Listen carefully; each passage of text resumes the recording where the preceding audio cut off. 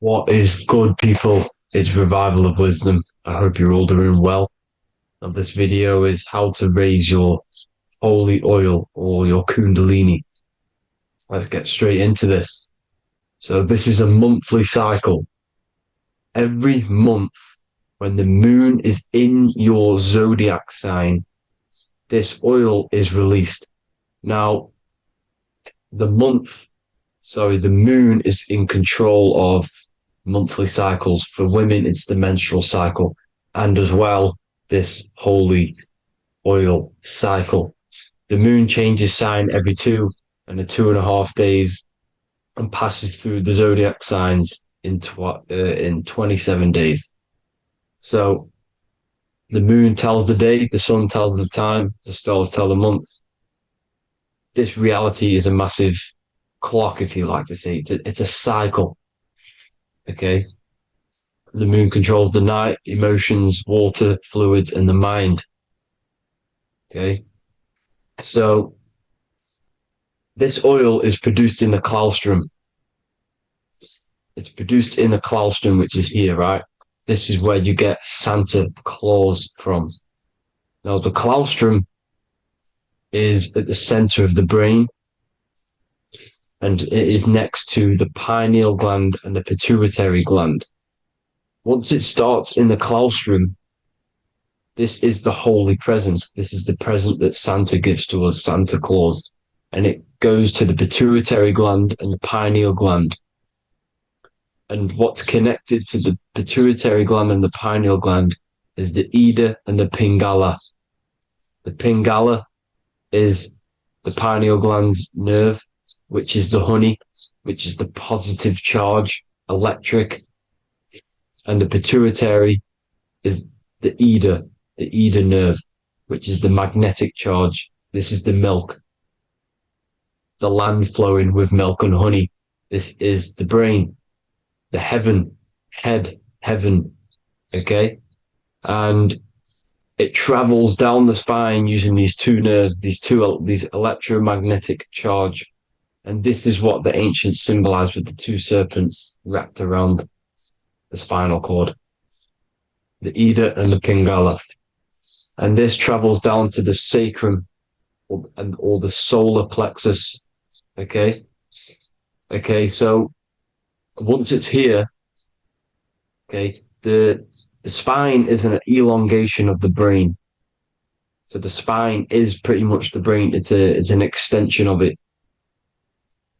And it's kind of a microcosm of how we descended from heaven to physical reality, to physical matter, which is our consciousness has done. Our consciousness has descended from heaven into physical matter, and this is a microcosm of it.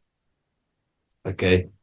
So once we're in the sacrum bone, this holy oil, like I've just explained, this holy oil starts in the Santa Claustrum, goes down the chimney to the sacrum. This is the sacrum, the solar plexus, and drops the present off at the sacrum.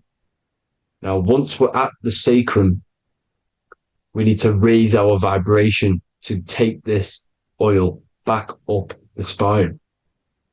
Okay. And the River Jordan symbolizes this in the Bible. King Herod wants to kill Jesus in Nazareth, which is here, this is the River Jordan, is Nazareth.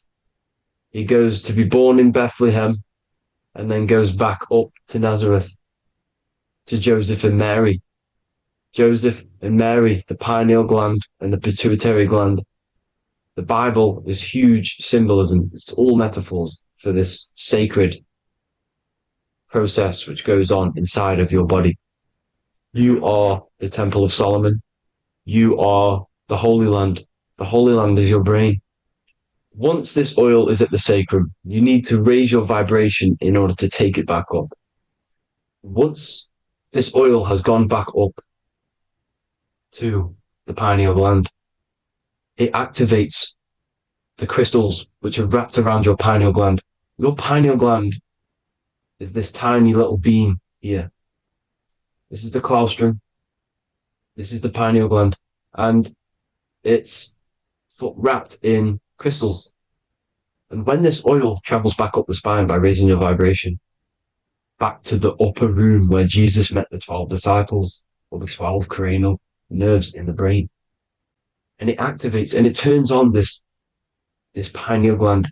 And once it's turned on, it illuminates all the cells and the nerves in your brain and turns them all on and activates the higher God man, the God consciousness, Christ consciousness. And it regenerates the whole body. This is the secret to regeneration. It regenerates all the cells in the body. And this is how the ancients lived for thousands and thousands of years, as talked about in ancient texts. They lived for hundreds and thousands of years because they knew this secret. And this fluid, this brain fluid, the secretion, or the Christos in Greek, which means gold, because this is the alchemical process from turning lead to gold. Your body is the alchemical furnace. Now, the ancients knew about this center of the brain because they symboled it. This is the eye of Ra, and it's the brain, and this is what's wrapped around our consciousness. Our consciousness isn't wrapped around the brain. The brain is built around the consciousness. We are the consciousness. You don't have a soul. You are the soul. Okay. Now, the head, heaven, hell, heel at the bottom of your foot. That's hell. Head is heaven and hell. Simple. Now, the pineal gland produces DMT, which is dimethyltryptamine, which is known as the spirit molecule. So, let's move on.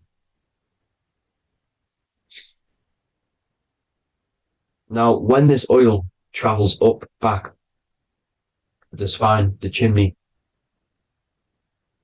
it crucifies at the top, which is called the vagus nerve. So when it reaches here, the optic thalamus, it crosses and crucifies once it's raised back up. And this is why Jesus dies at 33. He was crucified at 33. Because you have 33 vertebrae on the back of the spine. And then it's crucified by the cross of the vagus nerve. When this oil crosses the vagus nerve, this is the crucifixion at 33. And it symbolizes the death of the physical consciousness. You then become spirit. You then become God consciousness, activating the Kundalini, regenerating the body and the mind. Okay. The Garden of Eden. You are the Garden of Eden. The land of milk and honey is upstairs. The pituitary, which is the milk, the pineal gland, which is the honey, which is DMT. It even says this in the Bible. As he brought us into the place, and he has given us this land, a land flowing with milk and honey, which is also symbolized as the sun and the moon. The Bible also says, the light of the body is the eye, not the eyes, the eye. If therefore thine eye be single, thy whole body shall be full of light. This is the activation of the pineal gland by raising this oil back up to the pineal gland, to the center of the brain. Neither shall they say, see that here, or see there, for behold, the kingdom of God is within you. So he's saying, don't look out there. Nothing is out there. It's all inside of you. Everything's inside of you. You're the universe. Now, how to raise this oil back up to the pineal gland? Every month, like I said. The moon controls the cycle. The moon controls monthly cycles. When the moon is going into your zodiac sign every month, this oil goes down the spine and you must raise your frequency to get it back up. You must retain your seed. This is the most important. Your fluid, your secret, your holy fluid, your life force. You can't let that go. That life force is the reason you're alive. This holy oil is the reason you're alive because it feeds all of the systems in your body. It feeds all the systems in your body. You have to retain your seed, alkaline diet, positive thinking and meditation. Okay? When you retain your seed, you will live longer. The moment you release it, you're killing yourself. You're killing a piece of yourself every time you release your seed. Every single time. You're killing a part of yourself. Okay. Now, this could be why this could be the illumination, the single eye on the Illuminati's symbol, the Freemasonic symbol, the illuminated eye, the triangle, which could symbolize the body, mind, and spirit, but the eye illuminated. Now, in the Bible, it talks about the two trees, the tree of knowledge and the tree of life. The tree of knowledge is the tree of good and evil, which is the most important system in your body, which is the nervous system. The nervous system, the most important. The tree of good and evil, and the tree of life, which is the cardiovascular system. Now, this oil, when it's released every month, feeds these two systems, and these two systems feed everything. Now, it's important you understand that. Okay? The ancients knew all of this knowledge. The Bible's telling you this knowledge, but it's in a metaphorical way. You have to understand the context behind it so you can read it properly. Now, eating of the tree of life, which is when it talks about in the Bible, eating from the tree of life is actually symbolizing a bad diet, ejaculation, because you're eating from these two systems. You're killing yourself with a bad diet. You're killing yourself with an ejaculation. Okay? So that's important to understand. Now, this is Jacob's ladder in the Freemasons. Jacob's ladder, which is the spinal cord, it's the stairway to heaven. And this is Jack and the Beanstalk when he goes up the beanstalk and finds the golden egg in the grey clouds. The grey clouds symbolize the grey matter in your brain. Now, the Garden of Eden talks about the 4 different rivers in Garden of Eden. As we see here, the North Pole map, the ancient North Pole map, because the center of the earth is the center of the torus field. Everything's the torus field. Atoms are torus fields. Everything's torus fields. You are the universe. Everything is within you. The North Pole is your spinal cord. This is why they say Santa Claustrum comes from the North Pole. This is the North Pole. And the Santa Claustrum is the center of your brain. Now, there's 4 rivers which come from the Garden of Eden. There's the blood, the Christ oil, which is the oil we're talking about, urine, and saliva. These are the 4 sacred oil, 4 sacred fluids in your body. And these are constantly abused in today's society. These secret societies are targeting these fluids. Okay? This is why porn is free. They sexualize society through Disney. Go and look at some of the Disney movies. There's so many subliminal messages which sexualize these children because they want you sexualized. So you release your seed, which is one of the holy fluids in your body, especially your semen, your sexual energy. So important you retain this. So important because it's your life force. It keeps you alive.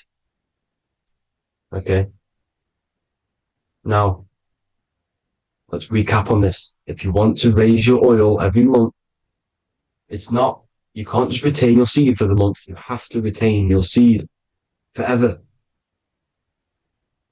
Don't just do it for a couple of days. Have to do it. It's a lifestyle. You want to become God consciousness, you got to do what it takes.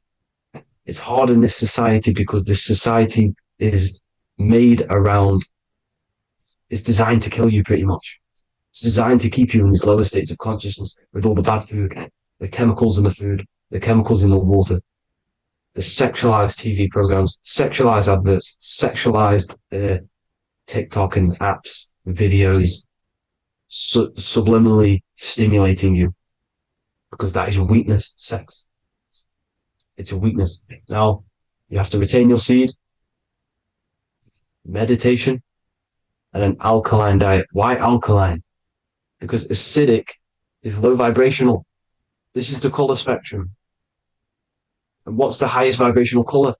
Violet. It's the lowest, red. You have to have an alkaline body in order to raise this oil. When you drink, when you have a bad diet, when you drink alcohol, when you smoke, this destroys the oil. It destroys the oil in your sacrum. and it can't be raised again, can't be raised up. This is why it's so important. Without that oil, you don't live. That oil makes you live. It feeds everything in your body. It's crazy how we're not taught this. It's insane. But that is how you raise the oil, people. I hope you all gain some knowledge out of this video. And I hope this assists you on your journey, your spiritual journey. And please like and share this video. We need this knowledge out to the public to wake up humanity. Thank you all, people. God bless.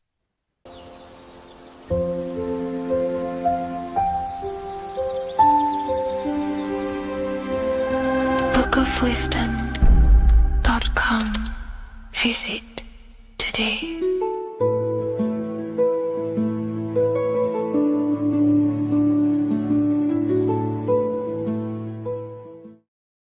How are we doing, people? It's Revival of Wisdom. We're back today talking about sun worship. Okay? And please enjoy. Sit back and enjoy the video. First thing we need to understand is that the sun is the risen savior. It's the light of the world. Without the sun, we have nothing. Now, the sun is the Son of God. We didn't make the sun. No one owns the sun. But who created the sun? Obviously, the Creator created the sun. Therefore, it is the Son of God. And that is what Jesus is symbolizing in the Bible. The Bible is a metaphorical story. That's why it's called the greatest story ever told, because it is a story about the sun, the zodiac. It's about you, the systems in the body. It's about everything that is sacred in this creation. Now you can see the suns behind Jesus' head in all of the ancient portraits, even the ones that are more modern. You still see a sun on the back of his head because he is the sun. He's the light of the world, our risen savior. And this is what Christians are lost because they don't realize it's a symbolic story and they think Jesus was a historical person. He's not a historical person. Okay, this is what we need to get out of our mind. This wasn't a historical person. It's the Son, our risen Savior. The Son is the soul. It's the soul of this creation. Because what is a soul? A soul is pure life force, pure energy. Whatever a soul inhabits, it gives life to. Like our soul feeds our body. The sun feeds the earth because the sun is a soul, and that's why the ancients called it Sol. Because it's the soul and it's in you and it's the light of the world. It's the light of everything. It gives life to all things. Here's Jesus and his 12 disciples. The 12 disciples symbolize the 12 zodiac signs. Aries, it rules the head region because the 12 zodiac constellations rule specific regions of your body. Aries, the ram, you have a cerebrum in your head. This is Aries on the head of the table. His Gemini rules the arms and the lungs. The two twins, Gemini. He's holding up two hands for the two hands and arms. The twins. Cancer has a knife in his hand. It's not so clear, but he has a knife in his hand. Cancer is the crab. Crabs have claws. And he's pointing at Virgo's Adam's apple, saying there's no Adam's apple there. It's a woman. Who's the sixth sign? The sixth sign is Virgo, the Virgin, the only woman in the painting. Now notice how there are 3 people in 4 groups for the 4 seasons and for the 3 months and 3 zodiac signs in each season: spring, summer, fall, winter. Matthew, Mark, Luke, and John with the suns on the back of their heads, because it's the 4 states of the sun. The 4 states of the sun. Now, 6th sign, Virgo, the Virgin, the only woman in the painting with no Adam's apple. Then we have the sun, Jesus, red and blue, red shift, blue shift, electromagnetism. The ancients knew this. He's got one hand open, one hand down, because the sun gives and retrieves. The sun rises and it falls. It gives, then pulls away. That's what the sun does, and that's what he's doing. His arms are out, symbolizing the rays of the sun, casting down onto the earth, giving and then receiving. Libra is two hands are equal, holding his arms out equally, because Libra is the two balanced scales. Libra is when the sun is balanced between the summer and the winter. It's being judged. The sun isn't balanced. That's what Libra is, the two scales. Capricorn is the goat. Goats have two horns, and you can see the two horns on his head here. See? So this is astrology. This is what Leonardo da Vinci is depicting here. It's astrology. And he knew the story of the Bible is all astrology. It's all based on astrology. The Son of God, the real sun. Now here are some Bible verses. I am the light of the world. Obviously, that's the sun. What other light is there that lights up the world? The moon can't do it. It's the sun, the one and only sun, our risen Savior. Because if the sun didn't rise, we'd all be dead. So it's our risen Savior. And it dies for our sins every night and then gets reborn every day. Now, Jesus calms the storm. Mark 4:35-41.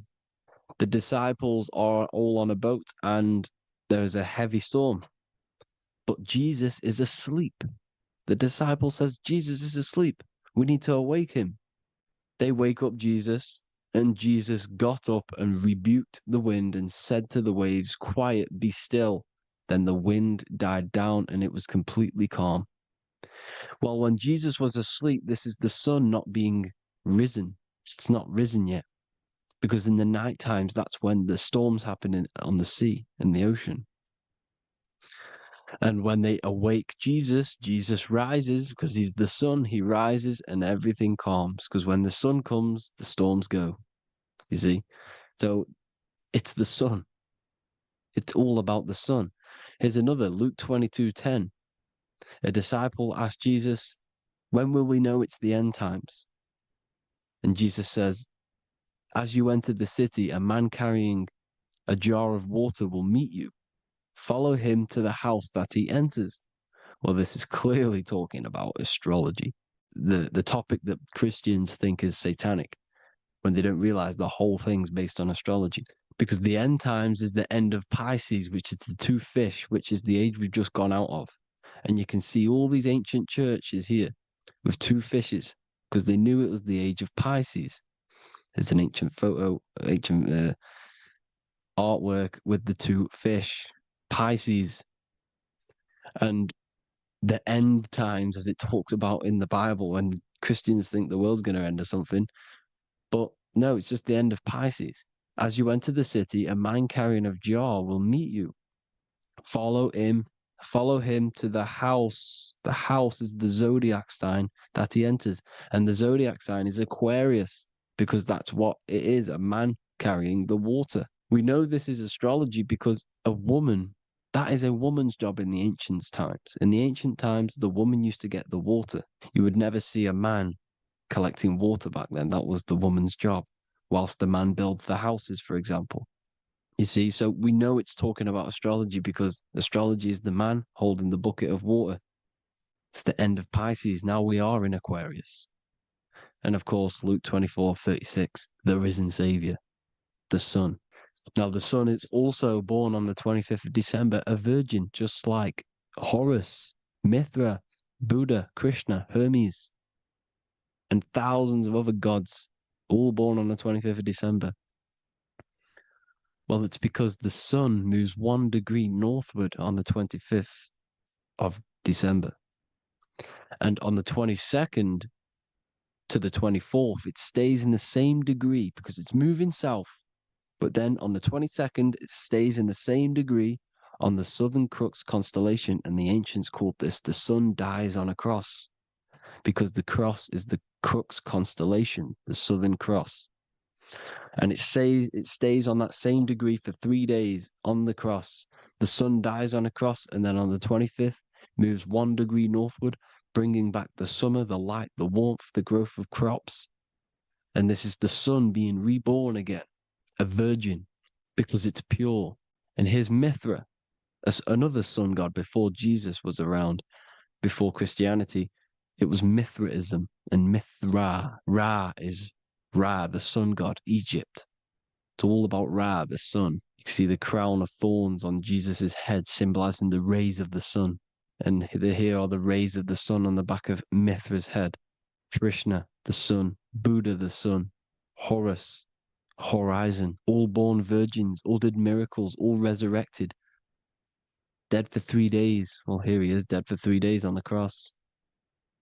And resurrected. Because it's the most ancient religion ever been on the face of the earth. The worship of the sun. And we should worship the sun, because without the sun, we are nothing. The sun feeds us, feeds the earth, feeds everything. Without the sun, we are nothing. It's been reversed, and now we're worshipping man.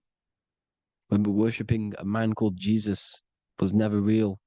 It's all about the sun, the most high, the most powerful, potent, celestial body in the sky, the orb that feeds us every day. It dies for our sins and rises every day. It's the sun. Now on the Holy Communion Day, it's the worship of the sun. They give out mini suns. Here's Jesus holding a sun. And they raise the sun on Sunday, because they go to worship their sun god on Sunday. Not Saturn Day, not Moon Day, Monday, but on Sunday when the sun is exalting. And they hold suns up above their heads because the sun rises. They're symbolizing the sun rising above their heads as savior. It's the sun. It's the Holy Communion Day. And here's Jesus giving a piece of himself to the children. It's the sun, the light. Judas was known as a backbiter, a backstabber, because he stabbed Jesus in the back. He betrayed Jesus. Well, this is just another astrological story about the constellation Scorpio, because the Scorpio is the J, looks like a J. J for Judas, the scorpion, the backbiter. Scorpions backbite, they bite with their back. And what does Judas do? He betrays Jesus by kissing him to let the warriors know who they need to get. So he kisses Jesus, and Jesus gets stabbed in the back. Well, when you get stung or bit by a scorpion, they leave like a kiss. So Judas kisses him and gets betrayed. Well, this is because the sun, when it hits Libra, it's balanced. The sun is balanced because it comes through summer. Now the sun's starting to die. The sun's starting to die. It hits Libra. And then as soon as it hits the Scorpio, it gets betrayed because now the sun has to fall to winter, and Saturn is there waiting to take over the darkness of the winter. So he gets stabbed in the back by Scorpio, Judas, the scorpion, the backstabber. You see, it's an astrological story. Here's Mary. Mary means marry, which means pure. The sun is pure. No one gave birth to the sun but the God.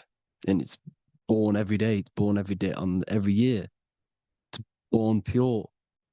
There was no controversy. There was no, activity for the sun to be born. It's pure. Now, the 7 metals come from the 7 planets. The sun gives you gold, and this is why the sun is golden. It looks gold. And this is why the banks are backed by gold, because gold is the most valuable metal, because it's the sun, the most valuable celestial orb in the sky, in the heavens. Well, here's Jesus, another ancient symbol of him being crucified on the cross with the big sun, the Southern Cross constellation. The sun dies on the cross constellation. And if you go to the old etymology dictionaries, you will see sun and son is the same word.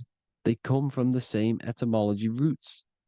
You can use them for no matter what, but they've been confused today. But if you go back to the old dictionaries of etymology, they are interchangeable. You can use them. Son, sun, sol, it's all the same thing. The 12 disciples, 12 brothers of Joseph, 12 tribes of Israel, 12 breastplates on the stones, because it's all the 12 astrological signs. They could have used any other number, but there's 12. Because 12 is the mind, which is God. 7 is the number of matter, which is man.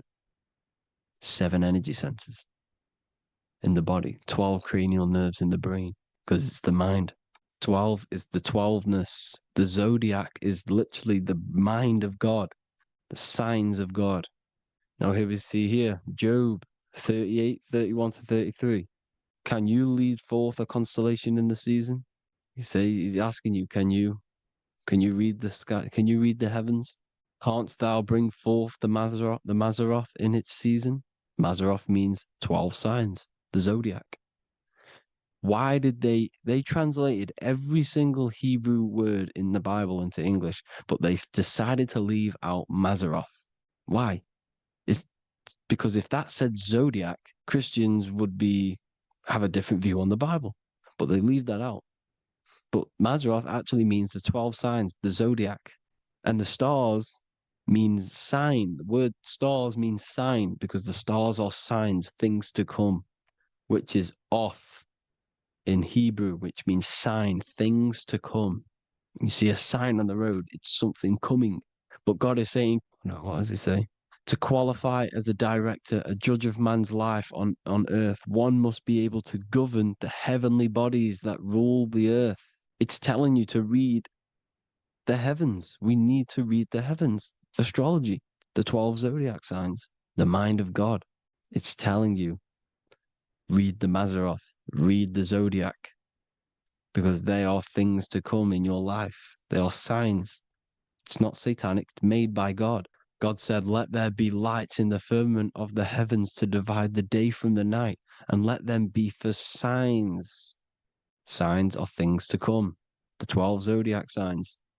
It's all about astrology. Here's Mary holding the sun. His son, her son. It's the sun in the sky. The one and only, the most high. The soul, the solo because it's on its own. The most powerful, Ra, radiance. Here's the Pope holding the sun.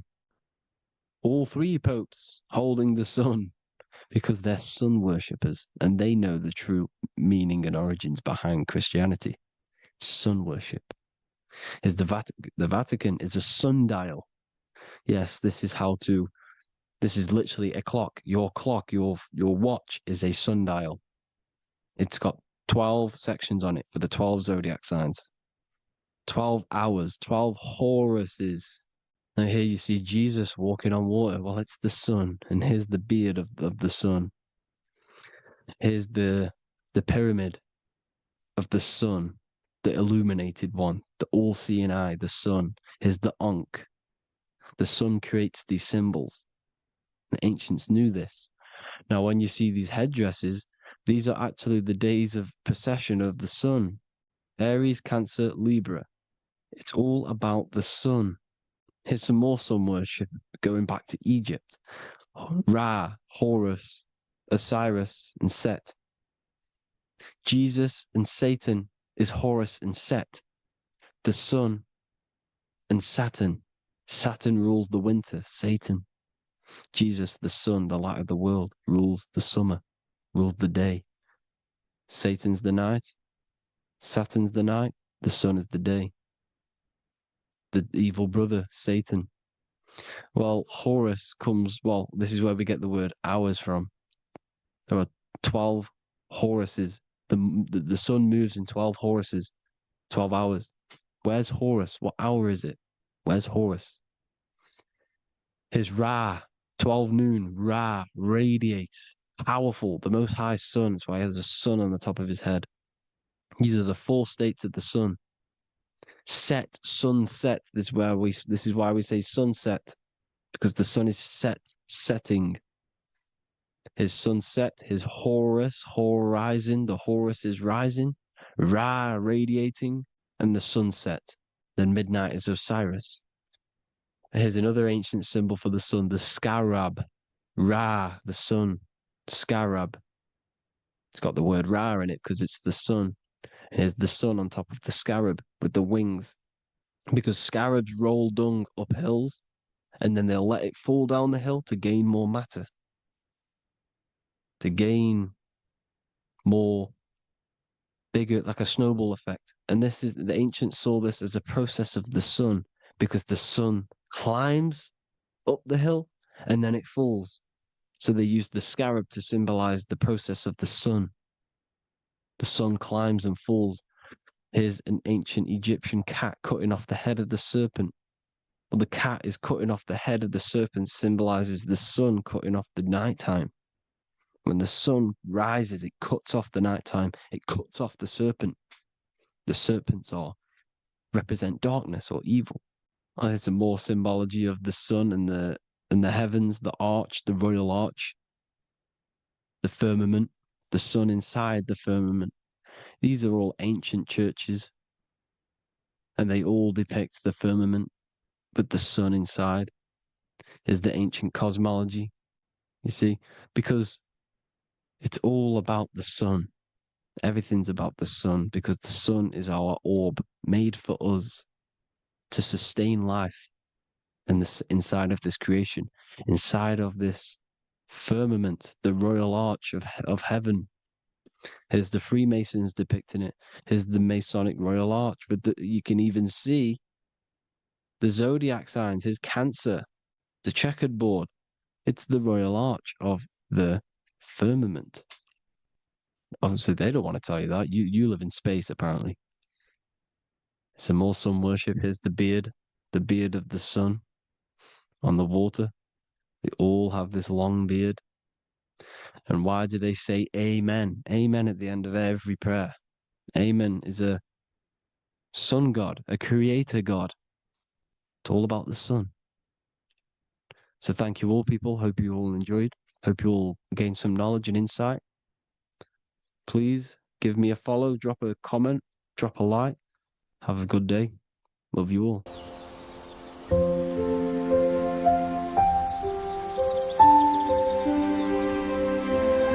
bookofwisdom.com. Visit today.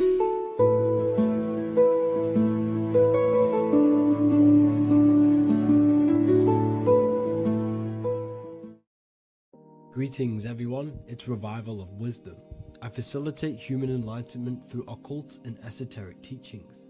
I hope this video expands your mind into a new field of thought. In this video, we're going to be discovering the true esoteric meaning of the 7 planetary energies. So let's jump straight into this. In order to fully understand this, you must understand the esoteric teaching of as above, so below, and as within, so without. Our inner world is mirrored into our external material reality. We have a physical voice, which you are hearing right now, and I also have an inner voice, which no one else can hear. The inner world is invisible, and the external world is visible. In other words, the inner world is the spiritual world, and the outer world is the material world. The inner world of ourselves reflects and projects our outer world, which means everything in our external reality is a somewhat reflection of our internal self. You are made in the image and likeness of God. You yourself are the universe experiencing itself in a 3-dimensional physical form. The Newtonian science has programmed you to believe that you are a physical being inside of a physical universe. They did this to limit your mind to only believing there is a physical universe and that you are separate from the universe or God. But you yourself are the divine essence of the universe, experiencing itself in a physical plane, which means everything you see is inside of you, including the stars, the planets, and the elements. As above, so below. As within, so without. An example of this is the 4 physical elements: fire, earth, water, and air. In the external world, these are physical elements. In our internal world, they represent the 4 bodies of consciousness. We have 4 different bodies. We have a material body, we have a spiritual body, an emotional body, and a mental body. The mind is not made out of the same substance as the body. The emotions is not made out of the same substance of the mind and the body. These bodies exist in 4 different dimensions, 4 layers of consciousness. With that being said, the 4 physical elements are inside of us. The earth is our material physical body. Fire represents our spiritual astral light body. Water represents our transformative and emotional body.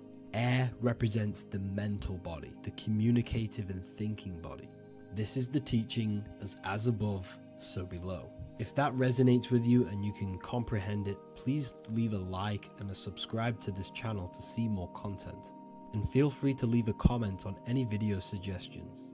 Okay, so now we've gone over the 4 physical elements and how they correspond with your inner world of consciousness. This is going to make it easier for you to understand what the planets actually are. The planets are a bit more in-depth and more detailed aspects of our consciousness. The 4 physical elements are generic, but the 7 planets go deeper. They are deeper aspects of ourselves. On a macrocosmic scale, the 7 planets rule the material realm.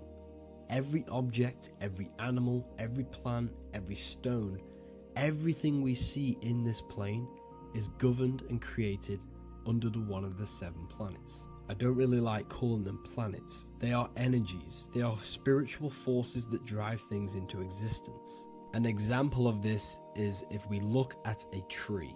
The roots of the tree are governed by Saturn. The stem of the tree is governed by the sun. The leaves of the tree are governed by the moon. Any offspring or fruit of the tree is governed by Jupiter. Any defense mechanisms of the tree is governed by Mars. The communication and networking of the tree is governed by Mercury. The smell and the look of the tree is governed by Venus. Everything we see in this material plane is governed by one of these specific energies. Everything material has a spiritual force that brings it into physical existence. This is the reason why we have 7 days of creation in the Bible. The 7 days of the week, all governed by the planetary energies. Monday is moon day for the moon. Mars governs Tuesday. Mercury is Wednesday. Jupiter is Thursday. Venus is Friday, Saturn is Saturday, and Sunday is for the sun. This is the reason why there are so many 7s in this physical plane. 7 days of the week, the 7 colors, the 7 chakras, the 7 diatonic musical notes, the 7 lamps on the Jewish candlestick,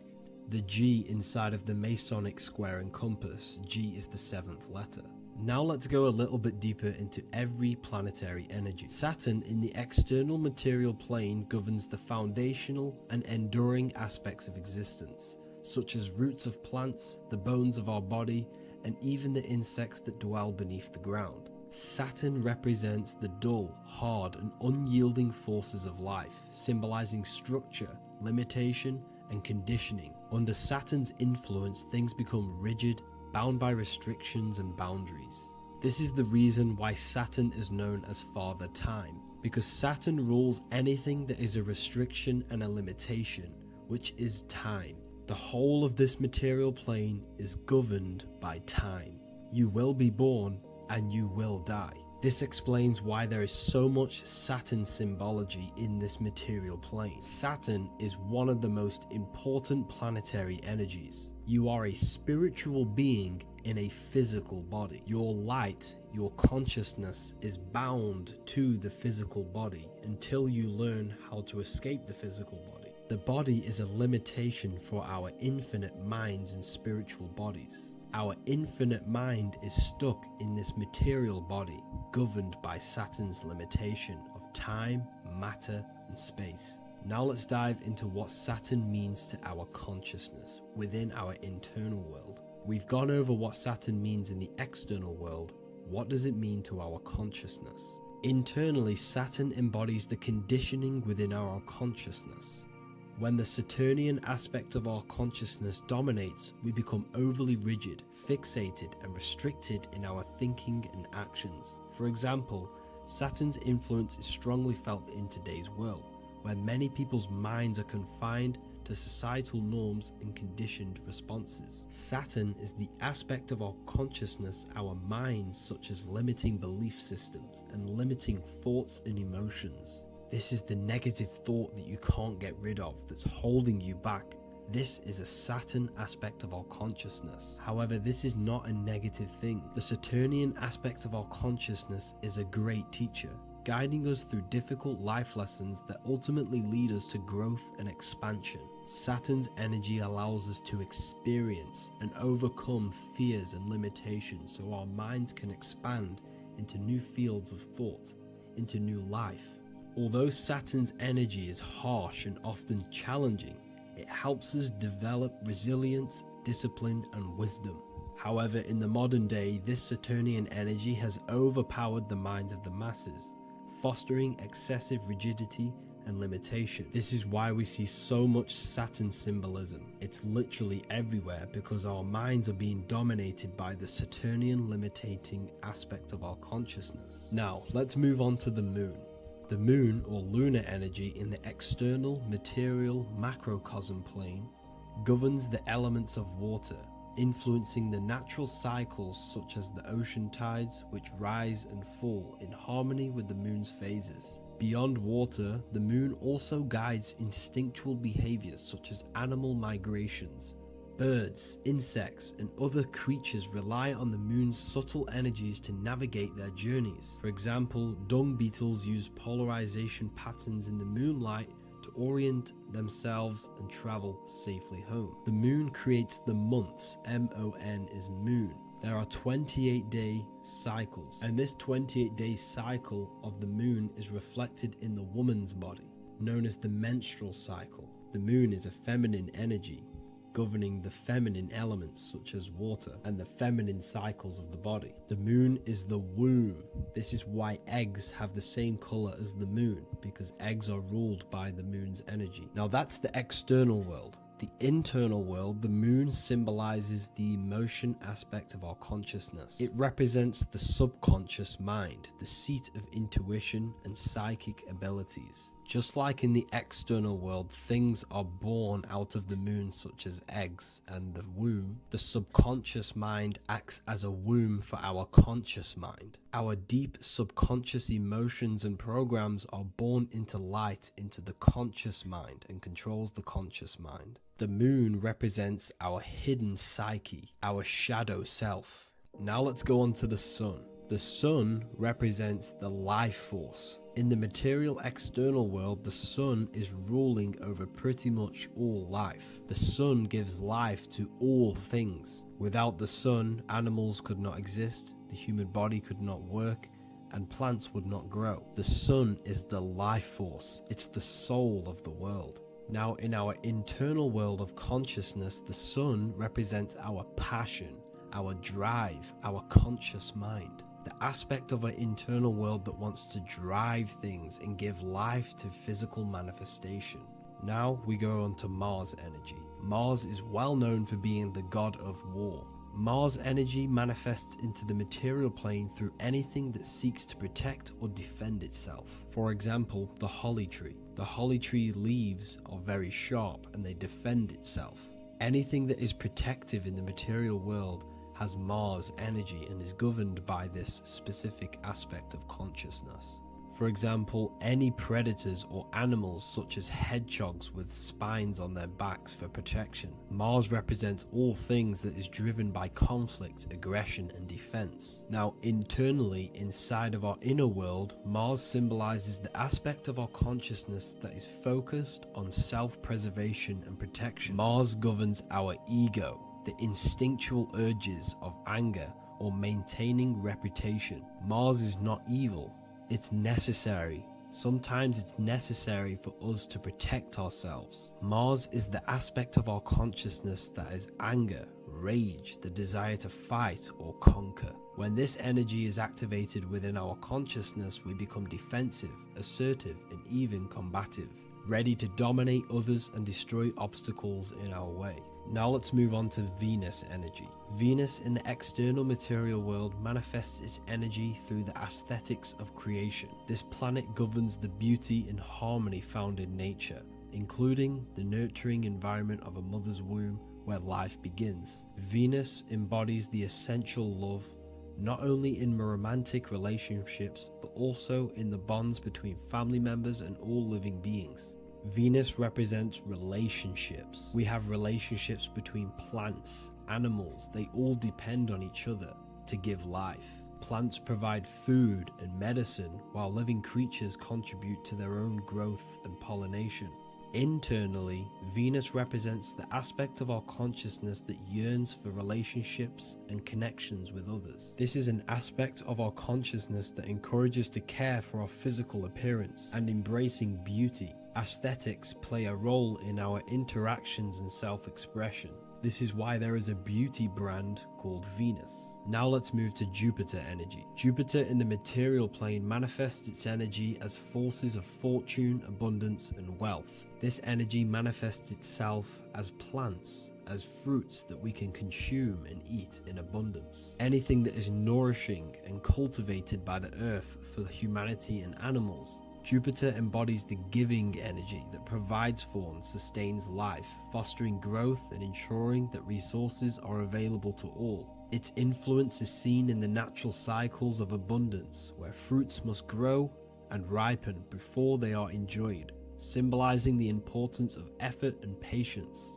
Internally, in our spiritual world, Jupiter represents the aspect of our consciousness that yearns for abundance and seeks growth in various aspects of our lives, including wealth, knowledge, and personal development of the mind, spirit, and the soul. This is the aspect of our consciousness that wants to gain wealth, that wants to gain expansion and abundance in our lives. However, when Jupiter's energy dominates our consciousness excessively, it can lead to feelings of stinginess and greed. It represents material possession. The last planet is Mercury. Mercury in the external world governs the vital elements such as seeds, air, communication, education, and electricity. Known as the messenger of the gods, Mercury rules over intellect, communication, and the transmission of knowledge. Mercury's states of consciousness manifests itself in the material plane as the network between trees and plants, how they all communicate together. It represents the intelligence behind all physical things. It's the intelligence behind the seed that allows it to grow into a plant. Mercury's creative energy is manifested in the nervous system of the human body and all living animals. The intricate messenger that transmits signals from the body to the brain and then to the mind. This intelligence within us allows us to facilitate thought and movement. Internally, in our spiritual aspects of consciousness, Mercury is the state of consciousness that seeks knowledge, understanding, and intellectual growth and expansion. This part of us is curious, eager to learn, and driven to communicate ideas and information. It represents our mental body. The Roman god Mercury is often depicting flying because this symbolizes the air. Air represents our mental body. When the Mercury aspect of our consciousness dominates, we become highly intellectual, constantly seeking information, analyzing situation, and communicating our ideas. While this can enhance our understanding and ability to interact with the world, an excess of Mercury's influence can lead to overthinking, excessive analysis, and focus on intellect over emotions or intuition. Okay, so they are the 7 planetary energies in the external world and your internal world of consciousness. These energies are manifested in the Roman mythology as human beings. They are depicted as human beings, but this is nothing but symbolism. These gods never existed physically. They represent aspects of our consciousness and spiritual forces that govern the material plane. Every material object, every intelligence, every piece of life in this universe is governed and brought into existence by one of these spiritual forces. Now, I hope this video has expanded your mind into a new realm of thought. Make sure to leave a like, a comment, and subscribe to the channel for more occult and esoteric information. You can read more about this topic and many more occult and esoteric teachings inside of my books, the Book of Wisdom Volume 1 and the Book of Wisdom Volume 2. I honestly advise that not everyone reads these books. These are books which will completely transform your view on reality. You will feel a lot better reading these books because you will find a connection with yourself and the universe. Understanding truth and knowing thyself gives you a sense of well-being. Like I said, this is not just a book. This is a beginning of your journey of expansion and growth. Reading them can be life-changing. Inside my university, I host live calls where you can ask me questions, and you can watch all the pre-recorded live calls. You also gain the ability to manifest your own reality through the Manifestation Mastery course. There is also a library with all of the PDFs that I've read in the past of occultism, symbolism, and esotericism that you can gain access to. There is a whole lecture section where you can watch all of my occult lectures. This is a place of transformation. The price of the university will be going up very soon. If you join now, you will gain a free sexual alchemy course which will teach you how to transmute sexual energy into creativity. I'll leave all the links in the description for the university and also my website where you can get my books. I hope you enjoyed this video. Take care.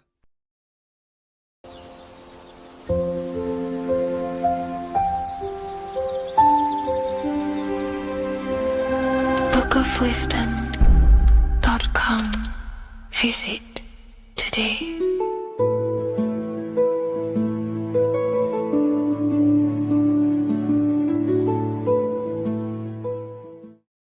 The Freemasonic square and compass is not just a symbol that represents Freemasonry, a lodge, or a secret society. It is a symbol of gaining your own personal power. Now in this video, I'm going to be breaking down this symbol in the most detail I can possibly go into. Most people live in a state of illusion. They live their life impulsively, acting based on their five senses, tasting, they want to feel a certain thing like an orgasm, or they're basically just slaves to external things and their five senses, which leads to a very dark path where you'll never actually become a conscious creator and you'll never actually be internally happy. The Freemasonic square and compass reveals some deep wisdom about this. Now let me break this down. If you want to gain your personal power, listen up. The Freemasonic square and compass is a compass which is used to create circles. Now if you notice something about the circle, they have no beginning, no end. You can't tell where it begins and ends. It's eternal, which means this represents consciousness. Now, if you don't know what consciousness is, if you close your eyes, you have an internal world.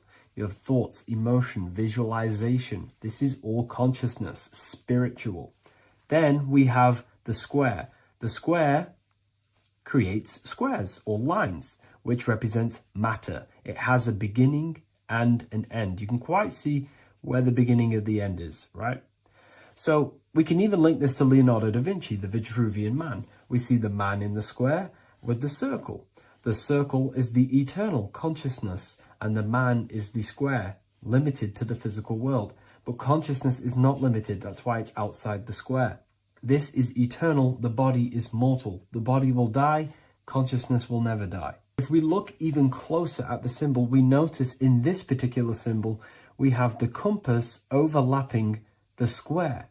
This is very, very symbolic. This represents spirit over matter, also known as mind over matter, consciousness over matter, the circle over the square. Like I mentioned earlier, most people are slaves to their senses. They go through their day and all they do is chase validation and feelings. They eat all day to feel good, which means they're a slave to their taste. They're slaves to their feeling. They masturbate, which means they're a slave to orgasms and external things. They're literally being governed by the external world controlling their internal world. They're literally living life on autopilot. And don't get me wrong, I was guilty of this too. We're all guilty of this when we join this world because we're not taught this sacred knowledge. Until you actually stop and recognize this, you'll be living life on autopilot. Literally not even living. You'll be running off subconscious programs, seeking external validation and being ruled by these five senses. The square underneath the compass represents consciousness on top of matter, which means the internal world is controlling the external world. It is the mind controlling matter and not matter manipulating the mind. In the occult and esoteric world, it's very important that you are conscious of every action that you are taking in your day-to-day life. Never act subconsciously. Always be conscious. What are you thinking? What are you acting? What are you giving your attention? All of this is contributing towards creating, because you are a creator. Consciousness is a creative force. You need to make sure that the compass is on top of the square, that your inner world is controlling the outer world and not the outer world controlling the inner. As I've mentioned in many videos before, the internal world of consciousness is what's producing the external world. Your life is just a result of every thought and emotion that you felt in the past. Everything you own, everything you possess, your friends, are all reflections of your consciousness. They're all reflections of what you are thinking about. When you change your thinking, your external world starts to rearrange itself. On a basic level, this symbol represents the combination of spirit and matter. You are a spiritual being and a material being. You are heaven, the sky, and earth, the ground. You are heaven and earth, spirit and matter infused into one. You are a bridge between the divine and the earthly worlds. And you can bring down these higher realms of consciousness, thought, imagination, and emotions into a physical, tangible reality. To do this consciously, we need to make sure the external world is not manipulating the inner world. Because if your internal world is being controlled by external circumstances, for example, you have a circumstance happen in your reality, an emotion triggers inside of you, and that emotion is a command to create more of that. And the thoughts that you think are creating more of that negativity. So it's a constant cycle of negative manifestation if you let the external world control your internal world of consciousness. So we need to make sure the compass is on top of the square, that the internal world are commands and not reactions to create your external reality. And not only just to create, but to actually enjoy life. If we let the external world bother our internal world, this means that we have some sort of mental or emotional attachment to the external world. We need to detach from the external world. Why do I say that? Because it's temporary. It's an illusion. We are going to die one day, and none of this will matter. You need to understand that everything in this world is temporary. You have to be okay with losing things, losing family, losing things in this world, because it's guaranteed to be temporary. We need to make sure the internal world is order and not chaos, commands and not reactions. Now, at the back of the Book of Wisdom, Volume 2, the book that I've wrote here, I go over the different meanings of the different arrangements of the square and compass. Sometimes we see the square overlapping the compass, which is the opposite of what we've just broken down. Or sometimes we see one leg of the compass on top of the square and one leg of the square on top of the compass. These are all highly symbolic. When we see the square overlapping the compass, this pretty much represents the beginning of the Freemasons' journey, when their internal world is being controlled by the external. They have a lot of spiritual growth and a lot of learning and inner work to do. Now, when we see half and half, one leg of the square on top and one leg of the compass on top, this represents the Masons' gradual emergence from the material realm into the spiritual. This interplay of symbols reflects the process of gaining greater light and knowledge as the Masons ascend from material concerns towards spiritual enlightenment. And of course, we've just broken down what this means. This represents spirit over matter.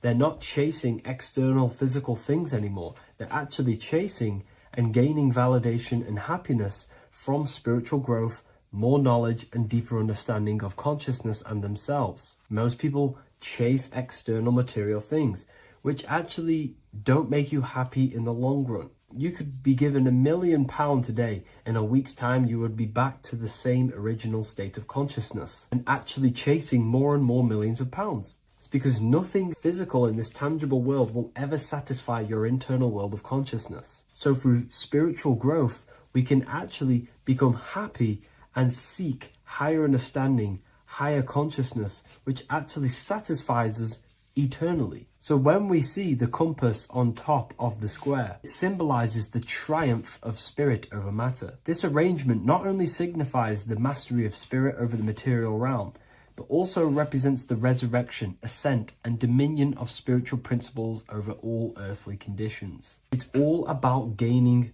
personal power and spiritual growth. It's all about spiritual evolution, going from matter to spirit. The external world controlling the internal world to the internal world ruling over the external world, where the mind becomes a powerful tool to actually create and command reality. The mind cannot create and command reality if it's being governed and tossed all over the place by external circumstances and thoughts. Here's a quick tip on how to know if your mind is controlling you. If your phone notification goes off and you're working on something and you instantly go to reach and pick up the phone as soon as the notification goes off, that is an indication that your mind is controlling you and you are not controlling it. The mind is the direction of consciousness. The direction, it directs the flow of your attention, your energy, your consciousness. So to practice to gain mind over matter, simply just meditation, allowing the mind to sit still and focus on one thing for long periods of time. And over time, this will gain mastery over your attention and your mind. If you are on your spiritual path, this should be your goal, your internal world becoming the master. The mind becoming a vessel for you and not a vessel controlling you. It needs to become a command center and not a reaction. Please like, share this with a friend, and subscribe to the channel if you're new. Leave a link in the description for the Book of Wisdom Volume 2.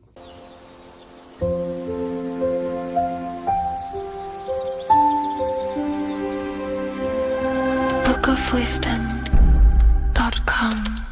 Visit today.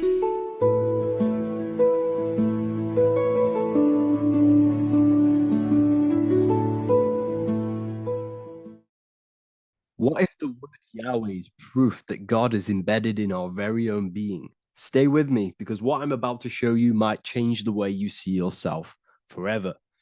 Today's topic is decoding the mystery name of Yahweh, the sacred name of God from the Hebrews. By the end of this video, you'll uncover the true meaning of the word Yahweh and how your connection to it unlocks your own personal power. When we look at the word Yahweh in Hebrew, we flip it on its side. We're actually looking at the human body. These are the legs, this is the torso, here are the arms, and here's the head. So if we actually switch this on its side, we see the human body. The Hebrew name Yahweh often translates to I am. The I am. Now, what is the I am? The I am, when you say I, you're referring to your highest self. Everything with the letter I in the beginning, most of them words are referring to our inner self, inside, intelligence, internal, in. The I represents the inside self, the invisible self. You cannot see the I am because this is the spirit, this is our consciousness. It's the intelligence controlling the human body. When you say I, you're not referring to your name, your job, your reputation, your ego, or your thoughts. You're referring to the observer who is beyond the thoughts, the one who's observing the thoughts. That's the soul.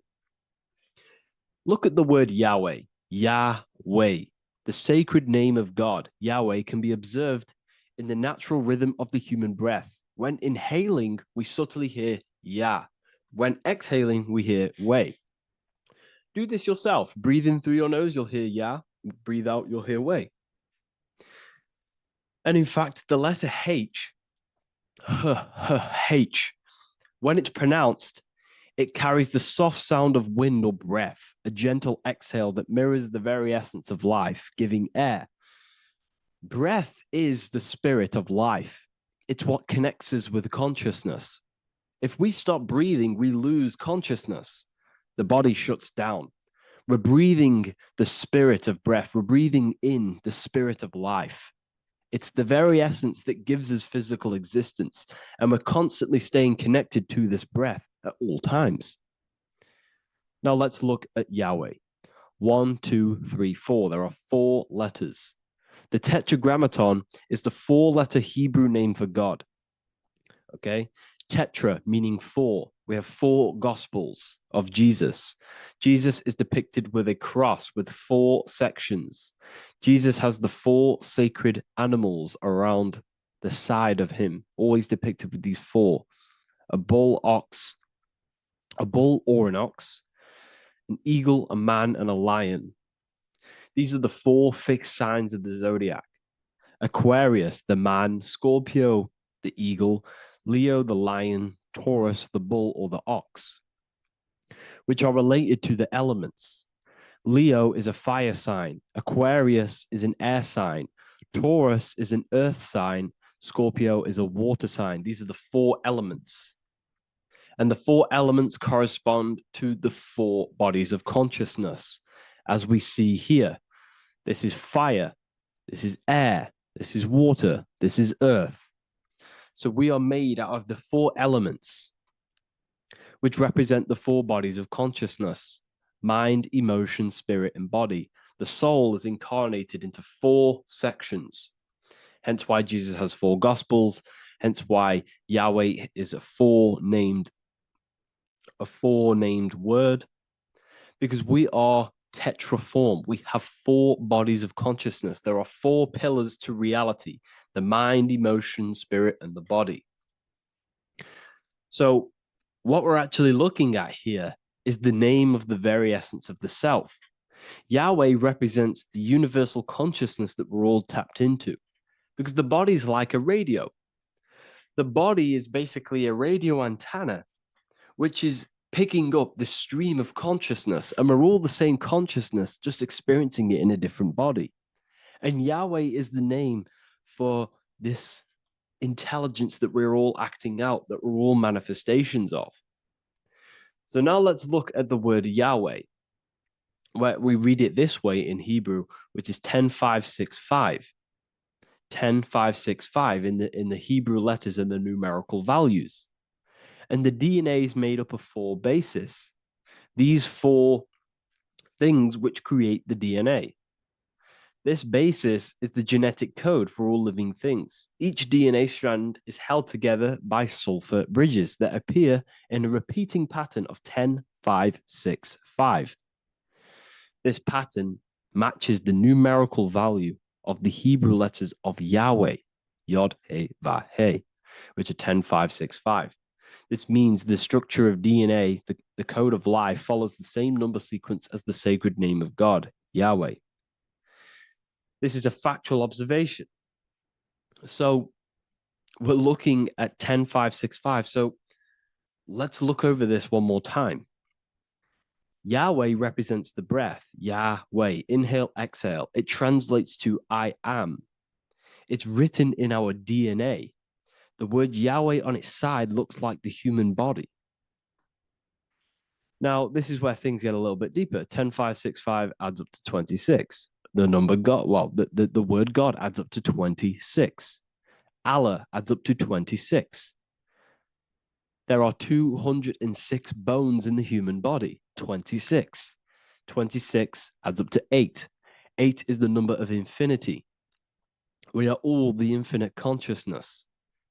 Consciousness will never die. It's immortal. It's infinite. We are all infinite. We are not these skeletal structures. We are Yahweh, the universal consciousness. The creator of all things is our essence. We're all God with individual identities, but the highest versions of ourselves is God. The ego is our own personal experience of God. Does this make sense? So in conclusion, Yahweh is not the name of a separate God from us, but rather the reflection of the divine consciousness manifesting through the human form. The human body is like a receiver acting as an antenna that tunes into the infinite intelligence and life force we call consciousness or God.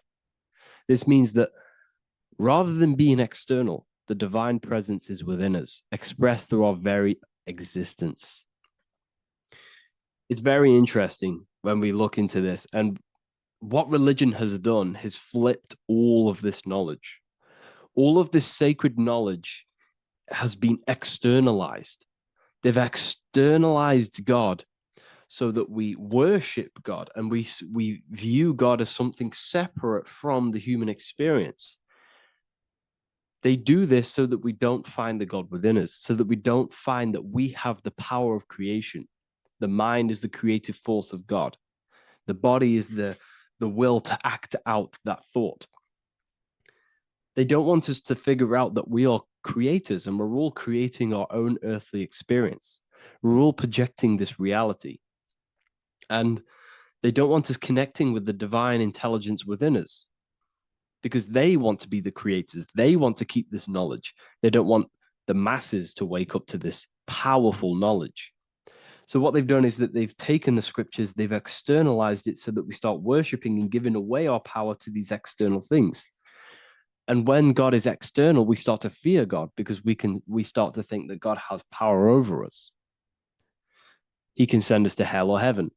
So this is what's going on. They've been externalizing this for thousands of years to keep us in a suppressed state. Okay? Humans are very advanced because we possess self-awareness. We possess the ability to move our awareness and our thoughts outside of the instinctual nature. For example, a cat or a dog. These things can only live in their instinct. They live based on instinct. They smell, they eat. That's pretty much what they do. But humans, we have the ability to rise above that nature and turn to our infinite selves, our higher selves. We can move beyond our instinctual nature and create very advanced things. That's why humans are made in the image of Yahweh. We are literally God in human form. So this is what we all need to realize. And I hope this video has helped. Please leave a like, a comment on inside of the description. I'll have some links to my books and my university. The people who have read them have just absolutely changed their lives. You could probably see that in the comment sections if someone leaves a review of the book. We also have Trustpilot. But yeah, I thank you all. And I'll see you in the next one.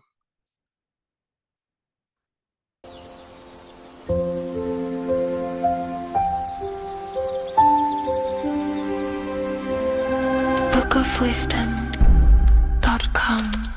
Visit today.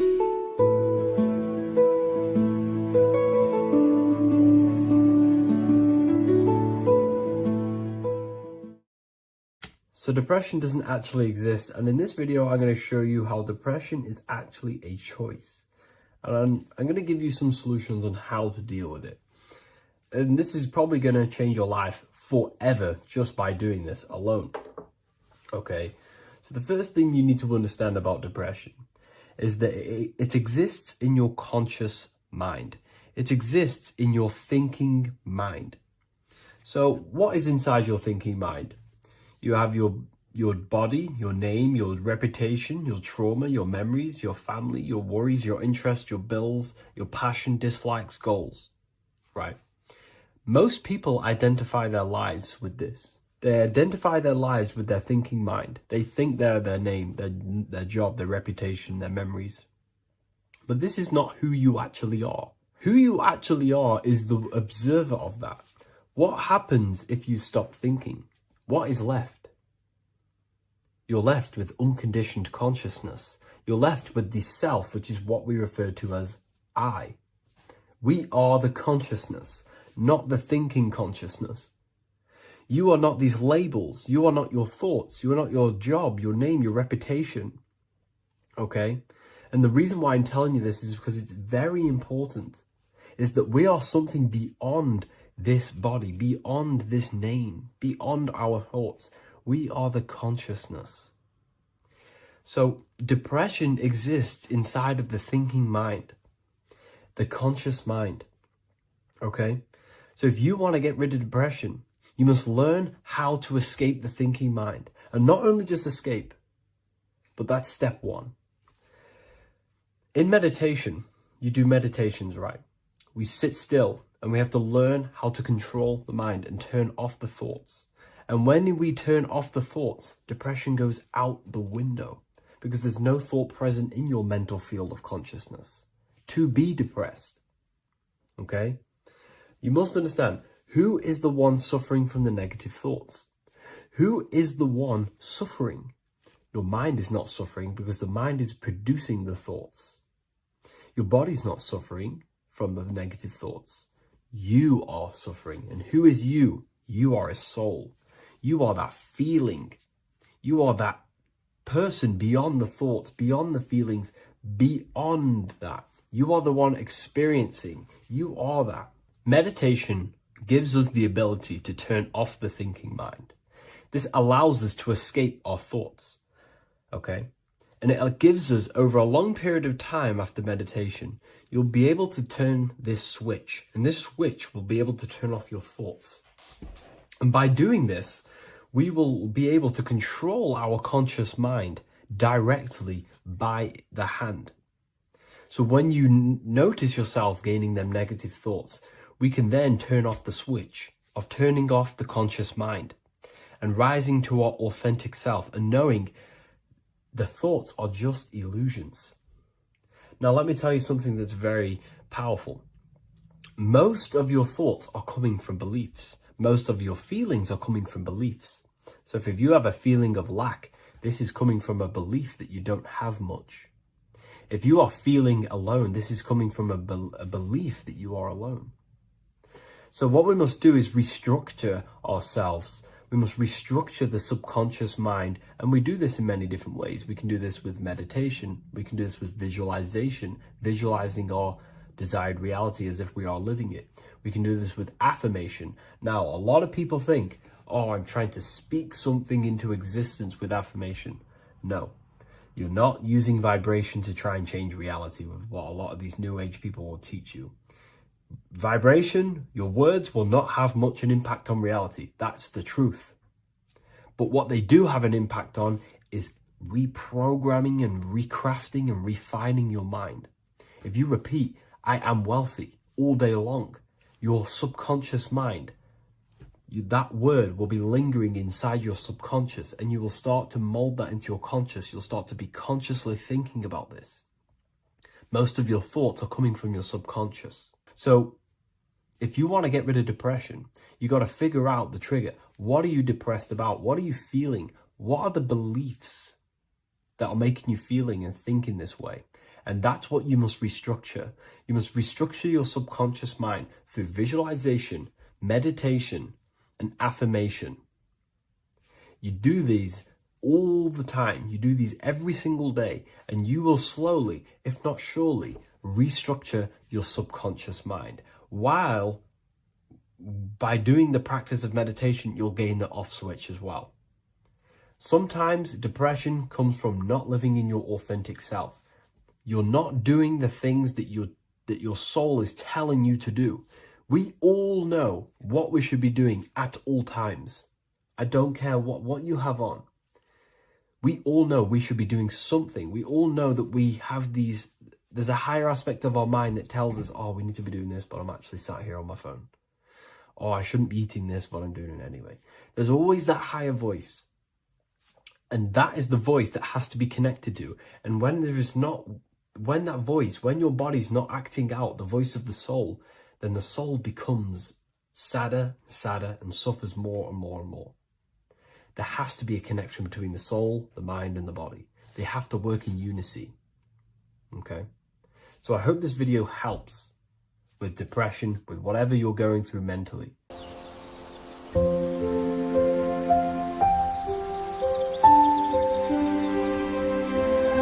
bookofwisdom.com.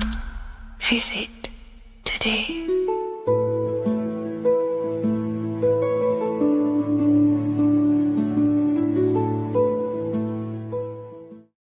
Hello, Seeker. Welcome to Revival of Symbolism, a channel devoted to the language of esoteric symbolism, helping you discover yourself and expand your consciousness into new realms of thought. I'm Harry B. Joseph, also known as Revival of Wisdom. In this video, we're going to be breaking down the occult and esoteric meaning of the tarot card, the Magician. This contains many layers of symbolism.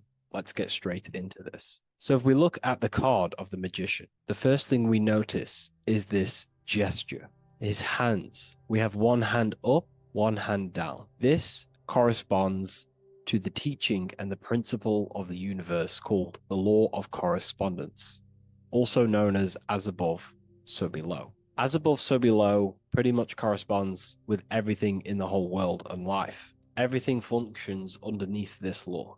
It teaches that everything below in the material plane does not exist on its own. Physical life does not create itself.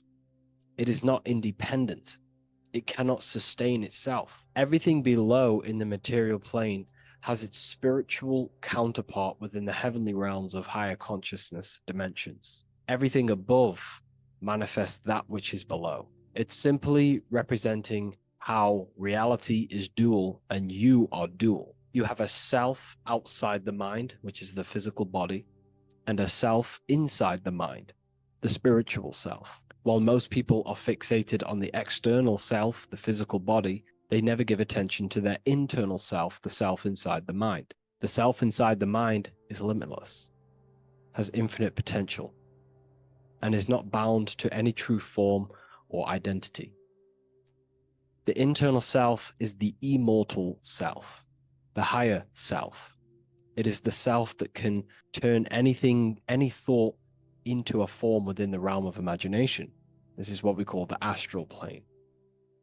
The astral plane being a plane or a dimension that sits just above the physical plane, and it's the realm of imagination, emotion, and desire. Because in order for us to imagine something, we have some sort of emotion or desire to create it.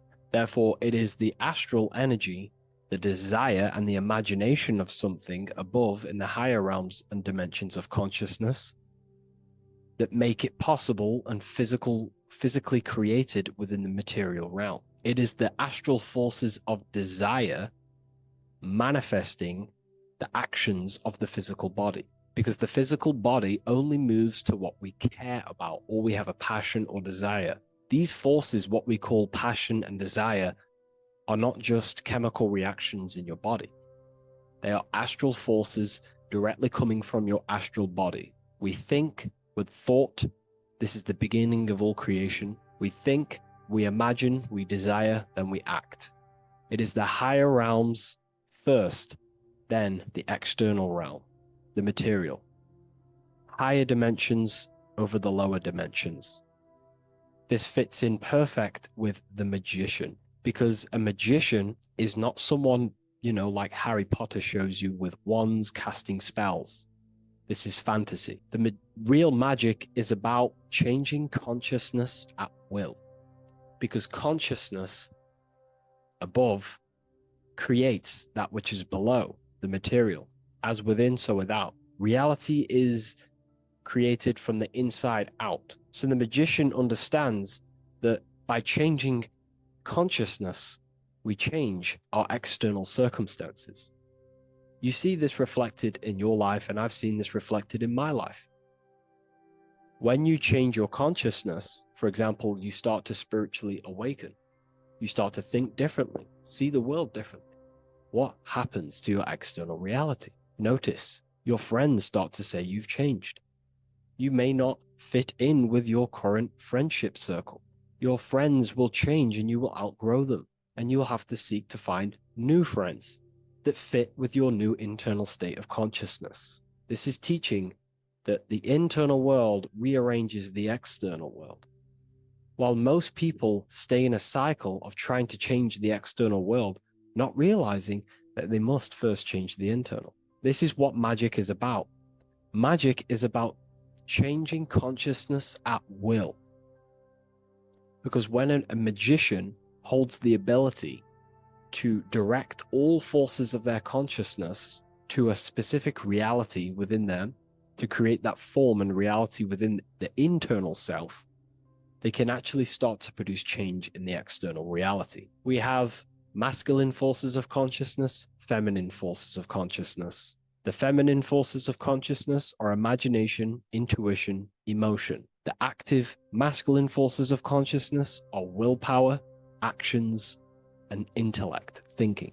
When we combine the imagination, seeing the reality within our mind, forming the reality within our spiritual vision, the internal vision of the soul, because imagination is the expression of the soul. It is creating with astral light, astral vision. Freemasons, occultists call imagination spirit vision. When we see that reality with our spiritual vision, this is why we have to increase our ability to vividly see within our imagination or the astral plane. If we do not develop these faculties of consciousness, we will struggle. This is what the esoteric is about. We have to increase and develop every part of our consciousness to develop spiritually. to try and reconnect with the internal world, while our whole past life we've been focusing on the external. When we combine the soul's vision of imagination with a feeling and a desire of creating that reality, that's then the internal world pretty much sorted. Then we have to combine that with willpower and actions. The masculine and feminine come together to give birth to a child. The masculine and feminine come together in your consciousness to give birth to a reality. It's about changing what's inside the self to produce change below. This is what true magic is. Look at the word magic, magi, and the word imagination, imagination. Imagination is about working with the forces of the soul and the forces of consciousness, producing change in consciousness at will to produce change in the external. This is what this represents. Changing above so we can change below. No point trying to change the external world, because the external world is already formed. It is a form, it is an effect. So to produce true change in the external world that lasts long term, we must first gain control over ourselves and produce change internally. This is why the magician is called to gain mastery in every element of their being. They have to gain control over every aspect of consciousness and develop every faculty of the soul. This includes developing strong imagination, developing a very strong willpower. We can do this through exercises such as imagination exercises, holding one specific vision for a long period of time, meditation, thinking on one specific thing for a very long period of time. This will increase the willpower.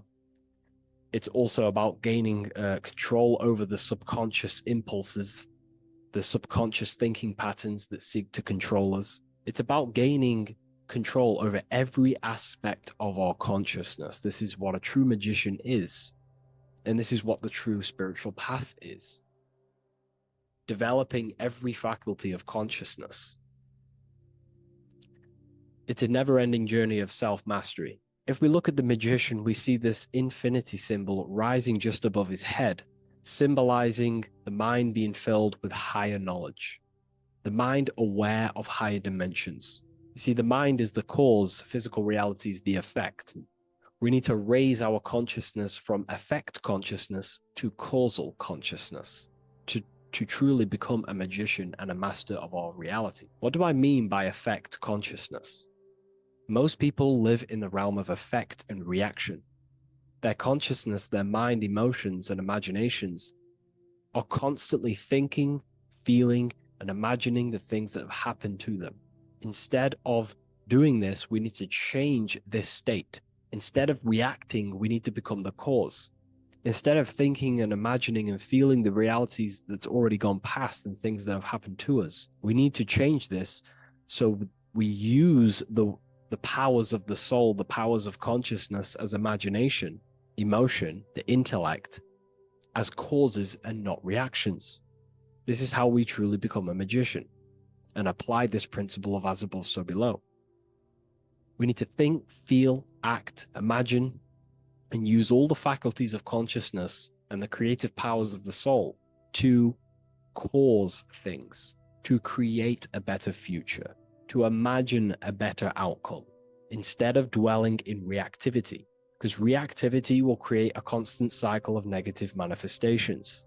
If we sit around and moan, complain, think, imagine, feel the things that have happened to us in the past, the mind is the cause. And if the mind is in that state of reactivity, it's just going to constantly create more negativity in your external reality. This is what it's all about, as above, so below.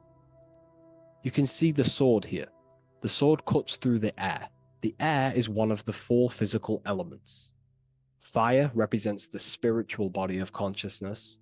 Water represents the emotional body of consciousness. Earth represents the physical body of consciousness. Air corresponds to the mental body of consciousness. So this sword is a symbol of a sharp mind. The mind needs to become very sharp and very disciplined and very controlled, both consciously and subconsciously. What does this mean? We have to gain control over the mind. We have to become more conscious of the thoughts that are happening inside our mental field. Because the mental field of consciousness is pretty much the birth of all creation. We think, imagine, feel, then act. So we must gain a sharp intellect, a sharp mind, a sharp, powerful mind. The sword is also a symbol of power. So this is a symbol of a powerful mind, a mastered mind. This is your sword. This is your tool to create, because you are a co-creator. As above, so below literally tells you that you are God itself. The same powers God used to think everything into existence, such as nature, the stars, the human body, the macrocosm, the world. God thought the world into existence. We live in a mental universe. All creation is first thought, then manifested physically. The same powers of thought God used to create the world is the same power that you use to create your world. You are cut of the same fabric of God. You are a microcosm, as above, so below. God is the macro, you are the micro. What is the wand? The wand is not real. This is not a real wand you cast spells with, but a symbol. The symbol of the wand represents direction of consciousness, willpower, and attention. We have two spiritual currencies which pretty much create our experience and reality: time and attention. That's why we say we spend time and I pay attention. These are your currencies. These are how you create and generate reality. Moving on to Jesus and Satan, we see there's an exact same symbolism within the ancient paintings. Jesus pointing up, Satan pointing down. Satan is the egoic force within one's consciousness. He is a symbol. Satan is not a real identity or being or entity. He is a symbol of a personality and a force within one's consciousness. Satan represents the negative forces of the ego that tells you to do things that is wrong. In your heart, you know what is morally right and wrong. Let's say you're thinking, you get a random thought of stealing an old lady's purse. You, in your heart, know that is wrong. But Satan is the force inside of you that says, do it anyway. Don't listen to the heart. Get the personal gain. I want the money. That's Satan. Jesus is the higher mind, the aspect of our consciousness that dwells above the ego. It's the part of our heart that desires the spiritual. Our heart is the generator of our reality. And whatever we desire is what we generate. You only take action and generate your life on what you care about or what you feel. If someone's talking about something you don't care about, you say, oh, I don't care about that. But if you care, you will listen. If you care about something, you take action towards it.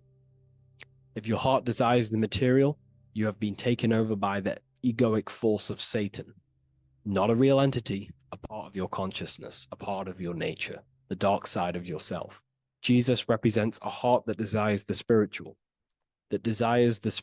wisdom, the things that cannot be seen. The heart must desire the things that can't be seen, because this is what gives true satisfaction to ourselves. We feel void when we chase material things because nothing material can satisfy our hearts. So this is as above, so below. Jesus is the higher mind. Satan is the lower mind. We must place our hearts on the higher things and give our hearts and desires to knowledge, the things that we cannot see, because this is what gives us true fulfillment. We also see this symbolism in the Baphomet. As above, so below. The material realm below and the fire up here. The fire symbolizes spirit. The spiritual made manifest in the physical. This is all the same symbolism. It corresponds to everything. You can use as above, so below to determine truth. If someone tells you something, tries to make you believe it, and it does not correspond with the law of correspondence, then you know it's a lie. You can use as above, so below to manifest things. You can use as above, so below to see the world as a reflection of God. We are in God's kingdom. This is God's world, and you are creating in the world through the same powers of God, thought. You are a small version of God, co-creating a world and reality in earth. You yourself are an earth. Your body's the earth. Your consciousness is God and heaven. So I hope this video helps. The occult goes deeper than you could possibly imagine. If you wish to go even deeper, join our community, Ethereal University. Please leave a like, share, comment on this video for more.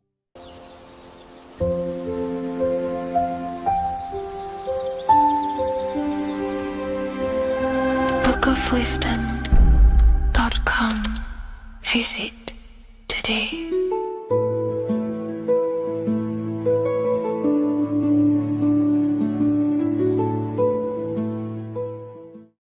What if I told you the devil is closer than you think, and it's not actually a real person, force, or spiritual entity outside of you, but a being and an aspect of your own mind and psyche? In this video, you will learn exactly what the devil is and the true esoteric meaning of the devil. The first thing we need to understand is that the universe is a mental universe. Look around you. Every action, every building, everything you see around you was begun first as thought in the mind, then manifested. We use the mind to build and shape our reality. The universe, the world, only exists inside of our mind. Therefore, God and the devil exist inside of our own psyche. So first of all, the devil is not a literal being, but a symbol of the lower self. It represents the unmastered, ego-driven part of the human mind, a symbol of destructive thoughts, emotions, behaviors, lives in realms of chaos, fear, hatred, lust, and ignorance. This is why we see the devil as red, because red is the lowest vibrational color on the color spectrum. It also corresponds with the root chakra, which is all to do with survival instincts. Red represents chaotic and intense emotions like hatred and anger. When we are angry, our face turns red. The devil represents our animalistic fundamental needs, our instinctual needs, our survival state of consciousness. We have a survival state of consciousness and a godly state of consciousness. Our godly state of consciousness is creating, not just experiencing in the animal state, but consciously creating reality.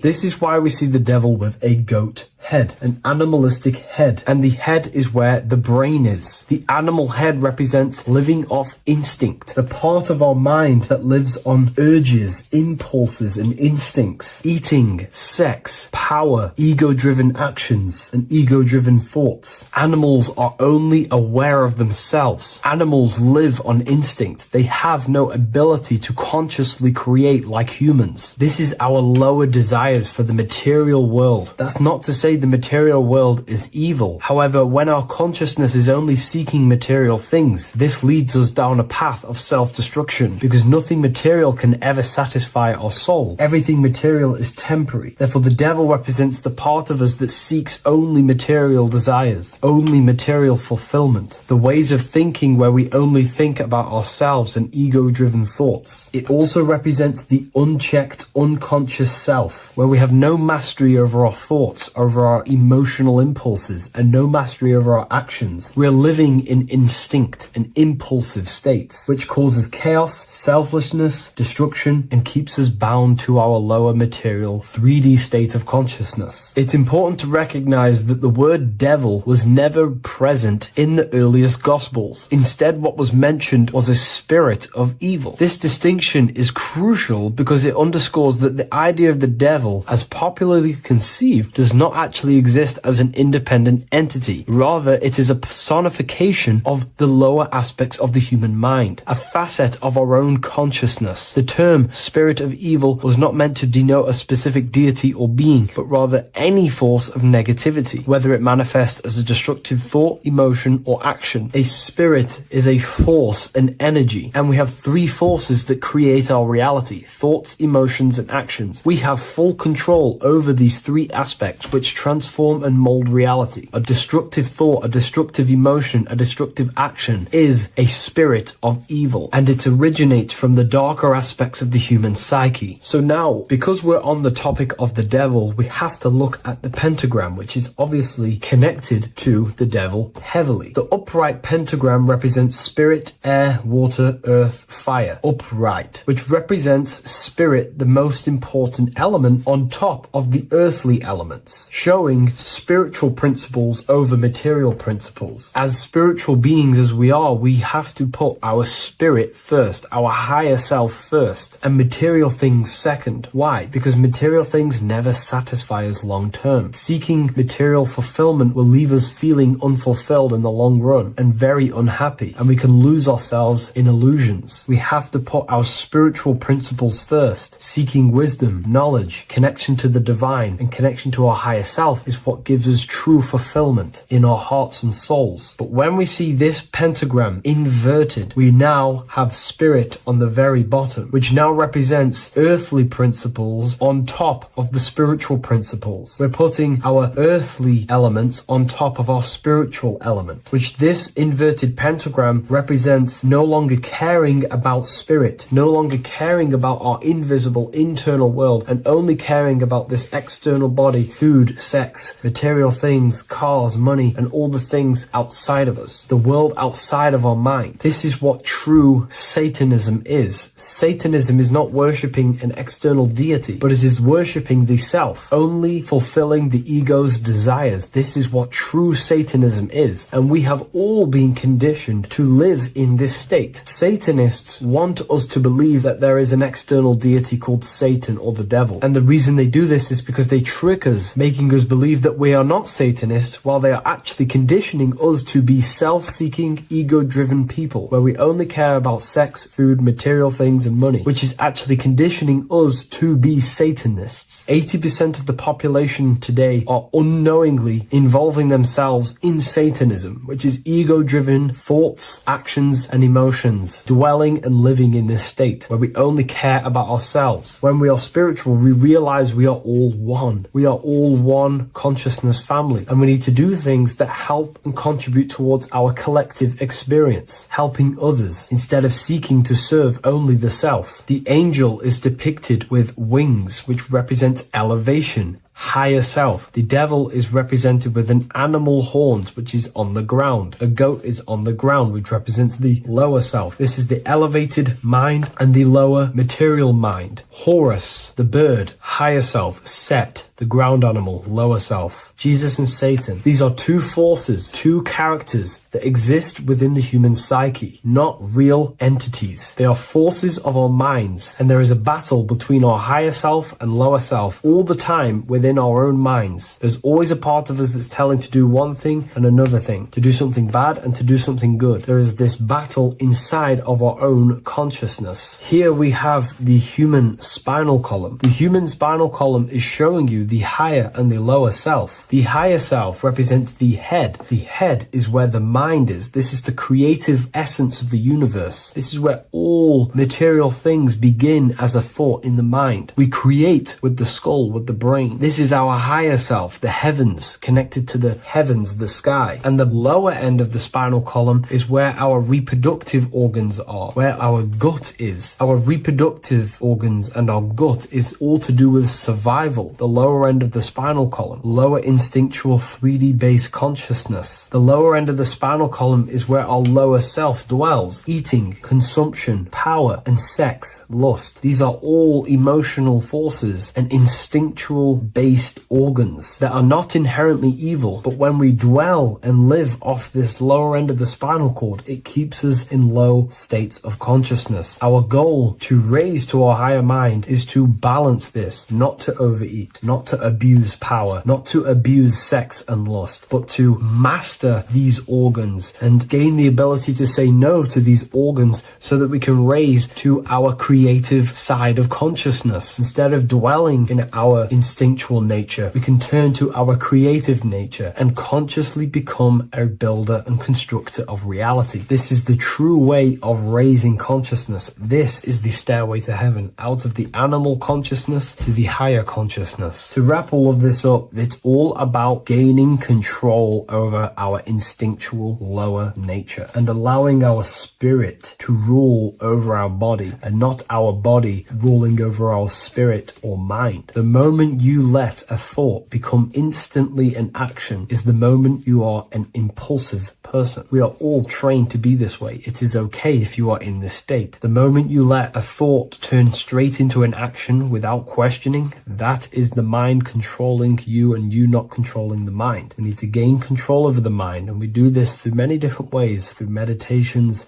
affirmations, and discipline, we slowly gain control over our minds. And once we gain control over our minds, we gain control over our thoughts, and we gain control over the attention that we give certain thoughts. We can then start to uplift our mind, our thoughts, out of our instinctual state to the higher mind. If you wish to learn more about consciousness, I'll leave a link in the description for the Book of Wisdom, Volume 2.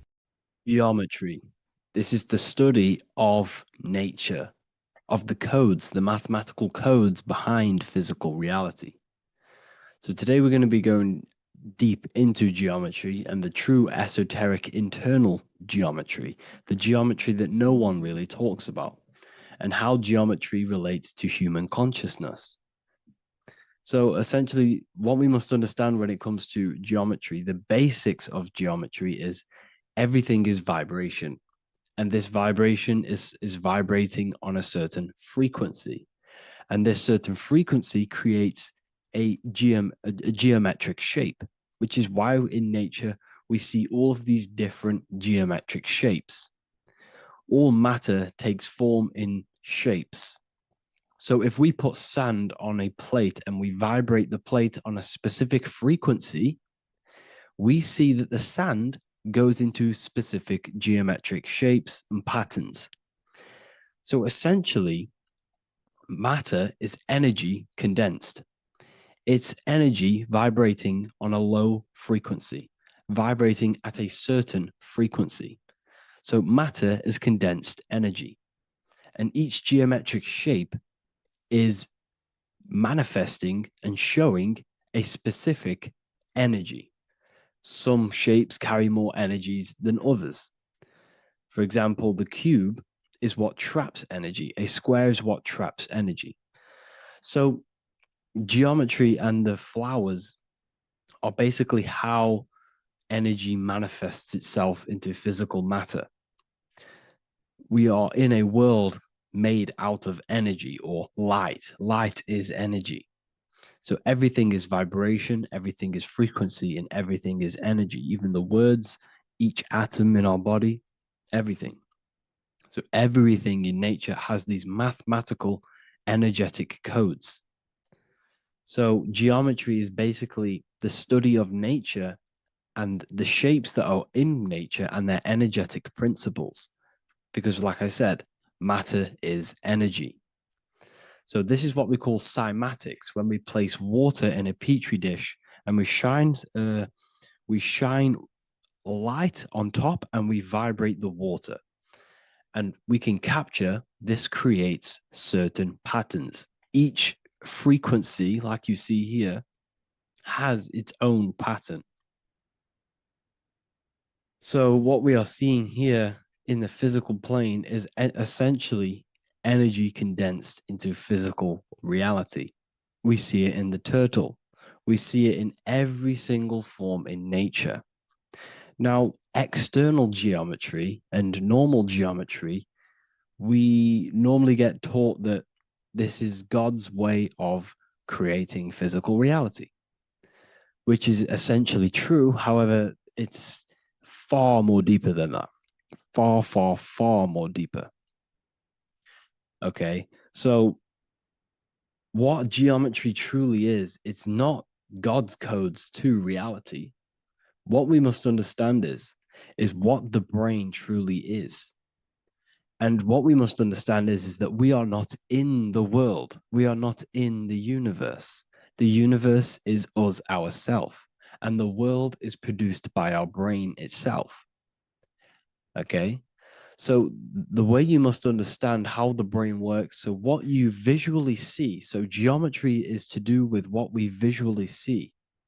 And what we visually see is heavily connected with our eyes, which are an extension of the brain. The eyes are the brain. And essentially how we see is energy enters the eyes, and each eye goes to the optic nerve. And this energy is transferred into electricity, which travels to the back of the brain, to the visual cortex of our brain. And this is where the image is produced, what we see. Therefore, the world outside of us is truly inside of us. It's a projection from within the brain. The brain is an energy condenser, a decelerator, an energy decelerator. Everything outside of us is basically formless energy. It is formless energy vibrating at a certain frequency.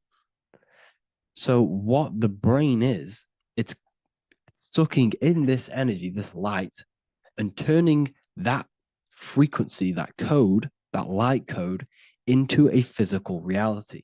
It's condensing the energy and turning it into a visual image inside of the brain. Therefore, everything outside of you is not what it looks like. Everything outside of you is basically energy, infinite energy. And our brain is condensing this into a physical reality and projecting it outwardly, which you experience your visual field. Okay? And the ancients knew this. So this is basically called the sigil of Lucifer. Lucifer is known as the light bringer. Lucifer in Latin means to bring the light. This is the sigil of Lucifer, which shows the visual field and the brain. We also see this in the Google Play symbol. It's a powerful symbol showing you the visual field, which is basically a symbol that tells you that reality is inside of the brain. The brain is what produces reality, but consciousness is not produced in the brain. The brain is essentially a consciousness downloader. It's a computer, and it's a reality simulator. The body is a simulation of physical reality. You are inside of the body experiencing the body simulation. The body produces this reality. It's a piece of technology. So Lucifer is to bring the light. Lucifer is the light being produced in our brains. Okay? So this is why they say Lucifer can tempt you. Lucifer can be the devil because it represents physicality. It represents the false light. Lucifer can trick you because it represents the physical world can trick who you truly are. So now that you understand how the brain is basically an energy decelerator and it creates and simulates a reality to your consciousness, you are no longer a person in a universe. You are the universe itself experiencing itself. Therefore, geometry is heavily linked in with the brain. Geometry is essentially how your brain and how your eyes decode energy. So what you are seeing is the mathematical codes of your brain creating reality. So what they teach you is the external is that geometry is God's way of creating this world, and these are the mathematical codes God's created. But now I'm telling you the internal. This is the truth. Geometry is how your brain mathematically condenses energy and light into a physical reality. So therefore, your brain is a computer program. So now geometry is nothing outside of you. Geometry is not something created by something else. It's created by your brain. Your brain produces these patterns through mathematical codes by breaking down energy into physical reality. And this is why you see geometry in everything around you. This completely changes your view on geometry. It's in your ear, it's in your face, it's in everything. Geometry is everything. Okay? So now that you understand this, now, as we were talking about the visual field earlier, the ancients knew about this. The ancient Egyptians knew about this. We can see this symbolism inside of the casket, the Egyptian casket. See, this crossover represents the visual field. This represents the back of the brain. This is the left hemisphere, the right hemisphere. And now some of the most simplest teachings in geometry is that straight lines are masculine and curved lines are feminine. And we even see this in the human body. The feminine human body is curvy and the masculine human body is liney. And even with the genital reproductive area, we have a line and a curve, 0 and 1, the binary code of all creation, 0 and 1, because that's basically all that exists.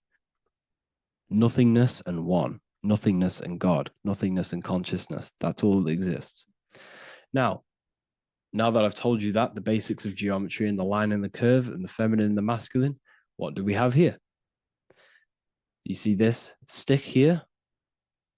This is a curve. And what's the right hemisphere? The right hemisphere is the feminine, the feminine energy, the feminine aspect of our brain.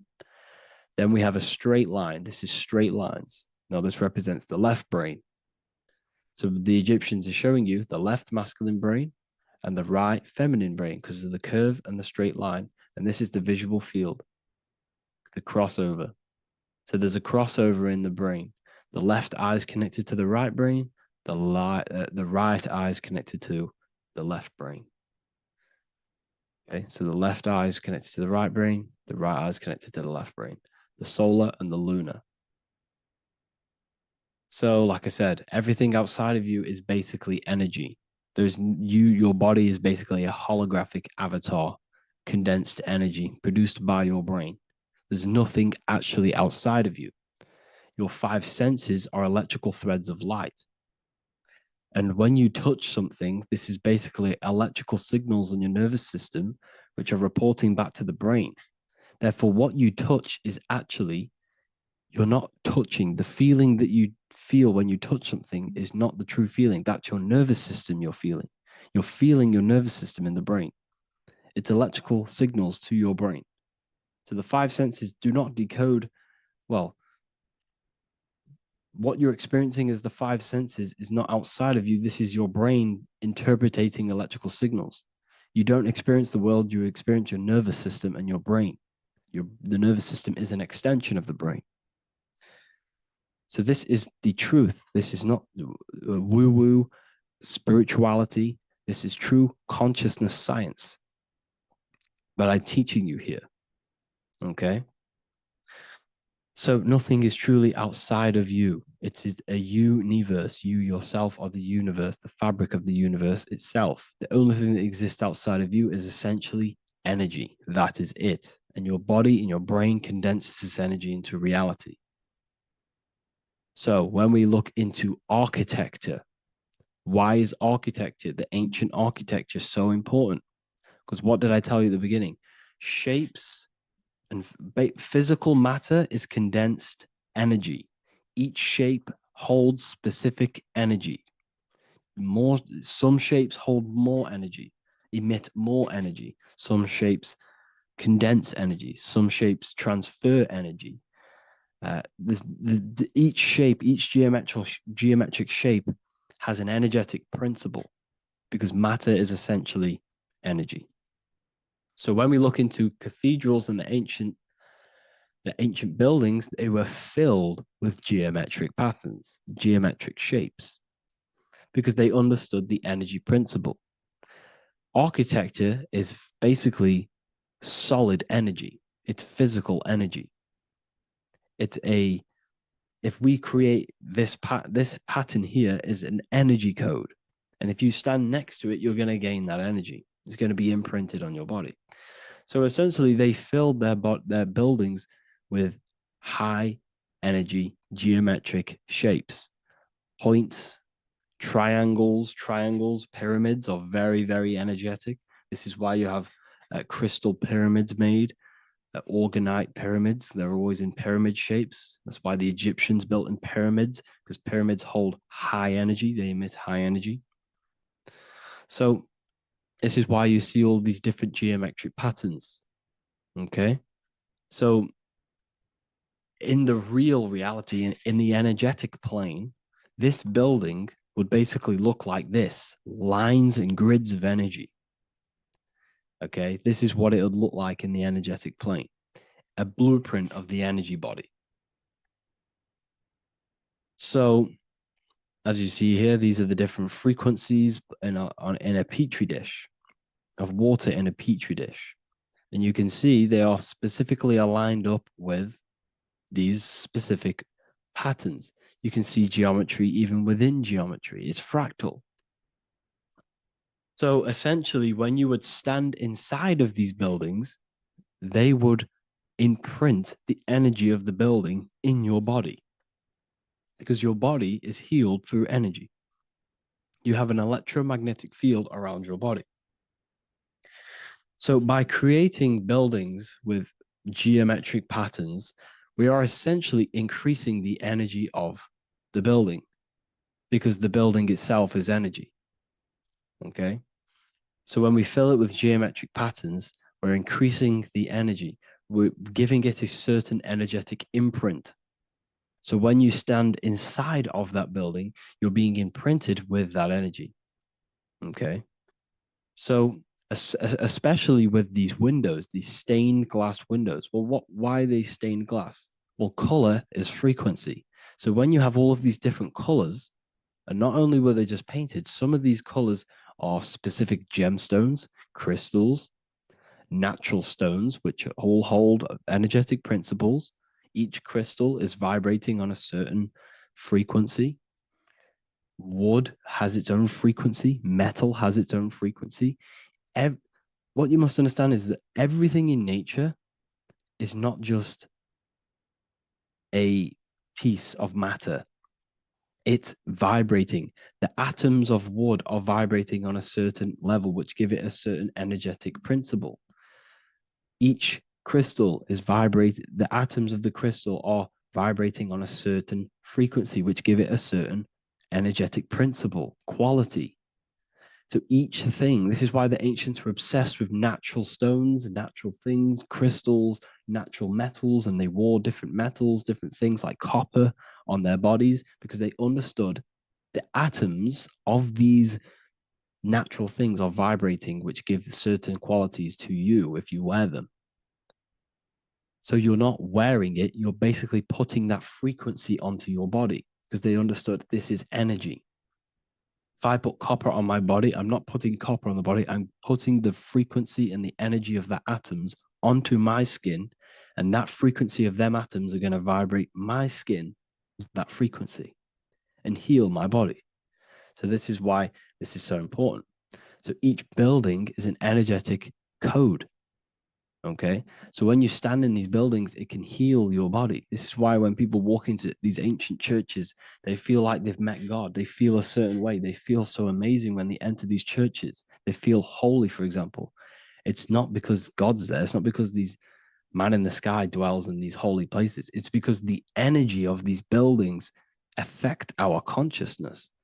They increase your energy. They raise your vibration. They heal your body. They heal your cells. They imprint the water in your body, especially with these stained glass windows. Like I went a bit on a tangent there, but these stained glass windows were encoded. Well, they use different gemstones, different lights, different colors. And when the sun would shine through this window, well, what's the sun? The sun is light. Light is energy. The sun's light would go through this filter of the window of the crystals and the different gemstones and the different colors, and the sun's light would be encoded, imprinted with these crystals, with these colors and these natural glasses, which have healing energetic principles. And when you are inside that building, the sun's encoded energy of the window would be imprinted into your body, into your energy field, and it will heal your energy field, and it would heal your body, your cells on a cellular level. Because your body is what? 60 to 70 to 80, some people say 80% water. And water is encoded with vibration. If you say certain things into water, it gives it a specific geometric pattern, like I broke down in the beginning. If you say love to a water and then freeze it, it will go to this. If you say hate, it will go to a distorted pattern. So when you are in these buildings, you're being imprinted by the energetic codes of these buildings, the energetic principles of the windows, of the structure itself. The ancients never used to build in squares. Their buildings, their insides were never square rooms, because they understood squares trap energy. They always had pointed roofs so energy can escape. So there's many little things that we need to look into geometry. For example, when you see magicians, when you look at ancient magic, Why do they stand in circles with different geometric patterns? They use different geometric shapes. Why? Because shapes are energy. They hold specific energy. So when the magician stands in a circle with a pentacle, they're working with the energy of that pentacle. You can work with different energies based upon the different geometric shapes that you draw. And you can use this in your structure, in your architecture, in your work, and it can influence everything. So this is the true geometry. I hope you gained a deeper understanding on geometry and how it relates with you and your consciousness. Like I said earlier, your brain produces geometry. It's basically how your brain decodes energy. It's not God, how God creates this reality. And no, you're in this reality. You are the reality itself. Your body produces the reality. Therefore, geometry is one with you. So therefore, if I play with the geometry of the buildings, for example, like the government have, everything's in squares. If you look outside, everything's a square, everything's a rectangle. You go to a city, every window is a rectangle, every building is a rectangle. You live in a box room, everything is boxed and squared off in this reality, in this modern society. Why? Because they're trapping energy. The cube is the most simple geometric shape, which basically condenses energy and it traps energy. And if you subconsciously see squares all the time, your phone's a square, your TV screen, everything's a square, your keyboard, your desk. Go and look at the ancients. They never used to build in squares and cubes.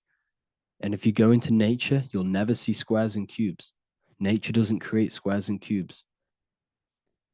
Everything in the modern society is squares and cubes to simple your consciousness down, to dumb your brain down.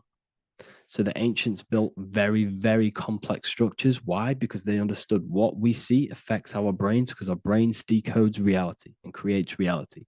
If you see a sophisticated building, this is going to give you a sophisticated mind and raise your IQ levels over time, subconsciously.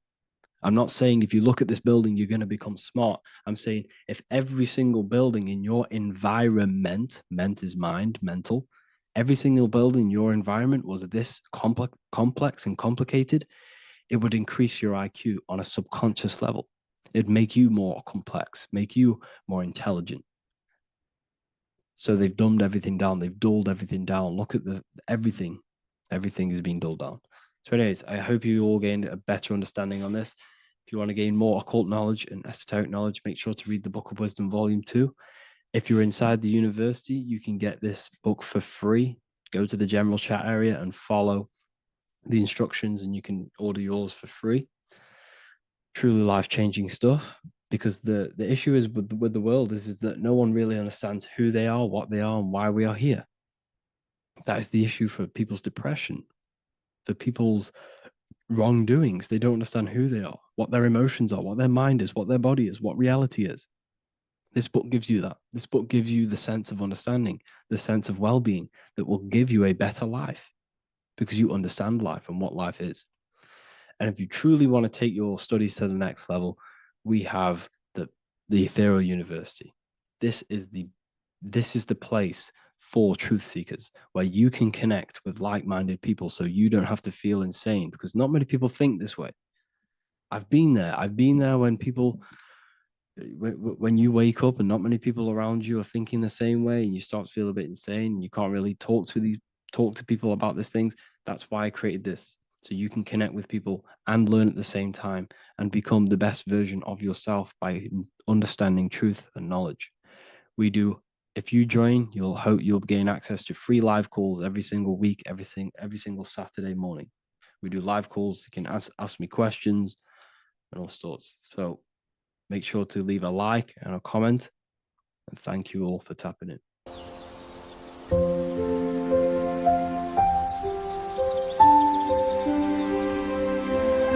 bookofwisdom.com. Visit today.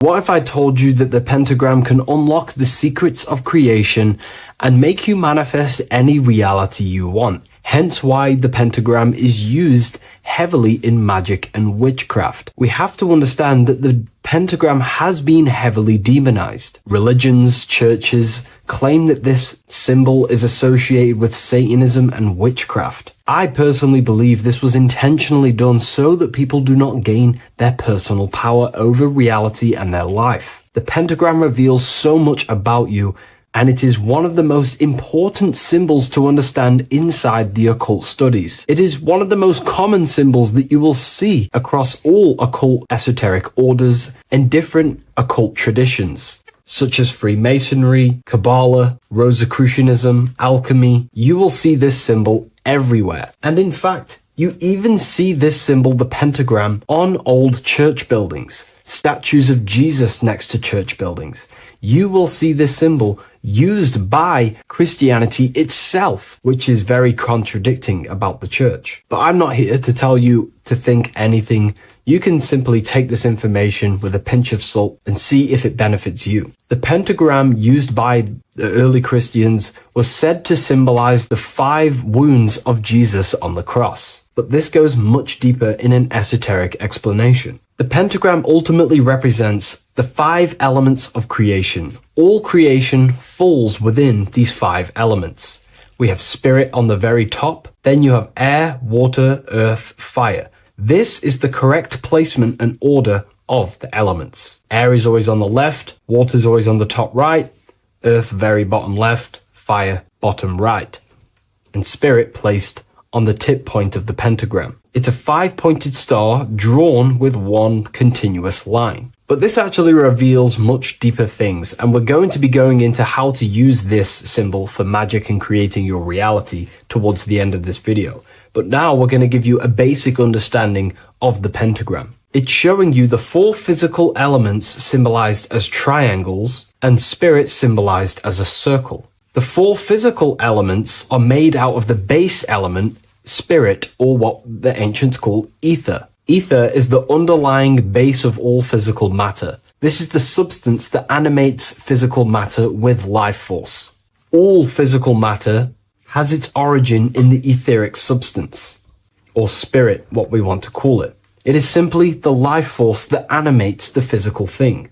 However, if we go deeper onto this symbol, it also represents something personal to the individual who wears this symbol. If you wear this symbol, you're basically saying you're putting your divine nature over your material nature. Your divine self is in control of your material self. You put your spiritual needs before your physical desires and needs. Hence why the spirit is on top, looking down over the 4 physical elements. The circle is continuous, one line, eternal, no beginning, no end. The triangle has beginning and end and points. You can see the beginning and the end when you draw it. On a deeper level, this is pretty much showing the process that symbolizes the structure of the macrocosm, the universe itself, showing how the invisible spiritual planes condense and crystallize into the visible physical world, spirit turning into physical reality. But if you wear this symbol, you're basically saying, I put my divine nature over my material nature, showing that your spiritual nature rules over your earthly existence. You put your spiritual needs first. If you see this inverted, it is now the opposite, placing spirit on the bottom, basically saying, I desire the physical things over the spiritual. But what exactly is your spiritual nature?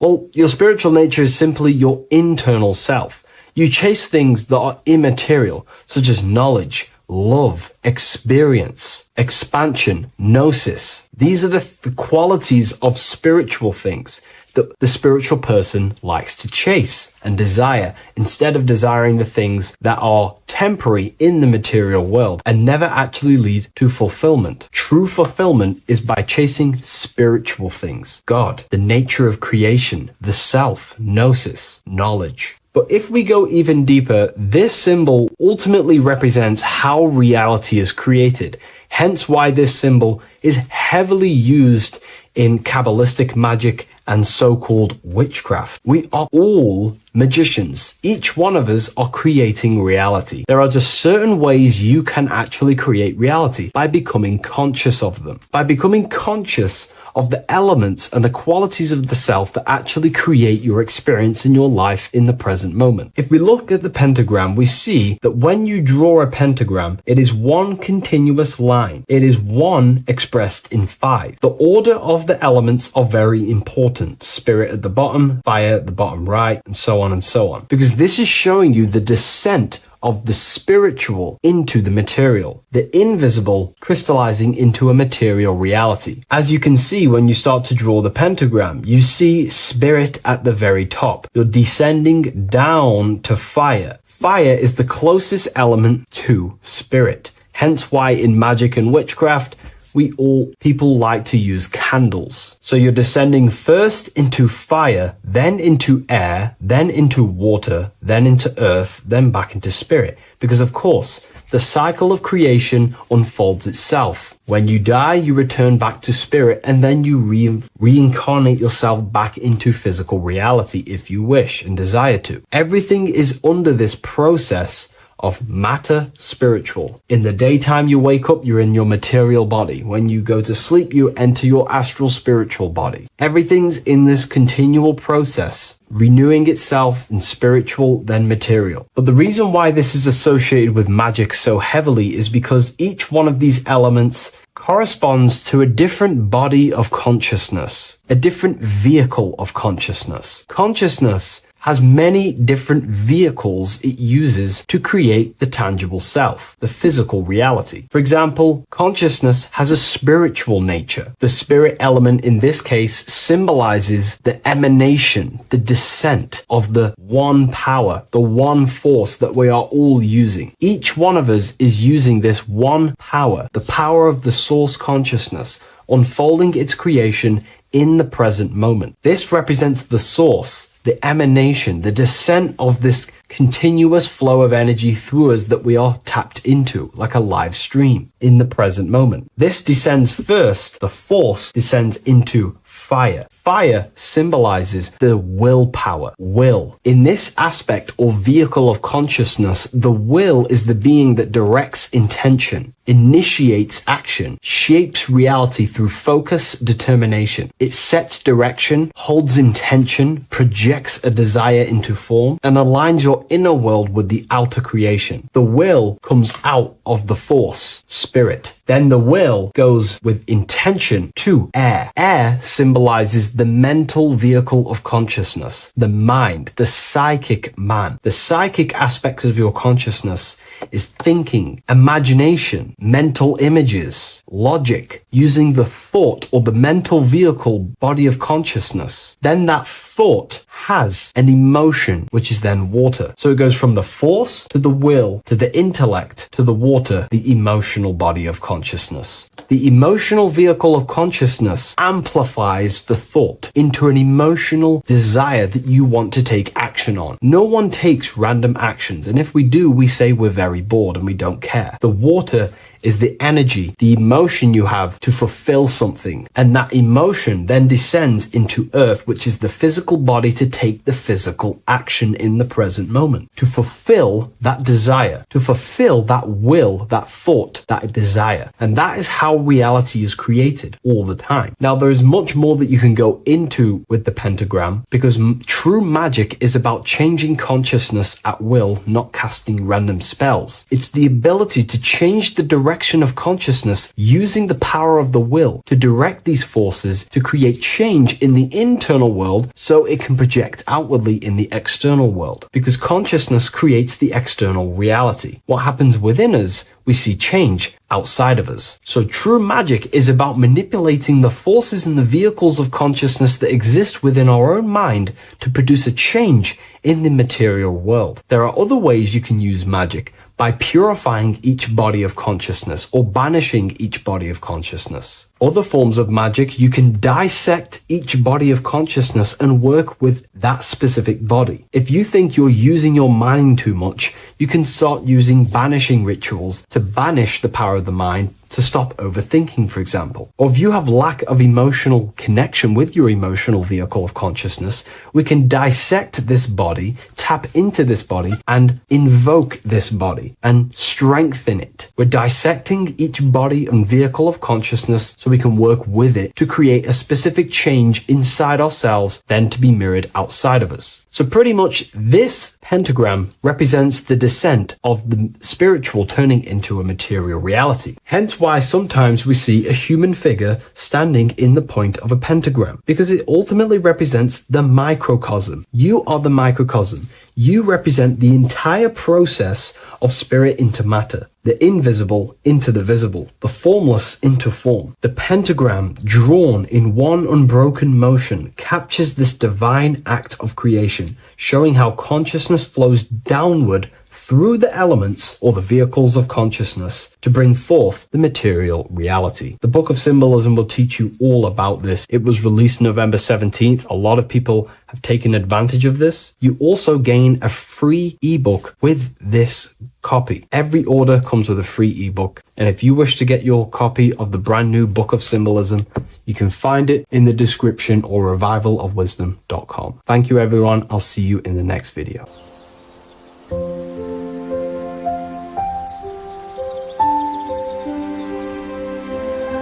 bookofwisdom.com. Visit today.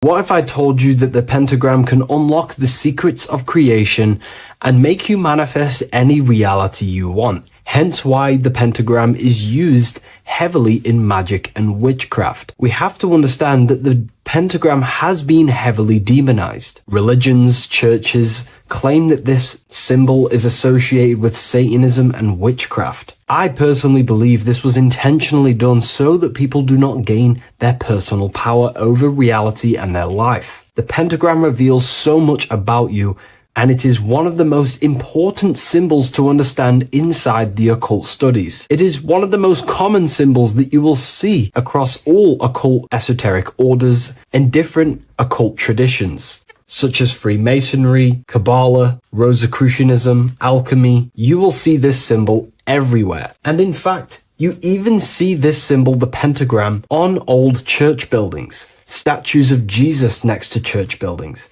You will see this symbol used by Christianity itself, which is very contradicting about the church. But I'm not here to tell you to think anything. You can simply take this information with a pinch of salt and see if it benefits you. The pentagram used by the early Christians was said to symbolize the 5 wounds of Jesus on the cross. But this goes much deeper in an esoteric explanation. The pentagram ultimately represents the 5 elements of creation. All creation falls within these 5 elements.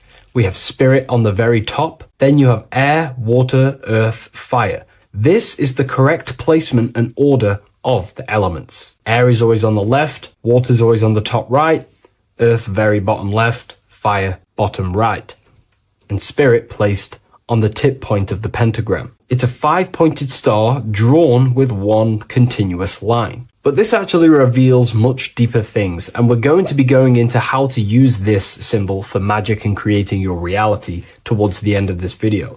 But now we're going to give you a basic understanding of the pentagram. It's showing you the 4 physical elements symbolized as triangles and spirit symbolized as a circle. The 4 physical elements are made out of the base element, spirit, or what the ancients call ether. Ether is the underlying base of all physical matter. This is the substance that animates physical matter with life force.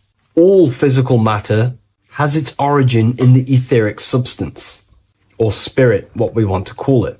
It is simply the life force that animates the physical thing. However, if we go deeper onto this symbol, it also represents something personal to the individual who wears this symbol. If you wear this symbol, you're basically saying you're putting your divine nature over your material nature. Your divine self is in control of your material self. You put your spiritual needs before your physical desires and needs. Hence why the spirit is on top, looking down over the four physical elements. The circle is continuous, one line, eternal, no beginning, no end. The triangle has beginning and end and points. You can see the beginning and the end when you draw it. On a deeper level, this is pretty much showing the process that symbolizes the structure of the macrocosm, the universe itself, showing how the invisible spiritual planes condense and crystallize into the visible physical world, spirit turning into physical reality. But if you wear this symbol, you're basically saying, I put my divine nature over my material nature, showing that your spiritual nature rules over your earthly existence. You put your spiritual needs first. If you see this inverted, it is now the opposite, placing spirit on the bottom, basically saying, I desire the physical things over the spiritual. But what exactly is your spiritual nature? Well, your spiritual nature is simply your internal self. You chase things that are immaterial, such as knowledge, love, experience, expansion, gnosis. These are the qualities of spiritual things that the spiritual person likes to chase and desire, instead of desiring the things that are temporary in the material world and never actually lead to fulfillment. True fulfillment is by chasing spiritual things, God, the nature of creation, the self, gnosis, knowledge. But if we go even deeper, this symbol ultimately represents how reality is created. Hence why this symbol is heavily used in Kabbalistic magic and so-called witchcraft. We are all magicians. Each one of us are creating reality. There are just certain ways you can actually create reality by becoming conscious of them. By becoming conscious of the elements and the qualities of the self that actually create your experience in your life in the present moment. If we look at the pentagram, we see that when you draw a pentagram, it is one continuous line. It is one expressed in five. The order of the elements are very important. Spirit at the bottom, fire at the bottom right, and so on and so on. Because this is showing you the descent of the spiritual into the material, the invisible crystallizing into a material reality. As you can see when you start to draw the pentagram, you see spirit at the very top. You're descending down to fire. Fire is the closest element to spirit. Hence why in magic and witchcraft, people like to use candles. So you're descending first into fire, then into air, then into water, then into earth, then back into spirit. Because of course, the cycle of creation unfolds itself. When you die, you return back to spirit, and then you reincarnate yourself back into physical reality if you wish and desire to. Everything is under this process of matter spiritual. In the daytime you wake up, you're in your material body. When you go to sleep, you enter your astral spiritual body. Everything's in this continual process, renewing itself in spiritual, then material. But the reason why this is associated with magic so heavily is because each one of these elements corresponds to a different body of consciousness, a different vehicle of consciousness. Consciousness has many different vehicles it uses to create the tangible self, the physical reality. For example, consciousness has a spiritual nature. The spirit element in this case symbolizes the emanation, the descent of the one power, the one force that we are all using. Each one of us is using this one power, the power of the source consciousness, unfolding its creation in the present moment. This represents the source, the emanation, the descent of this continuous flow of energy through us that we are tapped into, like a live stream in the present moment. This descends first, the force descends into fire. Fire symbolizes the willpower, will. In this aspect or vehicle of consciousness, the will is the being that directs intention, initiates action, shapes reality through focus, determination. It sets direction, holds intention, projects a desire into form, and aligns your inner world with the outer creation. The will comes out of the force, spirit. Then the will goes with intention to air. Air symbolizes the mental vehicle of consciousness, the mind, the psychic man. The psychic aspects of your consciousness is thinking, imagination, mental images, logic, using the thought or the mental vehicle body of consciousness. Then that thought has an emotion, which is then water. So it goes from the force to the will to the intellect to the water, the emotional body of consciousness. The emotional vehicle of consciousness amplifies the thought into an emotional desire that you want to take action on. No one takes random actions, and if we do, we say we're very bored and we don't care. The water is the energy, the emotion you have to fulfill something. And that emotion then descends into earth, which is the physical body to take the physical action in the present moment, to fulfill that desire, to fulfill that will, that thought, that desire. And that is how reality is created all the time. Now, there is much more that you can go into with the pentagram, because true magic is about changing consciousness at will, not casting random spells. It's the ability to change the direction of consciousness using the power of the will to direct these forces to create change in the internal world so it can project outwardly in the external world. Because consciousness creates the external reality. What happens within us, we see change outside of us. So true magic is about manipulating the forces and the vehicles of consciousness that exist within our own mind to produce a change in the material world. There are other ways you can use magic, by purifying each body of consciousness or banishing each body of consciousness. Other forms of magic, you can dissect each body of consciousness and work with that specific body. If you think you're using your mind too much, you can start using banishing rituals to banish the power of the mind to stop overthinking, for example. Or if you have lack of emotional connection with your emotional vehicle of consciousness, we can dissect this body, tap into this body, and invoke this body and strengthen it. We're dissecting each body and vehicle of consciousness so we can work with it to create a specific change inside ourselves, then to be mirrored outside of us. So pretty much this pentagram represents the descent of the spiritual turning into a material reality. Hence why sometimes we see a human figure standing in the point of a pentagram, because it ultimately represents the microcosm. You are the microcosm. You represent the entire process of spirit into matter, the invisible into the visible, the formless into form. The pentagram, drawn in one unbroken motion, captures this divine act of creation, showing how consciousness flows downward through the elements or the vehicles of consciousness to bring forth the material reality. The Book of Symbolism will teach you all about this. It was released November 17th. A lot of people have taken advantage of this. You also gain a free ebook with this copy. Every order comes with a free ebook. And if you wish to get your copy of the brand new Book of Symbolism, you can find it in the description or revivalofwisdom.com. Thank you, everyone. I'll see you in the next video.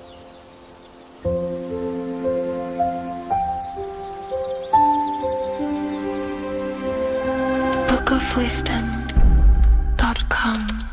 Visit today.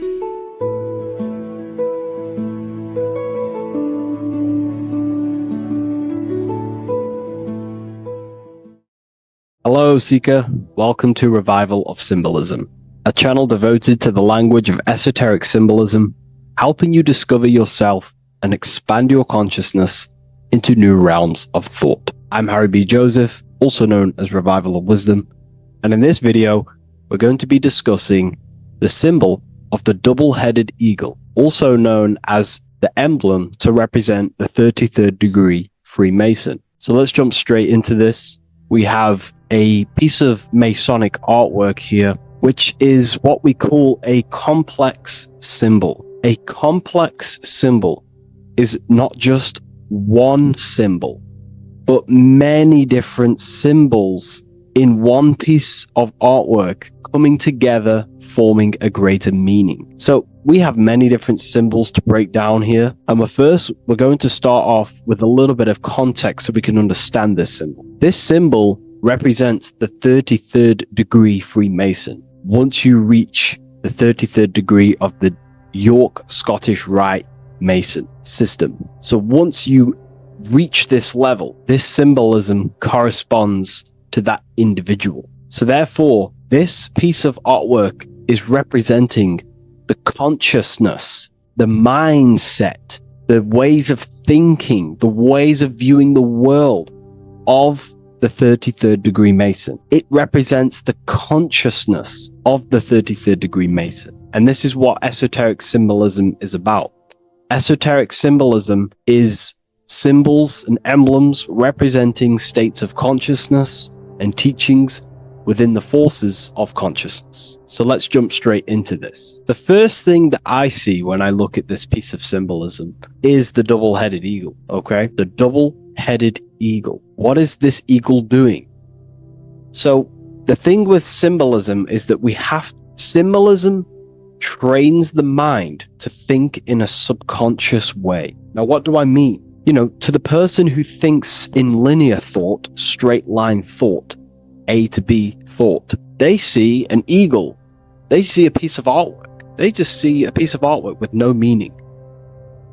But to the person who is trained in the occult, these symbols are representing thought vibrations. One example would be in occult symbolism, what we're meant to do. These symbols represent thought forms in the mental plane, within the mind of the individual. Instead of me just giving you the answers, in the occult, they give you symbols. And what you're meant to do is look at these symbols, stare at these symbols, and see what kind of thought arises in your mind, and follow the chain of thought. This is how you unlock deeper levels of symbolism. This is what we call the chain of thought. Now, what do I mean by the chain of thought? If I look at the eagle, I see an eagle on a basic level thought. But then that thought leads to another connection, because this is how thought works. Whatever the character of the thought we think is, or whatever the vibration of that thought, for example, the character of the thought right now would be an eagle, then that leads to another thought. For example, flying. Then flying is connected like a chain to another thought, higher perspective. So we follow the chain of thoughts until we unlock the deeper levels of the meaning of the symbol. And this is what the occult seeks to do. Symbols make and force the individual to go inward. You look at the symbol, it's not a direct meaning, but you have to go inward and start to think and follow the chain of thought that this symbol is connected to until you find its deeper meaning that relates to the individual, to you, to a teaching or a force of consciousness or a state of consciousness. Okay? It's very difficult to explain in words because symbols transcend the barrier of words. Okay? So what we're looking at here is a eagle. And what does the eagle do? Well, the eagle has the ability to fly above the earth.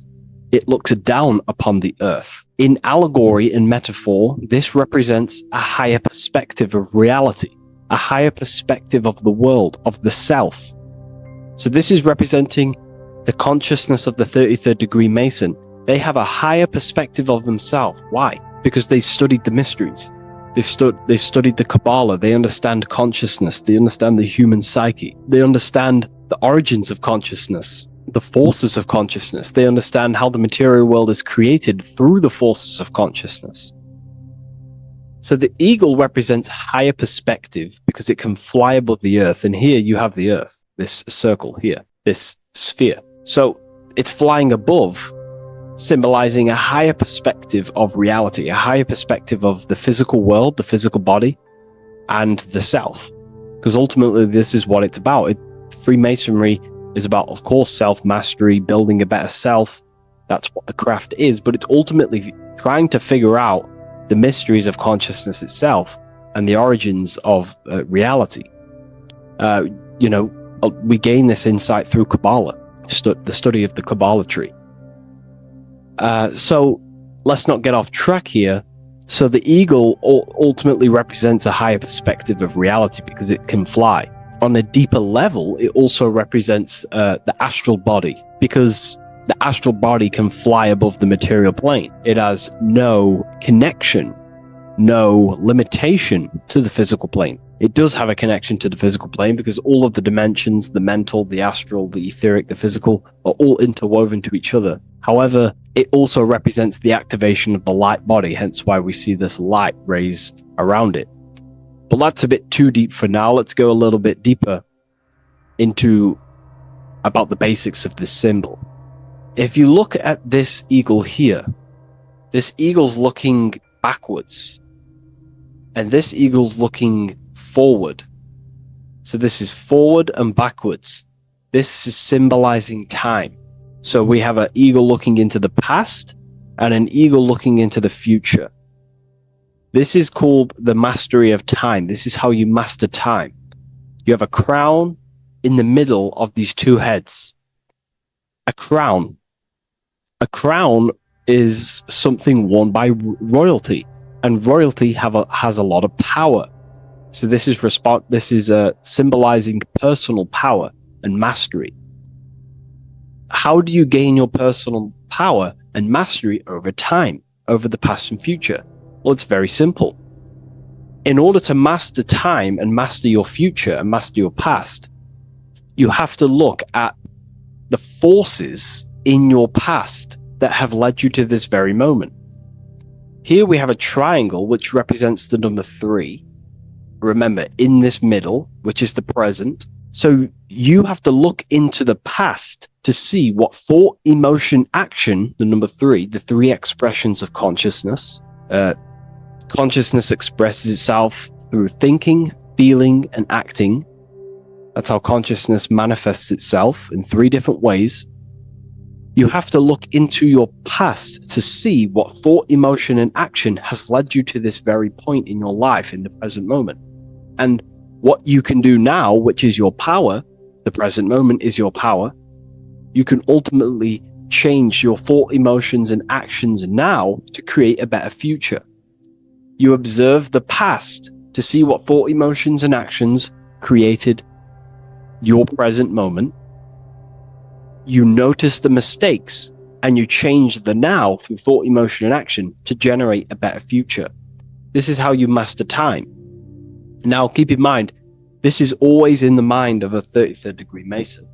Someone who is highly, mastered, they keep this in mind.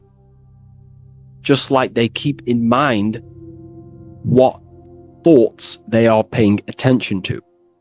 33rd degree Mason has a lot of self-mastery power, and they hold conscious thought.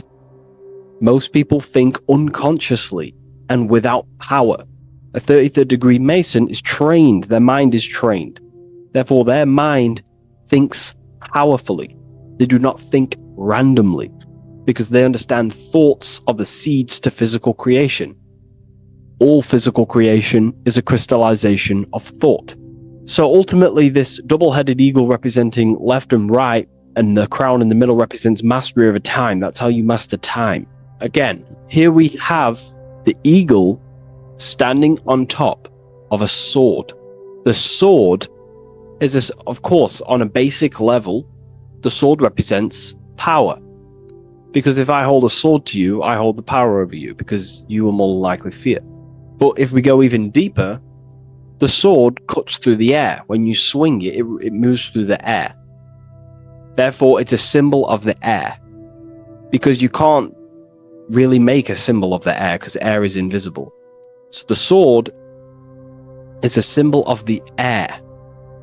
And the air is one of the 4 physical elements in alchemy. We have water symbolizing emotion. We have fire representing the spirit. We have earth symbolizing the physical body. Then we have air symbolizing the mental body. The mental body. So the mental body is symbolized by this sword. A sword has to be continually sharpened. If you don't sharpen the sword over a long period of time after using it, it will become dull and it won't be very effective. This is an allegory symbolizing the human mind, because the human mind is like a sword. If you do not sharpen your mind, you will lose control over your mind. When you stop doing the meditations, when you stop being conscious, when you stop doing the affirmations, the mind falls back into old, unconscious thinking patterns, and we start to lose control of it. The mind is seen as a sword within the occult, because this is pretty much your tool. Your mind is your tool. This, just like the sword is a tool. Your mind is a tool to create reality. So we need to make sure this tool is always sharpened, that we stay on top of the mind, hence why the eagle is on top of the sword, symbolizing control over the sword, mastery over thought. This also goes into thought forms. In the occult, there's something called thought forms. Thought forms are basically taught to the individual and understood by the individual, who understands that the mind is not just in the brain. The mind is a part of a mental field. All around you, there is not just a field of energy. There's also a field of mind surrounding you. It's a mental universe. And this field of mind is what we call the mental plane. The field of mind is where all of the possible thoughts in the universe infinitely express itself. So each area has different thought forms. Each postcode, each place you go has different thought forms. This is why if you walk into a cathedral, for example, an ancient, amazing structure, your mind instantly becomes, you're amazed. You feel different when you walk into these areas, because all around you is a mental field. And there's something called thought forms. Thought forms are basically what religion call spirit guides or angels, helpers. This is what thought forms are. Thought forms are basically, if you dwell on the thought that you are going to lose your girlfriend, for example, let's use a negative example here, because a lot of people can relate to this, or your boyfriend. Let's keep it simple. Everyone can relate to this at some point in their life, hopefully, or if not, it's okay, no worries. It's just an example that most people can relate to. If you constantly dwell on the thought that you are going to lose your partner, what we have to understand is that the mental plane, what we have to understand is that the forces within consciousness, within what we call the universe, is always trying to give you what you want to create. That's your right. The universe or mind or consciousness, whatever you want to call it, is always trying to unfold what you want to create. It doesn't know the difference between something you don't want to create or do want to create. Whatever you think about is ultimately what this power of consciousness or the universe will try and manifest. This is why we have to gain mastery over our thought, because thought are basically the seeds that we impress into the dimensions. So we have a mental dimension, we have a higher, middle, lower subplanes of the mental dimension or the mental plane. Then that's just thought. The mental plane is just thought. Below the mental plane, thought takes the body of imagination, which is what we call the astral plane. And the astral plane also has higher, middle, and lower subplanes. Then we have the etheric plane. The etheric plane is basically an energetic copy of the physical plane. So you have an etheric brain, you have an etheric body. It's just basically an energetic, exact copy of everything that is physical. So if we think something within our mental body and we dwell on that thought, the more attention you give, the more you feel that anxiety about losing your partner, you're literally forcing energy and direction and attention into this thought idea, which manifests itself within your own aura. Your aura is basically, it's not just your electromagnetic field. Your aura has many different levels. It has a physical level, it has an etheric level, an astral level, and a mental level, layer. So it has a layer for each one of these bodies. if you dwell on this thought and you keep giving attention, power, you start to imagine this because you're worrying about it. You literally create a elemental or energetic substance that clouds your aura. And this is what people have been called demons, people call spirit guides, whatever you want to call it. This is what it is. It's a thought form. But this is not something that's come after you. This is something that the individual has created. And wherever they go, this cloud of thought forms that they've manifested literally clouds their aura. You can see it within the astral plane and the mental plane. You can see how it's affecting them. Wherever you go, you start to randomly think about it. You keep thinking about it. You know, it's infecting you. It's like a demon. It's tormenting you. But it's simply just a force, an astral force, and a mental cloud that they've manifested within their aura. Thought forms. The 33rd degree Mason has very powerful thought forms. And this is, you know, if you're a Mason yourself, and you're not aware of this, this is why it's great to be around a 33rd degree Mason within your lodge, because they have very powerful thought forms, and you being in the present of them, you're also taking on his thought forms, and they can assist you. We're all affecting each other through thought transference through the mental field or the mental plane. Okay. Now I'm not going to go too deep into that because, you know, people can use that knowledge for really bad. But ultimately it represents thought forms also, symbolized by these clouds. Clouds are a symbol of thought forms, because they manifest themselves as basically like a cloud form energy within the aura of an individual. So this represents the mastery over the intellectual side of consciousness, of thought, sharpening the mind, gaining mastery. Then we have 33 in a triangle. A triangle in alchemy symbolizes, well, the upwards triangle, the upright facing triangle symbolizes the element of fire. The downright facing triangle represents the element of water. So an upright triangle represents fire. Fire is very transformative. If you place, I don't know, a pencil into fire, the fire will burn it down into its raw material. And this is ultimately what this triangle represents. It represents the consciousness of the 33rd degree Mason, who has basically transformed themselves from ego consciousness, only dwelling within the limits of their ego, their old belief systems of thinking they were the body, only reacting to five sense thinking, linear thinking, low base consciousness, not knowing right from wrong. It's basically transforming themselves. They have burnt themselves down to their raw soul form, and they understand that they are a soul, and they've experienced this, by casting off all the attachments to consciousness.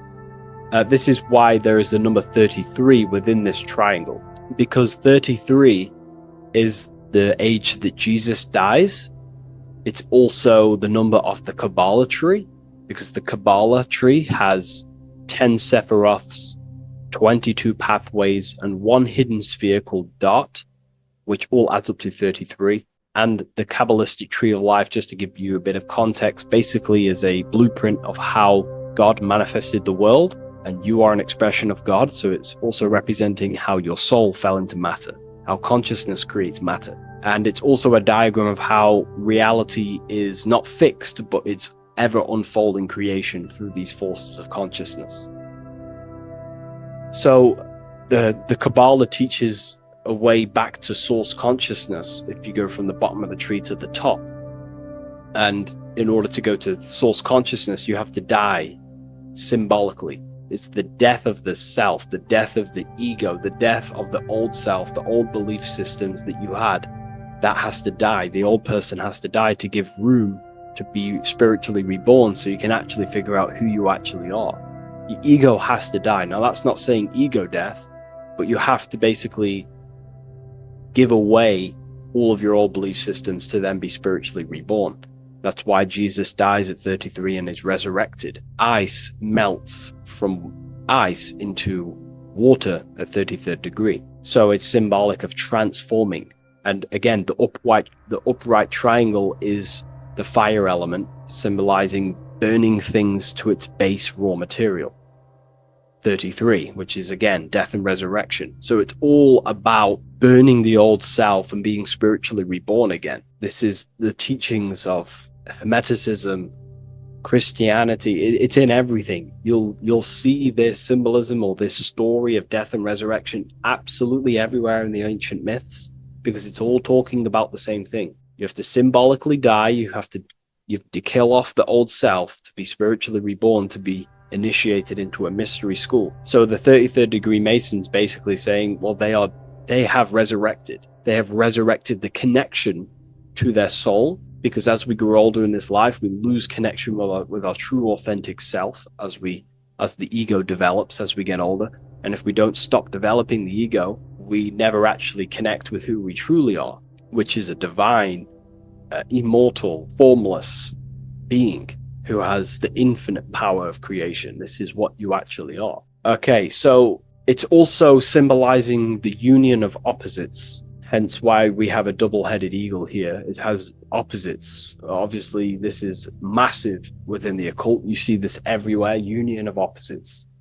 Okay, so union of opposites goes from, basic teachings to the most advanced teachings that most minds are not ready for. Union of opposites is on a basic level, is union of the mind and the heart, going from mind consciousness, which is basically ego, the lower self. That's not to say the mind isn't powerful, but that is the house of the lower self. The ego. It's the house of the ego. So we have to learn how to use the mind for what its proper use. The mind's proper use is for the soul to create.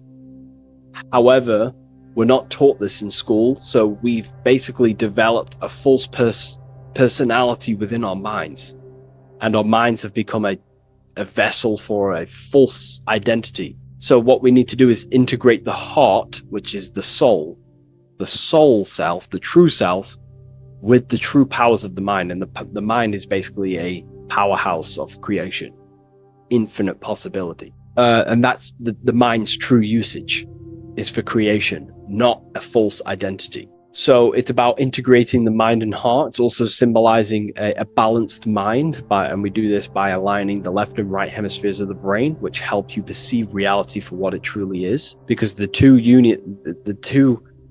double-headed eagles, they're joined together, so it's union of opposites. So it's about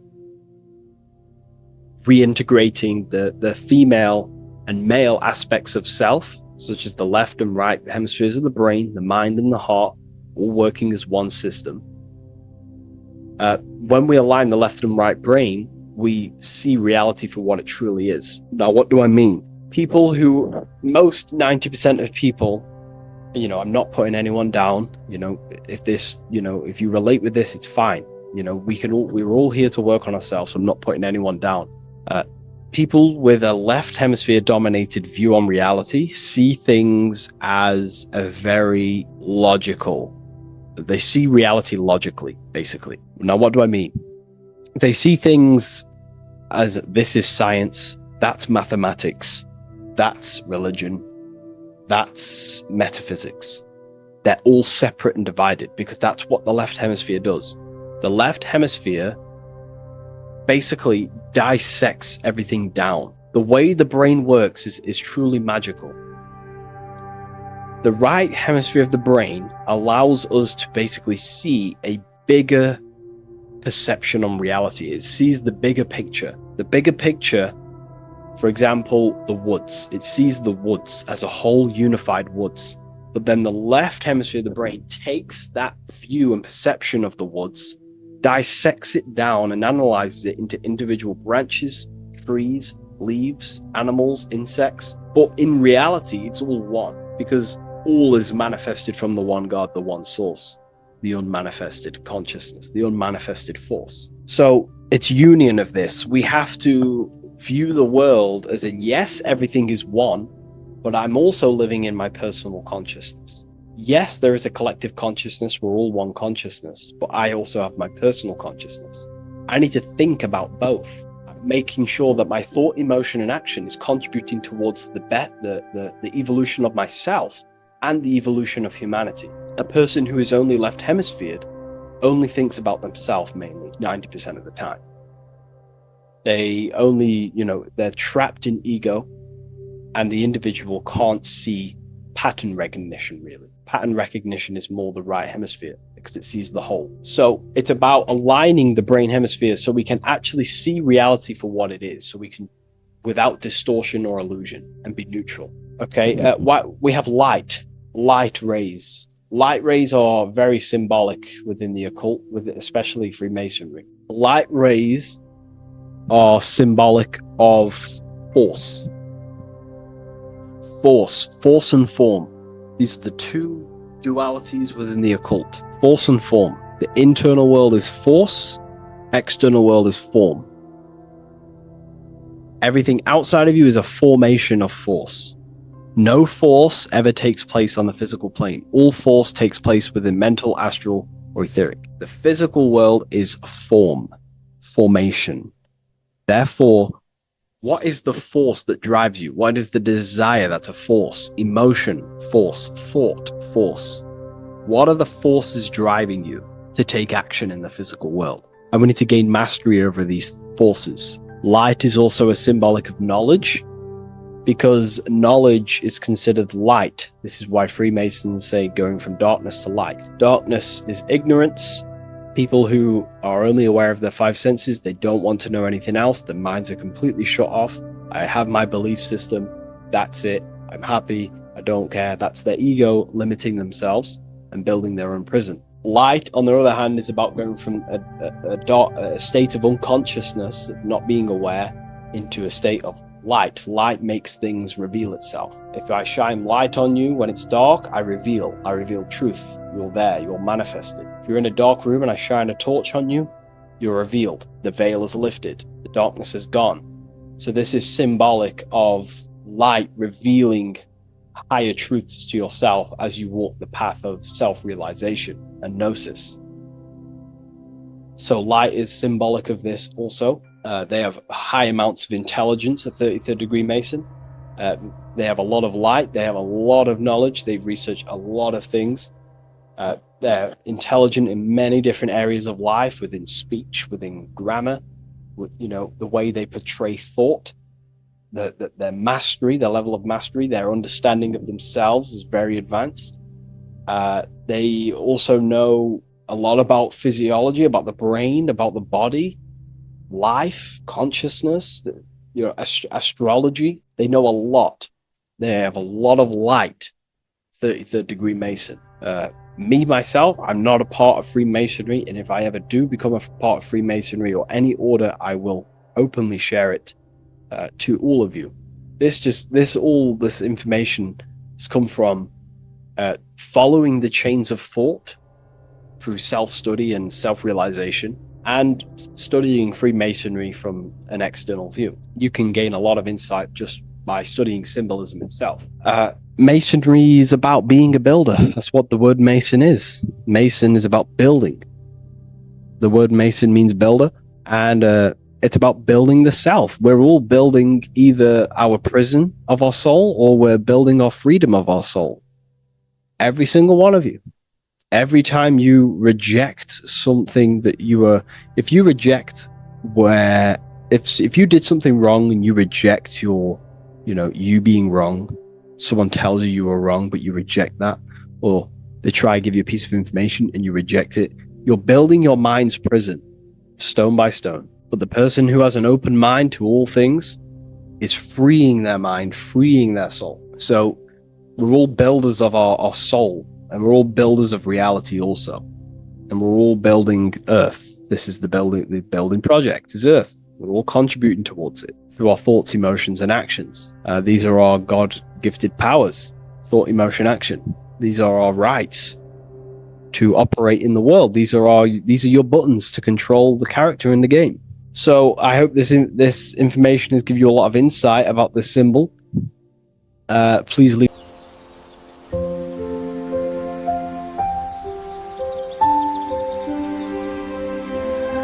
bookofwisdom.com. Visit today.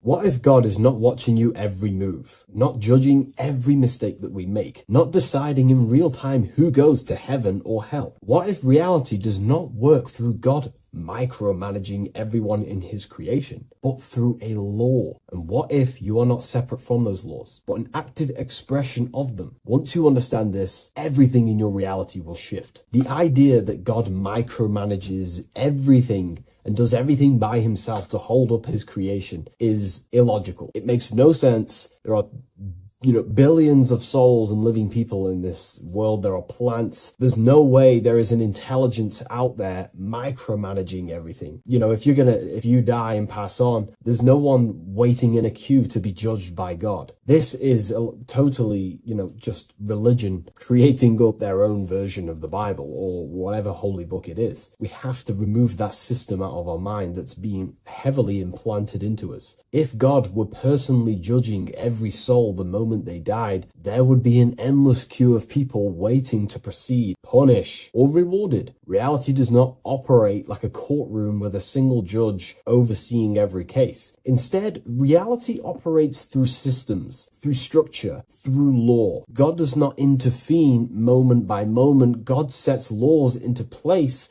and creation unfolds by obeying them laws automatically. Think of like a video game. Reality works like a code, not a control. When someone creates a video game, they do not sit there creating and controlling every character, every movement, every outcome. They write a code. They define rules, gravity, collision, cause and effect. Once the code is set, the game runs on its own. Reality functions the same way. God is not micromanaging existence.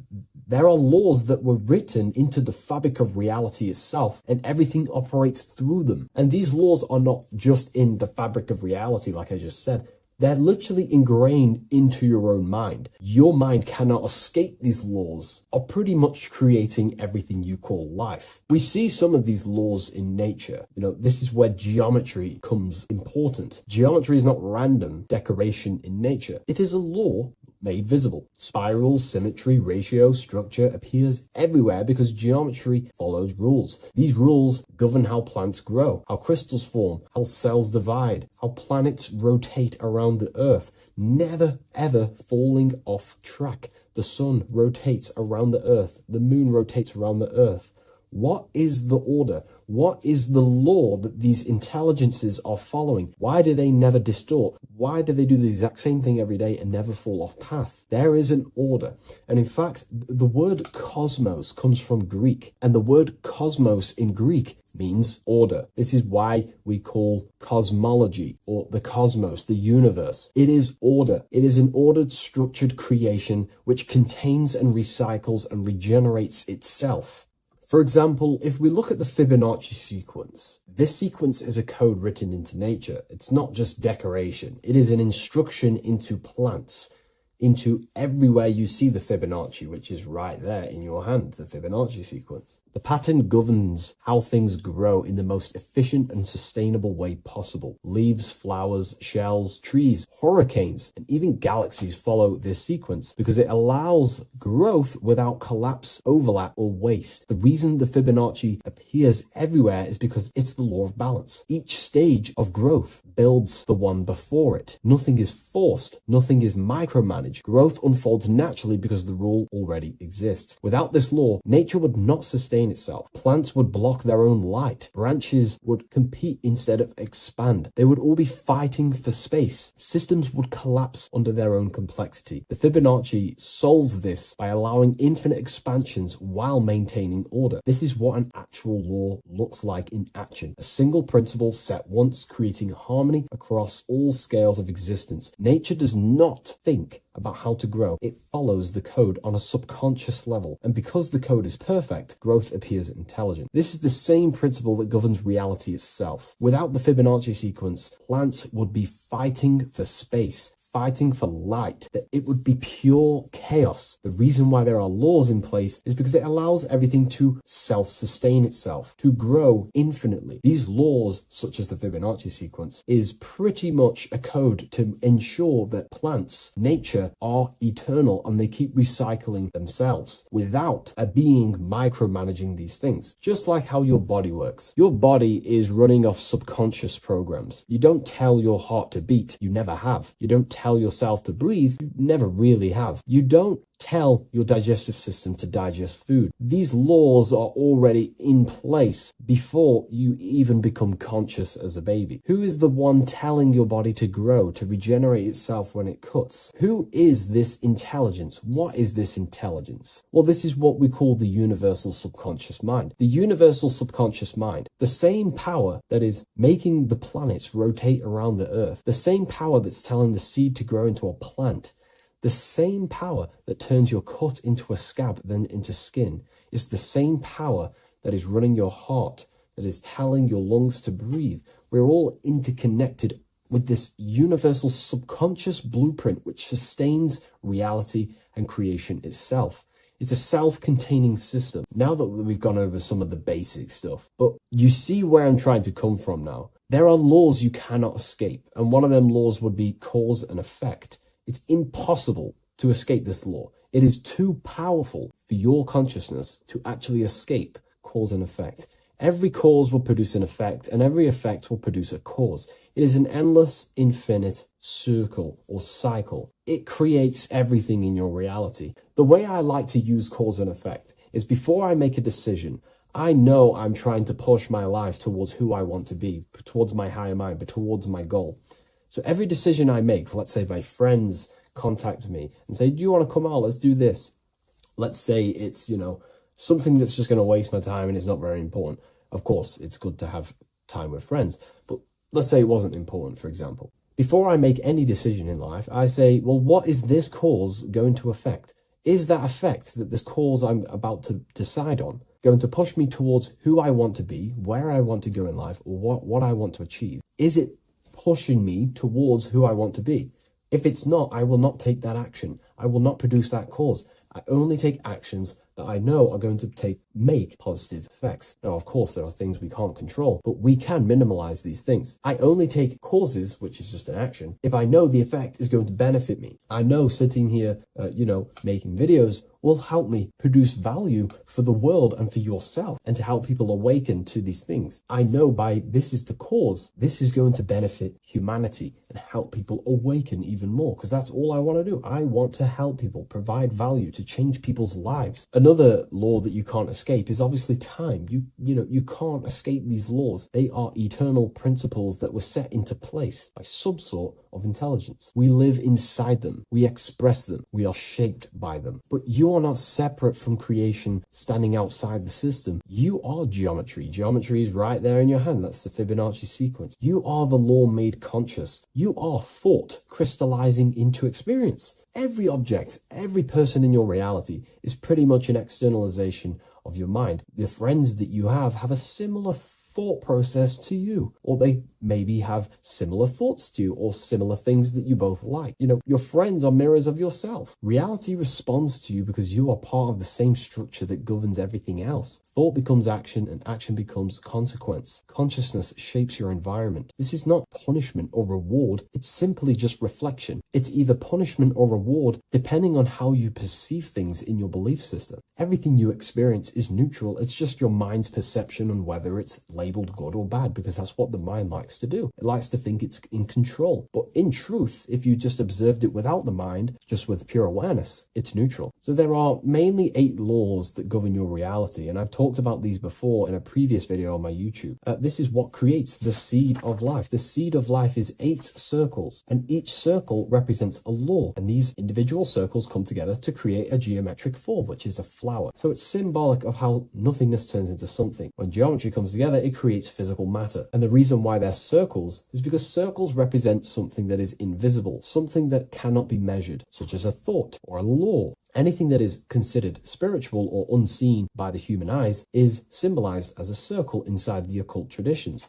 The reason is for that is because circles' surface area cannot be calculated. You can't find the exact surface area of a circle, which means it symbolizes something that you can't actually measure or see or tangibly touch. Therefore, the seed of life represents the 8 laws that come together to create a flower, the 8 laws that come together to form matter, the 8 laws that crystallize mind into a physical experience. These laws would be the first one, mentalism, the big circle around the seed of life, the big circle. So mentalism just reveals everything is mind. Without mind, there is no existence. Mind is reality, pretty much. You experience life not just outside of you, but mainly inside of yourself. Therefore, all of the laws that come after mind correspond to the mind, because mind is the first law. The second law will be vibration. Every thought has its own vibration, and you attract to you the thoughts that you put out based on the vibration. If you think negative, low vibrational thoughts, you will receive back to yourself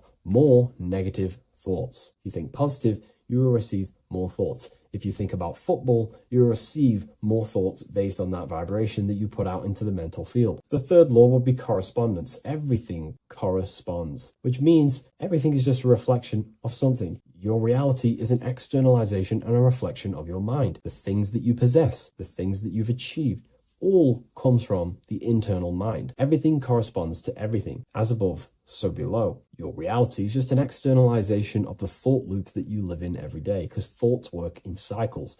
90% of the thoughts we thought yesterday, we will think again today. It's the thought loop that manifests our reality. To change our reality, we have to change our thought loop. And once we change the internal, this will be mirrored in the external, which is the law of correspondence. Fourth law would be gender. Everything is masculine and feminine, conscious and subconscious.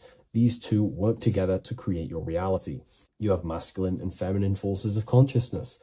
Masculine forces of consciousness would be physical actions, willpower, thinking. Feminine forces of consciousness would be intuition and imagination and emotion. These are all aspects of the mind, the first law. The next law would be cause and effect. Very simple. We went over that earlier.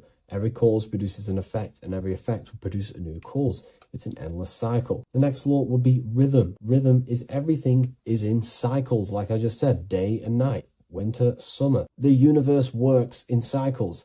And just like I said, the law of correspondence, as above, so below, as within, so without, because the physical world has cycles, so does your mind have cycles. Thought loops. We think 90% of the thoughts that we thought yesterday. The subconscious mind responds to rhythm. The more you say something, the more you believe it, the more it becomes a program and more suggestible to your conscious mind. And the last law is care. It's impossible to escape care. You cannot not care. It is important. It is impossible to escape. If you hurt someone, you know deep down that that was wrong. And care also corresponds to creation. You only act on what you care about. You care about paying the bills, right? So we take the physical actions to go generate money to pay the bills for our house or whatnot. Or if you love someone, you care for them. You take the actions to message them, to contact them, to see them. Human action is driven by love or care. This is how all reality is created. So once we understand these things, it's life-changing once you work with the law. That's what I mean. Most people are unconscious of the law. The laws are there, but they're just not aware of them. Now that you're aware of these laws, you can consciously work with these laws so they're not working against you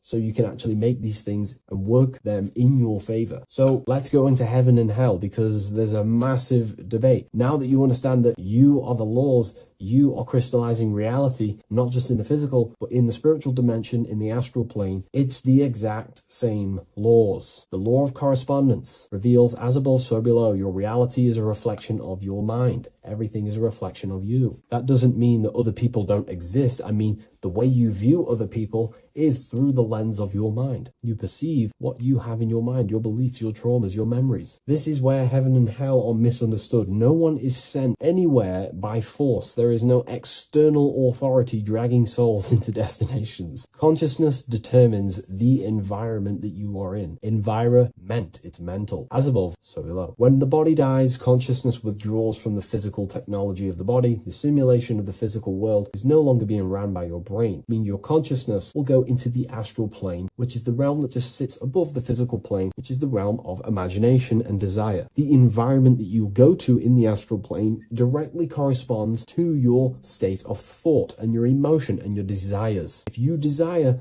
hurting people your whole life, then you're going to go to an astral realm, as above so below. You're going to be in an environment where that goes on, but in a non-physical sense. Wherever them thoughts, whatever the strongest thoughts you thought throughout your life, that is the environment that you go to. If you were so caring and loving to your family, all you wanted to do is provide for your family or whoever, and you pass on, you will go to a place where people care. Souls are manifesting them thoughts and them energies. It's vibration. Whatever vibration you're vibrating at, you will reflect and correspond in your reality when you die. Therefore, you create your own suffering by desiring such low vibrational things, or you create your own heaven if you are truly operating from a place of love in your heart. You see, your mind can lie, but your heart cannot. Your heart reveals your true desires, your deepest wants and needs, and it reveals your true self, and that will be projected and responded in the astral plane, because astral matter is very respondable to consciousness. The physical plane is not really. It takes a longer time for things to be manifested in the physical plane. But in the astral plane, whatever you think, whatever you desire, it instantly corresponds to your reality there. So God does not micromanage everything. The law does not judge, it simply reflects. The universe is made of laws. The Emerald Tablets of Thoth even mentions this. He says, the search for the laws that governs man's life are an eternal mystery. Man is always forever searching for the laws that govern his existence. This understanding now changes everything in your reality. It removes fear-based control, it removes blind obedience, and it returns responsibility to where it belongs, to you, your consciousness, yourself. You are not being watched, you are not being mirrored. Reality is not punishing you, it is responding to you. Once you understand that God works through law, not micromanagement, you stop waiting to be saved, judged, or condemned. You realize something far more powerful. You are not separate from creation. You are participating in it. You are the universe experiencing itself. What a fabulous video, and I really enjoyed this today. Please leave a like, comment, and share on the video, and I'll see you all in the next one. And if you wish to get this book, there is a link in the description. Have an amazing day, everyone. Take care. Welcome to Revival of Wisdom. Welcome people, we're back with another video. In this video we're talking about how Jesus Christ and Christianity is all sun worship. The Holy Bible of Christianity is not meant to be taken literal for history. It is a story and has lots of metaphors. Starting with the symbol of the cross of Jesus. This cross originates from this ancient cross of the sun. This symbol has been used for thousands of years, way before Jesus was a thing, in Europe, America, Asia, and all around the world.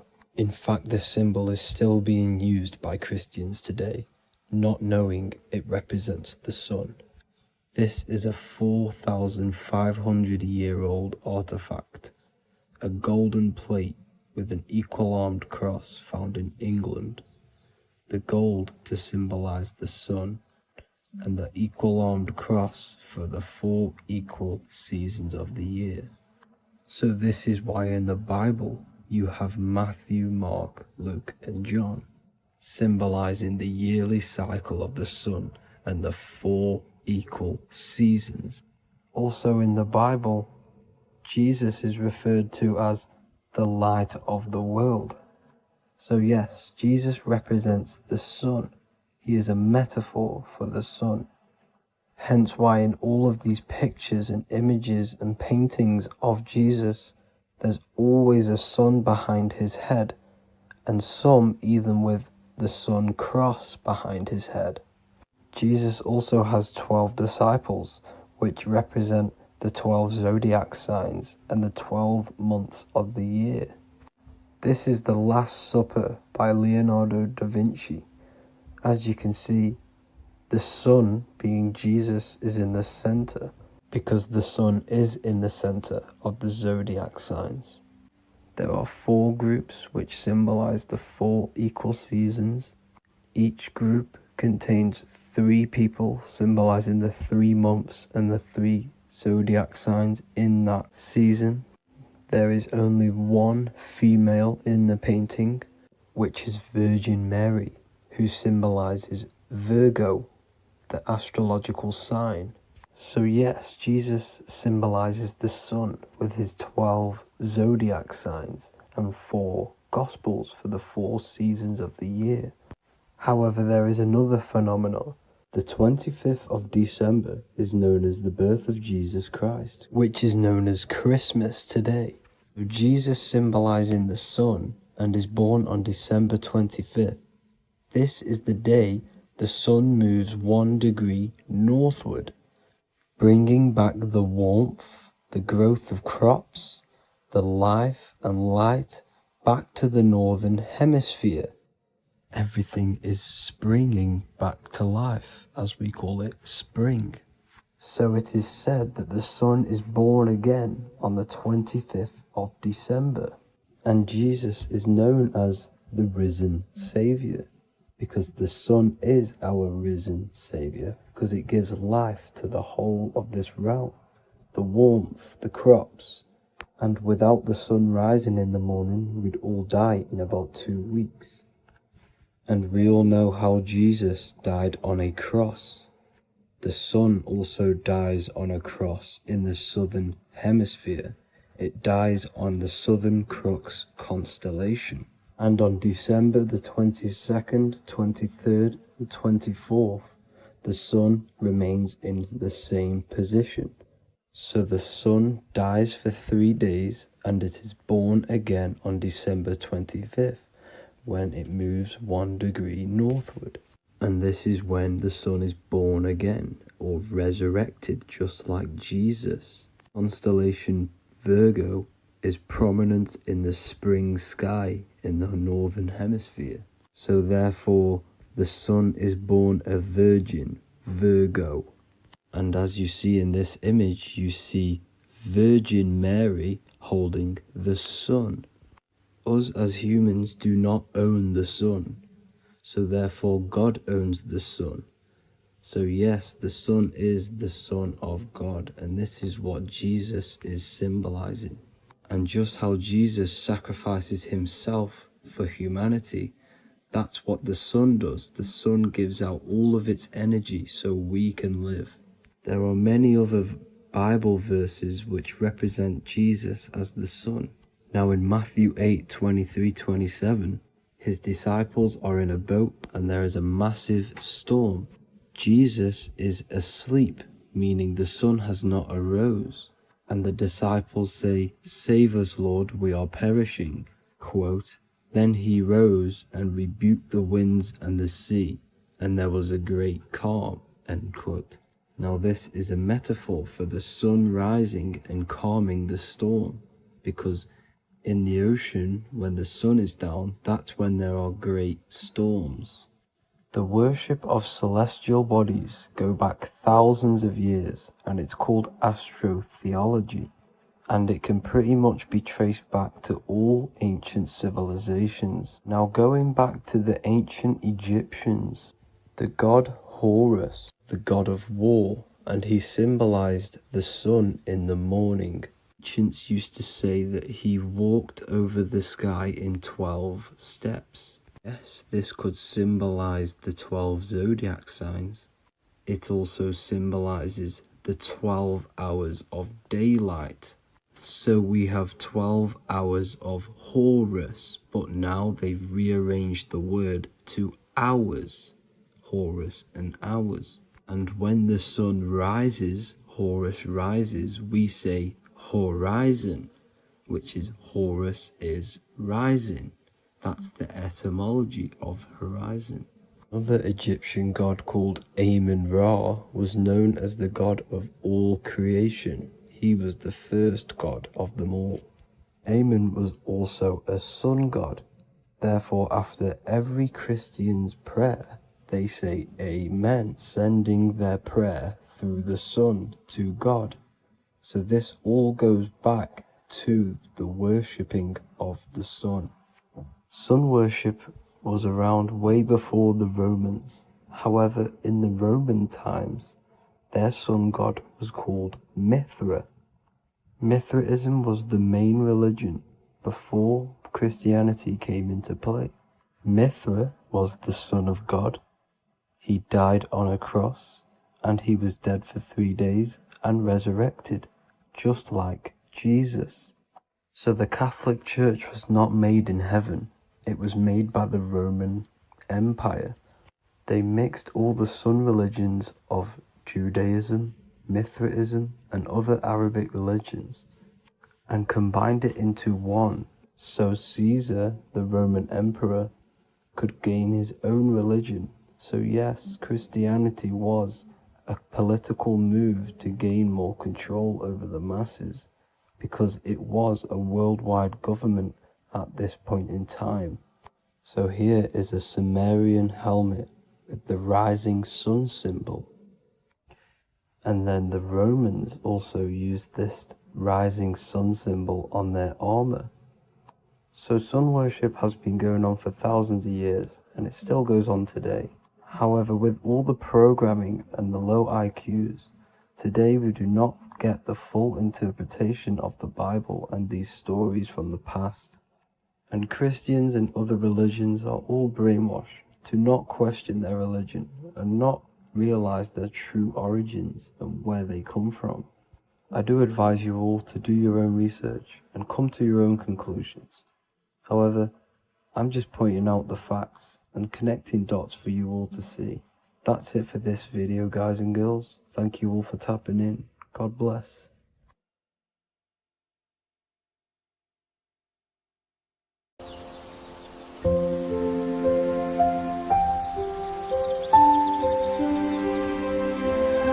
bookofwisdom.com.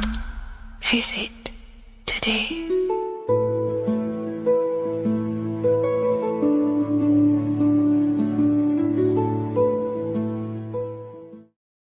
Welcome back everyone to another video. Today we're going to cover everything that you need to know about the mind, starting with the two aspects of the mind, the conscious and the subconscious. The male aspect of your mind is the conscious. This is the 10% of your mind. The conscious part of your mind is only aware of everything around you, your vision, your sight, your smell, your taste, your hearing, and your current state of emotion and thought.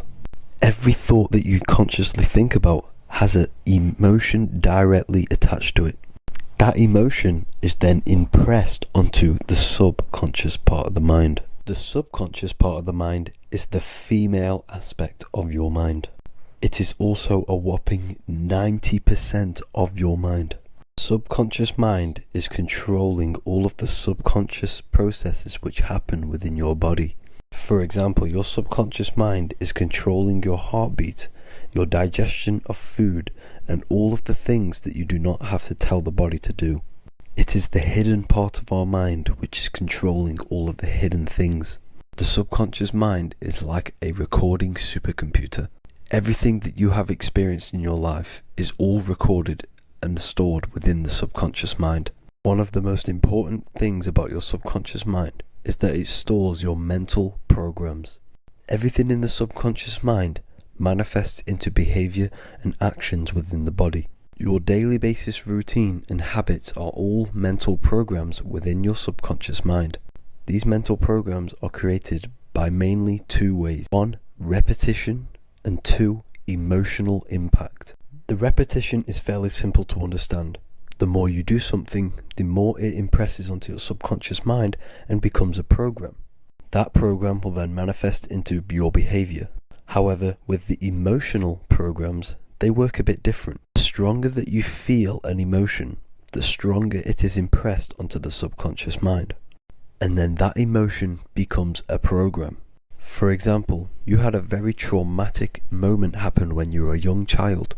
The emotion that you felt was so strong in that moment that it impressed into your subconscious mind so hard that you can recall that moment like it was yesterday.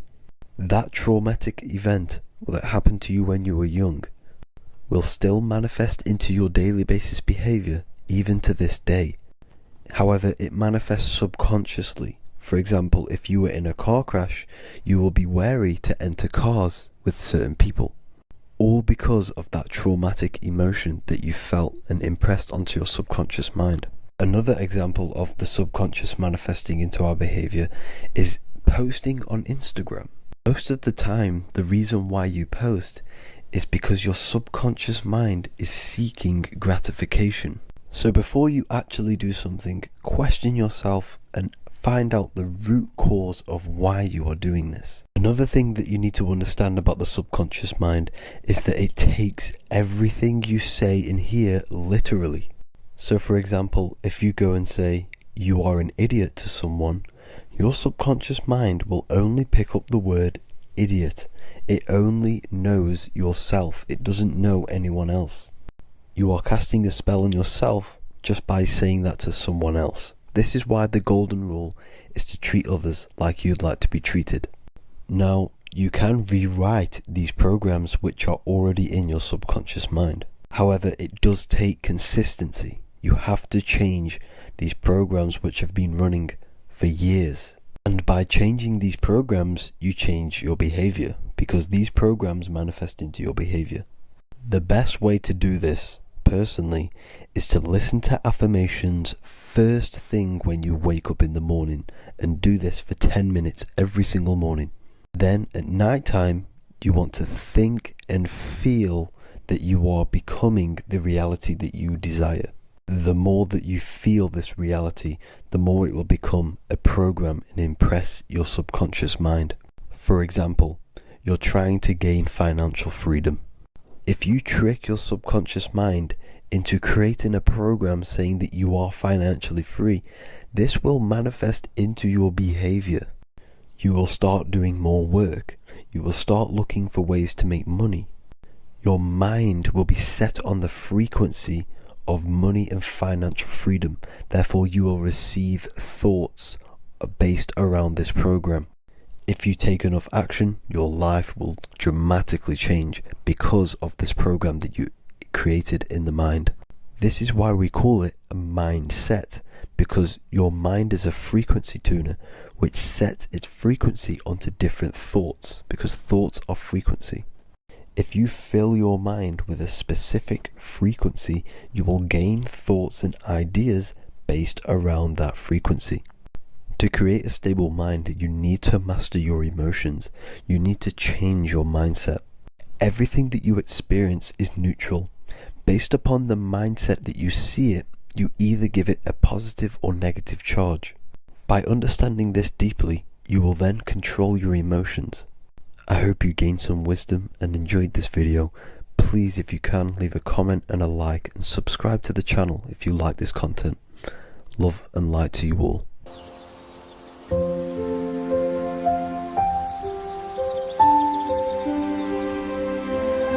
bookofwisdom.com. Visit today.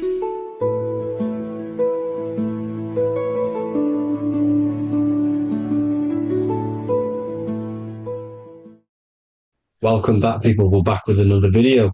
Let's jump straight into this. Make sure to tune in till the end, because this has got so much information in this video.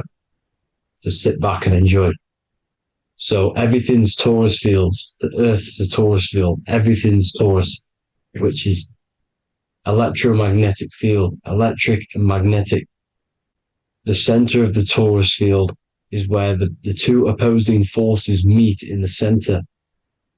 And this is what creates the plane of inertia, the dielectric plane of inertia. Okay? You got red shift, blue shift, positive, negative, south and north pole, right? This is what the ancients were showing with the tree of life. As you can see here, this is the plane of inertia, and this is the torus field. Everything consists of this. Everything is a torus field. A atom is a torus field. Okay, now the inertia is the 0 point. So this plane is a 0 point. It's the balance between two poles. Okay, now this creates matter, because matter is two opposing forces in motion equalized. So these two forces coming together is what creates matter on this physical plane. And this is why we can't see the electromagnetic field, because it consists of one of the elements, which is either electric or magnetic, but when they combine together, is what creates this physical plane, which is physical matter, which is light in motion. Now, everything is one. Don't get confused by duality. Duality is two opposing forces, but them two opposing forces are created by the same substance. It's two aspects of the same substance. So, for example, water and ice are the same thing, you know what I'm trying to say, but it's two aspects of the same substance, because all is one. The whole universe is one. All goes back to the one, which is God, the creator, or magnetism, whatever you want to call it, because magnetism pulsates. Electricity has two poles, red shift, blue shift. Okay, so red shift, blue shift is electricity, and electricity vibrates, and all vibration always comes back to a standstill point. But magnetism is what pulsates. This is why your heart pulses. You breathe, which is a pulse. This is the breath of the universe, magnetism. Now, this is why the earth is green, okay? Earth can be spelled heart. If you just move the H to the beginning, it spells heart, okay? Because the heart is the center of the torus field, which is the heart chakra for us humans, okay? We consist of the same field, as you already know. Heart being the center, which is green, which is the center of the seven colors. The center of the seven colors. This is the most powerful chakra in your body. People think it's the crown chakra, but it's the heart chakra because it's the center of the torus field. You must align them all and combine them all into one, which is the heart chakra. Now, earth is green. Nature's green. Okay, this is because we live on heart chakra, the plane of inertia. It's the center of the torus field. Okay, and this is what the Egyptians called Isis, which is nature. Nature is balanced, and nature is female, Mother Nature, because it looks after us with the fruit it grows with abundance, and the water. It's a female energy, Mother Nature, and this is the symbolism of an equal, balanced arms. This is the scales, it's balanced. Mother Nature is balanced. This is why the sky is blue, because what comes after the heart chakra? Blue. Sky is blue. We live in Midgard. This is what the ancients called Midgard. You don't have to take this tree literally. It's a metaphor. We live in Midgard, where both positive and negative duality here. Now, Mount Meru. Mount Meru was known as the center of the earth, okay, or known as Hyperborea. And this is the North Pole, the electromagnetic North Pole. But when I say Mount Meru, it's not an actual mountain. They weren't saying there was a real mountain in the center of the earth, a magnetic rock. No. The plane of inertia, okay, there's something called a hyperboloid. That's what it's called, a hyperboloid. And this is the center of the torus field. And this hyperboloid is what is in the shape of a mountain, you see? So if I go to this next one, they say Hyperborea on this map. Why do they call it Hyperborea? Because this is the hyperboloid in the center of the torus field. And this is the electromagnetic mountain, a metaphor. Mountain, what they're metaphorically saying, this is the electromagnetic mountain at the center, the double vortex, the center of the torus field, which is the North Pole. Pole of electromagnetic energy. So this is why they call it Hyperborea. It comes from the word hyperboloid.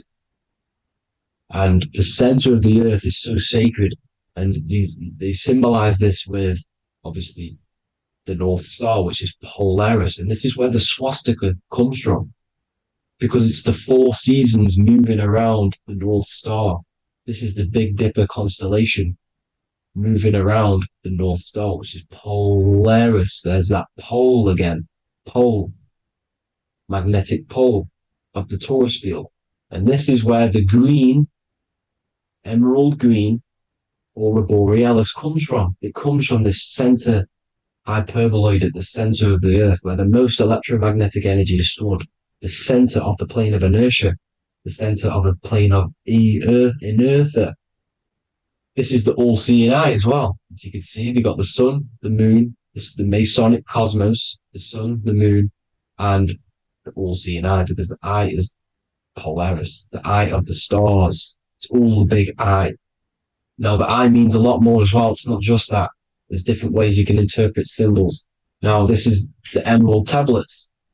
Deep in Earth's heart lies the flower, the source of the spirit that binds all in its form. Okay? The flower of life is thine own place of thine spirit, and stream through the earth as thine flows through thy form, giving off life to the earth and its children, renewing the spirit from form unto form. This is the North Pole. This is what he's talking about. He's talking about the aurora borealis. Aurora borealis. It's the Earth's aura. Emerald green. Heart chakra. Plane of inertia. Green. Earth. Heart. You see? All related. Now, there's many symbolism of this. So much symbolism of the ancients. The 7 layers of heaven. 7 layers of heaven, which are the 7 planets. Okay? These planets are the solar system.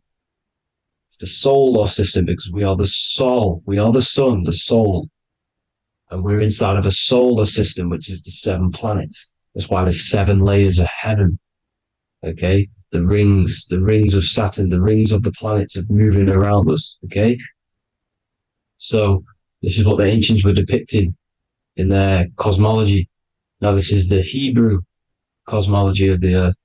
This is the Mayan cosmology of the Earth.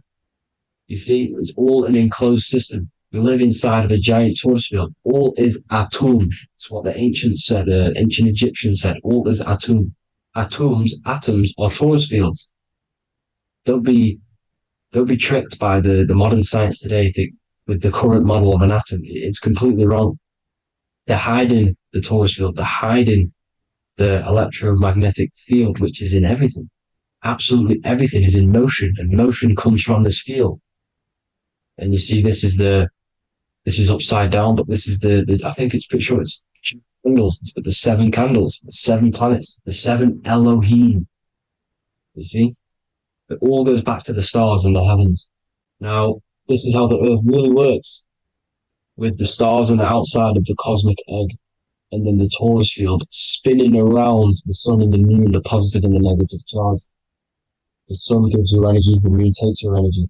The moon controls monthly cycles. Moon is mon. This is etymology. Mon, month, money, demon, monster. Stir is star, moon star. We are all stars. Youngster, minister, superstar, Hollywood star. We're all stars. We come from the stars, which is heaven. Our soul comes from the stars. You see? We are the universe, the image of man is made in the universe. We are a microcosm of the universe. The universe is a macro. We are micro. We consist of everything. The body, mind, and spirit. The sun, the soul. Moon, the mind. Earth, the body. Body, mind, and spirit.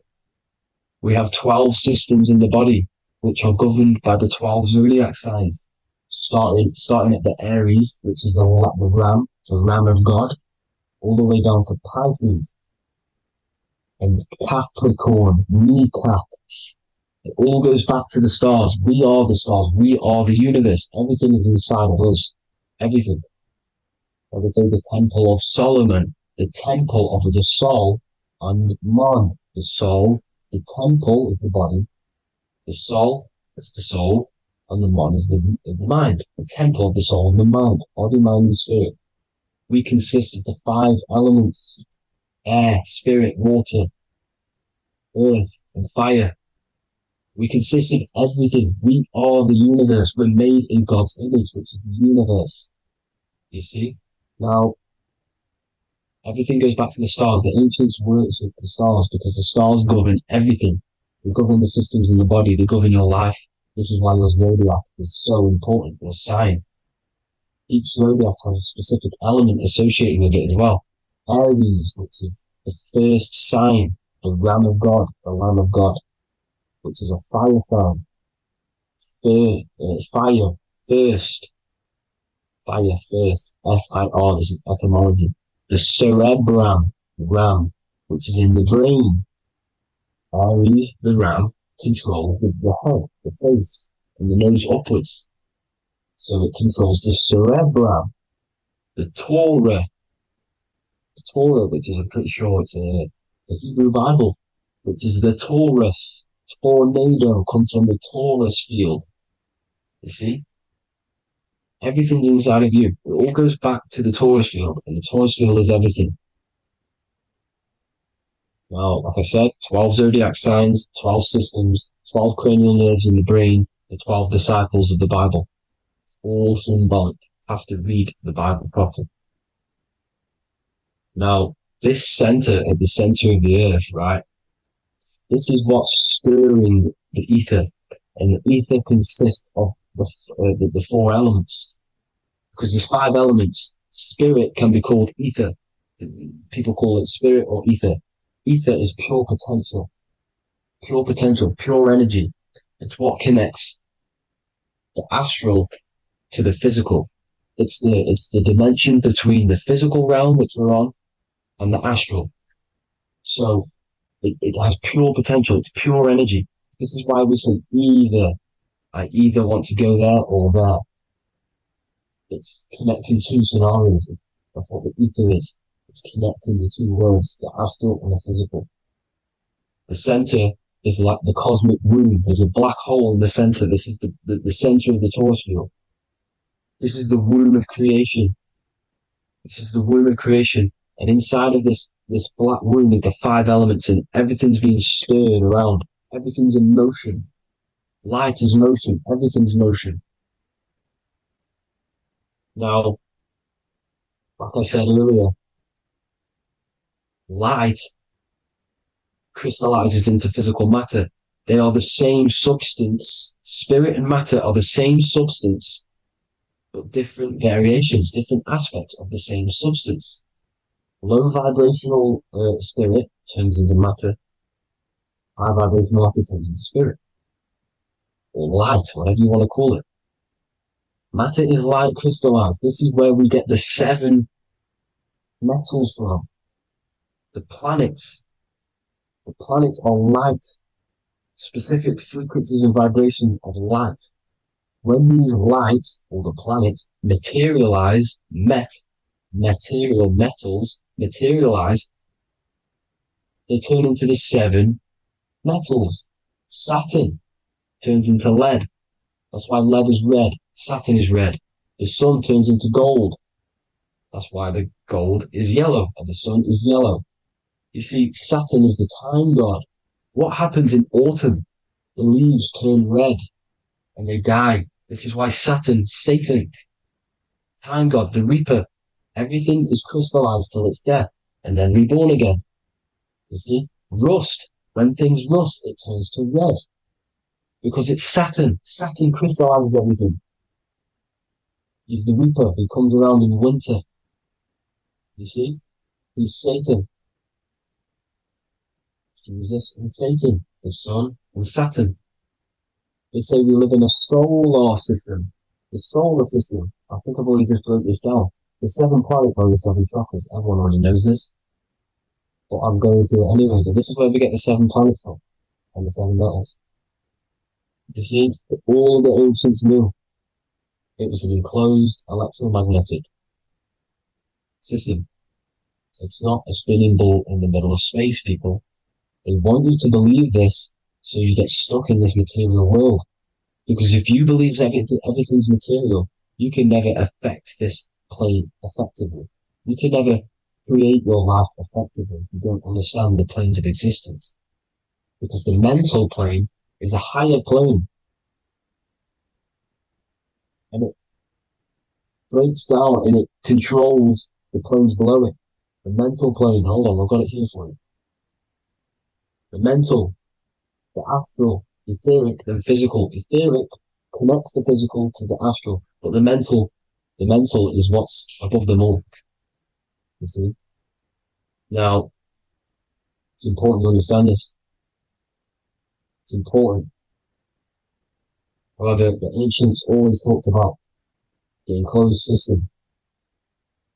Only NASA, which is introduced around the Roman times, not NASA, but the globe Earth was introduced around the Roman times. Okay? By these Masons. These Masons introduced this because they wanted to take over the minds of the masses and control them. These people worship the physical realm.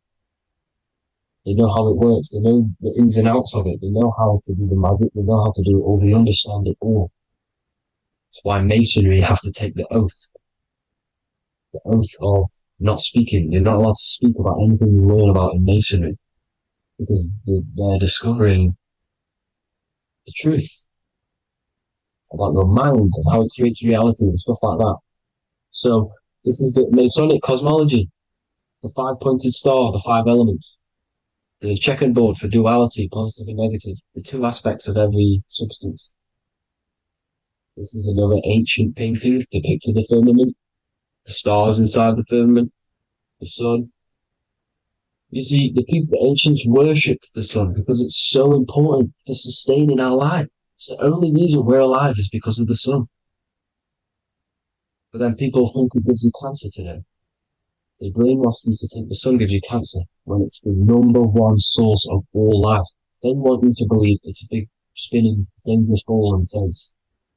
It's not. It's here to give us life. It's God's son. That's why Jesus is known as God's son. It is the Son of God. God created that to sustain us. You see? So it's important you understand the true cosmology of where you are, because if you don't know where you are depleted of all of your morals. You're depleted. You're demoralized. You're lost. You don't know where you are. You don't know where you exist. Okay? Once you accept the globe model, the heliocentric model, you will subconsciously think that you come from nothing. This is why they implemented the evolution theory just after the globe model was introduced by Charles Darwin. Charles Darwin came in after the globe model. He's a Mason, he was another Freemason, and implemented evolution where we came from monkeys because they want you thinking less of yourself so they can manipulate your mind. You see? They want to manipulate your mind, and they have done since you got here. Since you came through that portal, you were manipulated from that day to believe this, believe that. The true cosmology, the truth will set you free. You will understand things better. You will feel better in yourself when you know the sun is here for you. You'll feel better in yourself that you know that you didn't come from a monkey. You were created as a human, a manifester, a creator. You're so intelligent. Your mind is amazing. You can manipulate matter, mind over matter.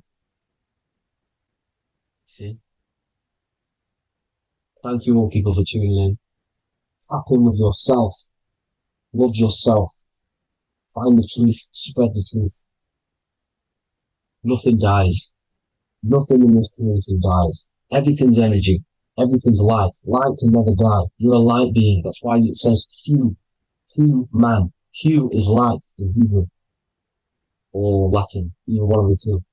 You are light. You're a light being. You never die. Ever, ever, ever die. Ever. Stop thinking you're going to die. This body will die because it contains electricity. And electricity always goes back to a standstill point because of vibration. Electricity vibrates.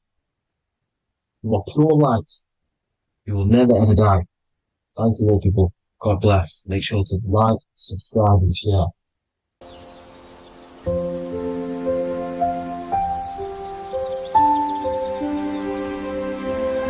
bookofwisdom.com. Visit today.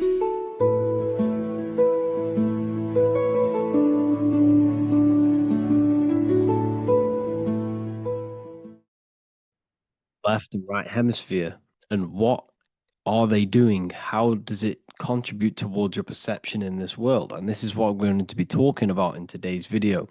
We're going to be breaking down the 2 hemispheres of the brain and how they function in your life. So first, we have the left hemisphere. This is the logical hemisphere. This is the analytical, divided, scientific, or verbal hemisphere. The right hemisphere is creative, wholeness, artistic, symbolic, and metaphorical. The right hemisphere does with non-verbal things. It produces a holistic perception. It is more to do with creativity. Because what you must understand is that we are not in the external world. The world is produced by our brain. We see with our brain. Our eyes are a part of the brain. What we touch is the brain's interpretation of electrical signals on the nervous system. What we smell is the brain's interpretation of smell through the nose. What you taste is your brain's interpretation of chemical reactions on your taste buds. So what you are experiencing is the brain. The brain is a computer creating a simulation. And you have two hemispheres which breaks down this reality. So essentially the brain is the perception creator. It creates perception. So if the brain is creating this, who is the one experiencing the brain? Well, that is you, the consciousness, the mind, the all-seeing eye. You are the all-seeing eye experiencing the brain, the observer behind the brain, behind reality, behind the emotions. So if you're walking through a woods, this left brain sees individual trees. The right brain sees the whole woods. It sees the biome. It sees the bigger picture. So when you are walking through this woods, the right brain picks up a holistic perception of reality. It creates the woods as one unified woods. The left brain's job is to break this down and analyze it so that we can see individual things. And this is also necessary for humans to have the ability to break things down and manipulate things in this world. So without this left hemisphere, we could not manipulate things and break things down. So this right hemisphere is important because it sees the whole woods. It sees humanity as one unified consciousness.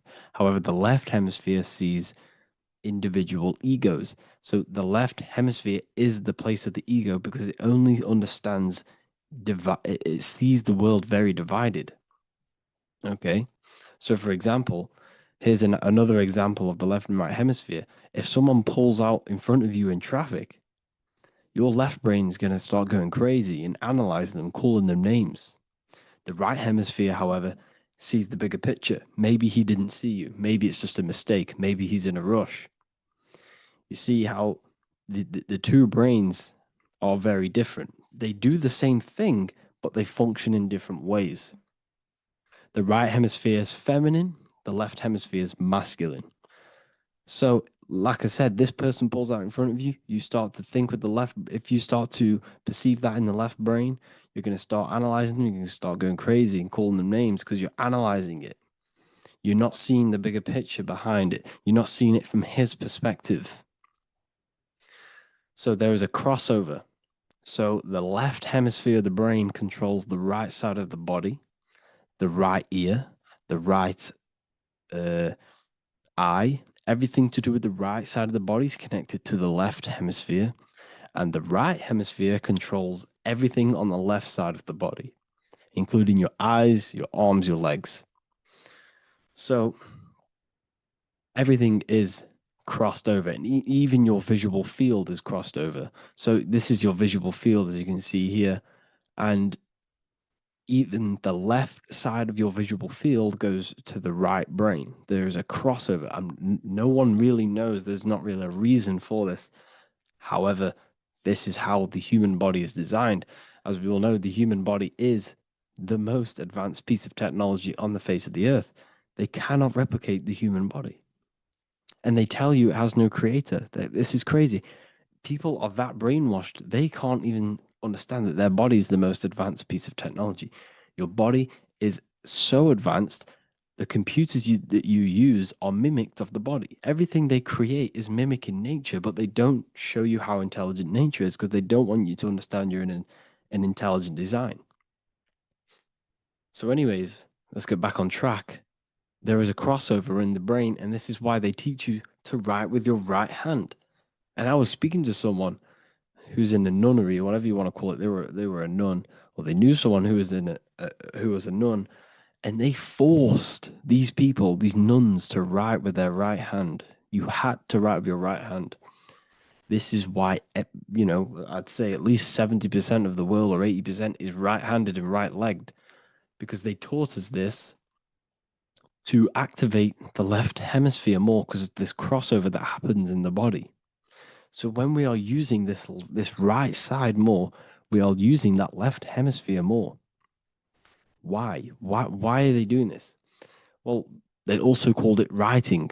Writing is a spell, to cast a spell on you, to use that right side of the body so that you use this left hemisphere, because they want you to see the world as a divided perception. They don't want you using the right hemisphere, using that left side of the body to activate the right hemisphere to see the bigger picture and see how everything is all one and everything is created. This left hemisphere domination keeps you from seeing the connections between everything, because that left hemisphere analyzes, it breaks things down. So when we are left hemisphere dominated by using the right side of the body, we are essentially seeing everything as divided. And this is why so many people will not understand my work, because my work connects dots and connects fields of knowledge, and makes you see the bigger picture. So people who are left hemisphere dominated will see my work and think this guy's crazy. But it's all about activating that right hemisphere. So they called it writing, because every word you say is molding your mind in some sort of way. The things you see is molding your mind. Everything you take in through the five senses is molding your mind. And language is a massive spell, especially the English language.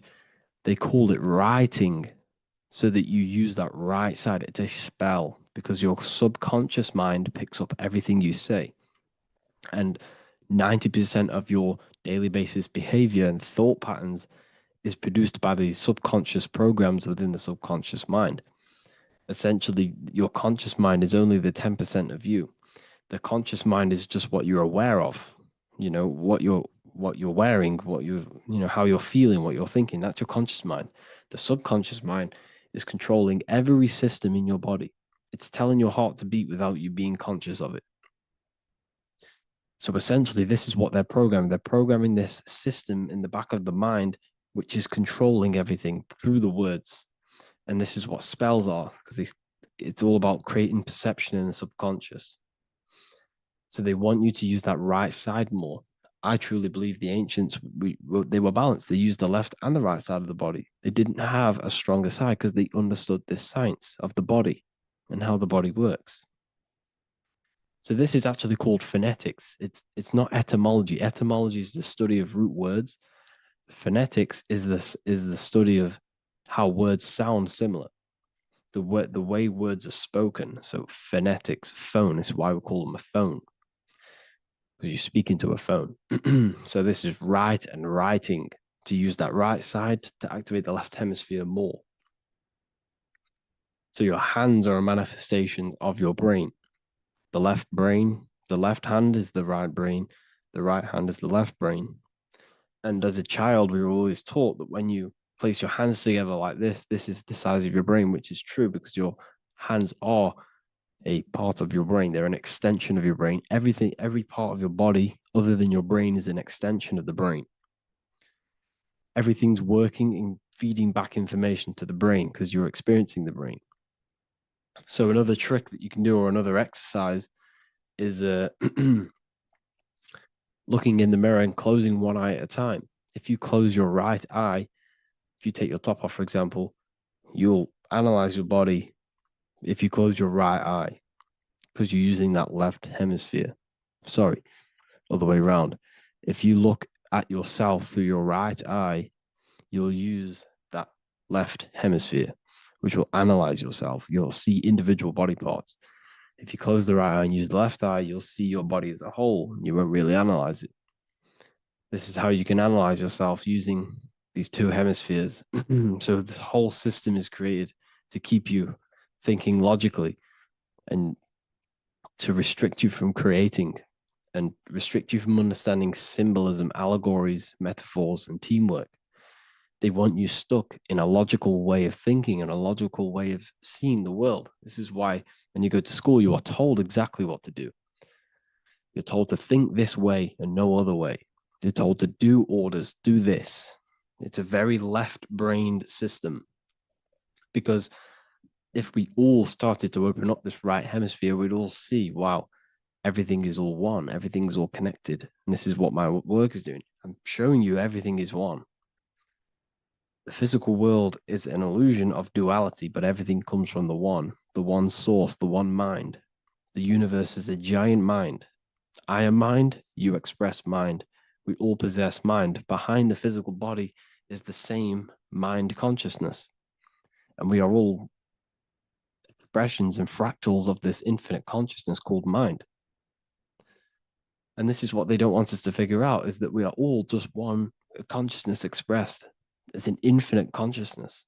It's even in the squirrel, it's in the dog. All of these different animals, they're just different bodies, but behind the bodies is the same consciousness, which is mind. That's what the pineal gland is. The pineal gland is not the mind, and it's not the third eye. The third eye is your mind. If you have a closed third eye, it just means you have a closed mind. If you have an open third eye, it just means your mind has expanded from beyond physical things through astral projection and mystical experiences. This is how you gain an open third eye. It's just an open mind. A mind that has astral traveled, that has explored the realities within the mind. So everything they do is to keep us in a divided state. Divide and conquer, right? That's their motto. All to keep you thinking how everything is divided. Everything they've done is division. Postcodes, countries, everything is divided. Like football teams and all this stuff. It's also a natural process when you grow up, because as you grow up, your brain is constantly analyzing the world. So this is sort of a natural process of how you become more left hemisphere dominated, because your brain is always analyzing. And unless something awakens you, you can awaken that right hemisphere where you can start to see the bigger picture. Even the music, all tuned to 440 hertz, shuts down the right hemisphere of the brain. 440 hertz, Spotify, Apple Music, the radio. Every time you turn on the radio, it's tuned to 440 hertz. This was specifically tuned. It never used to be tuned to this. It was in the 1950s. It was changed. The standard music tuning was changed to 440 hertz because it shuts down that right hemisphere of the brain. They don't want you thinking, seeing the world in this way and perceiving things as one. And I'm going to show you. It tells you this in the Bible. Cast the net onto the right-hand side of the boat and you will find the fish. What was Jesus saying? You see, people read the Bible and they don't understand it. If the Bible is not talking about you, then it has no meaning. The Bible, everything you read in the Bible is about you and how it can better your life. It occurs to you. So if Jesus says, cast the net onto the right-hand side of the boat, this is an allegory. The boat is your body. Cast the net. It's the awareness, the perception onto the right hemisphere of the brain, and you will find the fish. What's fish? What do fish do? They swim deep in the ocean. It represents the knowledge. Deep knowledge. Cast the net onto the right-hand side of the boat and you will find fish. You will find the wisdom. You'll gain understanding when you cast that your awareness into that right hemisphere. You will see that I am you and you are me. We are all one consciousness. You will see everything. You'll see that the trees are the same patterns as the nerves in your body. You'll see everything is connected. Everything is a fractal of the one infinite consciousness. And how many fish did they catch? 153.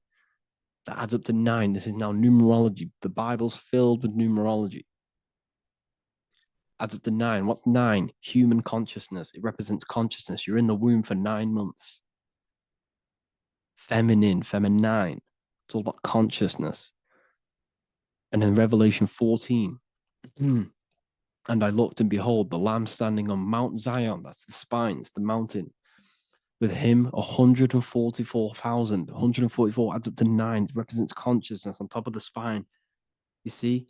And he had his name the name of his father written on the forehead. What's the father? The higher mind, the higher consciousness within you. Where is that? In the forehead, the pineal gland. The pineal gland is the radio receiver for the higher consciousness. Because every body part of the body has consciousness. Your heart has consciousness. Your gut has consciousness. You are thinking with these different consciousnesses. You think with the gut. You think with your penis. You are thinking with all these consciousness. And it's about raising your consciousness to the higher consciousness, which is the father, the mind in the head. Don't think with the lower parts of the body, because that is your animal nature. Think with the higher parts of the body. It's all representing consciousness. How to activate the right hemisphere of the brain? Well, it's all to do with non-verbal things. So music will activate the right hemisphere. Make sure it's tuned to the right frequency though. 432 hertz, 528 hertz. Any frequency that adds up to 3, 6, or 9 is good for you. Meditation, turning off the thoughts, and you raise yourself to the higher brain. Symbolism. Symbolism is all right hemisphered. Reading between lines, metaphors, determining the Bible, it's all right hemisphered. Seeing the bigger picture, it's reading between the lines. So tithing in the Bible. These people in the churches are giving 10% of their money to the church. It's nothing but a scam. What these people have done is they have externalized the Bible. They have taken the Bible and literalized it so that they can make a business out of it. So what they're doing is 1/10 of the produce of what it says in the Bible, 1/10 of the produce of the land, whether grain or fruit, is the Lord's and is holy. So what's that saying? The 10th of it's basically saying give the 10% to the Lord, to God. What does that mean? Well, what's the land and the fruit? This represents physical things, the physical things that you have. The 10th of the physical things that you have. What's that? That's your ego. All the physical things that you have is all to do with your ego. That's the lower self. The ego, what is the ego? It's the mind's perception of the physical self. You had no ego when you were a child. Okay, when you were a child, you had no ego. As you grew older, you created the ego. But the ego is the full self. It's the echo. Ego, echo. It's the echo of the full self. So it's saying give the ego over. Take away the animal self. In that left hemisphere, that's all to do with the left hemisphere. That left hemisphere sees the ego. It sees individuality. It's divided. So it's saying give that 10%. Give that 10% of you over to the right hemisphere. The 90%. The 90% of you is in that right hemisphere. The higher self. Now, I'm not saying the left hemisphere is bad. Okay, I'm not saying that at all. But it sees it sees things divided. It's like I said, the left, the hands are manifestations of the brain. So when these Christians are praying, they're putting their hands together. What are they doing? They're syncing the brain hemispheres. What you're doing, because everything's an extension of your brain. So if you put your hands together, you're putting the two hemispheres together. And what's happening when you place the hands together? All the electricity in the body is now running in a circuit. So once you connect these two hands, the electrical energy is now running in a circuit. And energy can move around the body quicker and more efficiently. So when you pray, when these people are praying, they don't realize that they're engaging in ancient forms of meditation, of balancing the two hemispheres. So now we're talking about balancing the hemispheres, not the right hemisphere. This is what Israel is. Look at the symbol for Israel, the up triangle and the downward triangle. What's that? The up triangle represents male. The downward triangle represents female. Okay? This is talking about the brains. Israel is Ra. Isis, which is female, the Egyptian god. Ra, El.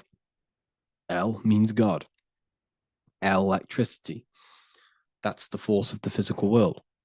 It's the force that runs this world, electricity. It's the force of God. El, consciousness. It means God. Israel.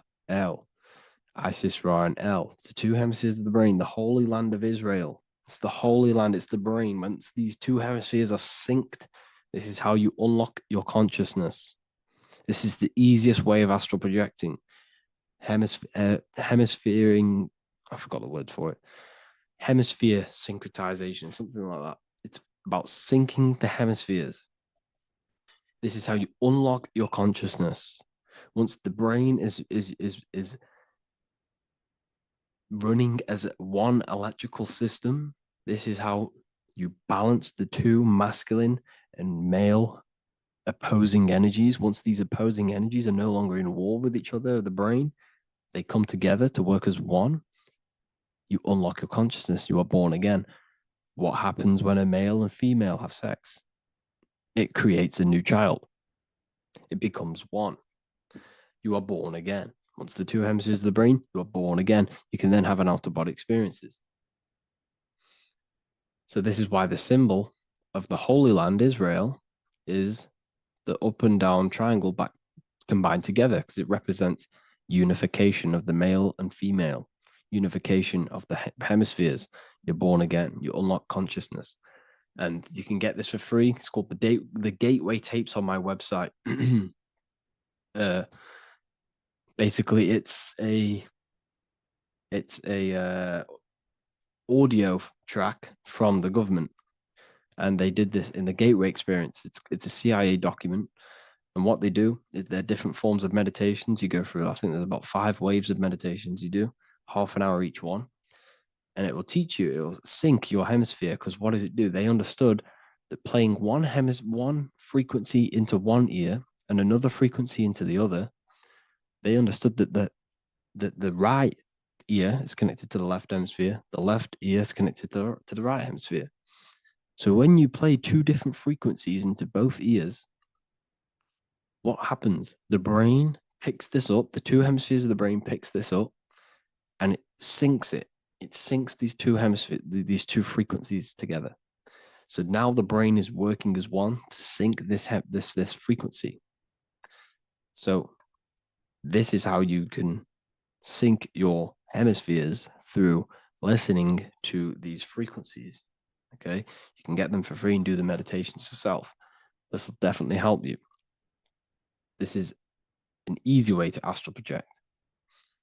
So it's all about syncing the hemisphere and seeing reality from a unified perception. We should all aim to get out of that left hemisphere. I'm not saying don't use it, but we should now start to see we should not start to read between the lines of the Bible, read between the lines of the symbolism they're showing, study symbolism, study allegories and myths. What are they trying to tell us through these allegories? And, this is how we start seeing things in a better way.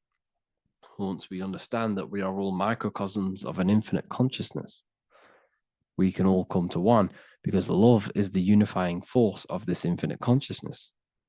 We are all divided. We are all disconnected from our hearts. Once we all connect with our hearts and see that everything is one, we can all start to love and come together as one, because love is the unifying force of consciousness. So if you haven't already seen, I now have launched the Ethereal University. I will be doing lectures like this one, but even better, deeper, and even releasing knowledge that I can't talk about online, as they are censored. I'll be doing lectures every single week. I'll be doing live calls every single week. You also gain access to my library, which is filled with over 45 occult books, filled with knowledge. Okay, I'll show you now. Plus, you get my book, The Book of Wisdom, PDF form, and the Human Health Guide, PDF form. You also get all of this stuff, the health section, Q&As, Ethereal meditations. We've got some celestial studies, cosmology, numerology coming soon. You also get the brand new Manifestation Mastery course, plus the library. And there'll be new books, new lectures, new live calls every single week. Or you can get the Book of Wisdom. use the code WISDOM in all capital letters to gain 40% off. This sale will be ending very, very soon. So if you're watching this, be very quick to get yourself a physical version or a PDF of my book. You can get it in all these languages. Hope you enjoyed this video, people. I'll see you inside the Ethereal University, the real university. Have an amazing day.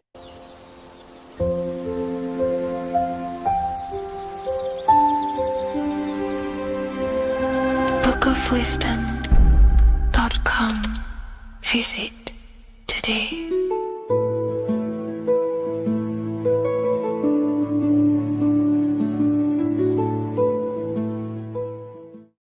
Welcome to Revival of Wisdom.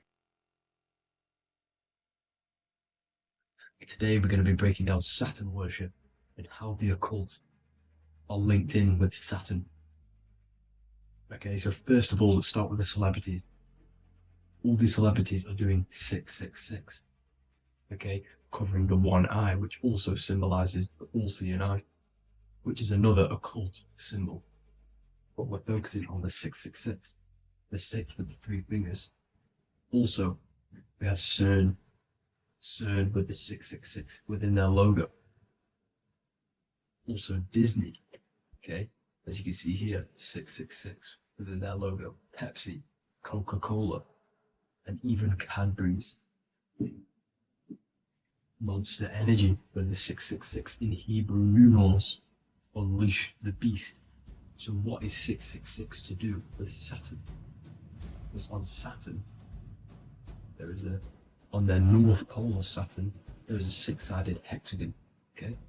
So Saturday is named after Saturn Day, the 6th planet. It is also the 6th day of the week, and has a 6-sided polygon on its north pole, 666. Not only that, when you create a star out of the hexagon, you will create a 6-pointed star, okay? With 6 triangles within the star, and a 6-sided hexagon, which all adds up to 666. Okay, so this is why all these symbols contain 666. So why do they worship 666? Saturn.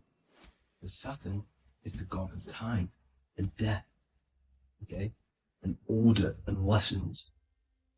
Okay, Saturn is a very cold and dry being. That is the 6th planet from the sun. Okay, Saturn represents the winter, which symbolizes death.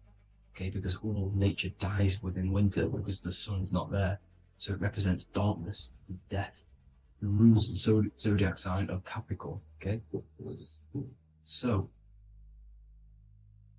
in the celestial cycle, Saturn is always opposite the sun.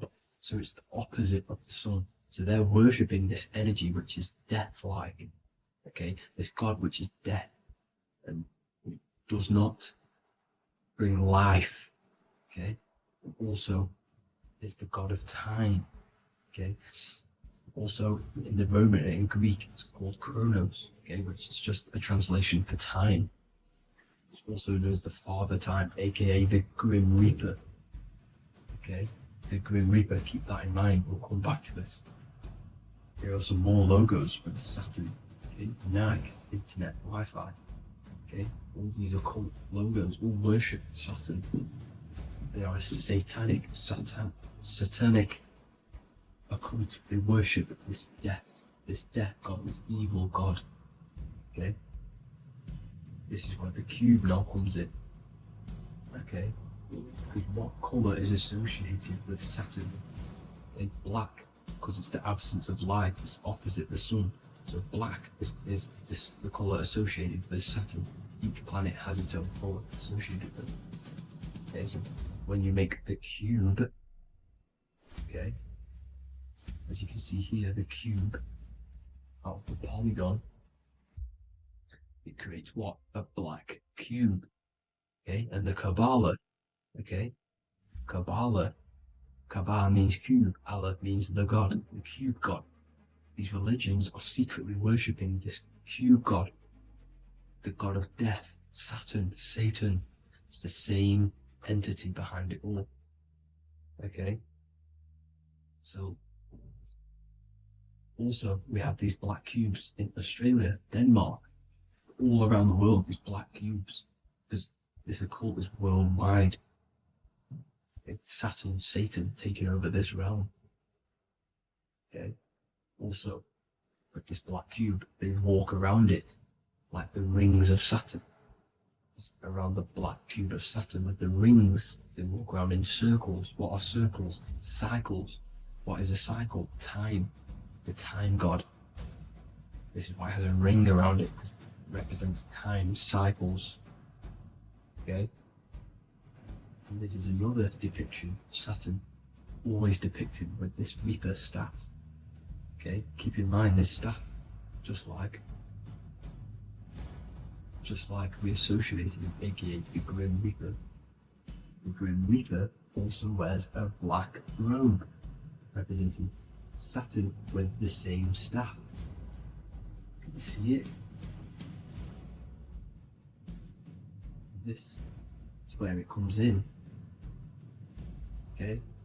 The same thing, look, the same staff with the black robe. Black representing Saturn, the god of death. Okay, the Grim Reaper, Satan.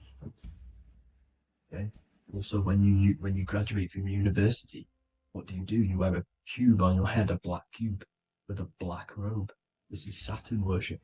See, this is how Satan has tricked the world into worshipping him, not God, the sun, which represents God. So what is a corona? Because a corona is a crown, a circle, okay? A set of concentric circles of light seen around a luminous body. So Saturn. So this is why they used to worship Saturn by wearing crowns in ancient days. And we still do to this day. The king or queen has a crown, a corona. Also, corona, the dream. Corona adds up to 666, just like Saturn is 666. But like you see in the corona, you see the staff. You see this staff, just like the staff of Saturn, the Saturn god, like the Grim Reaper, with the black robe and the staff, just like the Saturn god. What is the Grim Reaper? It's a killer, it represents death, just like Saturn, the god of death and time. So all these occults and secret societies all worship the 666 god, which is Saturn, Satan. All of our energy is being put into Saturn. Okay, and Saturn, Satan, is harnessing all of this energy. So gradually, this is what the mark of the beast is. Like it says in the Bible, the mark of the beast, or the name of the beast. Here is wisdom. Let it know that you have to understand and count the number of the beast, for it is 6. It is the number 6 of a man, and is 600, 3 score is 6, 666. So this is what the mark of the beast is. They are going to eventually put green chips, just like Neuralink, which is what Elon Musk is pushing. Okay, so this chip is the mark of the beast, and it's going to be implanted to our hands or brains. Okay, and they will manipulate our consciousness, and it will manipulate our DNA, and it will directly connect us to AI, and AI is linked in with Saturn, Satan, as the demons and the people who rule this world are in love with AI. They want to connect humans to AI. And this will control our consciousness completely and give all of our energy back to Saturn, Satan, this deity that they worship. Just like when you get married, you wear a wedding ring, the rings of Saturn, over the finger, which represents the sun. So you're basically seeing Saturn over the sun. The sun is the son of God. It represents the sun, represents God. So you're putting Saturn over the sun. So thank you guys all for tuning in. I'm going to leave you guys here. Please leave a like, comment some topics that you want me to talk about. And please subscribe for more amazing content. God bless.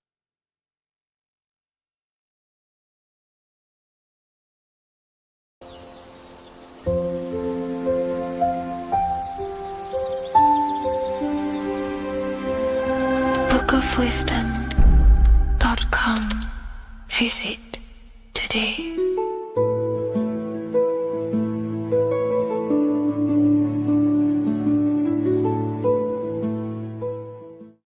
Your ultimate goal is to be famous, then you're gonna do a lot to get there, like sign your name in blood in a contract with the devil. That's how I got introduced to the music industry. I swear I wanted to be like the Amy Grant of music. Yeah. But it didn't work out, and so I sold my soul to the devil. Well, needless to say, sold my soul. Alright, y'all. I'm finna sell my soul. I'ma hit y'all when I'm through. I'm gonna be rich as hell, alright?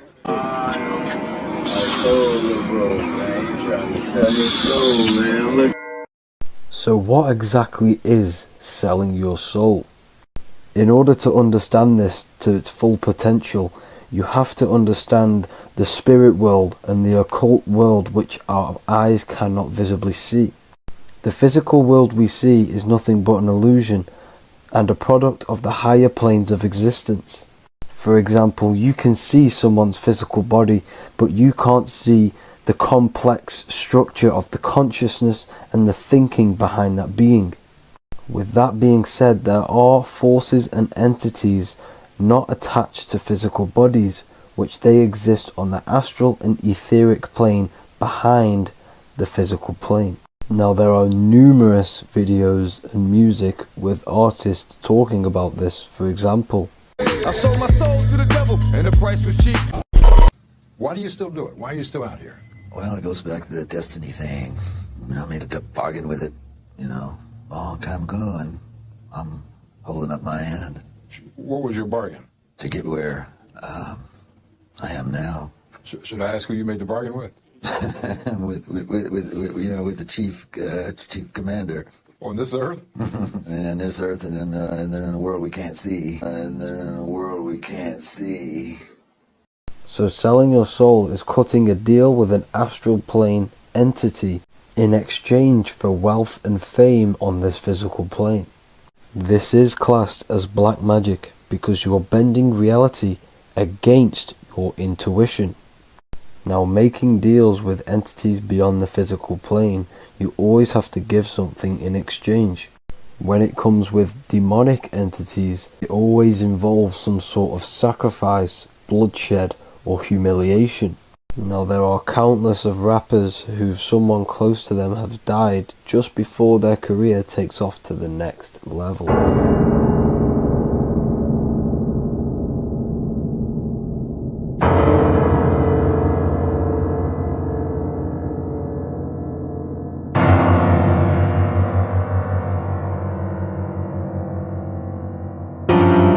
My mama was sacrificed. Me too. You understand? Yeah. Appreciate Michael Jordan, what about him? His daddy, right? Bill Cosby, his son, right? Dr. Dre, his son. Out in Hollywood, a lot of people come up missing. So these rappers and celebrities do have to do sacrifice rituals in order to take their career to the next level. Top flight, I've been going up. It's a ritual. So the occult side of this reality is heavily connected with the music industry and the elites. This is why they are all connected to Freemasonry.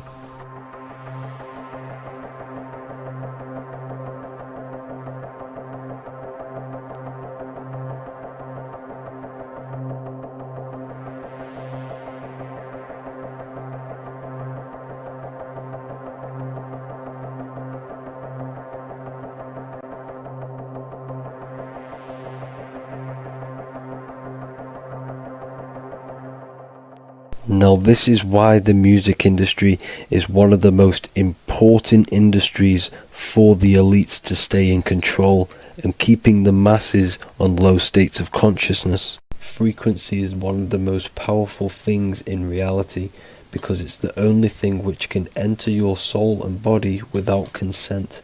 The frequency on Spotify and all major platforms are all tuned to 440 Hz, which was set by the Rockefellers.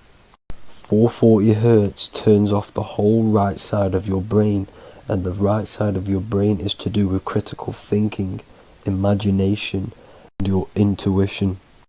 Music has the ability to influence your intent, your emotions, your thoughts, and your actions just by frequency itself. By controlling the music the celebrities put out and the things they talk about, they're actually molding society because of the celebrities' huge amount of influence over the younger generation and cultures within society. This is why the music industry is mainly talking about sex, guns, violence, and hating other people. These are all very low vibrational acts and things to do which destroys humanity and societies, keeping us all conquered and divided in order for them to stay in power. Music can actually reprogram your subconscious mind, and it is a form of MK Ultra, which is mind control. It's in my brain. Do you know that? It's living rent free. I can't get it out. You did that. Yeah, it's hypnosis. Yeah, it's hypnosis.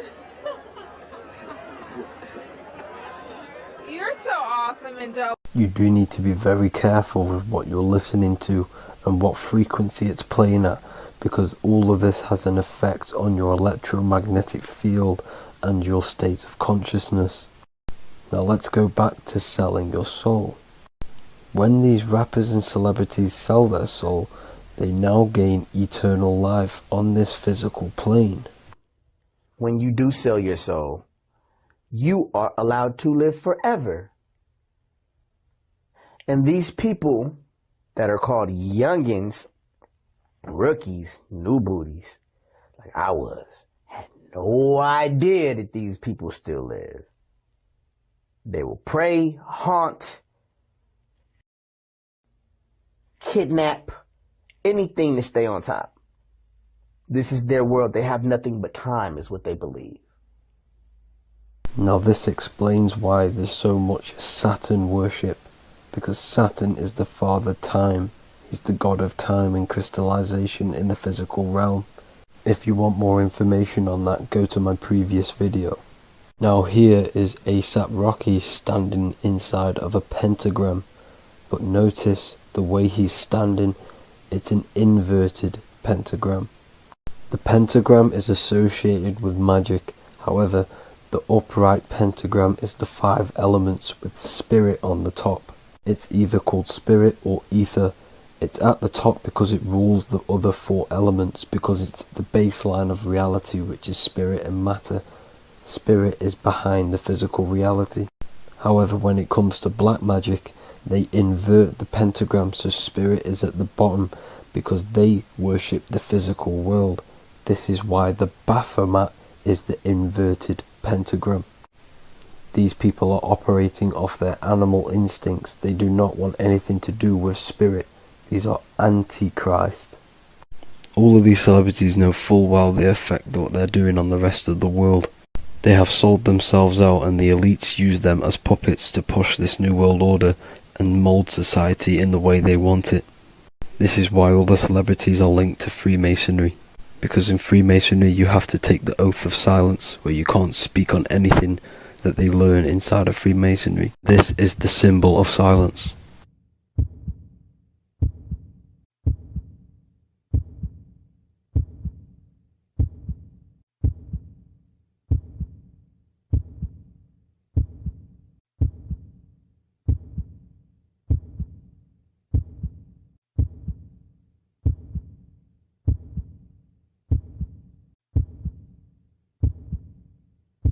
The elites need them under this oath, so they do not talk about certain topics and certain things to the public because of the amount of influence they have on society.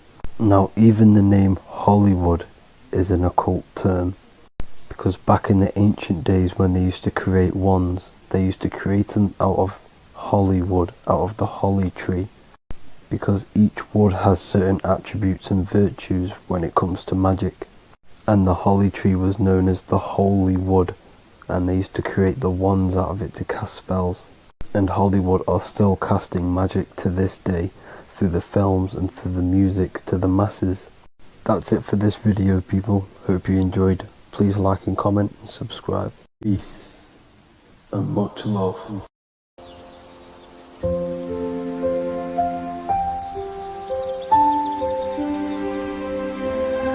bookofwisdom.com.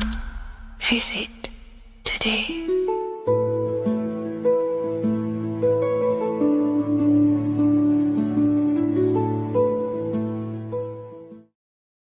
In this video, we're going to be talking about the evolution of consciousness.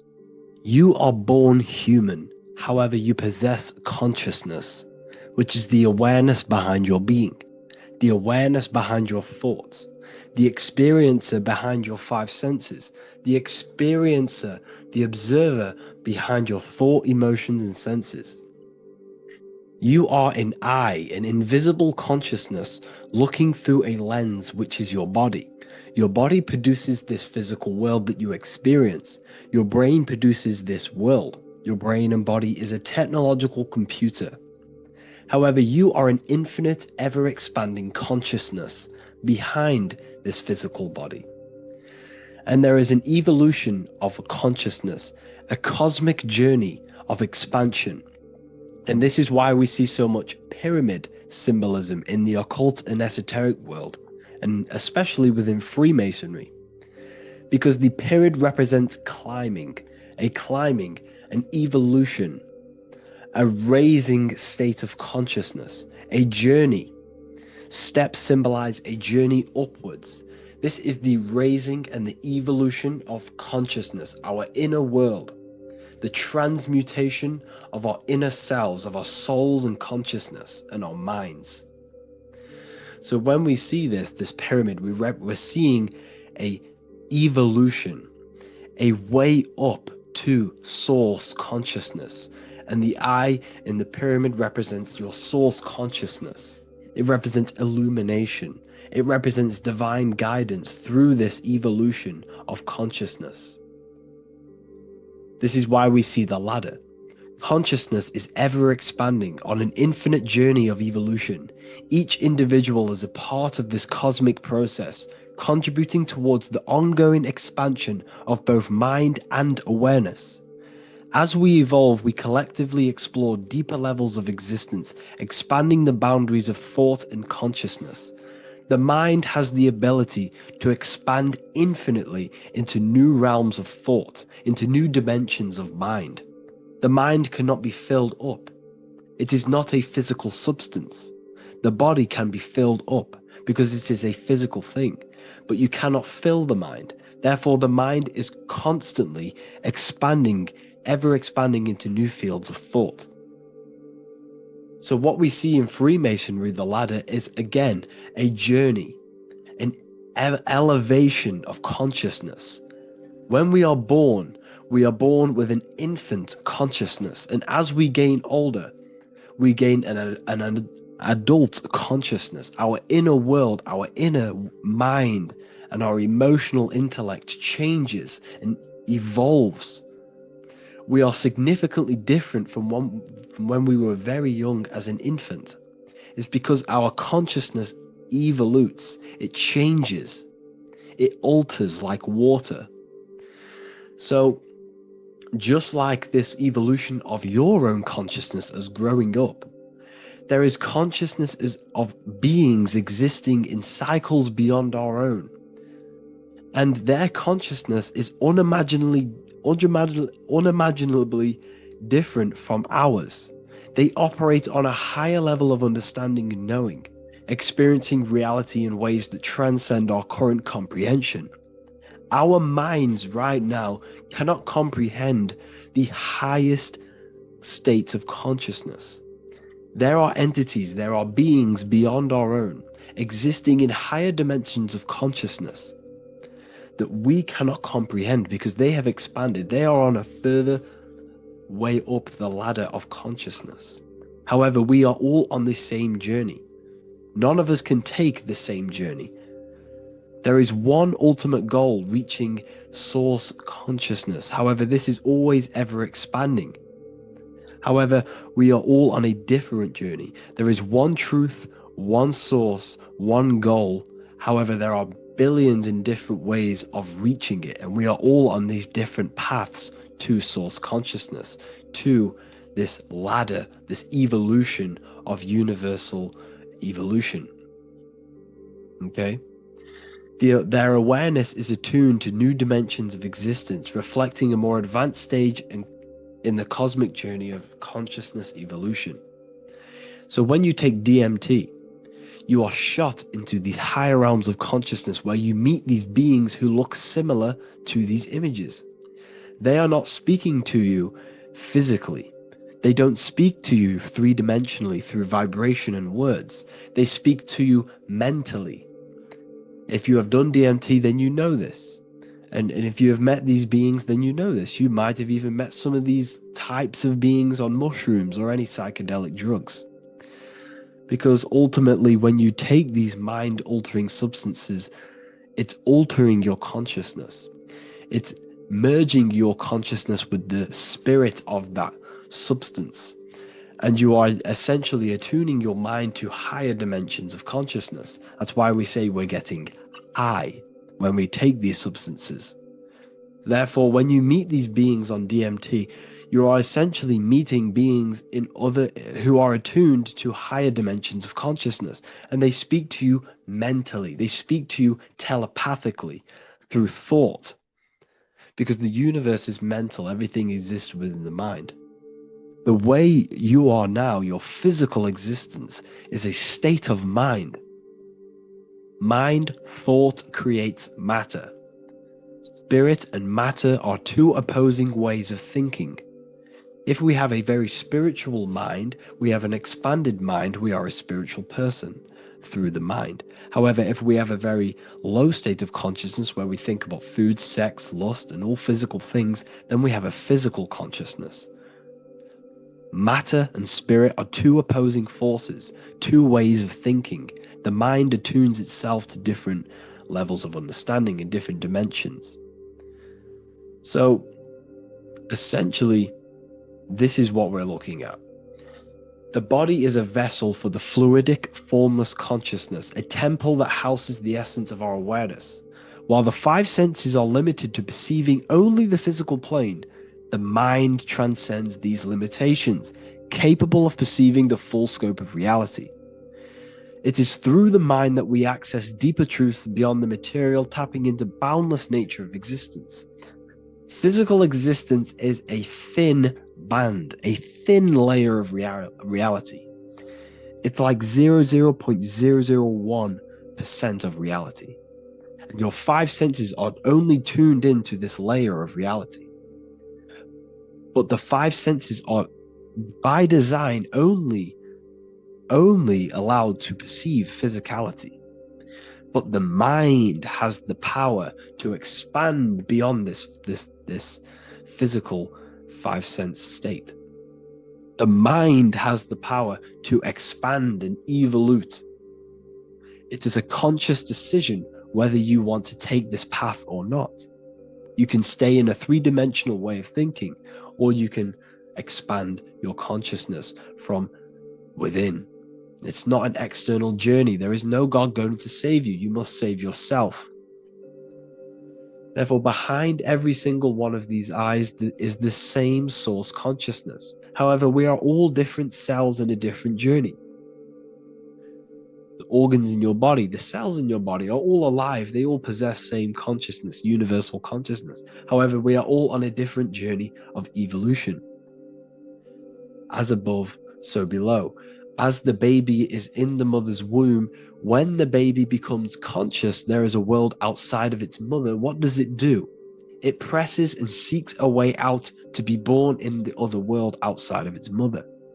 It is the same with your consciousness, your mind. When your mind becomes aware that there is realities beyond the immediate surroundings, it seeks a way out. And this is exactly what I'm doing to you now. I am now expanding your mind and telling you there is other ways of reality. There's other dimensions of consciousness which you can access through inner transmutation, through different ways of thinking, spiritualism, and meditating and connecting with yourself and detaching from external things.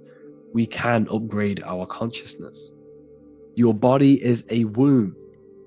Why Jesus says you must be born again to see the kingdom of God, because you are born physically and then you must be born again spiritually, awakening your inner consciousness.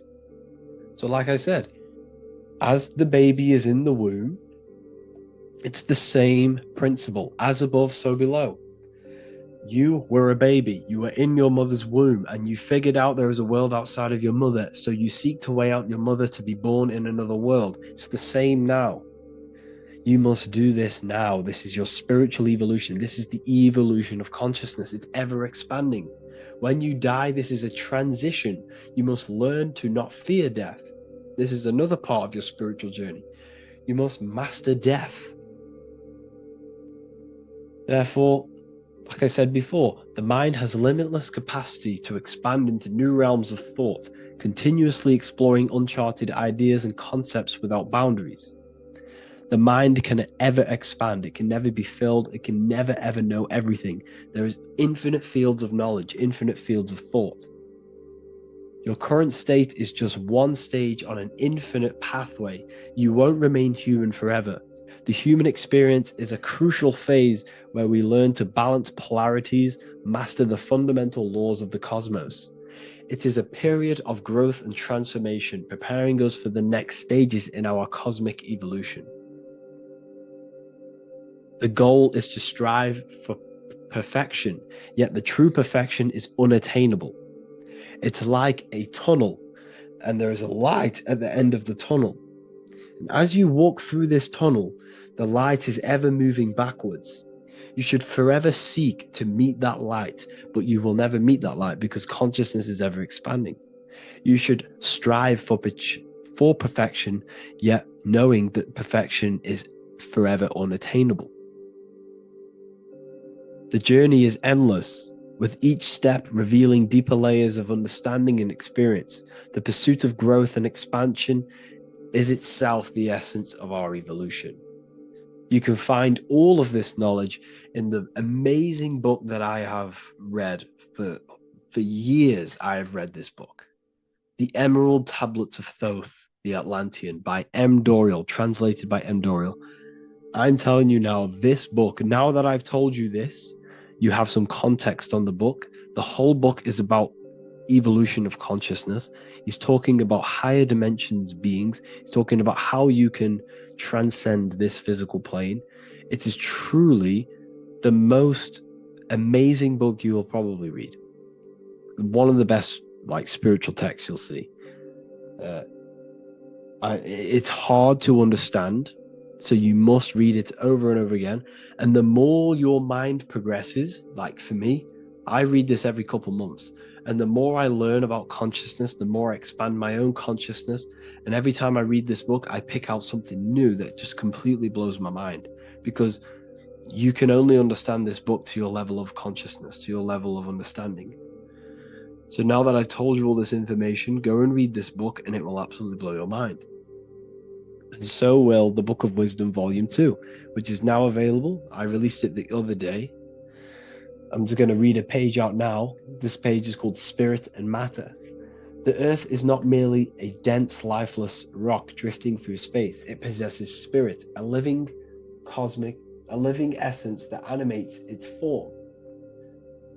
But what do we mean by spirit? Spirit in esoteric terms refers to the energy, the life force, animating the principles infused in matter.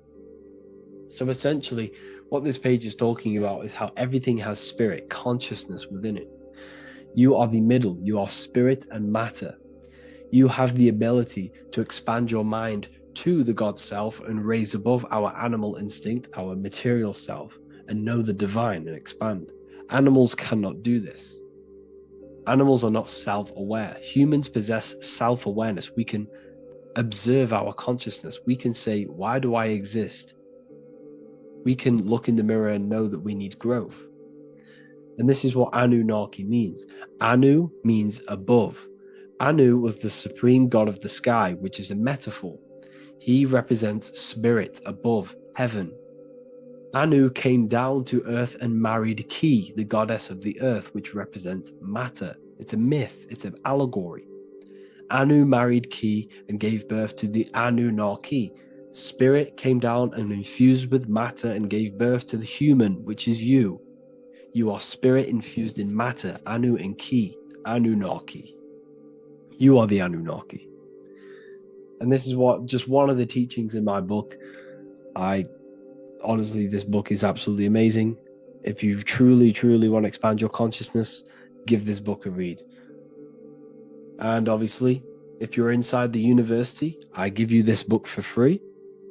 A paperback version. If you join the university, follow the steps inside of the general chat, you'll be able to download this book. Or, sorry, not download it. Order a paperback for free. All you have to do is pay for the shipping. You'll also gain amazing knowledge inside of my library, where your mind will just be overblown with the amount of esoteric books. There's over 45 rare occult books, plus you get a PDF of the Volume 1 and Human Health Guide. You get reoccurring updates where I expand on symbolism, occultism, where you will just feel absolutely amazing once you understand esotericism in yourself. You'll also learn how to create the dream reality that you want with the Manifestation Mastery course, where I teach you how your consciousness creates reality. You'll have a real lectures where I post lectures on symbolism, occultism, esotericism. There's a conscious community and live calls and Q&A where you can ask me questions and I'll answer your questions. I just want to say thank you to everyone who has joined the university. Thank you for even liking and watching this video. Any support I just appreciate every single one of you. Please, if you can, leave a comment and a like on this video and let me know any videos you want me to make in the future. And I will start uploading a lot more to the YouTube. So yeah, thank you all for tuning in today. Have an amazing day.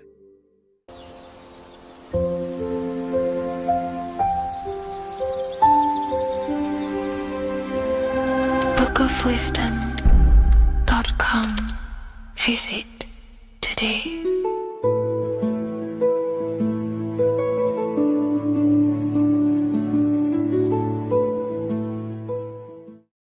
What if I told you that the Egyptians were trying to give you instructions on how to not reincarnate and come back to this material world and ascend your consciousness, your soul, to a higher plane that exists in the various dimensions of consciousness? This is Anubis, and this is his scales. You can find this image in the famous Book of the Dead, which is a famous Egyptian book and text talking about death, reincarnation, and the different things that go into death and how to prepare our mind, our souls for death. The Egyptians saw this as a massive thing in life. We must prepare our consciousness for the transition from a physical reality to a non-physical, tangible reality. The first thing we must understand in order to understand death is the term as above, so below. We die every single night. Consciousness goes to sleep, which is the withdrawal of consciousness from the material body into the inner realms of the mind. At nighttime becomes the darkness, and consciousness goes within itself. When the daytime comes around and the sun becomes more powerful, the rays of the sun increase the brain waves, and the body becomes active again, and consciousness manifests things externally. So the nighttime is the internal world, death or sleep, and the daytime is life, the external world. When we die, it's just a bigger version of sleep. We enter into our inner realms of consciousness. However, this transition needs some preparation. In order to understand the universe, understand what happens after we die, we have to understand that life is mental and the mind is not the brain. The brain is just a physical computer for the mind to operate the physical technology of the physical body. What you are seeing right now in your eyes is a simulation produced by your brain. Light waves entering in your eyes and the visual cortex at the back of the brain producing an image of what you call reality. Therefore, reality is not outside of you, it's a simulation produced by the body. The five senses are just electrical threads of light, all sending information back to your brain, and your brain is interpreting these electrical signals as senses: touch, taste, smell, and hear, and see. So everything you're experiencing right now is a simulation produced by the brain and the nervous system, but you are the observer of that reality, of that simulation produced by the technology of the body. So when you die, the technology,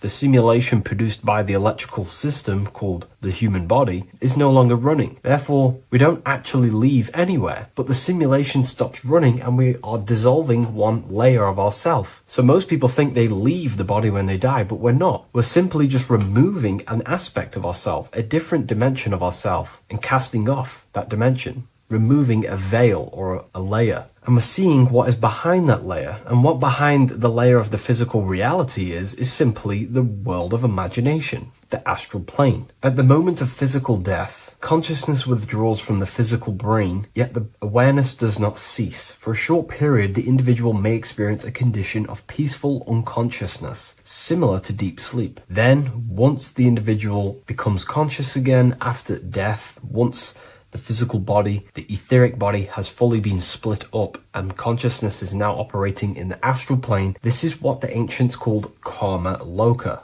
Arthur E. Powell mentions this. C.W. Ledbetter mentions this place as well. Karma Loka is a place in the astral plane. The astral plane is the realm of imagination. It is where the forces of the mind manifest desires as imagination. All of your desires, your desired realities, the screen that you have in your mind, that screen you manifest a visualization on, exists in the dimension of the astral plane. It is a realm made of thoughts. It is an object made of thoughts. If you think of a chair, for example, and imagine that chair in your mind's eye, that screen you are seeing in your mind's eye is a thought animated.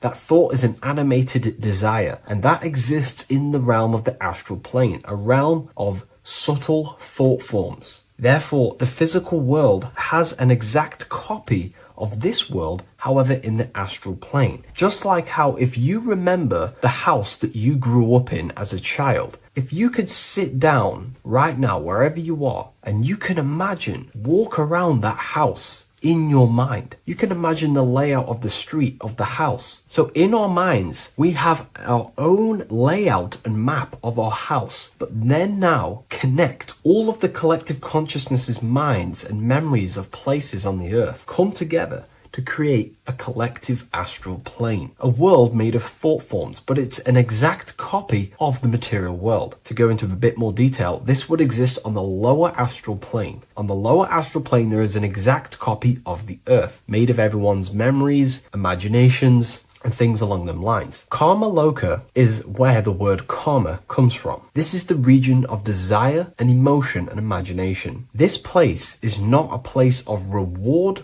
or punishment, but a state of consciousness corresponding to the emotional nature of the person who passed on, who transitioned from the physical to the astral. Your state of consciousness, the thoughts you think every day, the fears that you face every day, the belief systems you have in your mind every day, still is passed on from the physical into the astral. The astral plane, you will go into an astral plane that directly corresponds to your state of thought, just like a dream. In your dreams, you will see materializations of your fears, belief systems, and things going on in your subconscious mind. You will go into an environment and a landscape when you die in the astral plane that match your desires, habits, and your state of mind. If you believe in Jesus, you will go to a place where then thought forms manifest in the astral plane. If you believe in Buddha, you will go to a place where then thought forms manifest. That is the environment. It's mental. Reality is your level of realization. You are seeing through the lens of your mind, of your beliefs, and you see the world tinged with your belief systems. Karma Loka is a place where you balance out your desires, sensual cravings, ambitions, jealousies, fears, emotional fixations continue to assert themselves in your mind when you die. Yet because there is no physical instrument through which they may be gratified,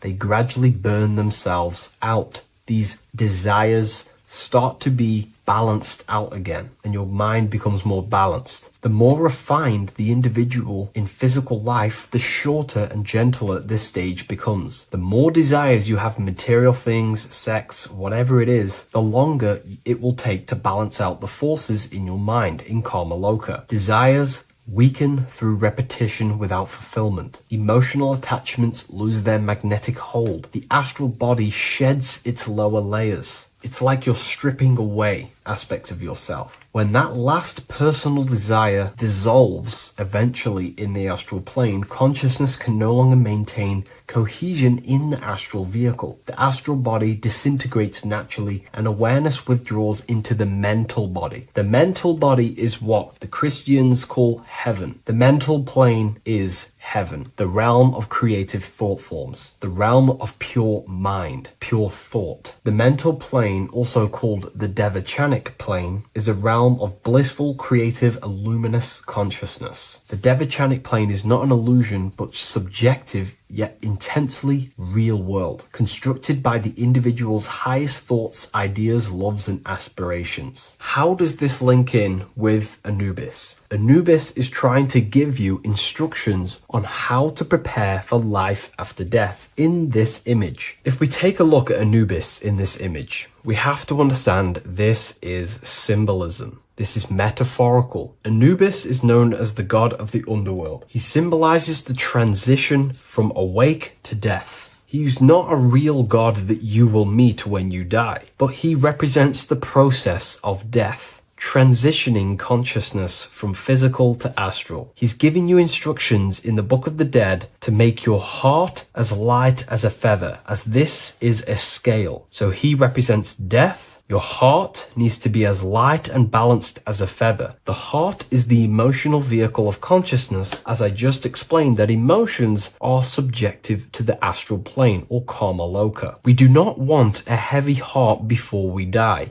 We do not want addictions to smoking, addictions to pornography, addictions to status, the ego, material gain. If we die with these things, this means we have a heavy heart, and this will manifest in the astral plane when you die and take longer to balance out them emotions and desires. So this is telling you to remove any addictions, any emotional attachments, mental attachments you have to the material plane. This does not mean go full monk mode and don't have anything physical, don't chase after anything material. We should definitely have material things as we are spiritual and material. However, do not place your heart on it. We should all aspire to have the best possible life, have the most possible resources as possible in our lives, have an abundance in everything. That's completely fine. But placing our soul on it, your desires on the material world, will only pull you down in life after death, take you longer to balance out them forces and desires. This is why transformation during physical life is essential. We need to release attachments to master our thoughts and emotions and align with truth. We don't want to die with false identifications, that thinking and believing that we are the physical body.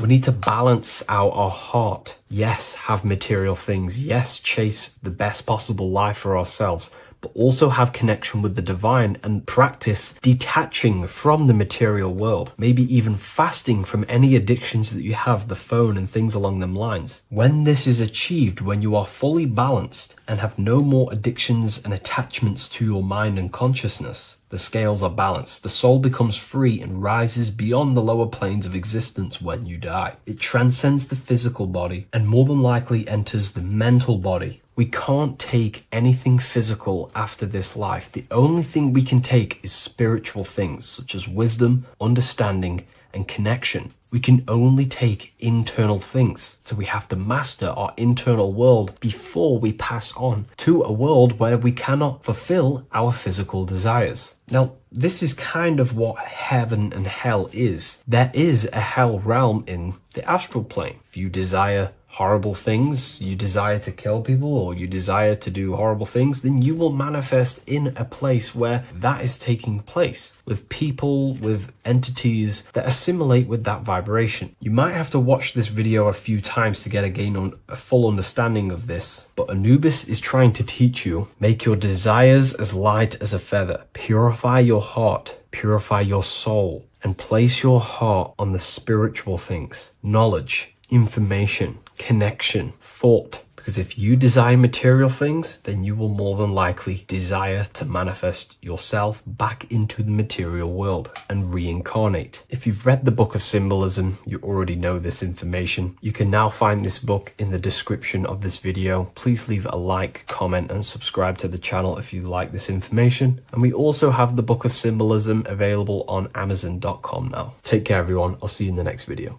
What if I told you that the seasons don't just change the external world, they also change your internal world? They have a psychological and a spiritual effect on your consciousness. If you're new to esotericism, you may not really understand this. But if you have some deep understanding of as above, so below, you already know this. But today we're going to be explaining it in great detail. So tune in, take a pen and paper, maybe make some notes. So we have 4 seasons. The sun is the main source of life on the earth, and it changes the circumstances on the earth in 4 different ways. Of course, we have spring, summer, winter, and autumn. These are the 4 states of the earth due to the sun's cycle. Not only do they take place on the earth, they also take place on you, your body, your mind, your spirit, your consciousness. They change things internally and externally. The first thing we need to understand is that we have a dual nature. We have a mind, and in that mind, we have an internal self. That's what we call the spiritual self. It is the individual that exists within their own mind, within their own consciousness. It is the self that imagines, thinks, feels. That's the spiritual self. And internally, that self is the true self. When it's detached from the false identifications, of course, such as the ego. But the true self dwells within the mind, and that's the immortal self. That's the self that will never die, never perish, that will always be there, and it always has been there. The internal self. But on the other side of the mind, the outside of the mind, we have this, what we call our physical human body. This is our external physical body. So outside of us is a physical reality, but inside of us is a spiritual non-physical reality. Inside of us cannot be measured. Outside of us can be measured. So we have an internal world and an external world. I think this is the reason why the word individual has the word dual at the end. Dual meaning opposing or two. We have a dual nature. Inner world, in the mind, and a self out the mind. And the mind acts as some sort of doorway. It is a doorway into ourself. So in esotericism, this is what it's all about. It's about we work with the internal world. We try and figure out who we are from the inside out, not who we are outside of us. Because we realize that the external world is nothing but a crystallization of what's happening inside of us. Our lives are a result of every single thought that we thought in the past. So let's not get off track here. Let's carry on. As I was discussing the seasons, we have an internal world in the mind and a self outside the mind. And this is reflected even in the cycles of the heavens. This is how you know the universe is intelligently designed, and the law of correspondence corresponds with everything. The law of correspondence is as above, so below. It's not a Hermetic principle. It's not a Freemasonic principle. The law of correspondence, as above, so below, is just the law of life of the universe. It is in everything. So the daytime, the sun, this is external impressions or expressions, should I say. We express ourselves outside the mind, in the outside world, in the material body, taking actions outside of us during this daytime. The sun represents outward expression, the daytime. This is when we wake up, we're conscious, we do things outside of our mind. But then the nighttime comes around and it becomes dark and the moon rules over the nighttime. And we return back to our internal world. We return back to the darkness. We return back to the internal self, the self in the mind. Really is fascinating. And this is as above, so below. This follows the correspondence. This follows the law. Although that the outside world has a cycle of day and night, so does our own mind have this cycle. As above, so below. As within, so without.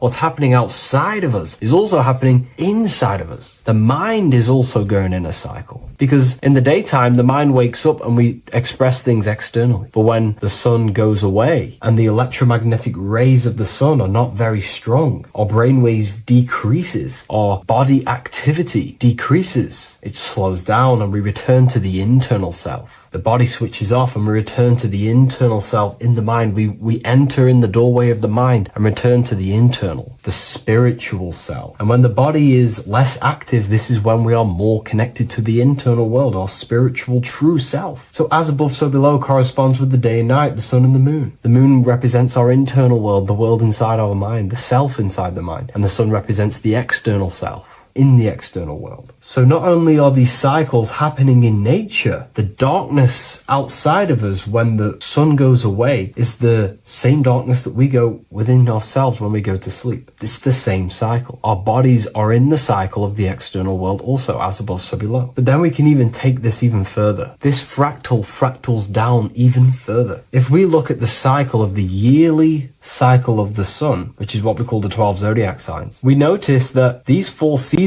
also take place in every single cycle of the day. So a yearly cycle can be seen as a big version of a daily cycle, or a daily cycle can be seen as a smaller version of a yearly cycle. For example, if we look at Aries, which is spring, this is when the sun springs everything back to life in the spring. This is when the crops start to spring up and start to grow again. But we could see that at 6 a.m. in the morning, when the sun rises and just cracks over the horizon and starts to bring light into our day. Aries is associated with the morning time also as spring. Morning time is a smaller version of spring. Then we look at the summertime. The summertime is midday, when the sun is at the top of the middle of the sky. This is when the sun is most powerful, most radiant in our day. This could be seen as the summertime. Then when the sun starts to set, this is associated with autumn. Autumn time is the sunset. Then the winter time is associated with the nighttime, the midnight, when everything's very dark. So a daily cycle is basically a smaller version of a yearly cycle. And just how I explained how the cycle of the sun outside of us also happens inside of us with our consciousness falling asleep when the sun goes away, is also happening to us on a yearly cycle also. So the daytime is associated with the summer and the nighttime is associated with the winter. The winter is like the inhale. The summer is like the exhale. It's the breath of the universe, just like how we breathe in and out of our lungs. Everything takes this rhythm and polarity, okay? So winter is associated with the self and the world inside of ourselves, inside of our mind, the spiritual self, the internal. Because the winter is when the sun's rays, electromagnetic rays, are not very powerful. And this decreases brainwave activity, making us more connected to our internal world, inside the mind. But the summer's the complete opposite. The summer is when the sun is very, very powerful.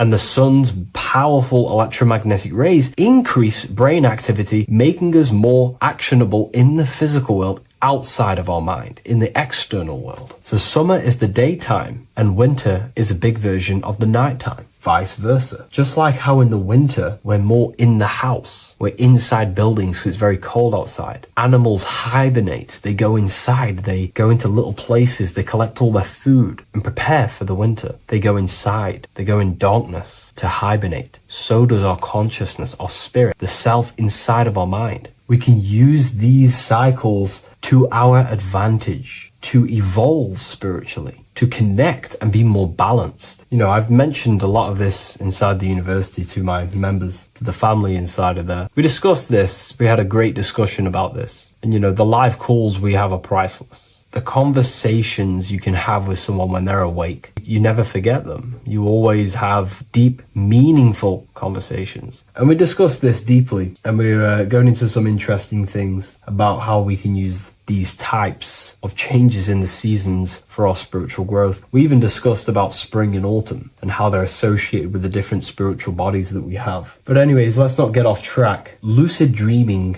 dreaming itself, and astral projections, I find are more easily accessible during the winter and the night times. Like I said, because the brain activity is decreased due to the sun being not powerful, we are more reconnected with the self inside the mind, the spiritual self, the immortal self. Wintertime is a great time to work on yourself, to start to gaining discipline, to meditating, to really working on the subconscious. Because spiritual work is harder than any physical labor. You really got to dig deep within yourself and be honest and true with yourselves. I think this is the reason why, a lot of people convert to spirituality from religion. They come into spirituality and then they go back to religion because they realize spirituality is it's difficult. You have to be honest with yourself. You have to really face the traumas, the negative aspects of yourself, the dark side of yourself, and bring it to light and transform it. And that sort of work is a lot more difficult to do than any physical labor. So the winter time is the time that we go inside ourselves. We reflect a lot more. We need to work on ourselves, on our mind, on our negative habits, on our dark traits, on our things that we have been pushing away and not controlling. The winter time is that time we can really start to connect with the internal self, work on our imagination,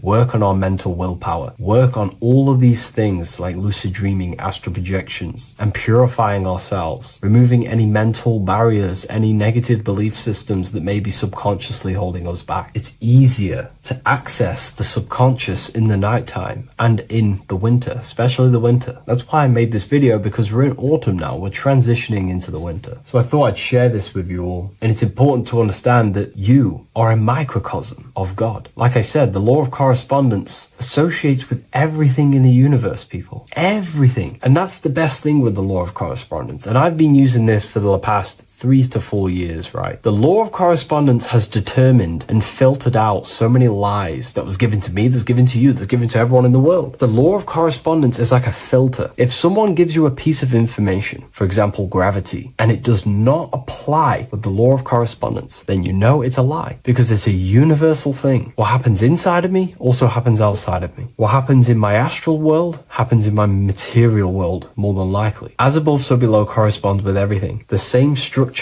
in my veins, in my nervous system, is the same structure in the trees, in galaxies, in everything. As above, so below, the universe is a fractal universe. Therefore, the point that I was getting at is that you are a microcosm of God. The same mind that God manifested things through thinking. He thought the stars, the earth, nature, the human body, designed everything with the God mind. He thought everything into existence. And that mind then powers that God used to manifest everything into physical existence through the power of thought is the same mind that you possess, but on a smaller scale. God manifested the macrocosm through thought, as the universe is a mental universe. Everything you see around you was thought, then manifested into physical reality. God manifested the macrocosm, the world, through thought, and that same force of thought you use to create the microcosm, to create your own world. You think your life into reality, your world into reality. Your body is a microcosm, a miniature universe. Every thought you think commands 50 trillion cells in your body, and your cells religiously execute on every command that you give it. You're in charge of 50 trillion cells. You're literally commanding a whole civilization inside your body.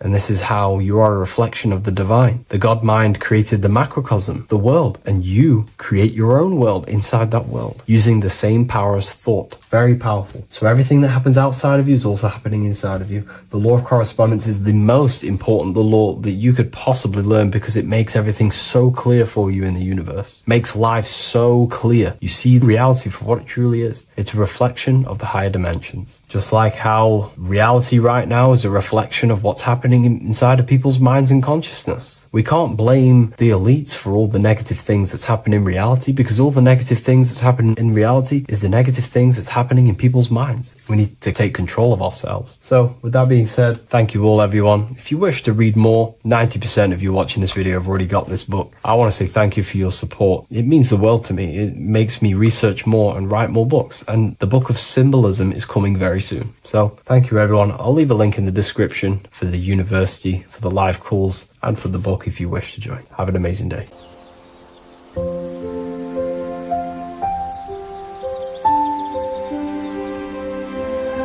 bookofwisdom.com. Visit today.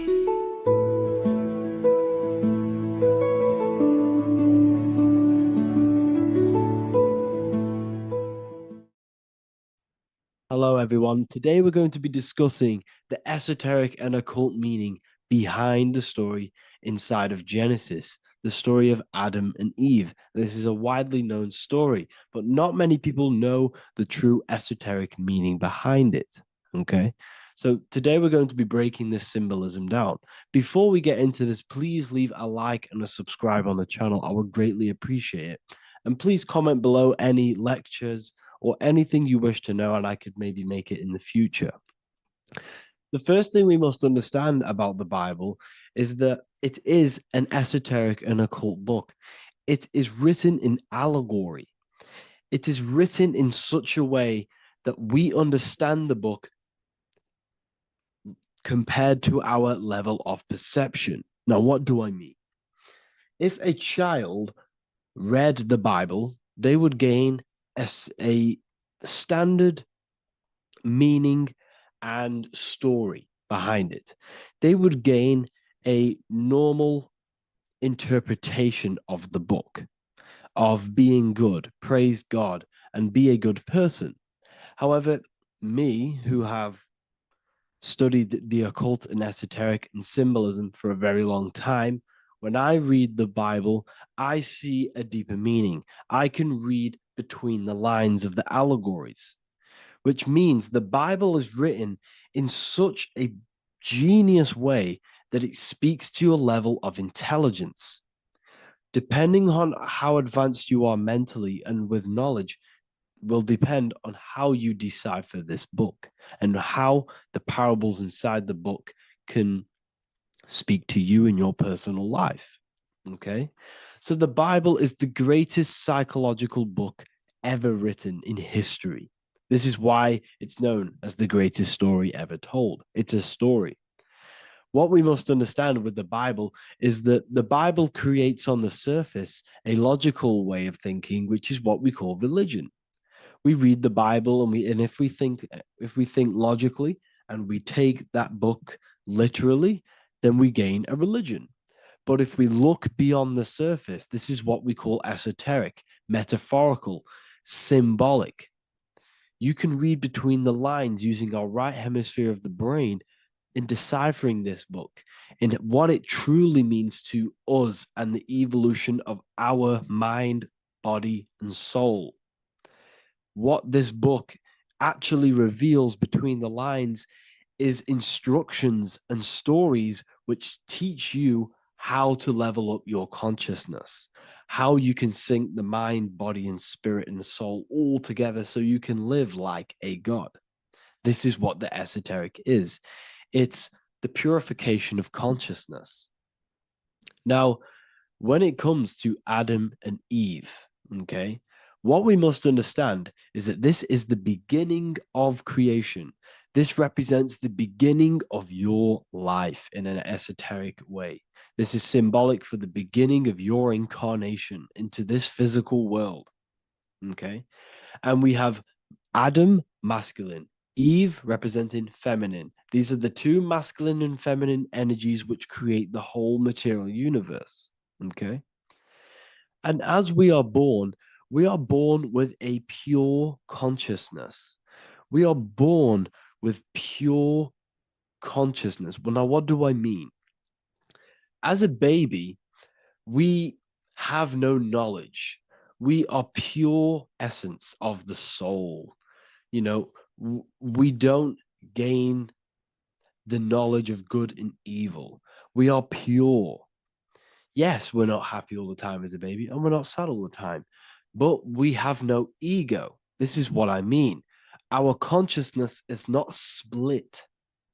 As a baby, you are whole. You have a whole consciousness. You are yourself. You have no false identifications, no limiting belief systems, nothing. You are pure awareness and the pure soul and the pure mind.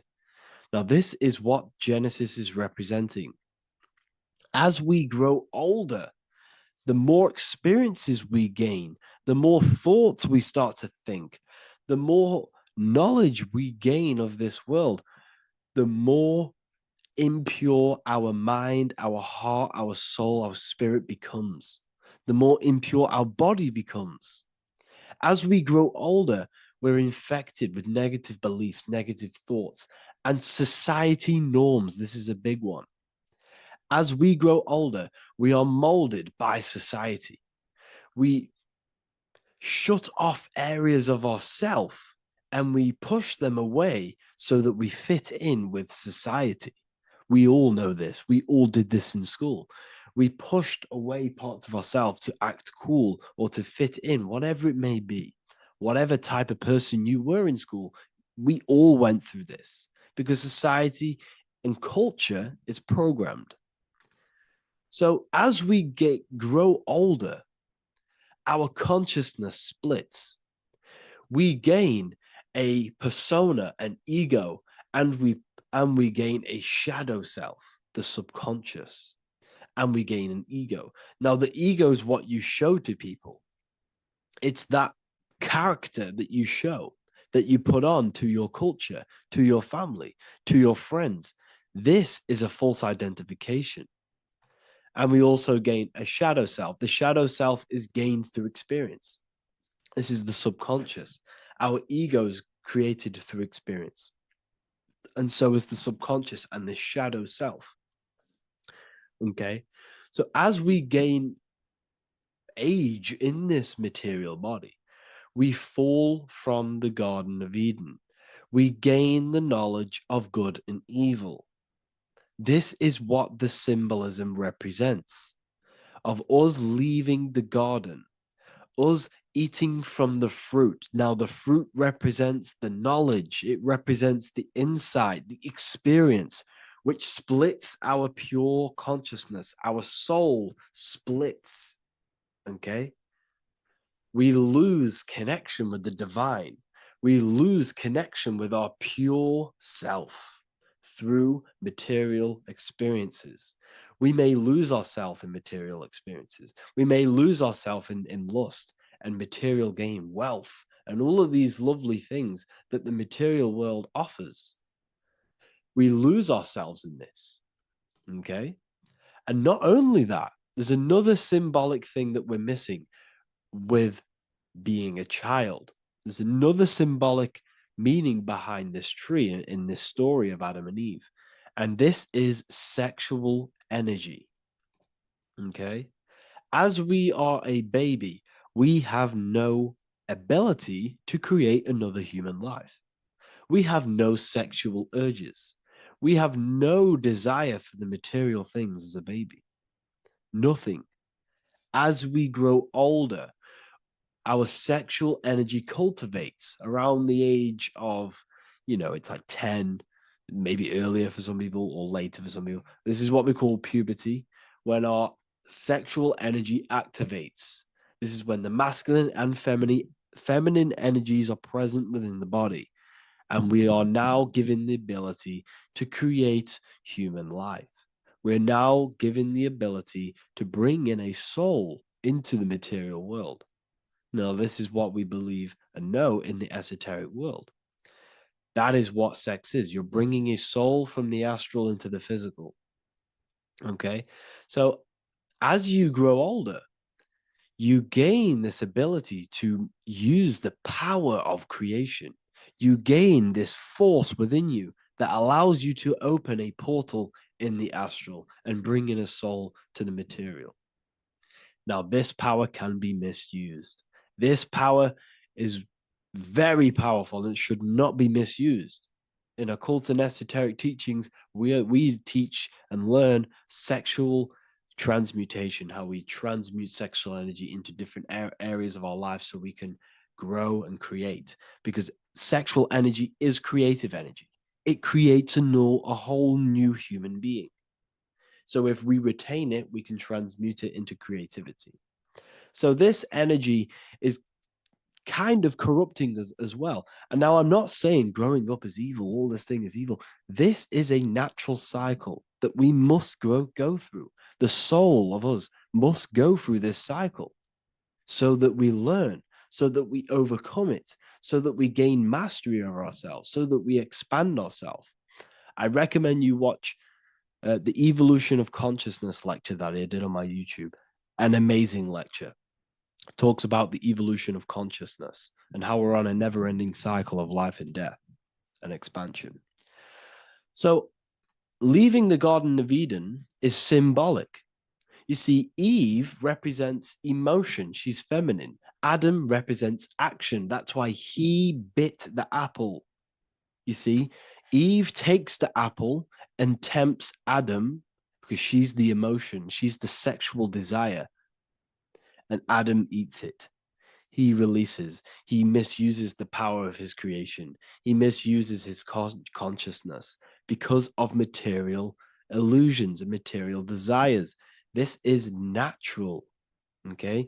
As we grow older in this life, our soul has to experience sin. We have to experience negativity. We have to experience evil, okay?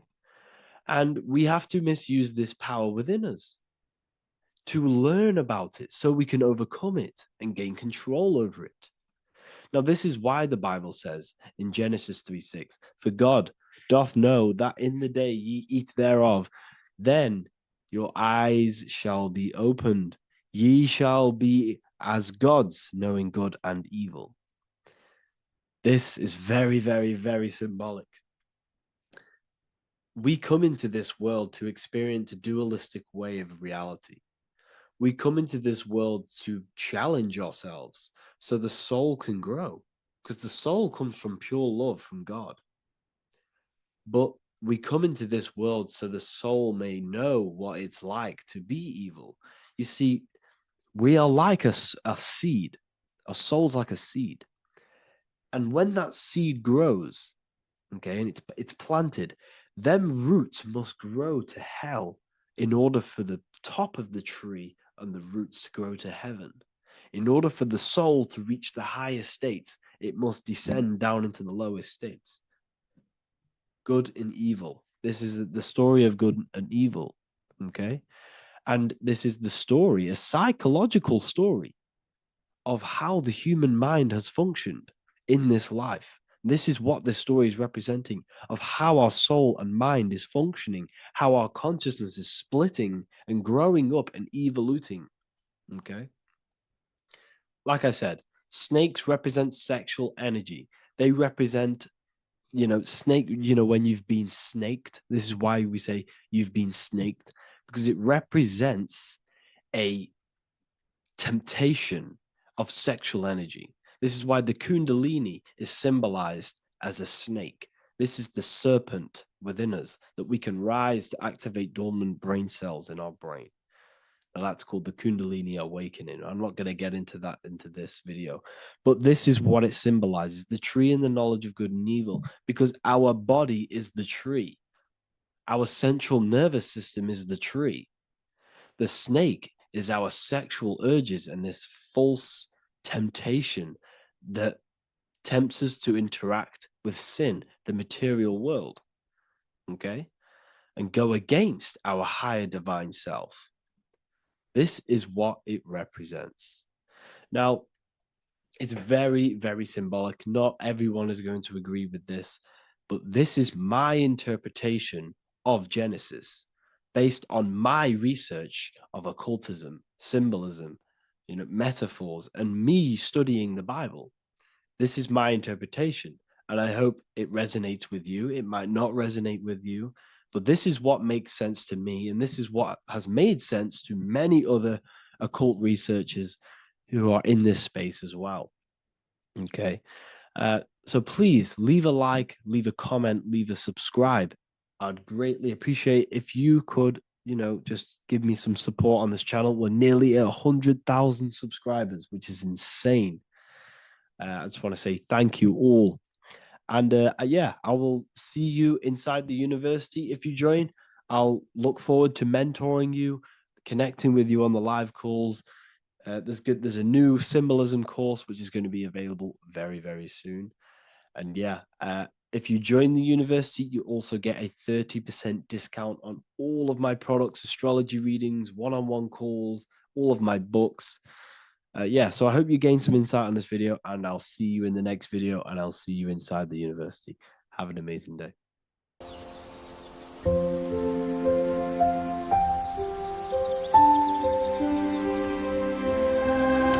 wisdom.com. Visit today.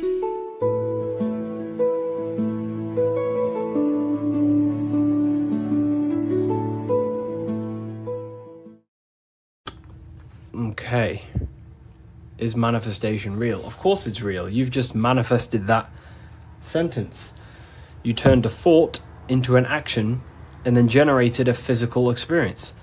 You turned the invisible thought into a tangible reality. That is manifestation. You just have to learn how to do that on a mass scale, on a bigger scale, to generate something bigger. You know? So yeah, of course, manifestation is real. That's all you're ever doing. Creation is not created, it's in an ever state of becoming. You are in a continuous state of becoming something in the present moment. You know, so you're always molding creation through thought, emotion, and action.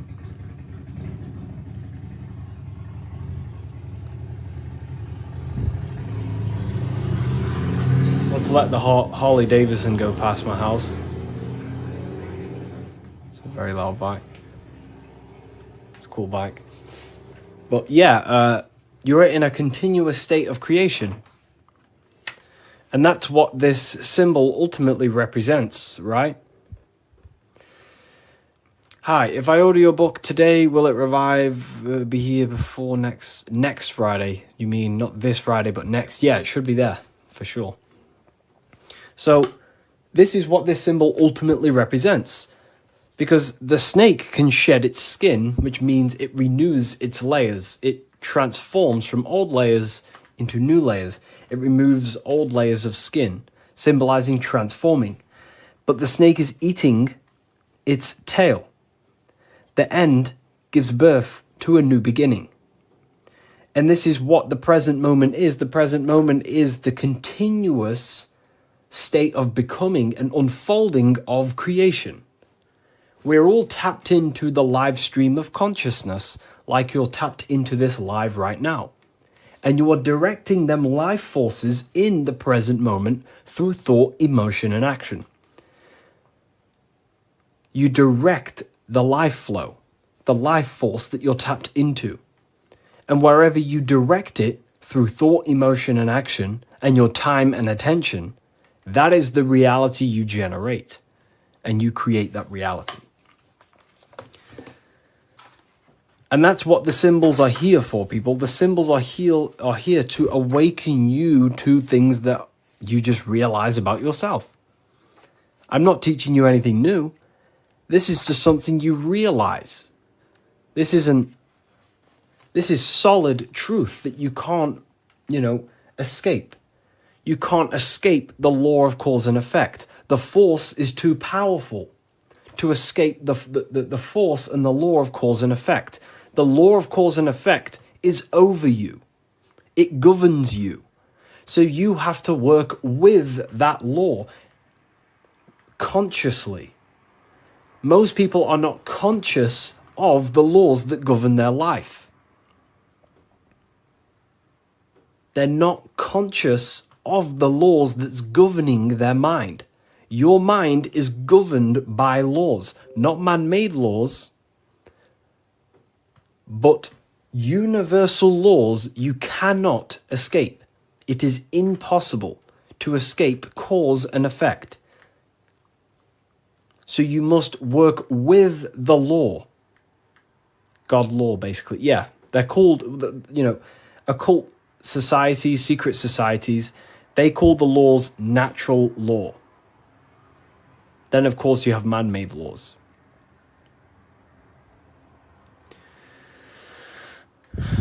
So you have to work with the law. If you do not work with the law is going to be working anyway. And it will probably work against your favor.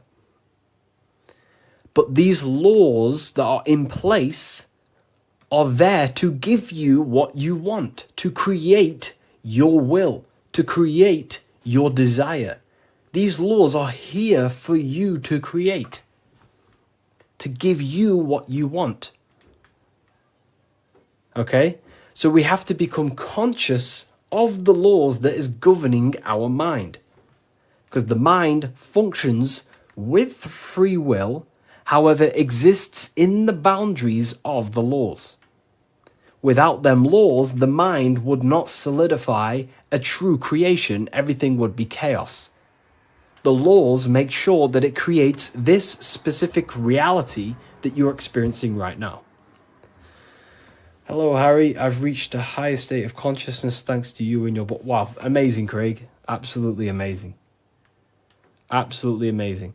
You know, this book, don't read it once, read it many, many times. I'm probably sure you already have, but it just helps you. You know, you pick up new things every time you read it.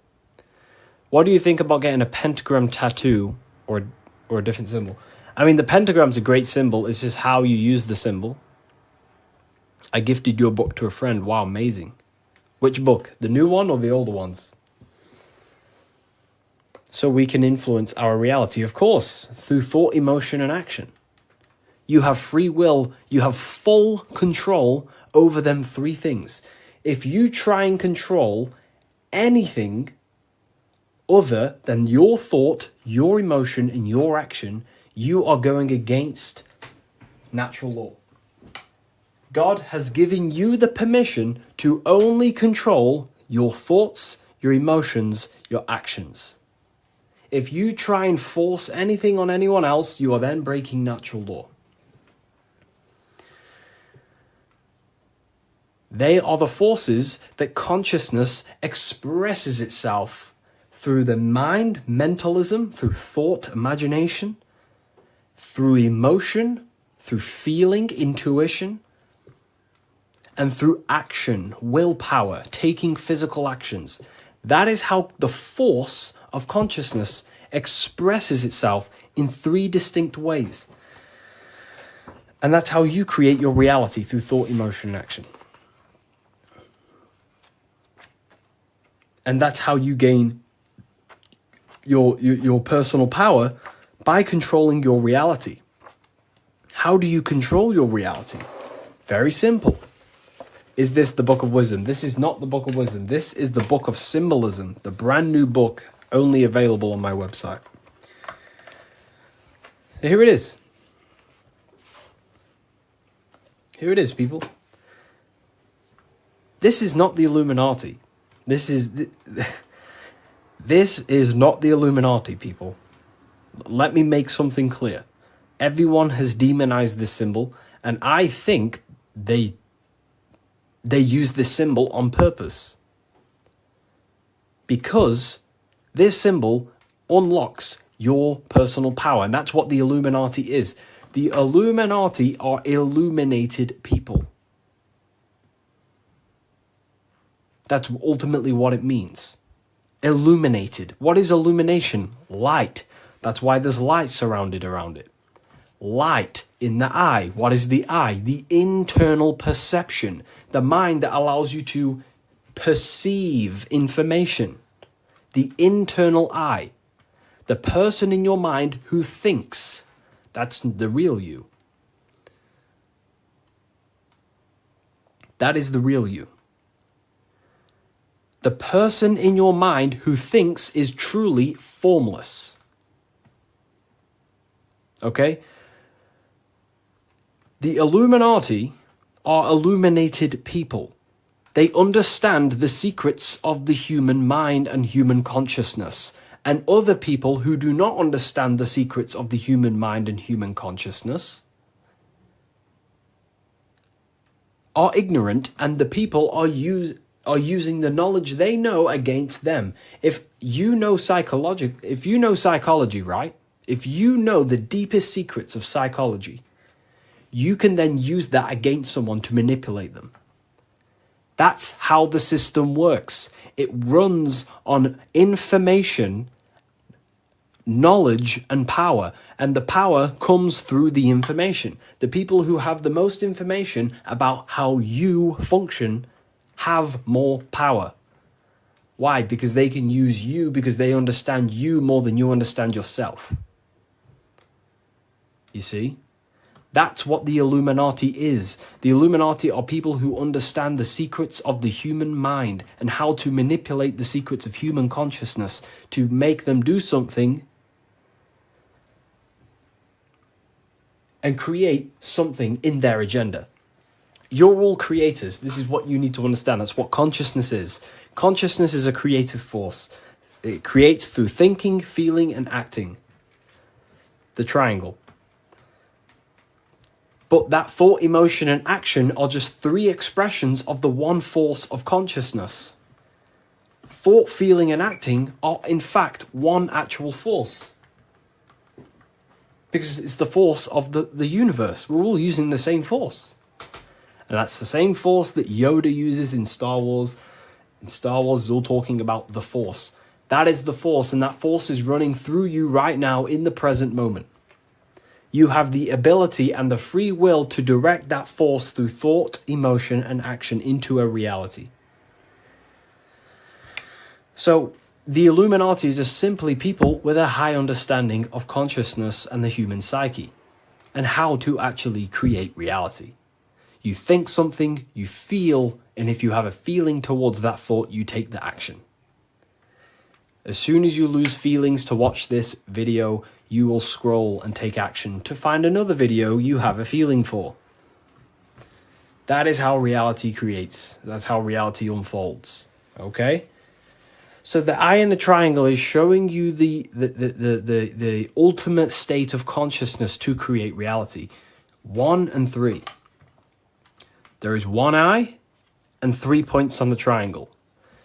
The 3 expressions of consciousness that creates reality, thought, emotion, and action, in one, unified. Most people do not have a unified consciousness. They think about creating a business, their emotions feel like watching TikTok, and their actions are eating food. That's divided consciousness. That's the checkered board. That's the Masonic checkered board. Their mind is divided in black and white, different personalities, different ideas, different desires. Their mind is not solidified on one creative project. The mind is divided within duality. Okay? That's what the checkered board is. The checkered board is simply a divided mind. Because this checkered board is this whole piece of artwork you see here of the Freemasons is showing you how someone's mind functions. That's the secret. Very simple. Symbols, occult symbols, Freemasonic symbols are basically showing you mind states, how you think. Divided pillars, left and right pillar, sun, moon. Sun is masculine, the masculine mind, and the feminine mind, the conscious and the subconscious. But here, there's an eye in the middle, unifying them in the middle. Unification. Unifying with the true being inside of you. Not being left or right. Not being too masculine, not being too feminine, but unifying the masculine and feminine principles to become a unified consciousness so you can create your reality.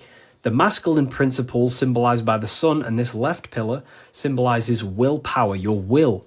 Your willpower is very, very, very powerful. Willpower is ultimately everything you create, your will. So this sun represents the masculine forces of the mind, such as willpower, taking physical actions, intelligence, intellect, thinking. That's all the masculine. Then on the right side, you have the feminine qualities of consciousness on this right pillar, symbolizing imagination, emotion, desire, intuition. These are the feminine forces of consciousness. And what happens when a male and a female comes together? They give birth to a new creation called a baby. What happens when you merge your masculine and feminine qualities of consciousness. You merge your willpower, your thought with emotion and action. You give birth to a creation, a baby. The same principle. It's the same principle. Freemasonry is very simple. It's about bettering yourself, working on the temple, and the temple is symbolic for you, for your mind. The stonework Freemasonry, Freemasonry is about stonework, and that stone is you. You're perfecting a stone, and that stone is your mind.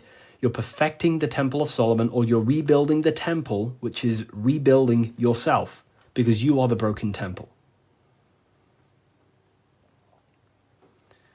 The thing is, your teachings is destroying my life. It's not destroying your life, it's destroying your old view of the world, which will then give birth to a whole new, beautiful life.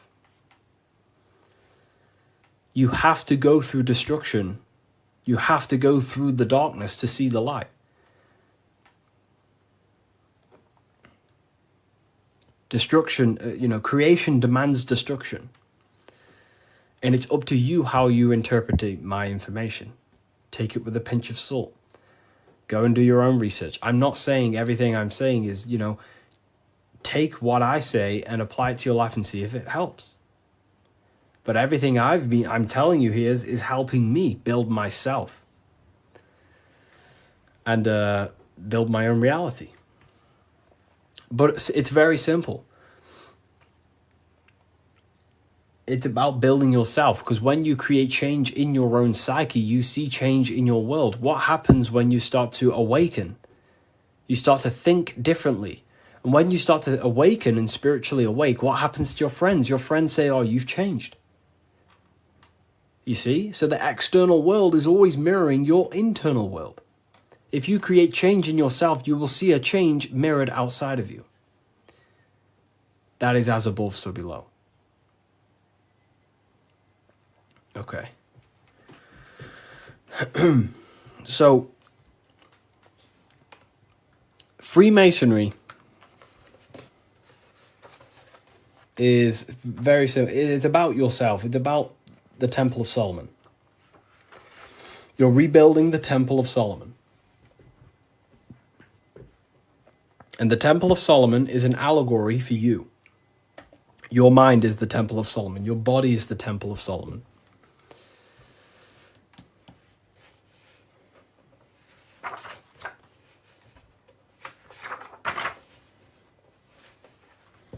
So why is it the Freemasons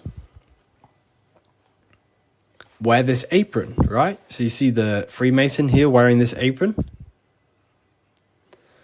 Well, this apron originates from stone masonry. Stonemasons. What are stonemasons? Stonemasons chip away stone, and then they use the stone to put on a building or, wherever. But Freemasonry teaches in metaphors. So this stone, this apron, was worn by the stonemasons to protect themselves from flying chips of stone hitting their genital area. So this is symbolic of doing the Masonic work, perfecting the stone, perfecting your mind. Every day you are either building your mind or building your mind's prison. Every day. You wake up, you're either destroying your mind or either help freeing your mind. You have the option, right? And they also wear this apron on the lower half in the genital areas because you think with every chakra. The chakras are basically spinning energy vortexes. This is what you see here, right? These chakras.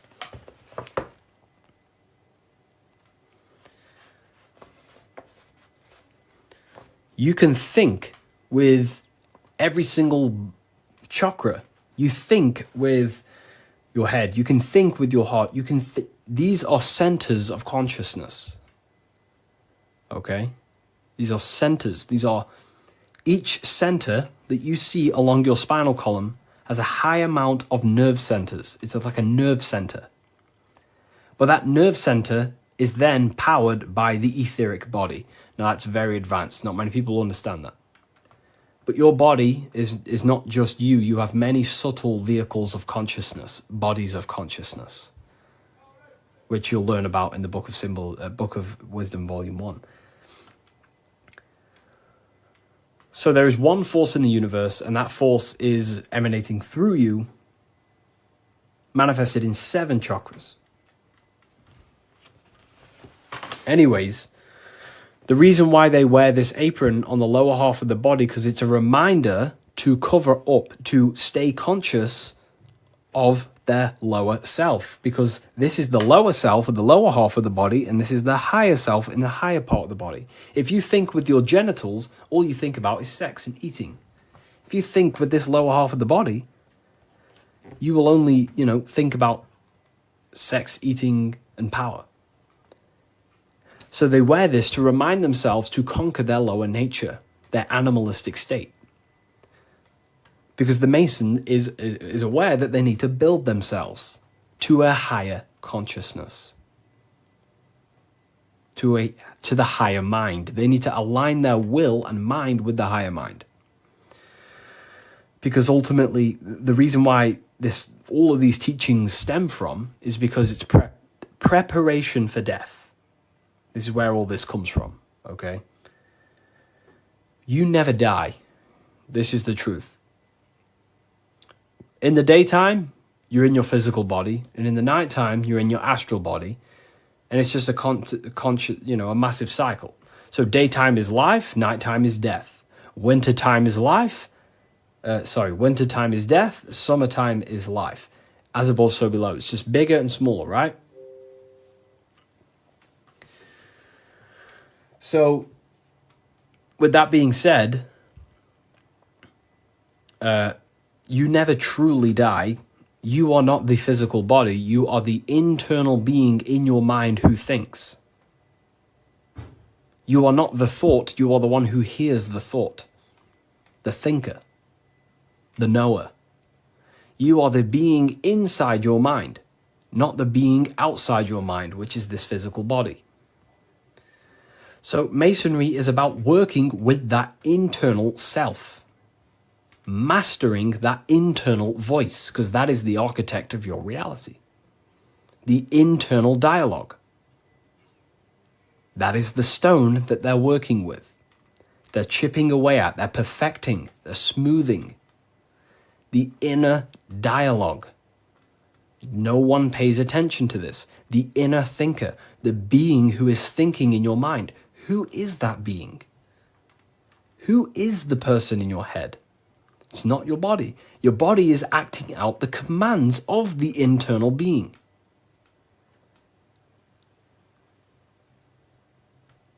So, this is what we have to connect to and master the inner dialogue, the inner thought processes, because the thought is the architect of reality.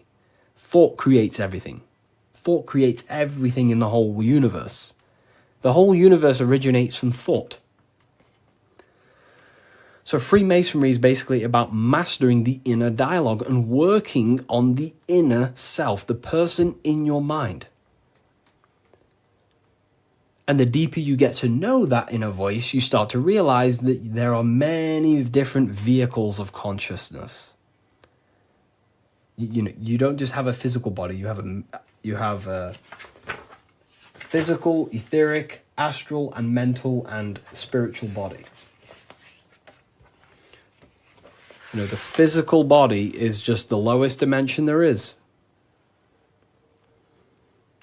The physical plane is the lowest dimension there is. Your mind operates above all of them. A thought is just a thought. It has no true form. That thought takes on the body. That thought wraps itself in imagination. So the thought alone is just a thought. But then that thought then wraps itself in something we call astral matter, which is your imagination. The light, the screen in your mind that allows you to vision a specific object. The thought wraps itself in astral forms. That astral form becomes like an emotion in your heart because you want to then take action to generate that mental image you created. Then it turns into a physical reality once you start to take the action to fulfill the desire of that mental image you created. So these are the many different vehicles of the mind. And the mind is not just in the brain. This is the whole wrong thing with science. The mind is not the brain. The brain is just a physical computer to decode the commands of the mind. The mind is not even touching the physical world. The inner dialogue is not in the physical world. The true you is a higher dimensional being. Okay? The inner dialogue. And we're working with that inner dialogue to master it, to ultimately master your reality. So again, Freemasonry is all about cutting stone, but it's not about actual stone. This book by Harry B. Joseph, right? Yeah, I am Harry B. Joseph. I wrote these books myself. This book is my brand new book, the Book of Symbolism. And it's only available on my website. You will not find this book anywhere else. The Book of Symbolism.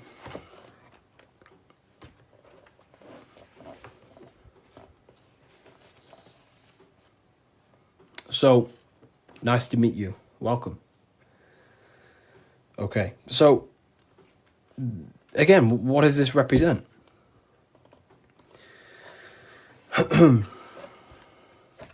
The rough stone is a symbol of the self, the unrefined self, the unenlightened aspects of our mind. So the rough stone represents the uncontrolled aspects of our mind. We have many different versions of ourselves in our minds, right?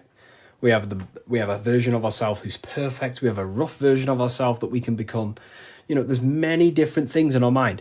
But the aim of the Mason is about unifying all of them different personalities into our higher self. It's about learning the secrets of the mind. So this represents the perfected aspects of the mind, and there is also there is no such thing as perfection. We will never actually truly perfect ourselves. But the aim is to be perfect. So the Freemasons show you the checkered board. I'm ordering all your books this week. Oh, wow, thank you. You know, you will look, your whole life will change. Your whole life will change.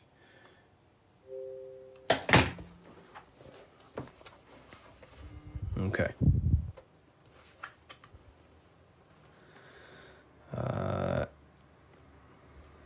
The checkered board floor. This is symbolizing on a base level. So symbols have many different interpretations. So on a very basic level, this checkered board floor represents duality, how everything is dual, positive, negative, day and night, hot and cold. But the deeper you go into the layers of the symbol reveals the secrets about the human mind. So this is all showing you the mind. Different states of mind. Because that's what the universe is. The universe is one singular consciousness expressed in many different forms, in many different clothes, what we like to call people. Me and you are cut of the same fabric, which is the universal mind experiencing itself. So the mind is the very architect of reality. Life is not happening outside you, it's happening inside your mind. You are a projection of the mind. However, you have the ability to identify with your ego. Your ego is very simply just a false version that your mind, it's a version of yourself that your mind has created through experience, thoughts, words, memories, and traumas, and belief systems. But beyond you, if you turn your mind off, if you stop thinking, then who are you then? That's what we call the universal soul. Everyone is that same substance.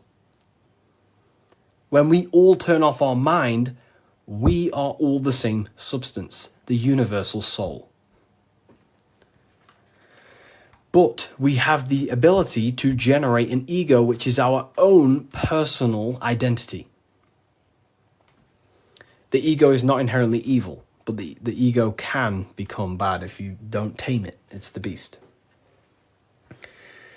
But anyways, the duality represents, very simple, black and white, positive, negative, day and night, the opposites in the physical world. But on a higher level of masonry, it represents a divided mind. The one divided in many. The illusion of the third dimension, of how everything is separate. But in fact, we are all the same substance. We are all the I am. We are all the I, the inner dialogue, the inner voice. Masonry is about working with the internal voice, the thinker in the mind, the true higher dimensional being that you are. Because that higher dimensional being manifests its life forces through you and creates in the physical three-dimensional world. So it's about directing the life forces through you.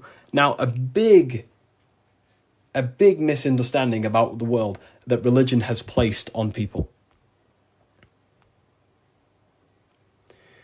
A big misunderstanding, right? People think the world was created. People think the world was created thousands of years ago. It's the biggest lie ever. Step back, remove that belief out your mind just for a second, and realize the truth. The world was not created thousands of years ago. The world is creating now, in the present. It's unfolding now. Creation is unfolding in the present moment. God is thinking reality into existence right now, and you are thinking your reality into existence right now through thought, emotion, and action. You are crystallizing reality now in the present, and you can become a co-creator with the creative force of the universe. But we've been taught the complete opposite because the powers that be in the world do not want you to become a conscious creator. They want you as a slave and a worker.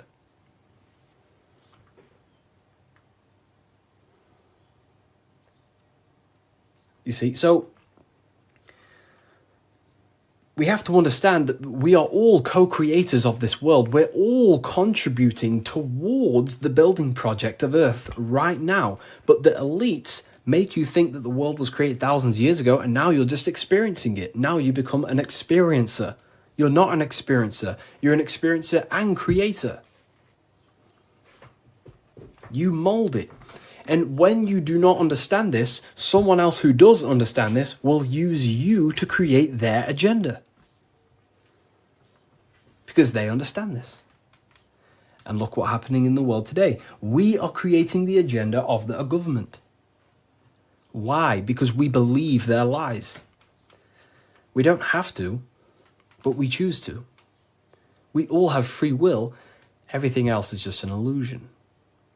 Money is an illusion. It's a belief in the mind. Harry, are you a part of Freemasons? I am not. And if I ever do, I will be transparent about that.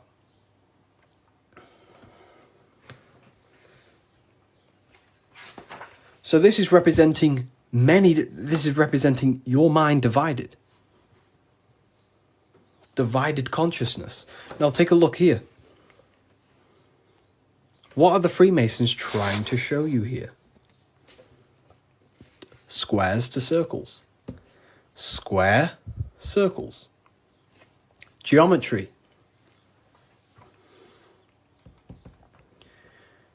Geometry. Harry, my book came, thanks. It's a pleasure. It's an absolute pleasure. Enjoy the book. Take your time, read through it, enjoy it, read it over and over. You know, I can't wait for you to read this. Was it the third book you got? The three represent alignment, the black and white represents conscious and subconscious. It can represent that, yeah, that's one layer of symbolism. But you got to remember that the symbols don't represent one thing. There are many different layers to the symbols. Many different layers. So it's going from squares to circles. So you have to understand geometry for this. There's different codes to this. A square. Can you measure the surface area of a square? Of course. Very easy. You just measure this side and that side and times it. Right? Very simple. Then you have the surface area of a circle, of a square. But can you do that with a square? No. You can't find the surface area of a circle. It is impossible. You can get very close by using pi and different, different mathematical equations, but you'll never exactly find the exact surface area of a circle. So what are the Freemasons trying to show you? Measurable and immeasurable. What you can physically touch and measure down here, the squares, and what you cannot touch and what you cannot measure. And there is a ladder going from what you can measure, the physical world, the squares, up to what you cannot measure, the circles. So this is about the upliftment of the mind. This is about the mind raising from only a physical state of awareness, raising the mind so it can function as a spiritual mind and use the higher dimensions of consciousness, such as imagination, thought. Most people's minds are stuck in the measurable, the squares, limited. They think inside the box. You have to raise your mind and think outside the box. This is what it's about. Raising your mind and using the higher dimensions, which is imagination. You cannot measure imagination. It does not exist in the physical plane. You cannot measure thought. It does not exist in the physical plane. So it's about raising consciousness to actually use the cognitions of the mind. Most people are not using the mind. Climbing in consciousness. We're going from squares to circles, measurable to the immeasurable. Okay? And that's the key. Look at the key. How do you go from the circle, the squares to the circles? You got to go through the woman, the green woman. Who's the green woman? Who is the green woman? The feminine. The feminine aspect of consciousness. You cannot just go from low consciousness to high consciousness. It is impossible. It takes a lot of work. Doing work on your mind is way harder than any labor or work you could possibly imagine. The work on yourself is not easy. And I never say it, I never have, never will say it's easy. It is very, very, very difficult to change your mind because it is literally programmed. Very difficult.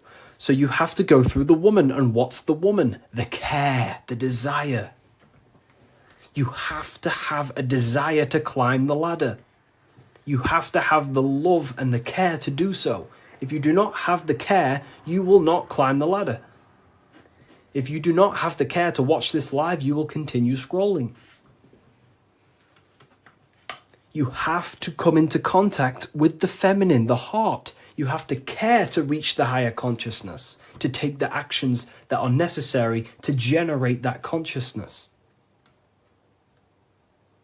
That's the key to open the door to the upper room Jesus mentions. Jesus is always talking about the upper room, the kingdom of heaven. This is what it is. It is a higher state of understanding. A higher state of self-mastery. That is what it's all about. So in order to climb the ladder from the immaterial to the material to the spiritual, you have to care. If you do not care, you will not reach that higher level of consciousness. Because why? It takes a lot of self-work. A lot of work. A lot of reprogramming the self. A lot of meditations to gain control over the inner dialogue. A lot of reflection. A lot of sacrifice. Yes, very well said. Very well said, Timon. It takes a lot. It's not easy. Constructing, working on your mind. It's very difficult. And you don't see the benefits for a very long time. But when you do start to see the benefits, the benefits are massive. So this is what it's about. It's you. This is all you. And what are we chasing? We're chasing the I. What's the I? The I is the eye is open. It sees. That's the inner observation, the inner being who observes everything, observes the thoughts, observes everything. But we're chasing a higher I, a higher perception of ourselves by raising consciousness, a higher understanding of what you truly are beyond your human form, which is a higher dimensional being. We're chasing the I. The I is a higher perception of ourself. Yes, very well said. You see? So this is what this is why if you read symbols, you become very powerful. That's why I wrote a whole book on this, so you can learn this too. Everything I've said and more, you can learn. The Book of Symbolism, the only place it's available is on my bio. revivalofwisdom.com. I just released this November 17th. But it breaks down everything about Freemasonry, of how you can learn this knowledge and gain a higher consciousness.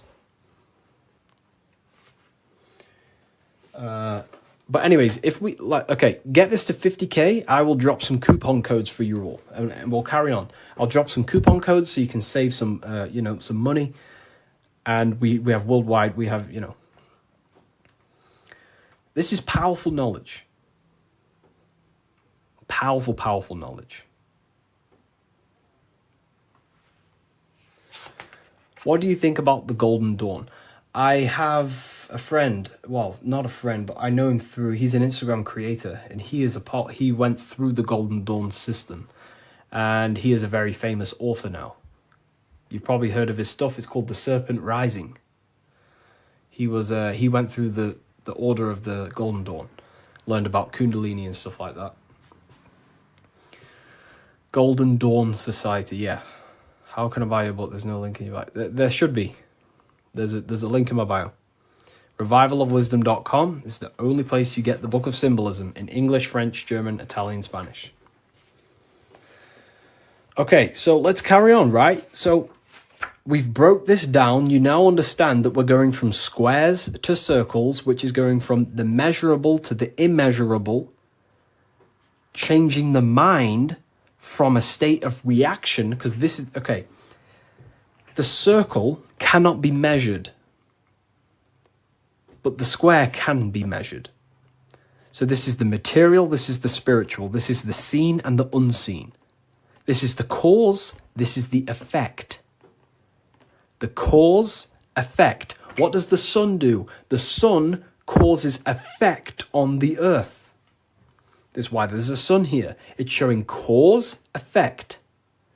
The sun produces changes in the plants and the nature on the earth, which means as above, so below. The cause is above, the effect is below.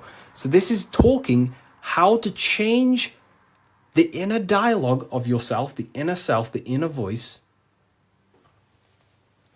from a reaction mind to a demanding causal mind. Most people live in reaction mind, the square. They're reacting to the world outside of them, when the world outside of them is simply the effect. You cannot change it. It's already affected. It's already manifested. The only thing you can do to change the world is to change the cause. The inner world is the cause, the mind is the cause, the external world's the effect. The inner world is the cause, the external world is the effect. Most people have something bad outside them. You know, I'm not perfect. I'm not saying I've reached the highest level of consciousness. You know, I'm still working on myself, and I'll always say that. But most people are stuck in reaction consciousness, where their mind is just reacting in a state of complaining about the external world. When the mind is the cause. The cause, the mind needs to be a cause and a demand and a command. But that's fine, you know, I was in that state. And I still catch myself now and then being in that state. But we have to train our minds to understand that the outside world is the effect and the internal world is the cause. And we need to raise that ladder towards the causes. Make the mind a powerhouse of control. A powerhouse of control. Okay? Awareness, yeah. Okay. Symbolism. The winding staircase. You can't see the room. Where is it taking you? This is talking about the upper room, climbing to a higher state of mind. But when you're down here, you can't see that room. You don't know what a higher consciousness is. You don't know, like right now, maybe there's some people in here, they don't even understand what even is a higher consciousness. You will never understand until you start to do the work on yourself, until you start to see what it's like to understand yourself. When you understand how you work, you know what to do in every situation. You have the tools to use in life. So this is about climbing the staircase of higher consciousness into the inner room that you can't see. Beyond the curtain. The curtain is the veil. This is about entering in yourself. Walking past these two pillars is about walking into the internal self. It's a journey inward. You have a self outside the mind, this body, and you have a self inside the mind, the inner being, the material and spiritual. That's why you're an individual. You have a dual nature, inner and outer. So when you're walking in between these pillars, you're walking, it's symbolic of walking in your mind, walking in a journey into the self. And we're working with the inner self. This is what Freemasonry is about. But it's a winding staircase, which means you can't see where this staircase is taking you. You don't know what a higher consciousness is, what it's like to be in a higher consciousness or a higher understanding of reality in the self. So you must have faith. Faith, not faith in a God, but faith that the staircase or this journey, this work you're doing on yourself is going to lead you somewhere. You must have willpower. It takes willpower to walk the stairs. You must have care. Faith, will, and care are the three forces that help expand the mind into higher levels of consciousness. So it takes faith, will, and care to walk this staircase, to walk this path, to do the work on the self, to master the self. And a spiral staircase also represents time. It takes time. Time moves in a spiral. Yesterday there was 12 o'clock, but today there's also 12 o'clock. But today is higher than yesterday. So it's just a continuous spiral upwards. Yesterday was 12 o'clock, today there's 12 o'clock, and we're just going to continue this spiral. This is time. It takes time to walk this staircase. It takes time to reach a higher consciousness. It takes faith, will, care, and time. It's not an overnight process. Okay? So I hope this understands, hopefully you people are taking this on. Darkness to light. This is a massive phrase in Freemasonry, from darkness to light. But what is the darkness? Darkness, You can't see. When the room is dark, your eyes can't see. Symbolizing ignorance. There are parts of yourself that are in darkness. You are not aware of these parts of yourself. Most people are not aware of their imagination and the powers of the imagination. That means it's in darkness. Darkness to light is about becoming conscious of the things inside you, the aspects of yourself that you may not be aware of. Exposing a light. If I turn on a light on something, you expose it. You see it clearly. So Freemasonry is about going within the self and finding the things that you are unaware of and becoming conscious and using them as tools to help you in life. Your imagination is a guiding force to shape your future. Your intuition is also a guiding force.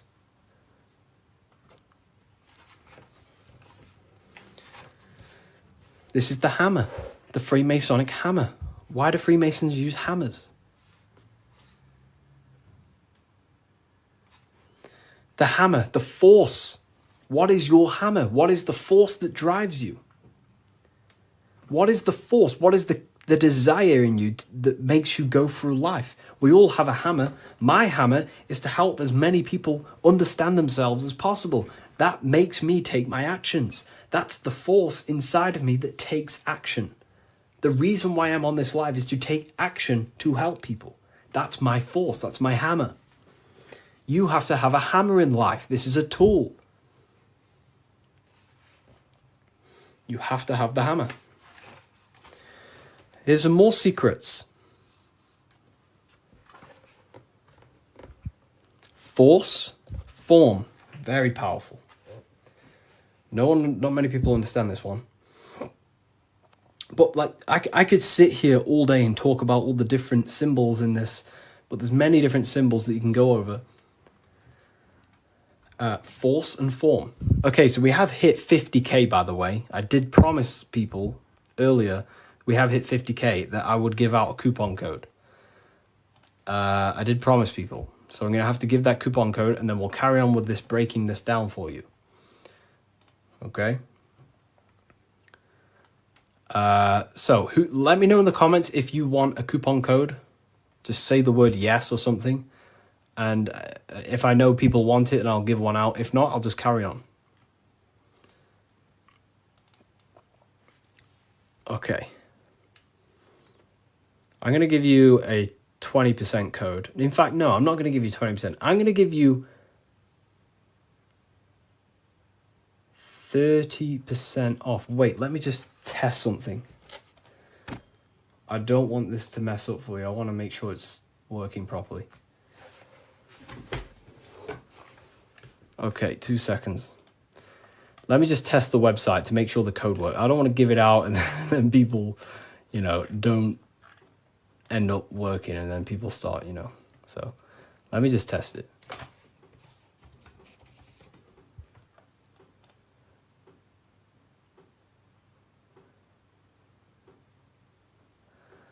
Okay.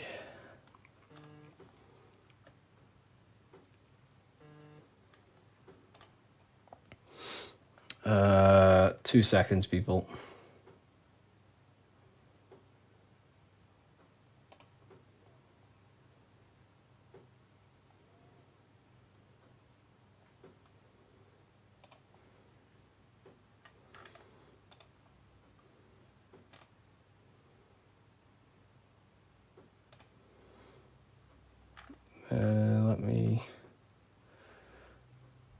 You said 50%. I didn't say 50%. I said if we hit 50k likes, I will give a coupon code. And that's what we've hit, 50k likes. I can't give 50%, then that would be pointless. I wish I could, but it's literally, I'd probably lose money. I'm just testing the code out for you.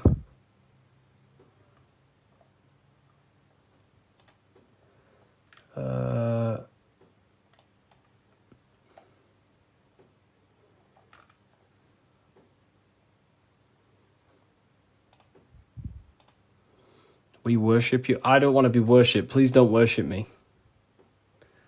You know, I don't want to be worshipped. You know, I really don't.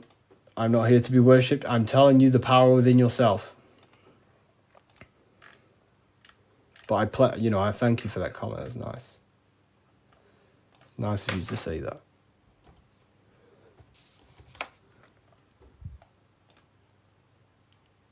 Okay, so it is working. Okay, nice. So the code is working, and the code is, I'm not giving you 20%, I'm going to give you 30%. Do I have a pen? I can write it down for you. The code is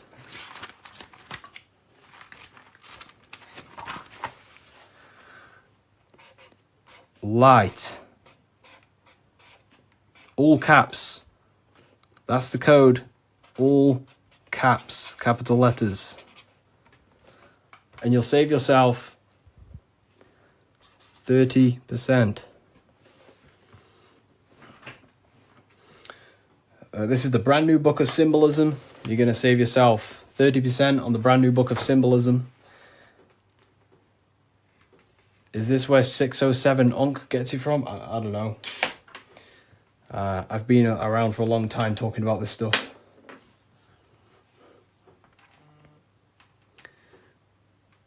I don't know. I don't know. I don't know where he gets his information from.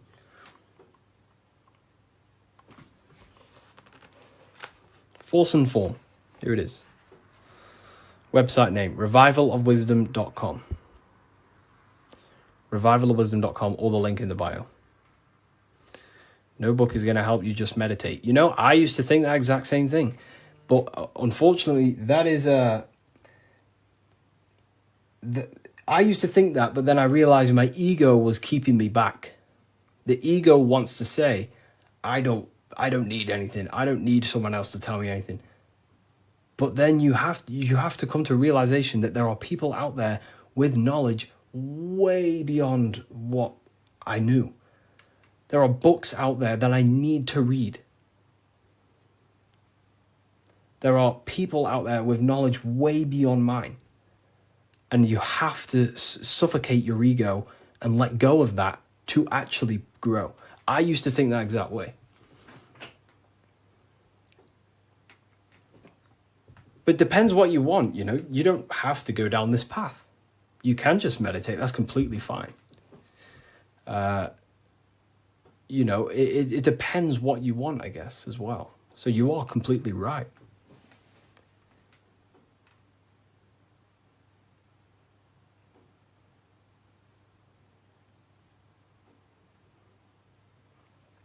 You are completely right. Is there a PDF? No PDF. Physical books only. You know, we ship worldwide. What's your fave part of the book? Oh, you know, no one's ever asked me that. You know, that's a very good question. What is my favorite part of the book?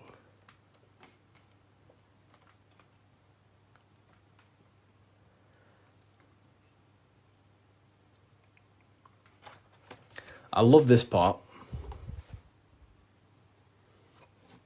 I love this part. How quick is delivery? Delivery, it depends where you are. UK is around 7 days. US, pretty sure it's about 7 days. It's a print on demand. So basically, an order will go through the website and then it'll go straight to my suppliers. They print it and then they ship it. And then they obviously send you emails with the tracking information, stuff like that. You know. But this is probably my favorite part. Is it UK based? It's not. So the suppliers that I have, they have printing warehouses all around the world. I'm pretty sure they have one in the US, one in the UK. So wherever you are in the world, wherever the order is going to, it goes to the correct warehouse, so it gets shipped in time. That's basically how everything's set up. Because I don't actually stock them all. I mean, I do have quite a lot here. I'll show you. I have quite a lot of them here. These are all Book of Symbolisms. This is what they look like.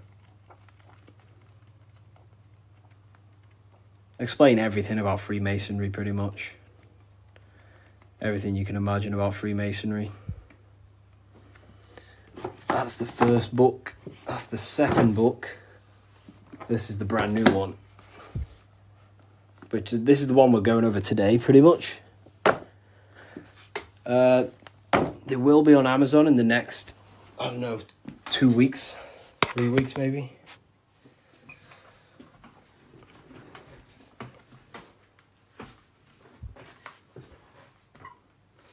How can we use the book to live a fulfilling life? That's pretty much, the book teaches you, it's a guide to higher consciousness. It helps you understand and unlock aspects of yourself that you never knew was there.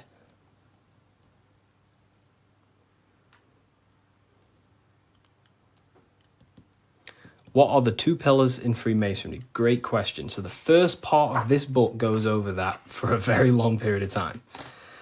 So the first whole section of the book goes over the Jachin and Boaz pillars, right? The different symbolism. So it basically represents the masculine and feminine forces of consciousness.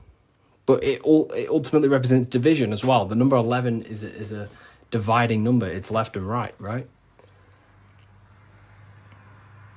It's left and right.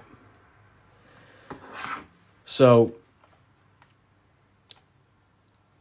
have you experienced spiritual psychosis? No. If you met me in person, you would never even realize, because I don't talk about anything to anyone. People who know me don't even understand what I do. I don't talk about, I'm just a normal person. They probably think I'm asleep. Well, just a regular person who's not aware. But, I only talk about this stuff to people who ask me. To my family members, I'm just a regular person. But then obviously if they ask me about this, then I can tell them things. So yeah, in person you would never even know. I'm just a regular guy. I work throughout the day. I make videos. I work on my YouTube. I help my affiliates. I come on live. I help people. I speak to my university students. And then I go to the gym, see some family members, and, I'm just a regular person.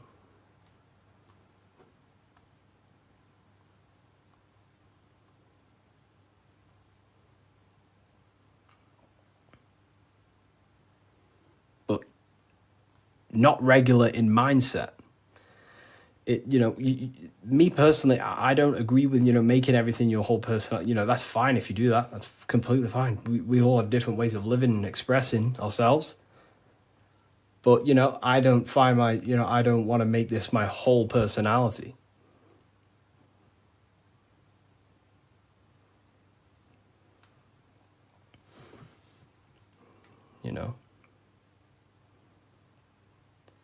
I love to read books in my spare time. I watch a lot of, listen to a lot of audiobooks. I don't really listen to much music. Whenever I'm in the car, I put on an audiobook. And just by doing that alone, you'll gain a lot of information. Just type in Masonic books or esoteric books. You will find so much on YouTube. Just listen to everything, and over a period of time, you'll start to develop pattern recognition, and you'll start to decipher your own truth. The Bully Slayer was cloned. I see some of his videos today. I don't know. I don't think he's being cloned. I think I don't know. He stayed off the internet for a while. He might have changed and stuff like that. But I love his stuff.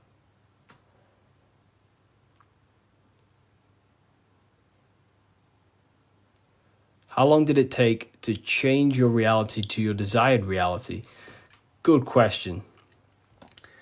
For me, it was, I wouldn't say got lucky, because I work very, very hard. I work at least 10 to 11 hours a day most days, but not recently, but before. But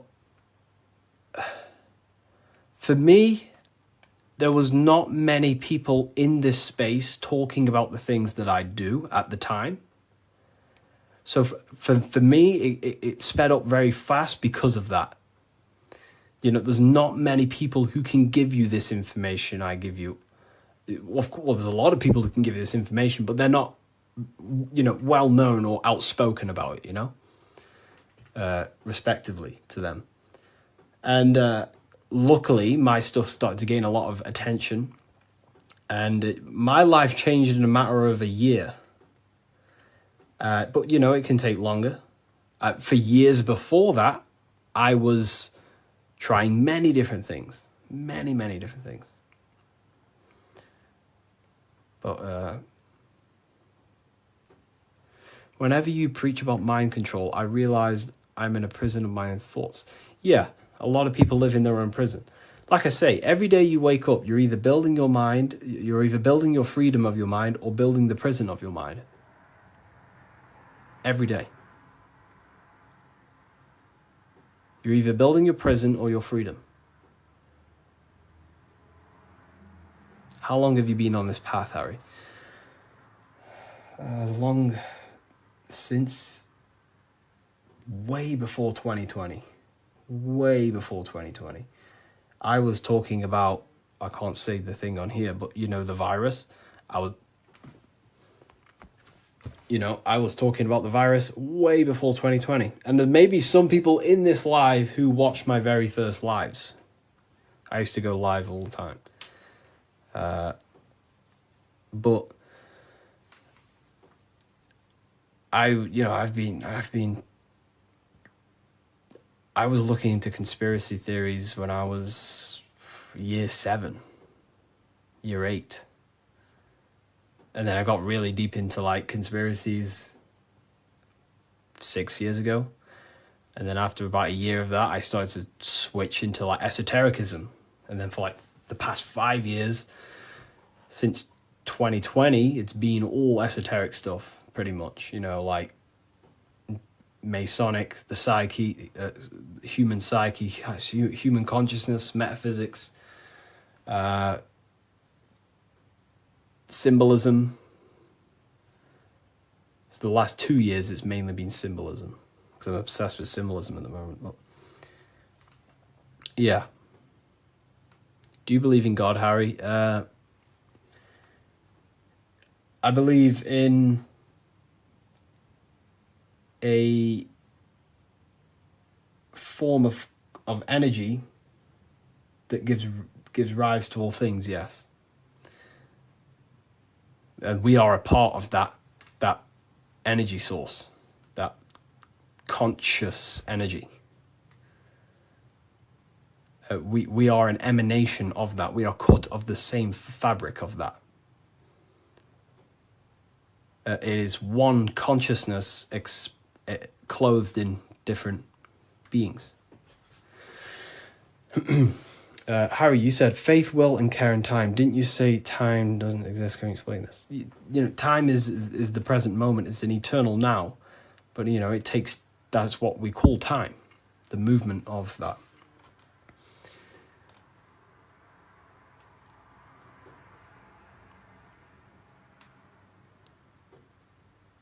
I don't believe in a God outside of us. You know, well, God is outside of us, but he's also inside of us. God is everything. I like how you put that. Oh, well, thank you.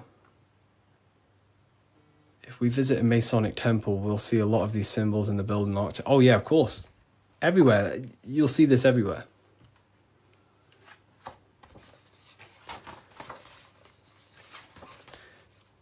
And look here. This is the gate of Europe. 2 pillars. The gate of Europe, 2 pillars, middle pillar. Here's the gate of Europe again, 2 pillars, middle pillar, with the person in the middle. Here's George Washington, 2 pillars and the middle pillar. You are the middle pillar. You are the middle pillar. You're the middle pillar. You are the balancing pillar between the masculine and feminine. You're trying to combine the 2 pillars, which is the masculine and feminine forces of consciousness. And this is what I say about building yourself. This is the Egyptians telling you the same thing. They're building the middle pillar. They're building the self. They're building the mind. That's what Masonry is all about.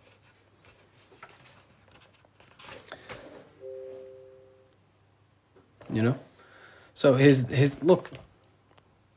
Here's the Anunnaki showing you two pillars, Jachin and Boaz.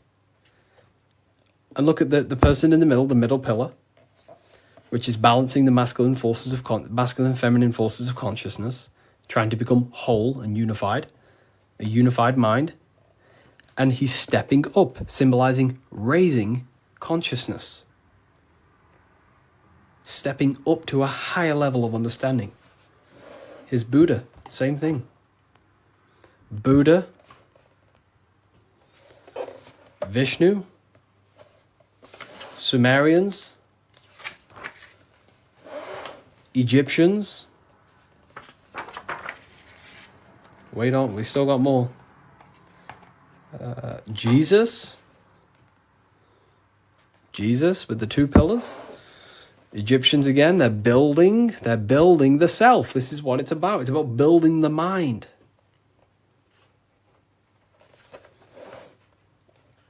Royal Arch of Freemasonry. Knights Templars. It's everywhere. This symbolism is everywhere. It's in every tradition because this is the universal system of constructing the mind. This was way before religion. This is what it was about. It was the religion of the serpent. The serpent used to symbolize this knowledge about the serpent can shed its skin and transform. So it's about transforming the mind. The serpent was the universal symbol of this spiritual journey. What does the G mean? So here, you see the G. It wasn't a religion of the serpent. I wouldn't say religion, but I in my conclusion, you know, you can take this as a pinch of salt. In my conclusion, I think the serpent, you know, found in every religion. It's the Vatican. It was in the Garden of Eden. It's in every religion you can possibly imagine. There's a serpent, and it's serpent symbolism all around the world. I personally think the serpent was the symbol for gnosis, for the well, I don't like calling it religion, but a spiritual system that was universal before religion. It was the wisdom of Kundalini. It was the wisdom of awakening. It was the knowledge of the self. And then I think the serpent got demonized because then religion took over and started to externalize all the spiritual teachings and then following man-made gods and gods in the sky and stuff. But before all of that, I believe that me personally, I believe the serpent was a symbol for the universal spiritual system of knowledge that was before all the religion. That's my interpretation. It's about self-transformation. Yeah. Someone asked about the G. And now they say serpent is Satan. Yeah, very well said. Now everything about the serpent is demonized. And it's crazy to me when you realize, well, everything's inverted nowadays. You know, so, you know, I guess we'll never know, but based on my symbolism studies, that's what I think it is. I could be wrong, but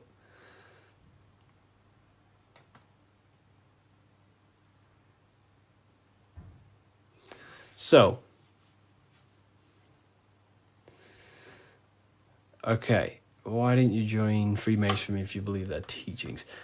It's not believing anything. You know, these symbols are self-awakening. It's not. Everything I teach you is not about believing anything. It's about shedding light on what was there, but you just may not be conscious of it. You know? So, for example, the G, this is a Masonic symbol, and the G represents the force of care, the force of love, the heart, the generative principle, the G, the generating force of reality. That is love. The heart generates your reality. You right now are watching this live because you have a care. You care for the information I'm sharing. So that care is allowing you to take the action to generate this experience you're having right now. So in order to go through the Masonic temple and walk the path towards the light, you have to have the G inside of you, the care to walk that path. If you do not have the care, you will not take the action. If you do not have the care to watch this live, you will continue to scroll. G also doesn't have a numerology meaning. Yes, 7. 7. G is 7. And there are 7 cognitions of the mind. So the G is also gnosis. Gnosis about, knowing, gnosis. Gnosis is knowledge gained through direct experience. So you right now, you know you're here. You know, you don't believe you're here, you know it. Instead of believing God, you can get to know God by gnosis, by studying the self, by entering trance-like states of meditations and understanding the self. That's gnosis. And in order to gain gnosis, you must have the G. That's why gnosis begins with a G. Because you must have a care to meditate. If you don't care about gaining a higher consciousness, you won't meditate. If you don't have a care to reach the light, which is just a higher state of understanding, you don't have the G. If you don't have the G inside of you, you will not take the actions to walk up this path, up the mountain. It's a difficult path of self-mastery. So that's the G. It's the driving force of your reality. And if you don't have the G, you won't walk up this hill. So the teachings that I teach is, it's about shedding light on something that was already there. Does the Book of Symbolism teach us how to get the G? Well, yeah, the G is just simply your care. Do you care about gaining information? Or do you not? You either have it or you don't, and you can cultivate it. We do talk about it here, all about the G and different symbolic here. So in order to get off the checkered board and rise towards the light, so we're going from base consciousness to high consciousness, from material to spiritual, in order to do that, you have to go through the woman. And what is she doing? She's caring. She's caring for the little baby. So it's symbolizing, in order to go from low consciousness to high consciousness, you have to care. You have to go through the feminine, the heart. You must have a desire in your heart to truly raise your consciousness. That's why there's a woman here caring for a little baby. You have to go through the feminine to reach a higher consciousness.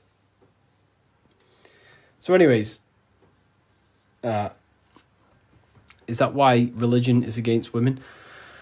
There's so much that goes into that. I believe they don't want us in contact with the feminine energy of consciousness. We're all masculine and feminine. We all have feminine qualities. We all have masculine qualities.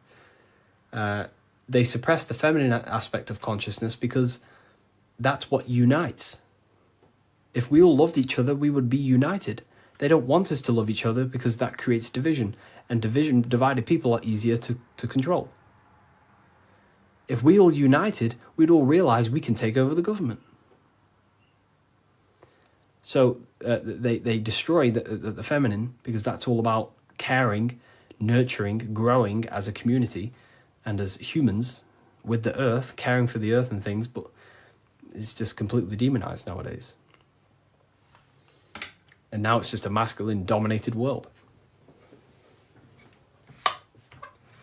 But Freemasonry says that the G is geometry or God. It's all the same. God, what is God? God is a creator. How do you create something? Through the G, you have to care. If you don't care about something, you will not create it. If you don't care about the live, you will take action to scroll away until you do find something you care about and you take the action to watch it. So it's about generating reality. God, which is a G, which is about care, creation. Geometry is the same. It's all about creation. The mathematical codes. But it's all to do with the G principle, the generative principle. that makes sense. So most words with G are all to do with care, gift. If I gift you something, it's because I care. I have a G. I have a care towards you, and I'm gifting this.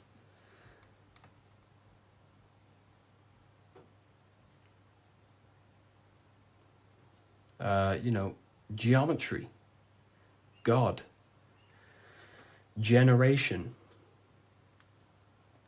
Genesis, all about creation and care. The whole world is built on love, and when you see it, you can never unsee it. The whole world is built on love. All creation is built upon the principle of love. That's why the earth is called hot.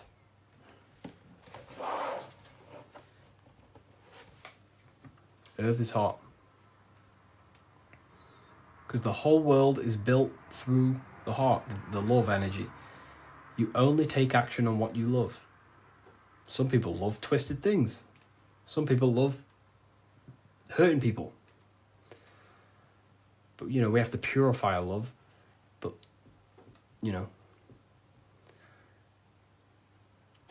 The Book of Wisdom by Harry B. Joseph has really piqued my interest. It's 119 pages of curated spiritual insight.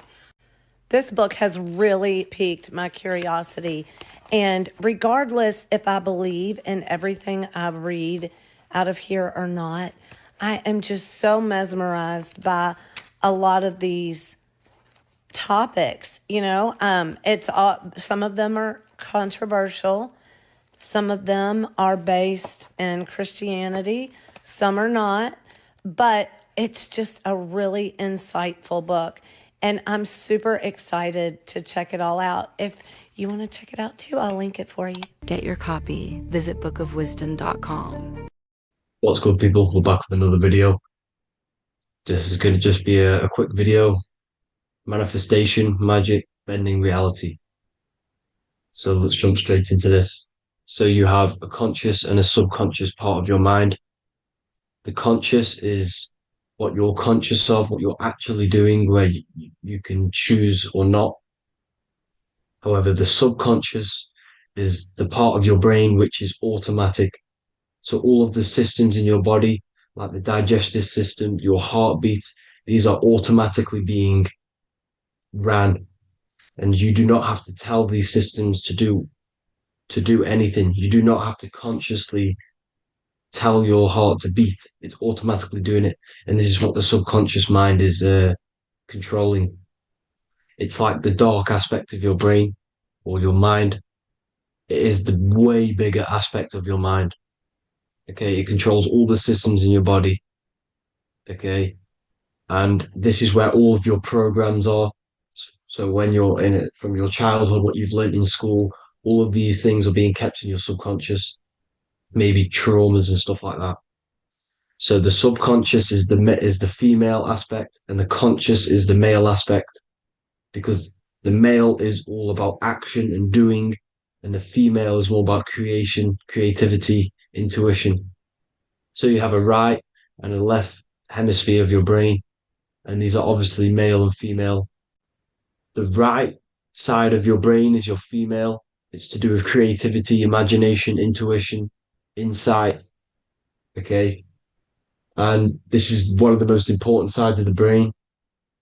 This side of the brain is the most attacked by the elites, whatever you want to call them.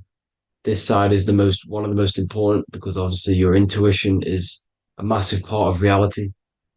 And if you don't have intuition, then you lose track of the things around you. You can't consciously feel if things are wrong or right. They don't want you to have intuition or creativity or imagination. They want you in the left side of your brain, which is just reasoning, logic, and basic things. So they just want you to tell you what you want, tell you what to learn, and then that's it. They don't want you thinking for yourself, which is the right side of the brain. So whatever the conscious side of your mind impresses the subconscious side of your mind. So if you do affirmations, for example, if you consciously do affirmations every day, You're reprogramming your subconscious mind.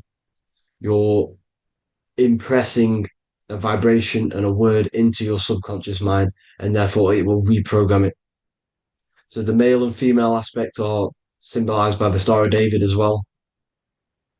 The male being the upside triangle, the female being the downside, connected all in one, because we both have male and female energy.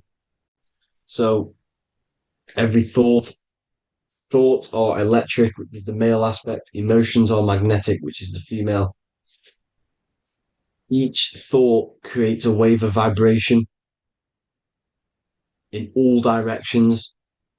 So think of it like a water drop in a pool, but it going out in every single direction. It's not just flat. And these thoughts have a certain frequency, well, has a certain vibration. That vibration has a certain frequency.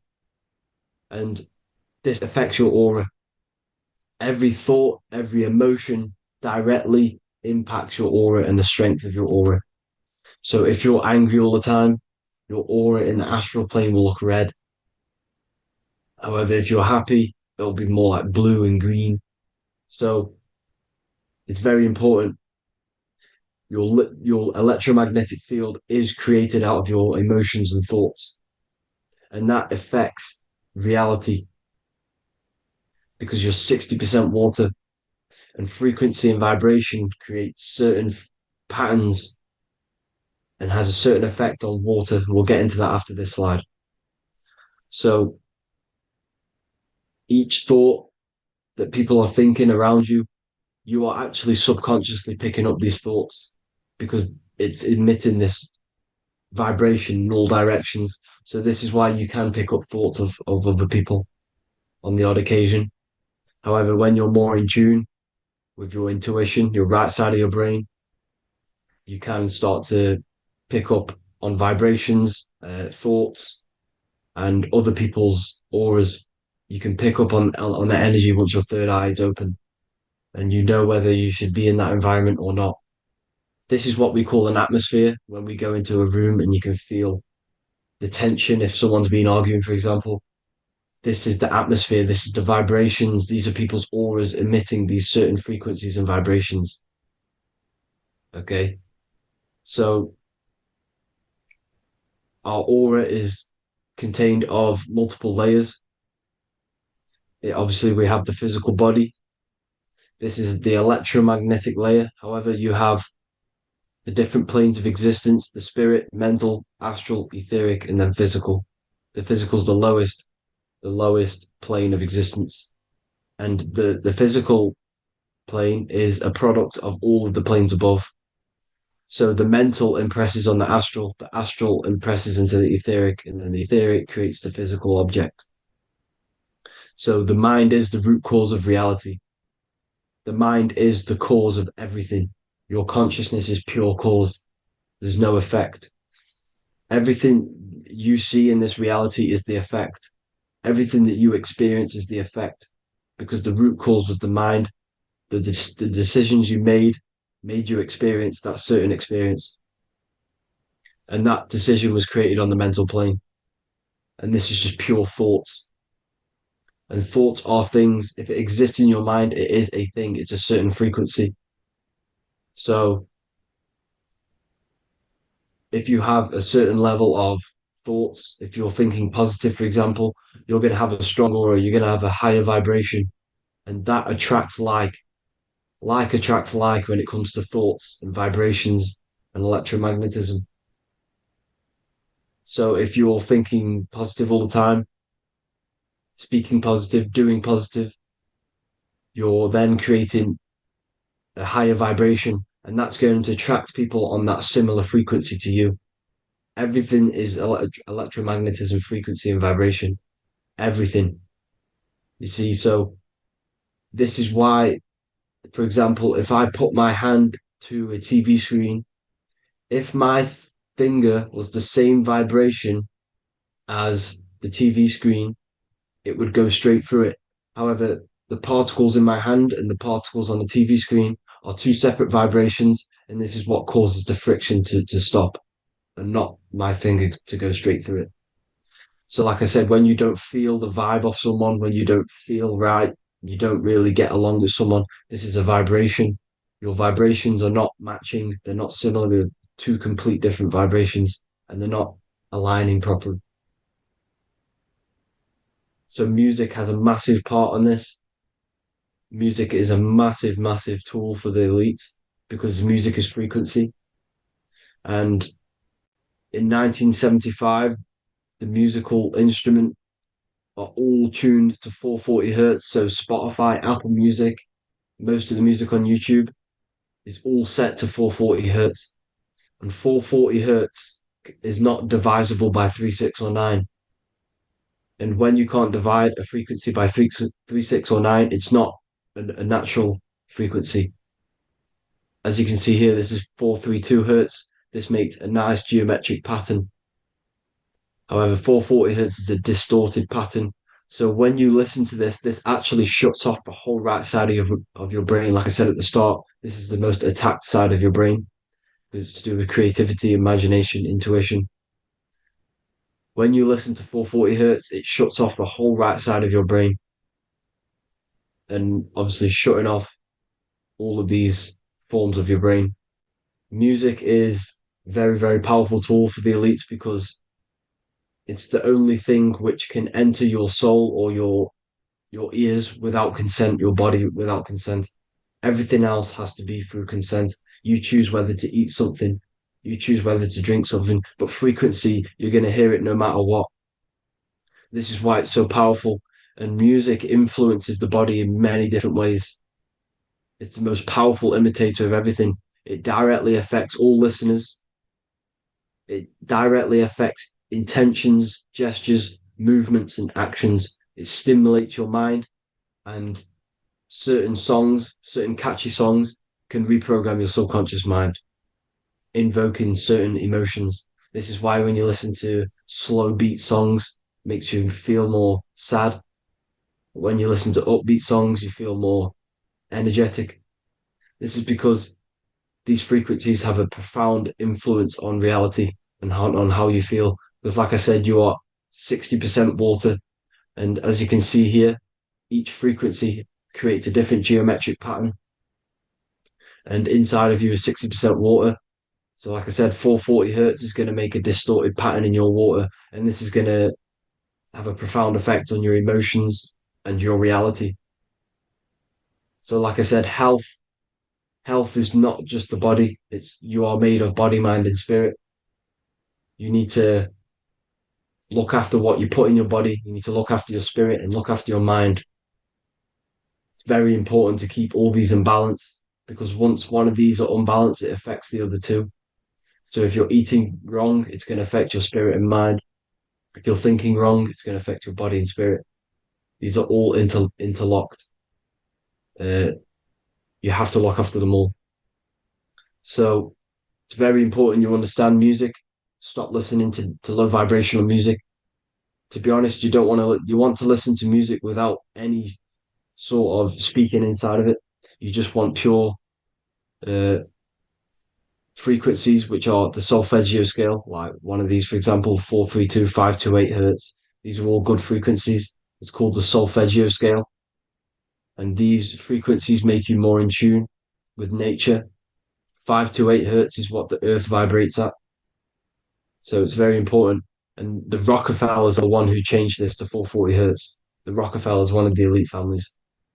So if you want to manipulate reality, it's very important to have your chakras aligned and having a high vibration, because the higher your vibration, the more powerful your words and your intentions are on reality.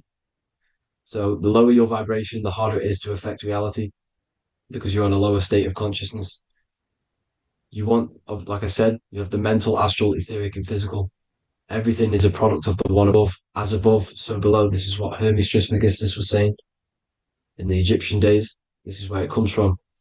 As above, so below. If you affect above, it directly affects below. So, like I said, meditation helps on this, helps align your chakras. Think positive, feel positive. Like I said, your feelings are magnetic, your thoughts are electric. So once you combine these two together, you're then creating an electromagnetic frequency, and that will have profound effect on reality. So the law of cause and effect, every law, so the law of cause and effect, every effect has the root cause. Like I said, your mind is the root cause of everything. Every decision you make is having a different effect on reality. Everything happens for a reason due to the root cause, which is your mind. You choose everything that happens in your life. Okay. So it's very important you understand this and you constantly make the right decisions, the good decisions to have good effects on your reality. You have to be very conscious of this law because nothing escapes this law. This is the law of all consciousness. So think about it. Imagine a massive ball of consciousness. However, off this ball are different sparks, and each one of these sparks are in each and everyone's body. This spark is governed by these laws, the law of cause and effect, the law of correspondence, the seven hermetic principles.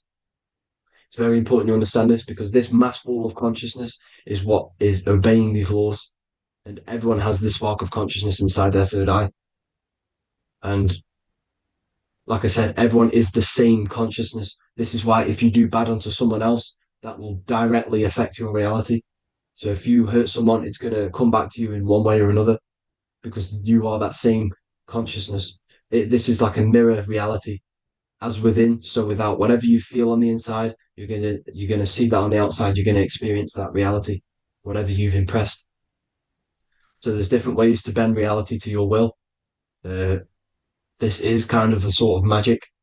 So obviously you have black magic, which is manipulating reality to harm and influence others, or to be very selfish. And then you have white magic, which is manipulating reality for the good of humanity.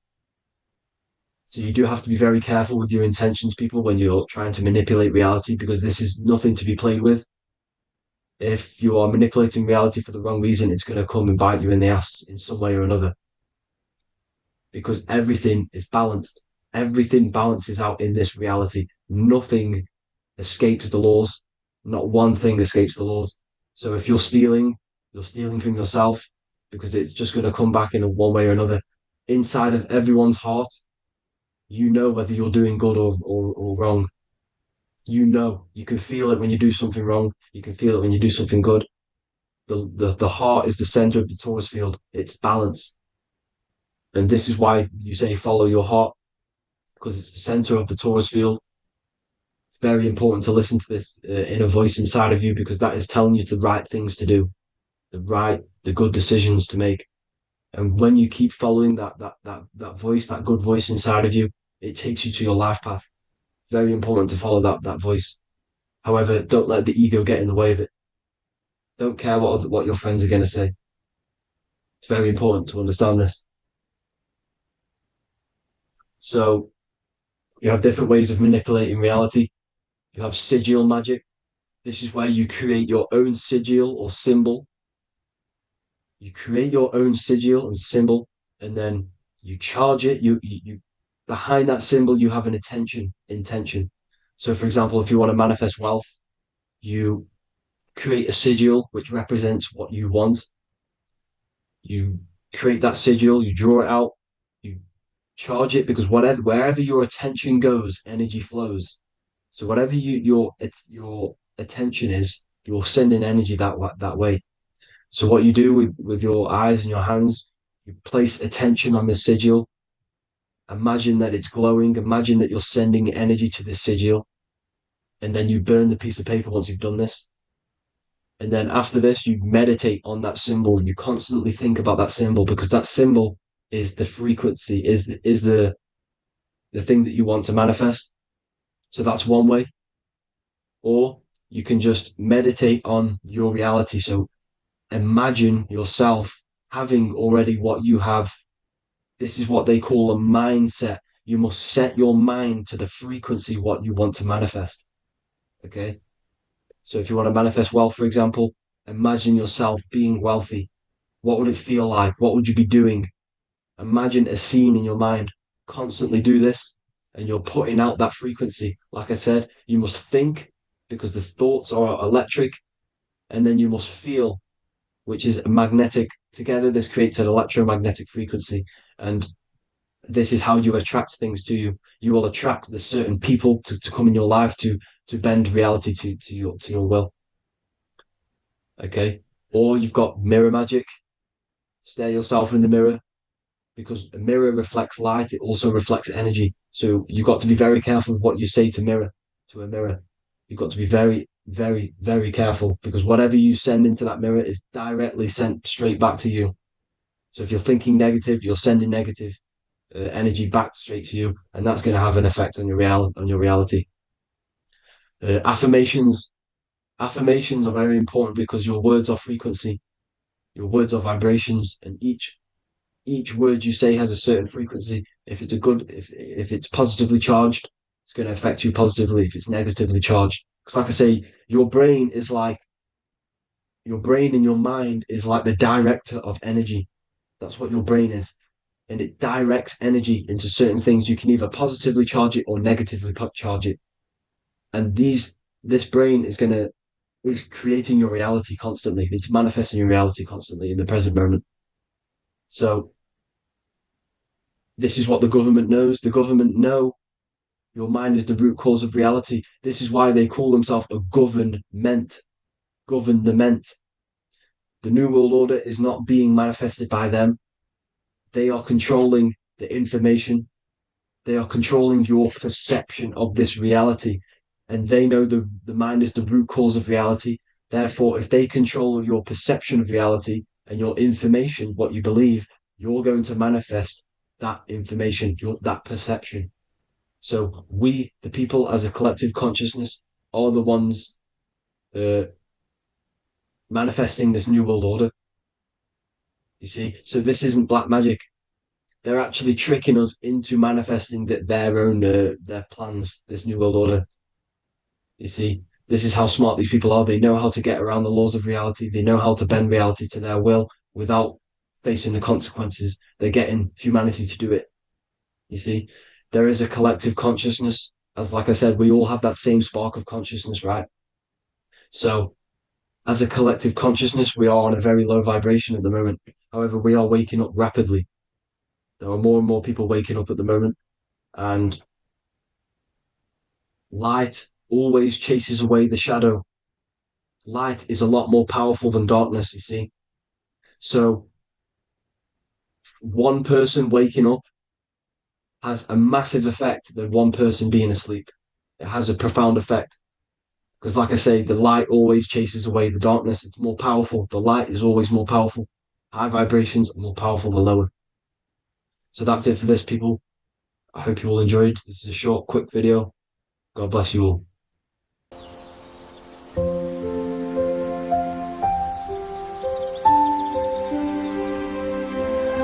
bookofwisdom.com.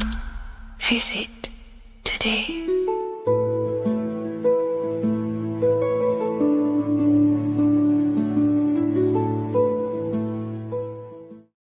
What if I told you the devil is closer than you think, and it's not actually a real person, force, or spiritual entity outside of you, but a being and an aspect of your own mind and psyche? In this video, you will learn exactly what the devil is and the true esoteric meaning of the devil. The first thing we need to understand is that the universe is a mental universe. Look around you. Every action, every building, everything you see around you was begun first as thought in the mind, then manifested. We use the mind to build and shape our reality. The universe, the world, only exists inside of our mind. Therefore, God and the devil exist inside of our own psyche. So first of all, the devil is not a literal being, but a symbol of the lower self. It represents the unmastered, ego-driven part of the human mind, a symbol of destructive thoughts, emotions, behaviors, lives in realms of chaos, fear, hatred, lust, and ignorance. This is why we see the devil as red, because red is the lowest vibrational color on the color spectrum. It also corresponds with the root chakra, which is all to do with survival instincts. Red represents chaotic and intense emotions like hatred and anger. When we are angry, our face turns red. The devil represents our animalistic fundamental needs, our instinctual needs, our survival state of consciousness. We have a survival state of consciousness and a godly state of consciousness. Our godly state of consciousness is creating, not just experiencing in the animal state, but consciously creating reality. This is why we see the devil with a goat head, an animalistic head, and the head is where the brain is. The animal head represents living off instinct, the part of our mind that lives on urges, impulses, and instincts. Eating, sex, power, ego-driven actions, and ego-driven thoughts. Animals are only aware of themselves. Animals live on instinct. They have no ability to consciously create like humans. This is our lower desires for the material world. That's not to say the material world is evil. However, when our consciousness is only seeking material things, this leads us down a path of self-destruction, because nothing material can ever satisfy our soul. Everything material is temporary. Therefore, the devil represents the part of us that seeks only material desires, only material fulfillment, the ways of thinking where we only think about ourselves and ego-driven thoughts. It also represents the unchecked, unconscious self, where we have no mastery over our thoughts, over our emotional impulses, and no mastery over our actions. We're living in instinct and impulsive states, which causes chaos, selflessness, destruction, and keeps us bound to our lower material 3D state of consciousness. It's important to recognize that the word devil was never present in the earliest Gospels. Instead, what was mentioned was a spirit of evil. This distinction is crucial because it underscores that the idea of the devil, as popularly conceived, does not actually exist as an independent entity. Rather, it is a personification of the lower aspects of the human mind, a facet of our own consciousness. The term spirit of evil was not meant to denote a specific deity or being, but rather any force of negativity, whether it manifests as a destructive thought, emotion, or action. A spirit is a force, an energy, and we have three forces that create our reality: thoughts, emotions, and actions. We have full control over these three aspects, which transform and mold reality. A destructive thought, a destructive emotion, a destructive action is a spirit of evil, and it originates from the darker aspects of the human psyche. So now, because we're on the topic of the devil, we have to look at the pentagram, which is obviously connected to the devil heavily. The upright pentagram represents spirit, air, water, earth, fire. Upright, which represents spirit, the most important element on top of the earthly elements, showing spiritual principles over material principles. As spiritual beings as we are, we have to put our spirit first, our higher self first, and material things second. Why? Because material things never satisfy us long term. Seeking material fulfillment will leave us feeling unfulfilled in the long run and very unhappy, and we can lose ourselves in illusions. We have to put our spiritual principles first. Seeking wisdom, knowledge, connection to the divine, and connection to our higher self is what gives us true fulfillment in our hearts and souls. But when we see this pentagram inverted, we now have spirit on the very bottom, which now represents earthly principles on top of the spiritual principles. We're putting our earthly elements on top of our spiritual element, which this inverted pentagram represents no longer caring about spirit, no longer caring about our invisible internal world, and only caring about this external body, food, sex, material things, cars, money, and all the things outside of us, the world outside of our mind. This is what true Satanism is. Satanism is not worshipping an external deity, but it is worshipping the self, only fulfilling the ego's desires. This is what true Satanism is, and we have all been conditioned to live in this state. Satanists want us to believe that there is an external deity called Satan or the devil, and the reason they do this is because they trick us, making us believe that we are not Satanists while they are actually conditioning us to be self-seeking, ego-driven people, where we only care about sex, food, material things, and money, which is actually conditioning us to be Satanists. 80% of the population today are unknowingly involving themselves in Satanism, which is ego-driven thoughts, actions, and emotions, dwelling and living in this state, where we only care about ourselves. When we are spiritual, we realize we are all one. We are all one consciousness family, and we need to do things that help and contribute towards our collective experience, helping others, instead of seeking to serve only the self. The angel is depicted with wings, which represents elevation, higher self. The devil is represented with an animal horns, which is on the ground. A goat is on the ground, which represents the lower self. This is the elevated mind and the lower material mind. Horus, the bird, higher self. Set, the ground animal, lower self. Jesus and Satan. These are two forces, two characters that exist within the human psyche, not real entities. They are forces of our minds, and there is a battle between our higher self and lower self all the time within our own minds. There's always a part of us that's telling to do one thing and another thing, to do something bad and to do something good. There is this battle inside of our own consciousness. Here we have the human spinal column. The human spinal column is showing you the higher and the lower self. The higher self represents the head. The head is where the mind is. This is the creative essence of the universe. This is where all material things begin as a thought in the mind. We create with the skull, with the brain. This is our higher self, the heavens, connected to the heavens, the sky. And the lower end of the spinal column is where our reproductive organs are, where our gut is. Our reproductive organs and our gut is all to do with survival. The lower end of the spinal column, lower instinctual 3D based consciousness. The lower end of the spinal column is where our lower self dwells. Eating, consumption, power, and sex, lust. These are all emotional forces and instinctual based organs that are not inherently evil, but when we dwell and live off this lower end of the spinal cord, it keeps us in low states of consciousness. Our goal to raise to our higher mind is to balance this, not to overeat, not to abuse power, not to abuse sex and lust, but to master these organs and gain the ability to say no to these organs so that we can raise to our creative side of consciousness. Instead of dwelling in our instinctual nature, we can turn to our creative nature and consciously become a builder and constructor of reality. This is the true way of raising consciousness. This is the stairway to heaven, out of the animal consciousness to the higher consciousness. To wrap all of this up, it's all about gaining control over our instinctual lower nature and allowing our spirit to rule over our body and not our body ruling over our spirit or mind. The moment you let a thought become instantly an action is the moment you are an impulsive person. We are all trained to be this way. It is okay if you are in this state. The moment you let a thought turn straight into an action without questioning, that is the mind controlling you and you not controlling the mind. We need to gain control over the mind, and we do this through many different ways, through meditations,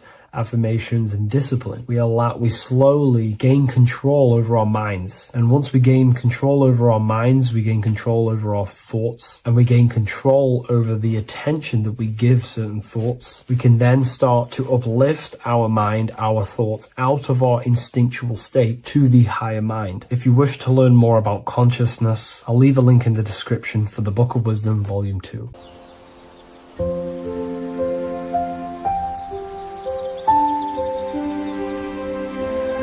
bookofwisdom.com. Visit today.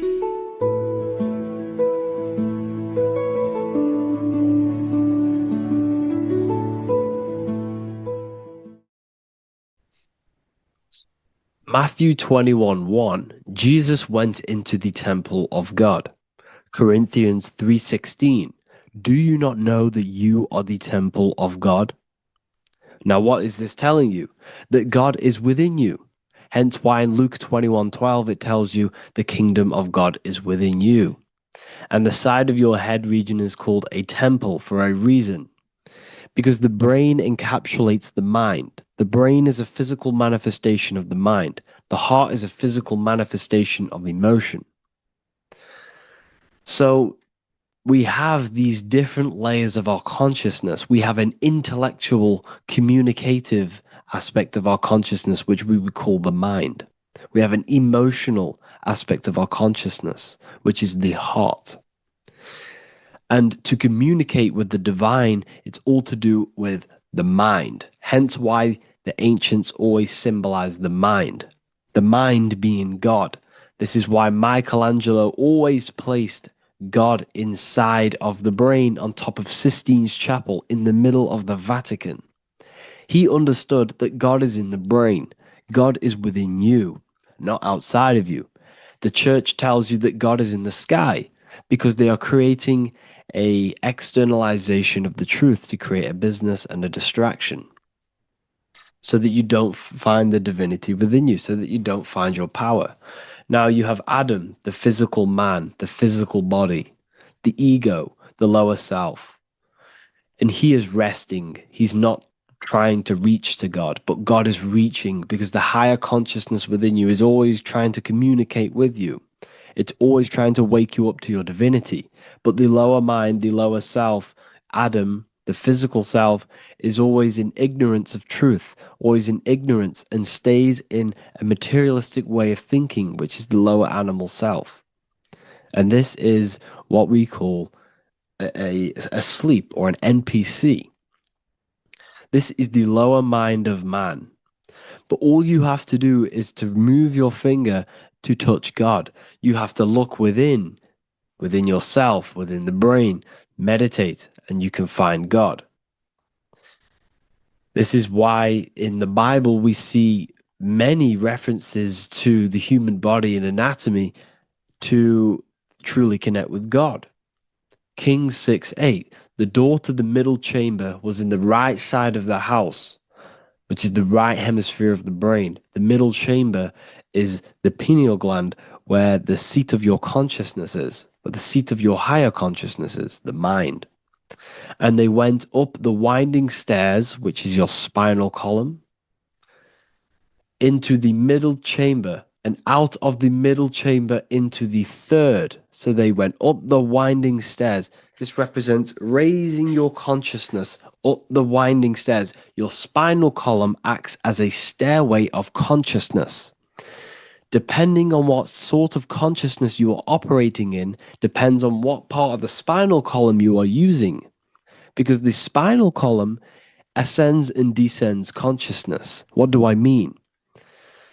If you are in a reproductive way of thinking and you're always thinking about sex, you're jerking off all the time and you're always eating, all of your brain's power and your mind's power is being descended into the lower aspects of the spinal column, which represents hell, the physical state of man, Adam, the ignorant state.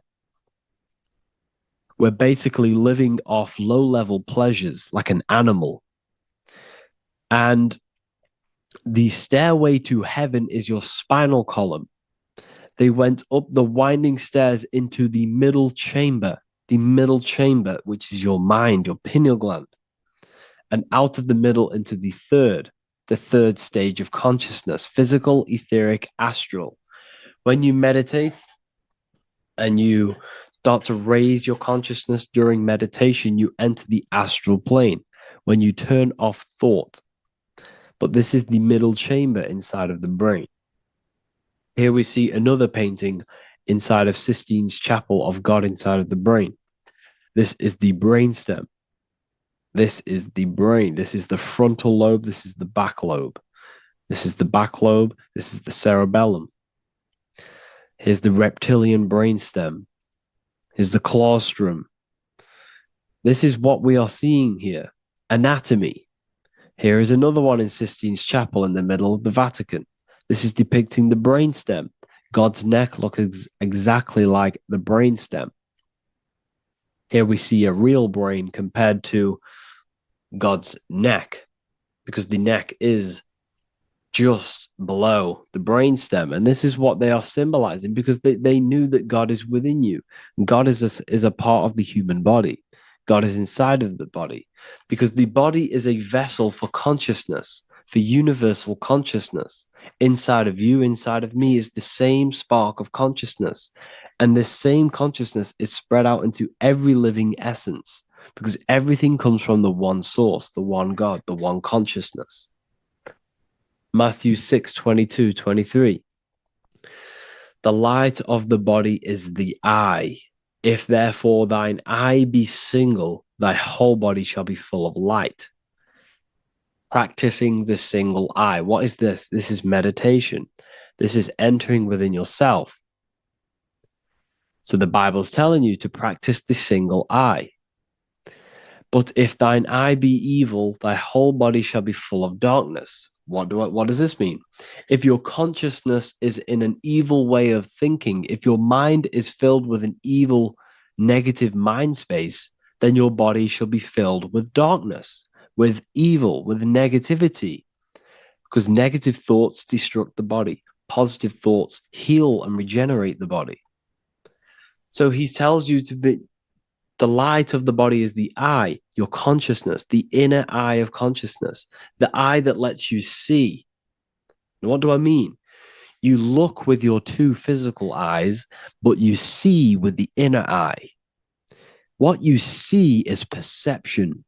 You look with the two eyes, and what you see is perception. You are seeing, you are understanding, and that's what consciousness, the mind, gives you. Consciousness, or the mind, is the force that allows you to be a human being, that allows you to understand things and interact with things and make decisions. It's an infinite intelligence. See, the mind is not the brain. This is a big confusion with people. Hence why the eye on top of the pyramid is separate from the bottom half of the pyramid, because the consciousness is separate from the body, the eye, the all-seeing eye. It represents the observer, the eye that sees into this body, into this world, into this. You are the perceiver. You are the invisible spirit within the body. Theologians 4:17. After that, we are still alive, and our left will be caught up together with them in the clouds to meet the Lord in the air. You don't meet the Lord in the physical air.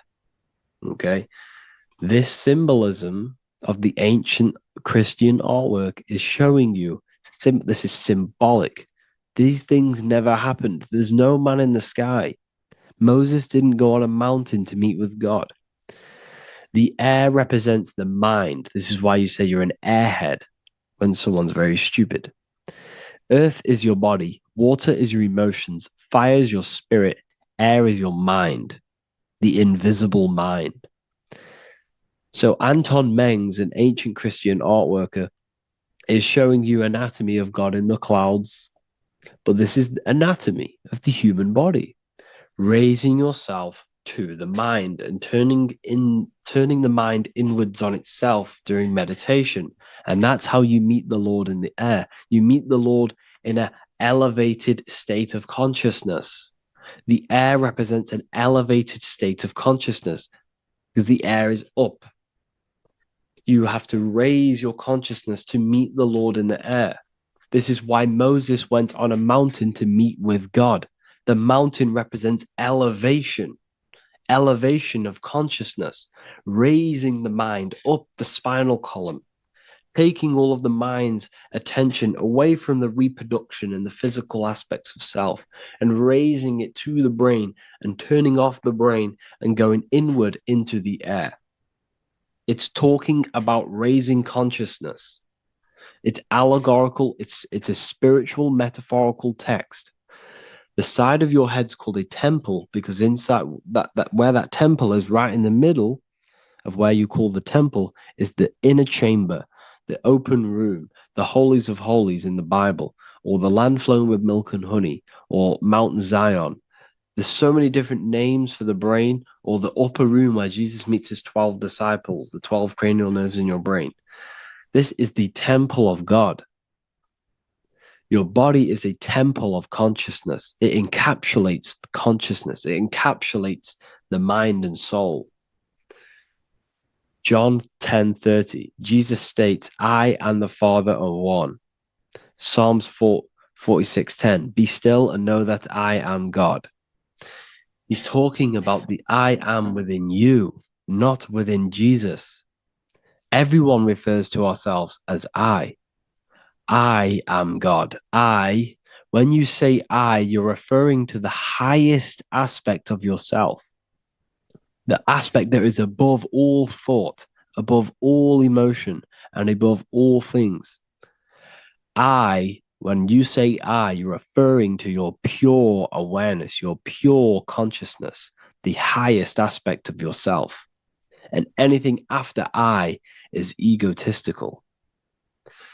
I is God. The letter I is the Roman numerals for one, because there is one God, one consciousness. The letter I is one line, just like the number one. Matthew 6:3-4, take no thought.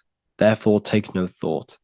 Take no thought. He says this 5 times because you must turn off the 5 senses and take no thought to connect with God.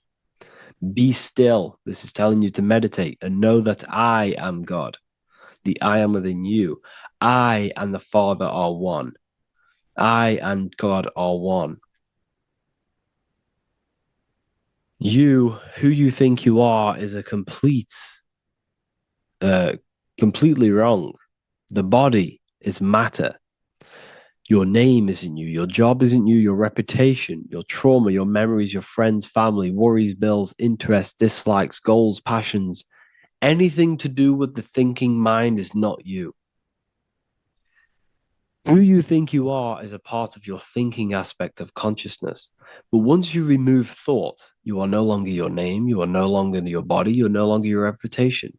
You are the I. You are pure awareness, pure consciousness. Pure consciousness. And this pure consciousness has latched on to this name, this job, the body, and your traumas. Your pure consciousness has attached itself to this character who you're playing in the physical world. And this is essentially who you think you are, but you are not. You are the I, you are the self, you are pure awareness. So in order for you to detach from these things, you must learn how to detach from your name, your job, your reputation. And you do this through meditation by turning off the thinking mind. Turning off the thinking mind allows other aspects of your consciousness to open up. What do I mean? Your whole life you've been thinking, and all of these thoughts has attached you to this physical body. You haven't allowed your consciousness to open up. And you can only do this by taking no thought. That's why Jesus tells you, take no thought. When you turn off the thinking mind, other aspects of your consciousness starts to open up. Other aspects of your being can open up. And this is how you astral project. This is how you do all these mystical things and things to do with consciousness. It's taking no thought. Imagination, emotions, thought, and memory are all to do with consciousness. These things are not physical. You can't touch thought. You can't touch emotions. You can't touch these things because they are not a physical thing. So you must turn off these things for other aspects of your consciousness to open up. Okay?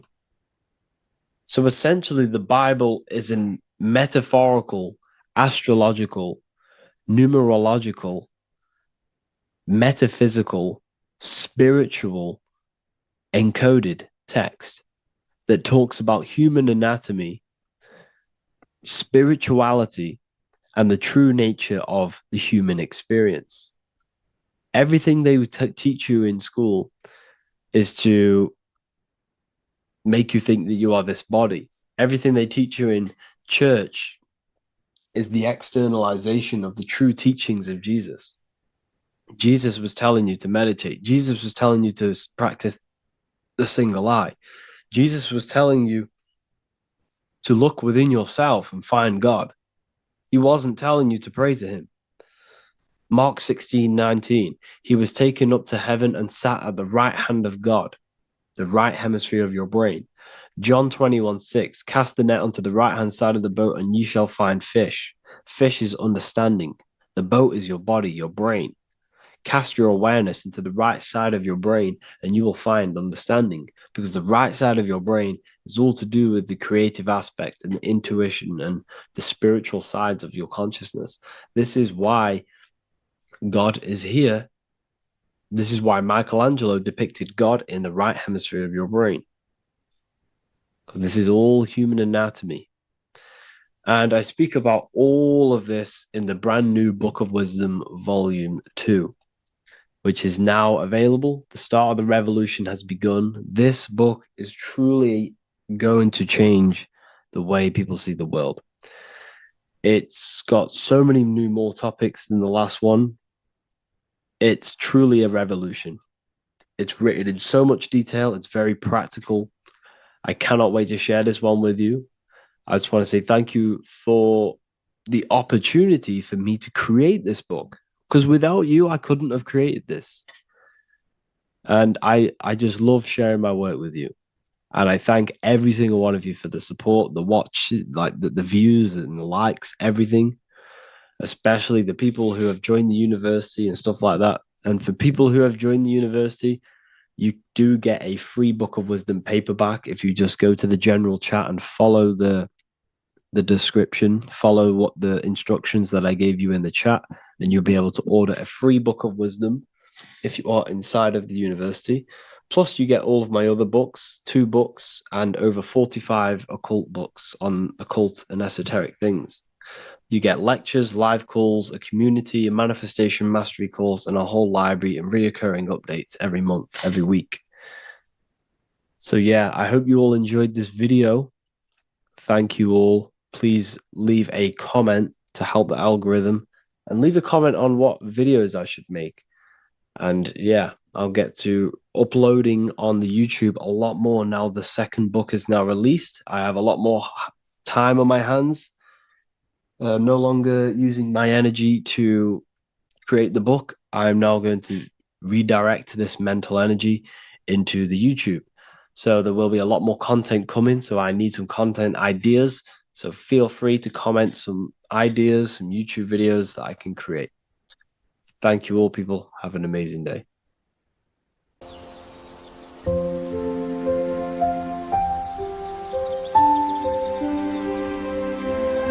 bookofwisdom.com. Visit today.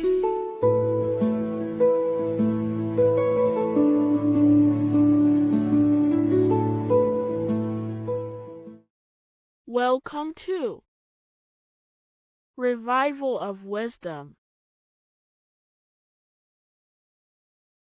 What is good, people? Is Revival of Wisdom. We're back with another video. Today we're going to be talking about the importance of Saturn and the occult. Let's jump straight into this. So Saturn is the god of the earth, right? It's the time of God, change, destruction, physical matter. He creates and destroys, because the energy of Saturn is the key to crystallization. It wraps things in physical matter, right? He creates everything, all life forms, and he takes things back, because the day that you're born, that's the day that your expiry date is coming. The time is ticking until Saturn takes your life. This is why he's known as the Reaper. Okay? As he's personified as eating his child here in this ancient Roman painting. As you can see, he's eating the child. We are all children of Saturn, right? He creates physical matter, our physical bodies, right?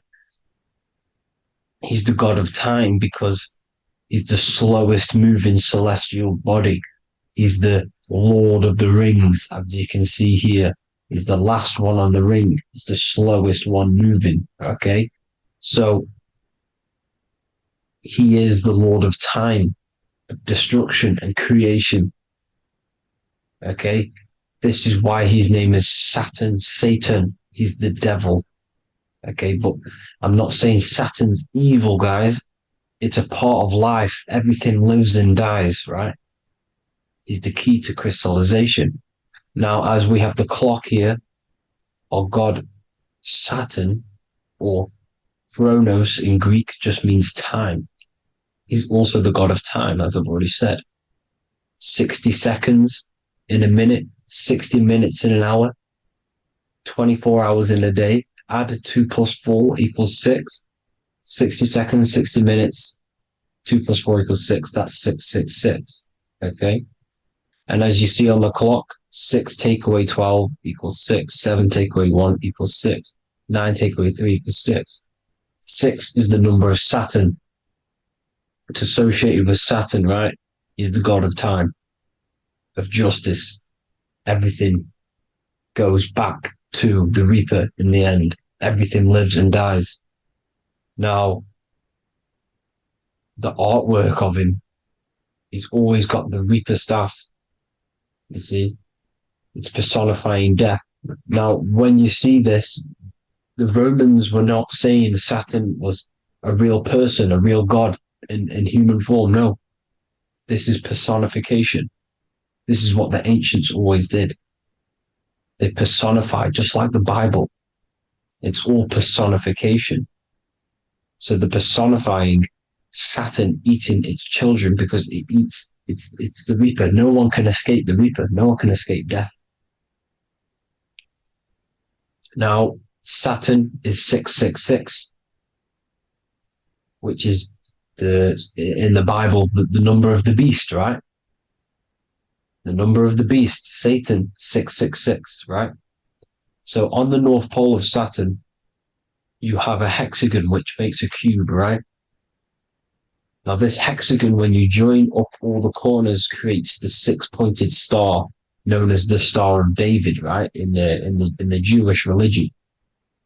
Now, as you can see, the 6-pointed star has 6 points, 6 mini triangles, and a 6-sided hexagon. That makes 666. And also, your Saturday is named after Saturn, the 6th planet, the 6th day of the week, and has a 6-sided polygon on its north pole. That's also 666. Now, this Star of David, this symbol goes back thousands of years, and it originates from Saturn. It's not the Star of David, right? It originates from Saturn. It symbolizes the physical and spiritual aspect combined into one, which makes us humans, right? Also symbolizes the male and female combined into one. These two sacred energies create the human. We consist of both male and female energy, also known as the Seal of Solomon. And we all know if Solomon was a real person, he talks about communicating with 72 demons. He could apparently, in the text, he could communicate with 72 demons, and this is sorcery. This is black magic. Now, this symbol is associated with hexing people. When you place a hex on someone, that is a form of witchcraft, which a hex is just a curse. When you're cursing someone, this is black magic. Now, the black magician would stand in the middle of the symbol and cast his spells onto other people. Now, this symbol is obviously on the $1 bill, twice on the $1 bill. And it's very, very ancient symbol. And it originates from Saturn. And let's keep going. So the cube. So I've just said how you see the cube on the North Pole of Saturn, right?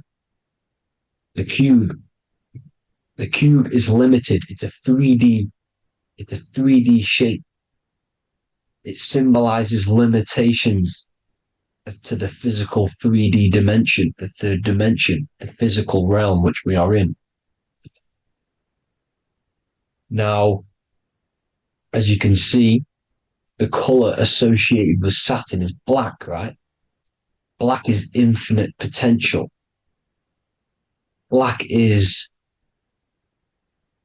the creation of all things before there was light. Light is born out of blackness, darkness, okay? Now, black is physical matter. And as you can see, the black cube, black symbolizing physical matter, the cube being limited, as the physical realm that we are in is limited. It's not like the fourth dimension where everything can exist in a thought. The third dimension is limited, right? And this is what Saturn is. It limits you to the 3D 666. Your body limits you to your physical body. Now these black cubes are placed everywhere, as you can see: Australia, Denmark, Manhattan. There's one in New York. As you can see, the Apple have a cube. The Nintendo GameCube, Trump Tower is a black cube. This is worshipping the energy of Saturn, the god Saturn. Okay, it's not a god; it's a celestial energy. However, it rules over Earth because it pretty much created the physical realm.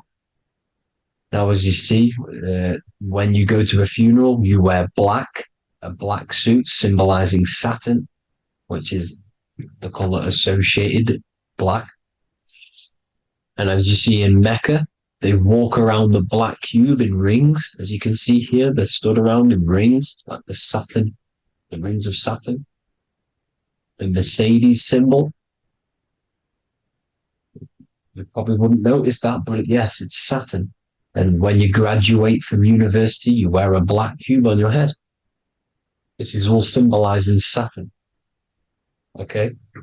Now, as you can see, the Jews here have a black cube on their third eye whilst they pray. Notice how he's shutting his eyes into blackness, darkness, and he's wrapped around a black strap around his arm. This is symbolizing the wrapping of physical matter, of how physical matter wraps things into existence. And as we all know, the Star of David is a Jewish symbol. So he has the black cube and the Star of David, right? So all of these religions are secretly worshipping Saturn. Okay, this is all Saturn worship, Kronos, the god of time and destruction, the physical reality. Now, as you can see, it's symbolized everywhere in all major corporations. Pepsi, internet, that's obvious. NASA, of course, NASA. NASA means to deceive in Hebrew. Universal, Walkers, that one's so obvious. Nike, Toyota. So many different ways they symbolize it. You either see the rings of Saturn or the black cube, as I just showed you here, the Nintendo and the Mercedes, right? It's absolutely everywhere. Now, they also use 666 to symbolize it, as I've just broken it down to you. 666, the World Economic Forum. We all know how they're trying to enslave us into this new world agenda. Google Chrome, CERN, Disney, Coca-Cola, Cadbury's, all of these have 666. Now, every UPS barcode has 666. And even www. Is Hebrew for 666, as you can see here. Monster. It's the same Hebrew letter that means 666. Drake, 6 God. That's his God, Saturn. Why? Because they love physical realm. They love the physical dimension, the third dimension. Because they can rule here through riches. They can build an empire here. It's not like the fourth dimension. They don't want to ascend. They want to stay down here in the physical realm. Okay? Now, this is why they're cloning. They can move their consciousness into other clones to live forever. This technology exists. This is why they love the third dimension. As you can see, all of these sellouts here, Drake, Leonardo DiCaprio, you know, all of these people doing 666 because this is their God. This is their God. They loved the physical realm. They sold their souls for wealth and fame in this physical realm. So why would they leave? You see? Now, this isn't all just evil, okay? So you have 7 chakras, right? You have 7 days of the week, 7 solfeggio scale notes. These are frequencies, the solfeggio scale. Now, it's called the Saturn moon matrix because the moon symbolizes your mind, because you're created out of the Holy Trinity, which is body, mind, and spirit, right? That's the triangle, the equal triangle, body, mind, and spirit. Now, the 3 main celestial bodies are Earth, Moon, and Sun. The Earth being your physical body, the Moon being your mind, and the Sun is your soul, hence why it's called solar. It's a solar soul. Now, these symbols are alchemical symbols. So when you're doing alchemy, you use these symbols to obviously symbolize what we're talking about. Now, as you can see, these are all the symbols of the planets. Of Saturn is created out of the moon on top, the moon on the bottom and the earth on top, as you can see here.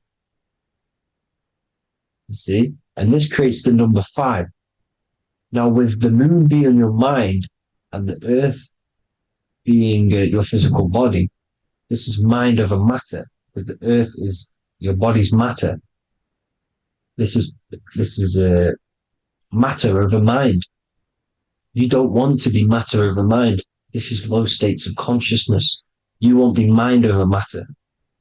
You see, to manipulate matter, to create your own reality. Now, obviously, we all know Saturn is associated with the lowest chakra, which is the root chakra. This is to deal with your animal instincts. When you're down here, you identify as the physical body. You don't know anything spiritual. You're you have a pure physical mind. You don't believe in anything spiritual. This is survival mode, consumption. They want you trapped down here, which is matter over mind. They don't want you to create your own reality, which is mind over matter. You see? Now, that's what Jupiter is. Saturn is the moon on the bottom and the earth on top. But Jupiter is the moon on top with the earth on the bottom. That's mind over matter, you see? So, these chakras are an ascension process from matter, physical matter to spiritual. This is the ascension. This is the stairway to heaven. This is Jacob's ladder. You see? Now, the number 5, which is obviously associated with Saturn as well, which create the symbol for Saturn, created the number 5. You have 5 senses, 5 elements, 5 physical elements. As we all know, Saturn crystallizes everything into physical matter out of the 4 elements. 5 fingers and toes, 5 points of man. Okay, the number 5 is the number of justice.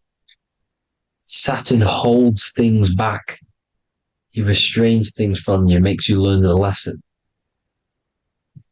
Now, 666 is not all evil. 666 is the atomic structure of the carbon atom. 6 protons, 6 electrons, 6 neutrons, right? We are carbon-based life forms. All life forms are based on the bonding properties of the element carbon. Because Saturn crystallizes everything into physical matter. Now, the Masons symbolize this with the checkered boards. They have the black square, which is obviously matter, as I just said, the black cube, and spirit is the white square, because white is eternal light, white and light, you see. Black is physical matter. Now, this is what we are. The point of our soul is to transmute from matter to spirit. but these are interchangeable. This is the constant cycle between spirit and matter, spirit and matter. High vibrational matter turns into spirit. Low vibrational spirit turns into physical matter. You see? Now, we are carbon-based life forms. This is what 666 is, the number of the beast. Well, when I say we, the physical body is the beast. It's the animal. It's the carbon suit to operate in this physical dimension, in this physical realm. See? It's the vehicle used to operate in this physical realm. But your mind isn't from this physical realm, you see? The brain is the physical manifestation of the soul. Okay? So, as you can see here, the spine is an extension of the brain. Everything goes back to the brain. This is literally what your physical body is. You see, this is the nervous system, and everything reports back to the brain, and everything's controlled from this control center. And this spinal column, at the top of the spinal column, is your third eye, which is known as the pineal gland. And this is the seat of consciousness. It's the center of consciousness. That is your true self, pure consciousness. This body is just a physical body. This body is mortal. This body runs out, but your consciousness lives forever. They don't want you knowing this. This is why they keep you down here in your lower chakra. They want you to believe everything is just physical. They don't want you to believe in the spiritual side of reality. Because this way they can manipulate you, right? They want you matter over mind because they know your mind creates reality. They know your mind is the root cause of reality. You manifest your own reality from the inside out. So this is why they control your perception of reality. They control your information in order to manifest their new world order. You, who are ignorant to knowledge and wisdom, you who are ignorant are manifesting their agenda because you accept their information and their perception of this reality. Now, this is why they tell you the globe model, the heliocentric model, to trap you into physical matter. Now, if you understood about this true form of this realm, you'd understand that there's a spiritual side behind everything. The spiritual side, something has to exist. The root cause of reality is higher planes of existence. It happens in the mind before it happens on the physical plane. You see? They don't want you knowing this. They want you matter over mind, which is the symbol for Saturn. Moon over Earth. The Holy Trinity.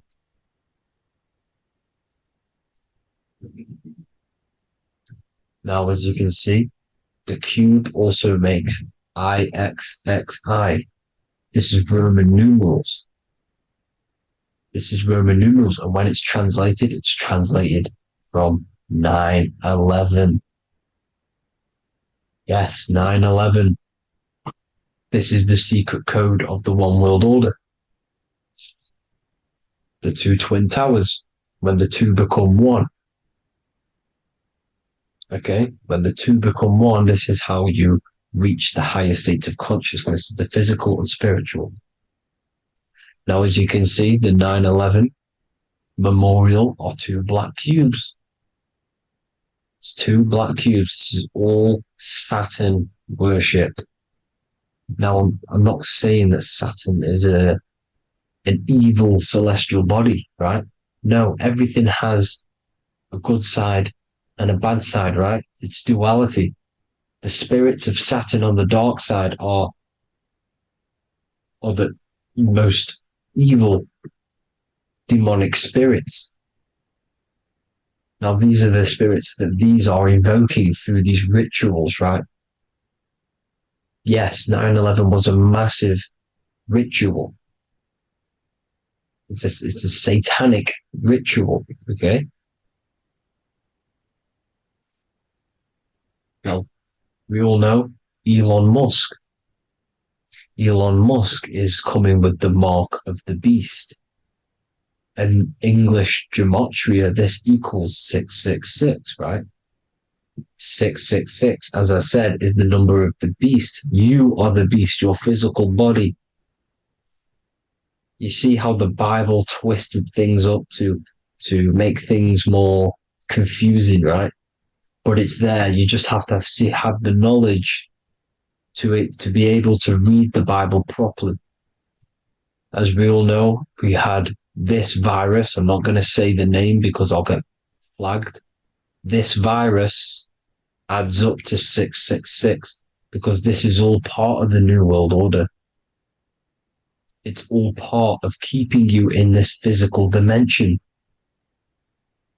Okay? Now, as you can see here, Novus Ordo Seclorum on the back of his shirt, on Elon Musk's shirt.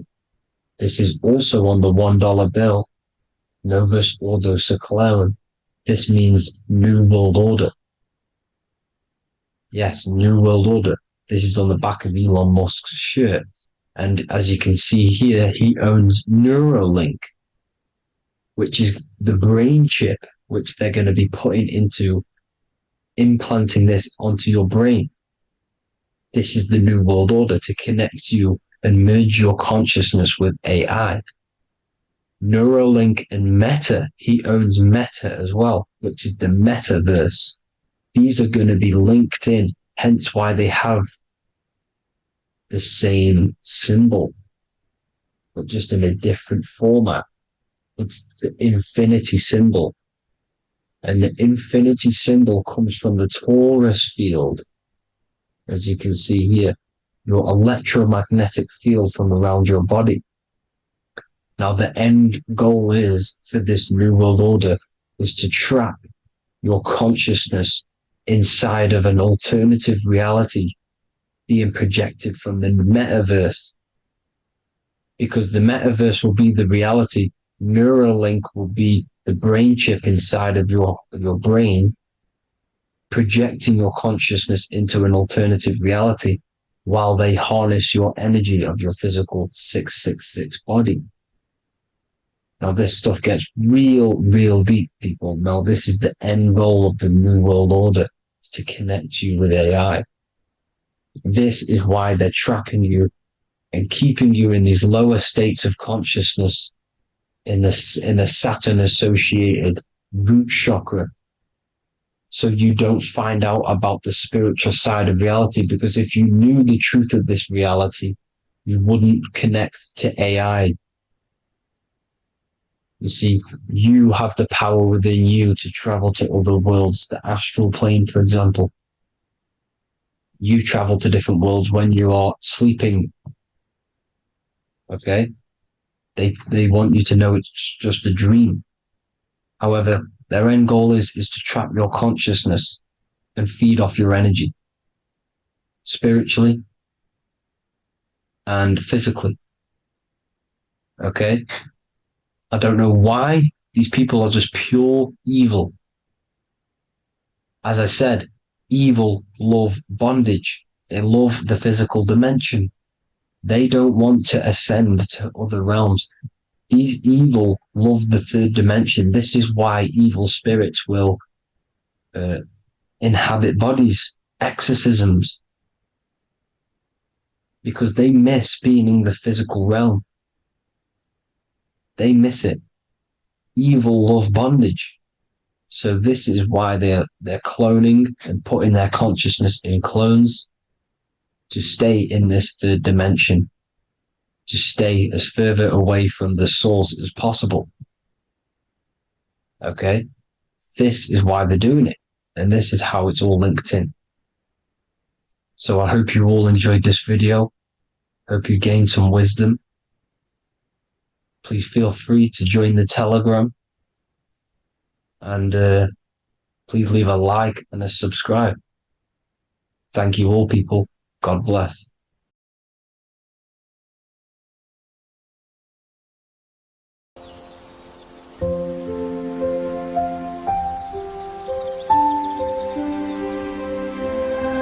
bookofwisdom.com. Visit today.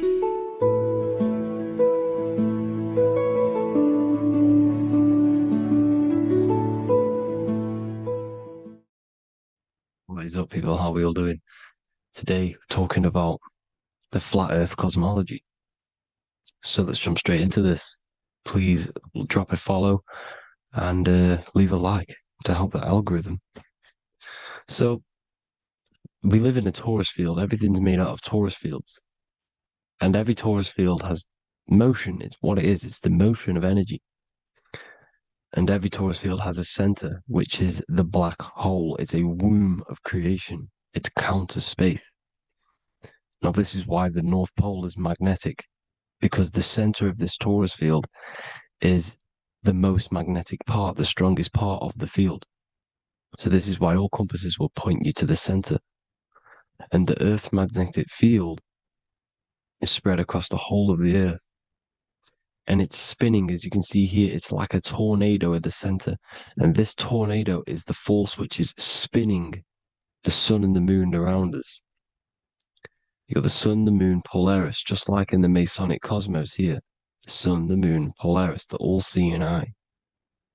Now we'll get into Polaris a bit later, but the sun is the magnetic force. Sorry, is the electric force. Because every field is electromagnetic. Now, the sun is electric. It's positively charged. It's going to give you energy. It's feeding energy. The moon is more magnetic energy, which is taking your energy away from you. And this is why you become sleepy when the moon comes out. Because it's taking away your energy. So, these two forces is the balance. It's the yin and yang. It's the balance. Everything in this creation is balanced. Because the torus field is the Earth is the plane of inertia, the 0 point within the field. Because physical matter is a result of two opposing forces equalized on the plane of inertia. And that is where matter crystallizes into physical results.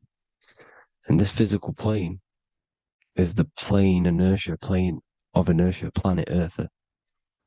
And at the center of this plane is the black hole, the womb of creation. And outside of this black hole gives birth to light. So the torus field is constantly rotating, going into counter space, the black hole, and then out of counter space gives birth to the white hole, white light. You see? So it's going around, black hole, birth again, black hole, birth again. And it just keeps going around. It's an infinite cycle of energy. And this is where the infinity sign comes from. This is the motion, this is the force which is creating everything to spin inside of this circle. Okay? And it's making the stars spin. It's making the sun and moon spin around us, around this center point. Now here you see Horus and Set. Horus and Set putting their feet inside of this dome. This is the royal arch, the arch of the dome above us, which is like you see in the Masonic cosmos, the royal arch of Freemasonry.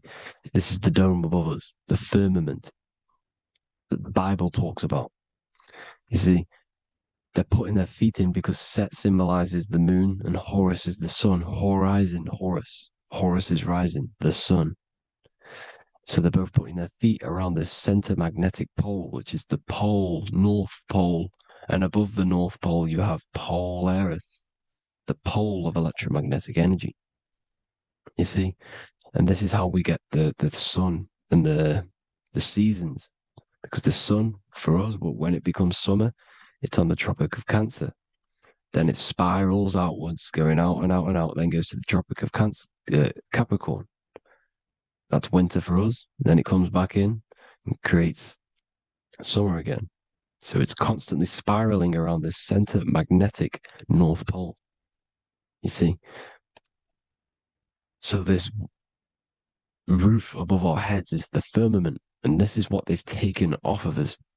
They haven't physically taken it, but mentally they have taken this away from you. It's a female energy. And this is what the Egyptians called Nut, the sky god Nut. And this is the womb. We are inside God's creation, God's womb. And the woman's womb, when she has a baby, is a microcosm of this because everything inside of this creation is micro, macro. It's a reflection of the bigger things, as above, so below.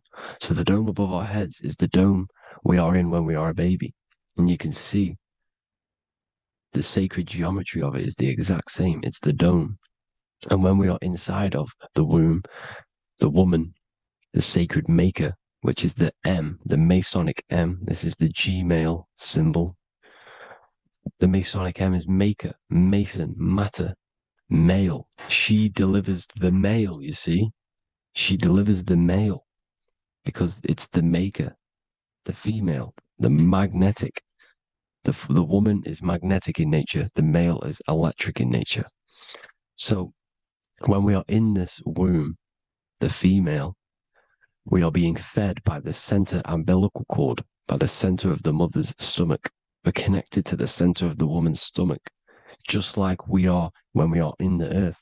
The center is where the aurora borealis is being emitted from, the electromagnetic aurora borealis, the northern lights. This is our spiritual umbilical cord, connecting us to counter space, connecting us to the realms beyond this world. Because at the center of every torus field is counter space. And at the center of the earth is our spiritual umbilical cord, and this is the earth's belly button, as you see.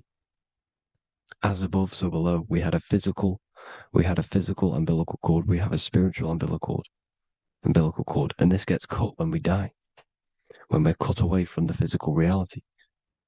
You see, here's the ancient Egyptian tablet showing this female. You can see the hair, it's a female above us, because the female energy is nurturing, helping, looking after.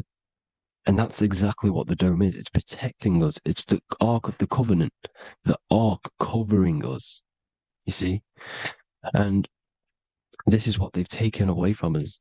By you believing in space, it completely destroys the idea of this being a sacred creation. They've taken the roof off your head, whether if you believe in space, you believe that there's chaos, there's planets, there's asteroids that could kill us at any moment. But this isn't true. They've made you fear your own creation that you're inside of. They've made you fear what's above you. You see, and it's to hide the power of astrology, the power of the lights in the firmament, which are constantly flowing through the ether. These powers which are above us are sending rays down to the earth, which are influencing our psychology and how we behave. And this is what astrology is. It affects human consciousness. It interacts with our consciousness. And there's a different energy every day because the planets are in different houses, different alignments. And this is, we'll go into this a bit deeper later on. So the world tree, this magnetic north pole, the pole of electromagnetic energy, was symbolized as a tree, the great tree at the center of the earth. You see? And this tree is symbolized everywhere. You can see here how the center person, this Egyptian person, is holding up the sky. This is the North Pole, the hyperboloid, at the center of every torus field. And this tree was in the Mayan cosmology. This is an ancient depiction. This is the torus field. There's the plane of inertia. Here's the center tree. Here's the tree in the center, the magnetic North Pole, the woman holding the stars. Here's the Hindu with the two birds symbolizing the sun and the moon revolving around this center tree. The Mayan tree, his Horus and Set around the North Pole. They all knew this flat earth cosmology. They knew these secrets. It's so sacred you understand the creation that you're inside of. Because if you don't, you'll be led astray. You don't know where you are. You're lost. You see? And here's the Masonic art with the rays of the stars coming down with the tree in the center. So it was personified as a tree. And we are in Asgard, Midgard, the middle garden, where there's good and evil. So the 7 layers of heaven, which is talked about in the Quran. Each planet has a different layer of the firmament, and this is the 7 layers of heaven, and these are our 7 layers of the energy centers in our body. So we start in the stars, so we are stars in a physical body. And this is why we say Mr., Sister, fraudster, sinister. Stir is star, and we are in the stars. And our star descends into the soul system, not solar system. And as we descend into the soul system, we enter Satan's kingdom, Satan's world. As it says in the Bible, Satan is the god of this world.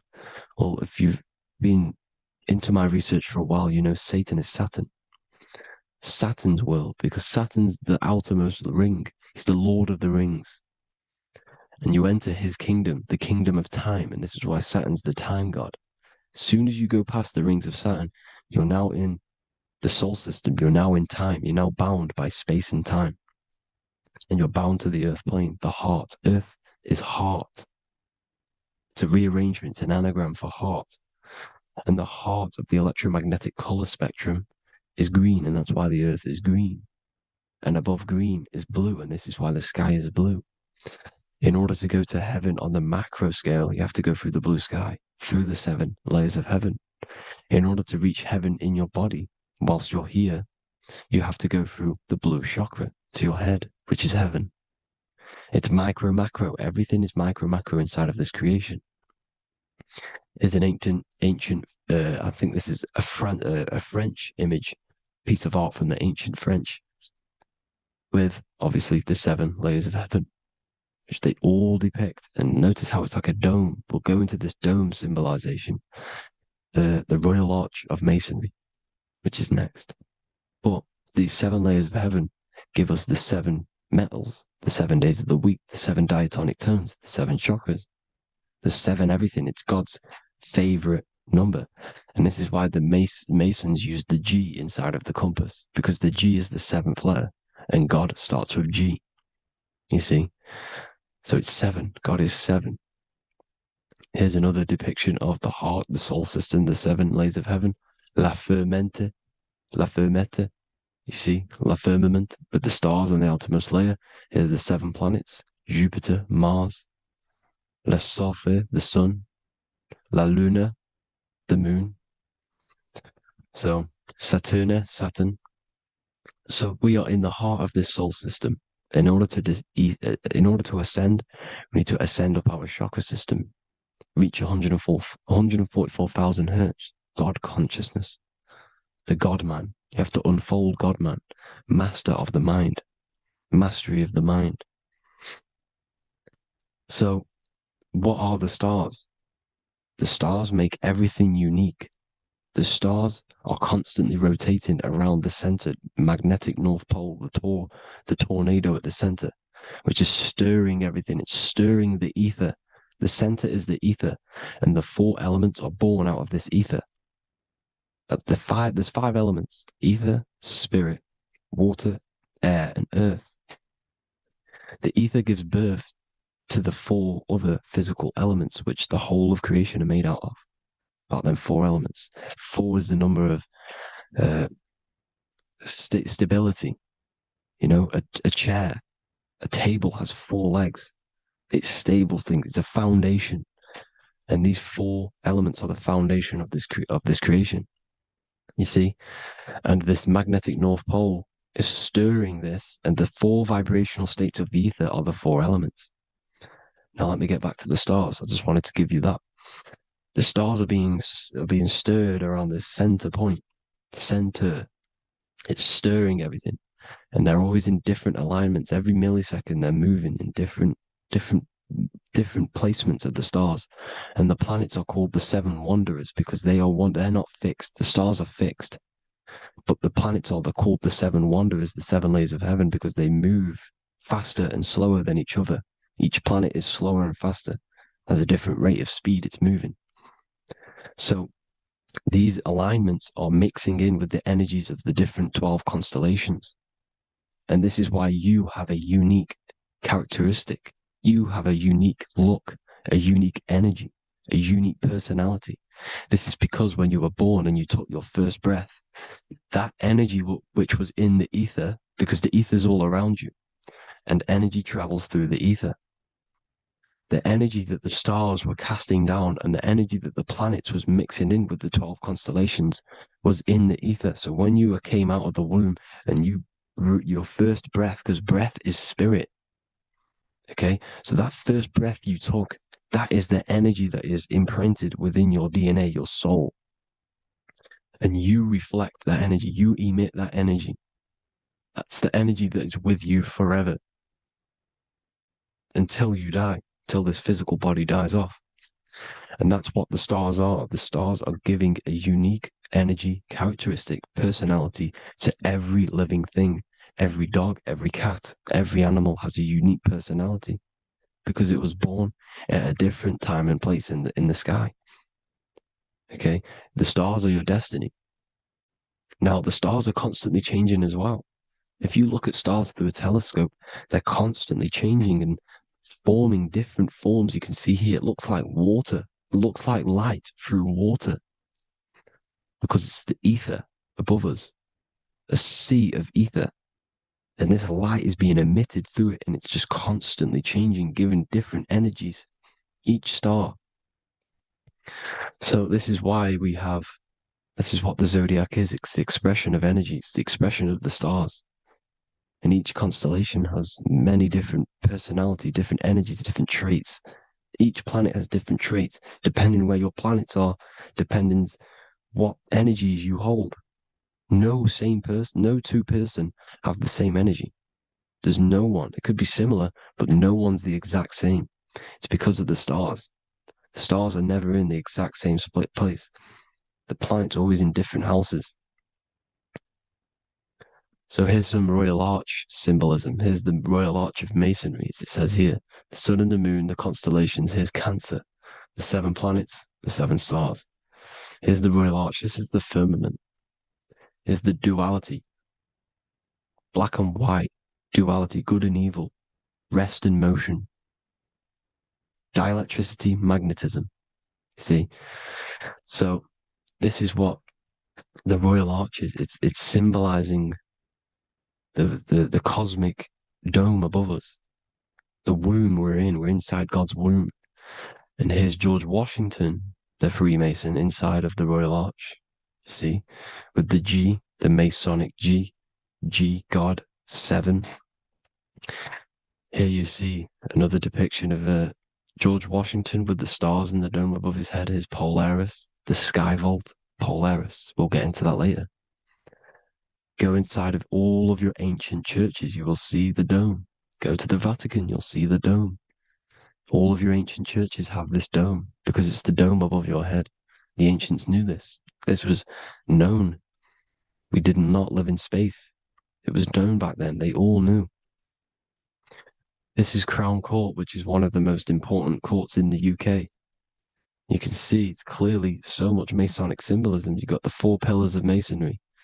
The Royal Arch is like an arrow pointing upwards to Polaris. His Disney World is under a dome.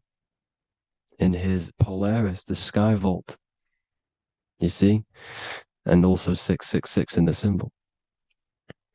Here's more 7 layers of heaven. Here's an ancient depiction. The firmament. Here's the astral plane outside of the firmament. The Royal Arch. You see? It's everywhere. Here's Polaris, the 8-pointed star. Polaris is in between the sun and the moon. It's at the center of the Taurus field. And Polaris corresponds with the pineal gland as well because it's the all-seeing eye. See?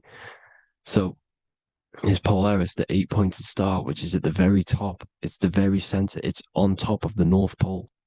And it's an 8-pointed star that's always symbolized as an 8-pointed star. Here you see the Vatican. The Vatican is a giant key with an 8-pointed star. See, it's a key. Here's the dome. Here's the Space Delta, the USA Space Delta logos. Here you see the Egyptian god looking from the center of the North Pole, looking upward to an 8-pointed star, Polaris. An arrow pointing up to Polaris. Here's another, the bear holding a key with an arrow up to Polaris, 7. Holds the key to Polaris. Here's an eagle holding a key above the North Pole to Polaris. Polaris, and here's another one. There's another bird, like a dragon, holding a key to Polaris. Because Polaris is definitely something to do with leaving this creation.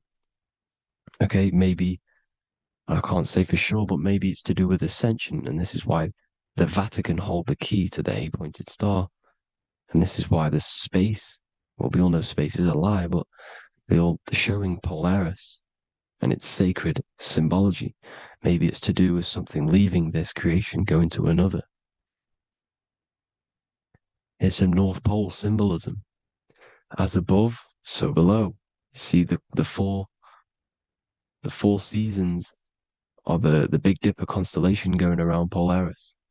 This is Polaris, this is the Big Dipper constellation, and this is the swastika. This image gives us the swastika, because all the symbols we use are created in nature. They're created somehow in nature. This is how we get them. As above, so below. This is the map of the North Pole with the four rivers, looking like the Big Dipper constellation. It's the Masonic, here's the ancient cosmology with the four, you see the four islands, Mayan cosmology, four islands. This is the alchemical symbol for Earth, four sections. The windows, because the center of the North Pole is a window to another dimension. The four lucky four-leaf clover, which is supposed to be lucky. It's truth in plain sight. And here's Hitler looking at two flat Earth maps.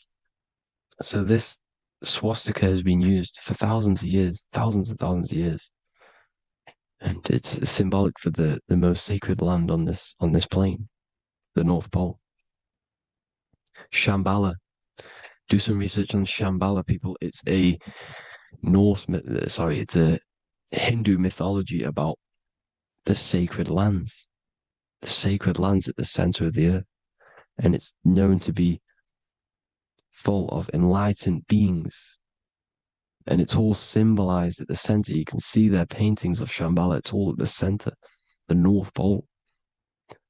And it's known to be the most godly place ever, because it takes you to a portal to the higher places. And maybe this is something to do with Polaris, connecting you to this sacred land at the very center.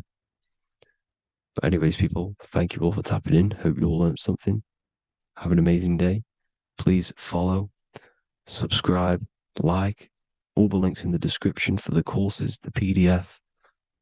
Please have an amazing day. God bless.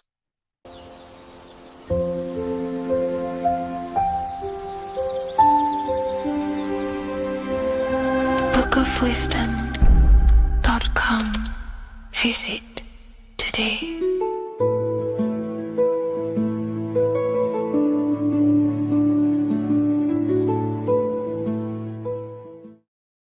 Hello and welcome to another video, people. Before we start, please like, comment, and subscribe if you wish to see more content. Today we're going to be talking about the mental universe and how everything is mental. This is the #1 law on the Kabbalion. If you've never read that book, it's called The Kabbalion. A very good book. It's the first law, because this is the most important thing you need to understand, is how everything exists within the mind. Behind every single one of these eyes is the same consciousness expressed in different bodies. The mind is what gives perception to what you're experiencing. Behind every single one of these eyes is the exact same consciousness, but the brain that they inhabit is giving them a different perception, a different being, a different body. Now, this is the difference between humans and animals. Humans possess a advanced consciousness, an advanced mind that gives us the ability to be aware of ourselves mentally, physically, and spiritually. We can reflect on ourselves. When a dog looks in the mirror or an animal looks in the mirror, it doesn't know what it's looking at. It doesn't realize it has a consciousness. It can't reflect on itself. It can't say, I want to improve in this area. It doesn't have that consciousness. We have a divine consciousness.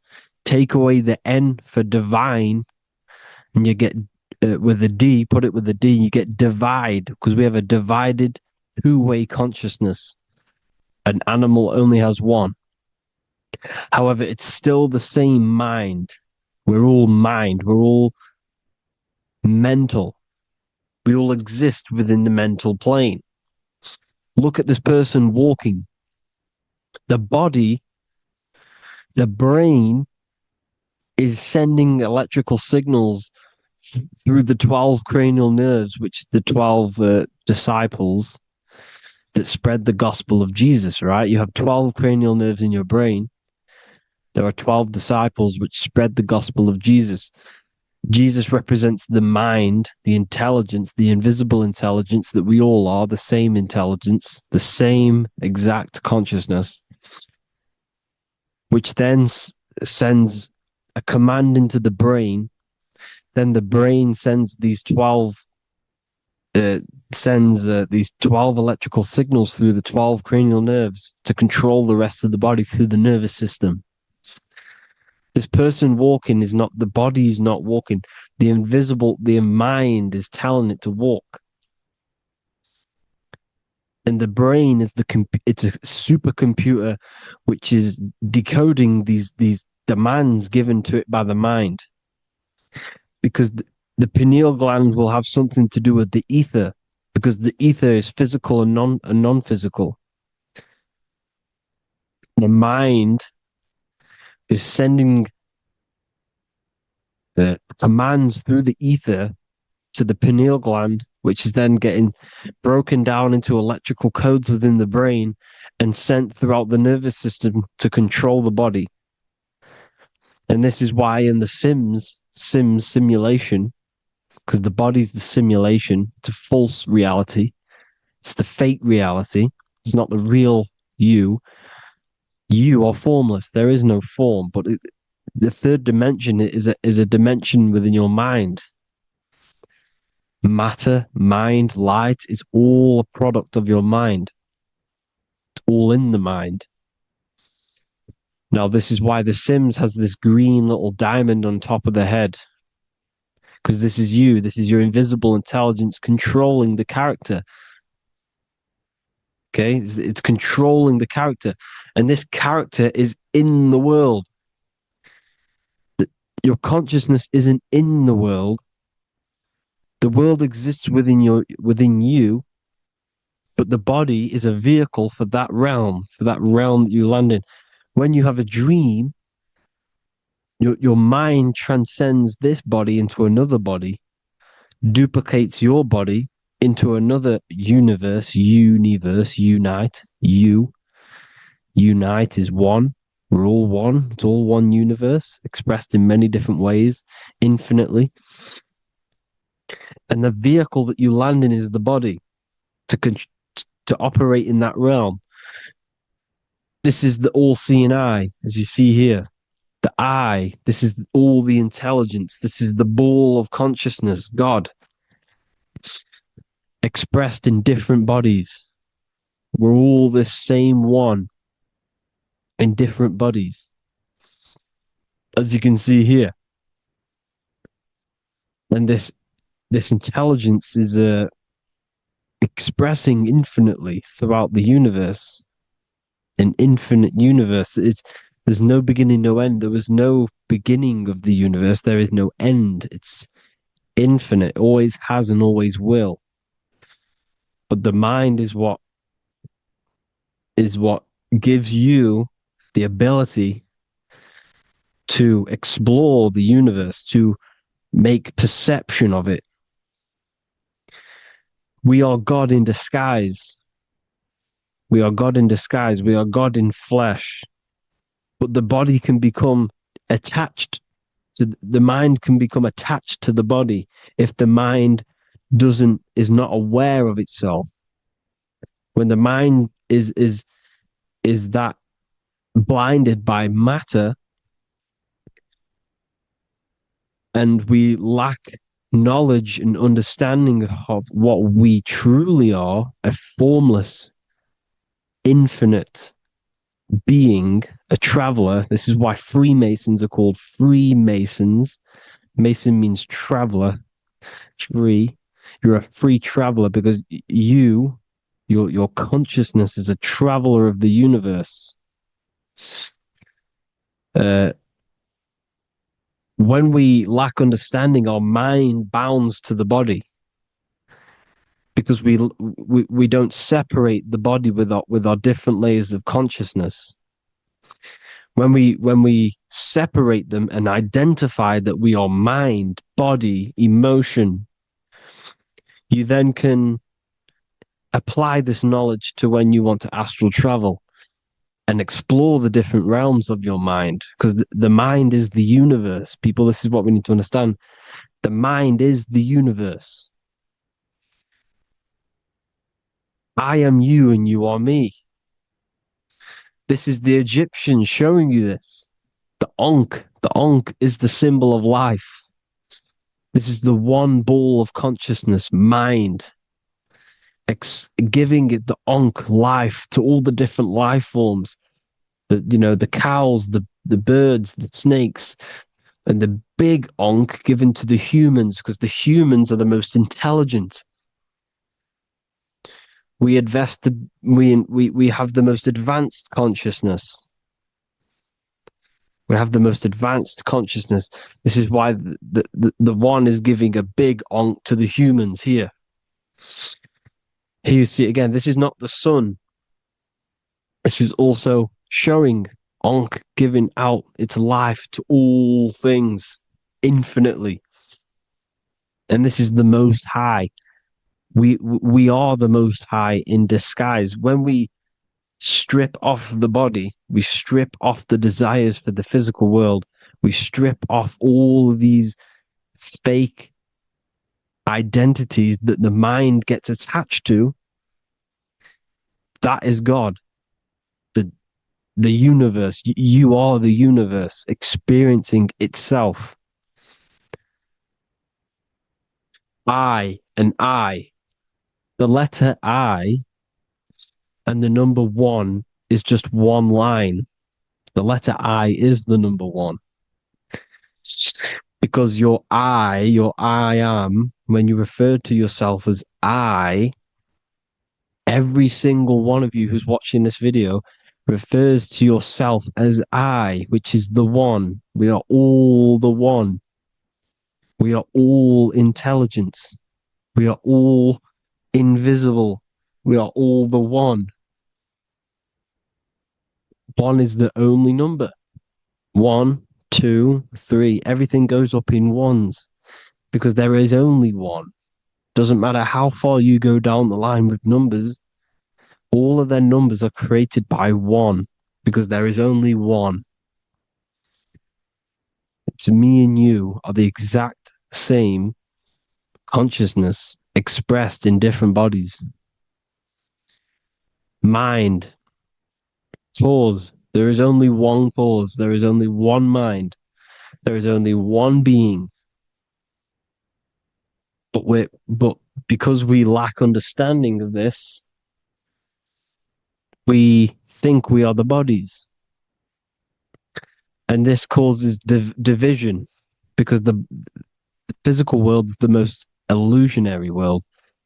It's an illusion. It's all an illusion.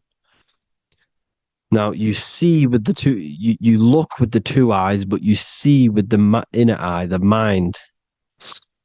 Okay, the mind is the mental plane is a shared plane, and it gives perception to what you're looking at. The mind. I'm affecting you when I speak because the mental plane is shared. We all share mind. We all express mind. When I'm speaking to you, I'm affecting you because we are mind. So the words that I'm saying, which are being manifested from my mind, are being manifested through my body into vibration, is affecting you. I'm affecting you with what I'm saying. And these words are having an effect on your mind because we're all mind. This is why you need to be careful what you're listening to, music and all sorts. Because music can also create thought loops within your mind. because the chorus, we shouldn't be listening to choruses. Choruses are loops. And what they're saying in the chorus is being looped. And this can create thought loops within your mind. Go and listen to an old song that you used to listen to about 5 years ago, 10 years ago, 20 years ago. Go and listen to an old song, and guess what? You will get nostalgia. Why will you get nostalgia? Because that song will trigger the thoughts that you were thinking in that time of listening to that song. So songs with choruses create thought loops, and they reprogram your subconscious mind. It's important why music is very powerful. Mind and mind, same word. See, language is the truth, people. This is why I use language in all of my presentations, especially the English language. It's riddled with occult truth. I is my me. I, you, and me are I, one. We are not the name, we are I. Every single one of you is I, because we are all the one, all mind. Now, the only thing that is truly mine is my mind. When you say something is mine, it's an illusion. It's not yours. The only thing that is mine is mind, my mind. Okay? It's my mind. It's the only thing. It's the same word, mind and mind. Like I said before, everything's one. Hot and cold is different degrees of the same thing, of the one substance, of degrees. The 7 colors are different frequencies of the one white light. Everything is one. There is only one. We are all one. Everything is one. Hot, cold, day, night. It's the same degree of one, which is mind. The mind's perception is what's giving it, labeling it hot or cold. The mind's perception of colors is what is giving it red or purple, hot or cold. There is only mind. The mind gives things perception. There is only one, that is mind. The conscious and the subconscious mind. The male and the female, these are married. The subconscious mind is your hidden part of the mind. Okay, it's hidden. You can access it through different meditations and Reiki teachings. And dreams are manifestations of your subconscious. This is how you know mind and matter are one, because your mind creates matter in dreams. Your subconscious manifests everything in a dream, in the astral realms. The conscious is what you're conscious of, what you're consciously thinking of. So me, I am conscious that I am speaking into this mic and creating this video. My subconscious mind is the hidden part of the mind, which is speaking to my heart, telling it to beat. It's telling my food to digest. It's regulating all my blood. It's doing everything in my body without me being conscious of it. Without me being conscious. The subconscious is the feminine. The conscious is the male. The Bible, of course. Proverbs 12:4. Helpful, not helpful, an excellent wife is the crown of her husband, but she who brings shame is like rottenness in his bones. In the same way, husbands should love their wives as their own bodies. He who loves his wife loves himself. You can take that physically, you can take that literally, or you can take it metaphysically. See, the Bible's written in such a way where you can take it as your level of realization. He who loves his wife loves himself. If you love your subconscious, if you love yourself, You speak good about yourself because your subconscious takes everything literally. If you say, I hate you to someone, your subconscious does not know the difference between me and someone else.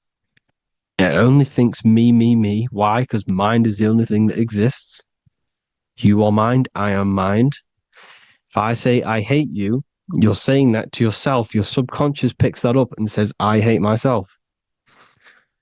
And that's telling your subconscious that's what you want. Because your subconscious manifests 90% of your behavior. The programs within your subconscious, tying your shoelace is a program. You don't need to be conscious of it. You can just do it because it's a program. It's deeply interwoven in the subconscious. Driving your car, texting on your phone. You don't have to think about what letter. You just do it because you know where the letters are. It's a program. Therefore, if you look after your subconscious, they are a married couple. It's your wife. Your subconscious is your wife. And it manifests 90% of your daily basis thought patterns, actions, behaviors, emotions, all the things that you all the trauma that you've experienced is stored within your subconscious, which is affecting you. So let's say you were in a car crash 10 years ago and you had a really traumatic event, you really hurt yourself, and you had a very, very, very strong emotion that you felt of pain. That will still affect you today. And why? Because it will manifest into your behavior.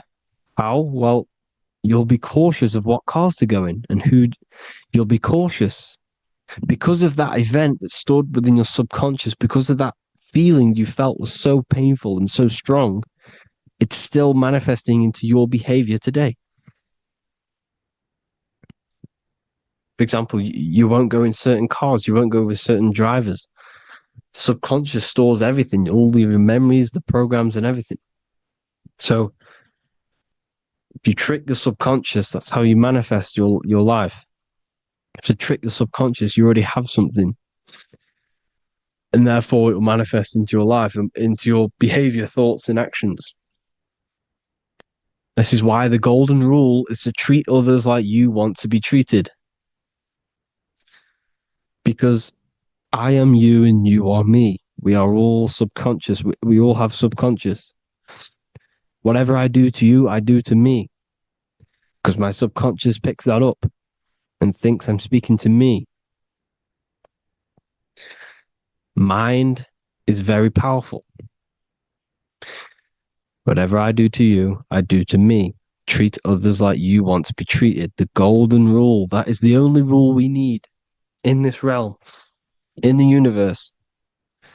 If everyone understood this rule and how the subconscious works and how karma works, we'd live in heaven on earth, the Garden of Eden, the golden age. As a man thinketh in his heart, so is he. Proverbs 23:7. Where your heart is, there will be your treasure. Your heart's the emotions. The storehouse of emotions is where you feel emotions. You have to let your emotions move through you, not become you. You can't let your emotions become you. Or except be like the sky and let them pass through you. Be like the clouds and the stars passing over. Let them pass through you. Do not let them become you. And this is how emotions can take over your mind. We are driven by, when a man is driven by emotions, he has no self to control. You must control the mind because the mind can be corrupted. Because your thoughts are electrical in the brain. Your thoughts come from the mental plane. So how the mind works is that you place your attentions on something in the mind and infinite information just flows in. Think about it. When you think of a certain topic, as soon as you think of that topic, information comes flying into your mind. different ideas, ping, ping, ping. It's all connected. It's why we call it a mindset, because your mind sets itself to frequencies. And when we think of something, we tap into that frequency, and just the universe, the mind, the mental plane just flows in information based on that frequency and that thought. The universe is just information.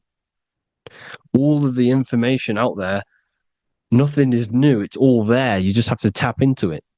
You can tap into these different thoughts, and it's all there. Everything already exists within the mental plane. You don't think anything. You receive thoughts. We all share the mental plane. We affect each other. I'm affecting you. Listening to me is affecting your mental plane, your mind. The physical plane is the lowest plane. It's the world of effect. Everything you see in the physical plane is the effect of mind. Like I said, the person walking is the effect of their mind telling the body to walk. The physical plane is the lowest dimension of your mind.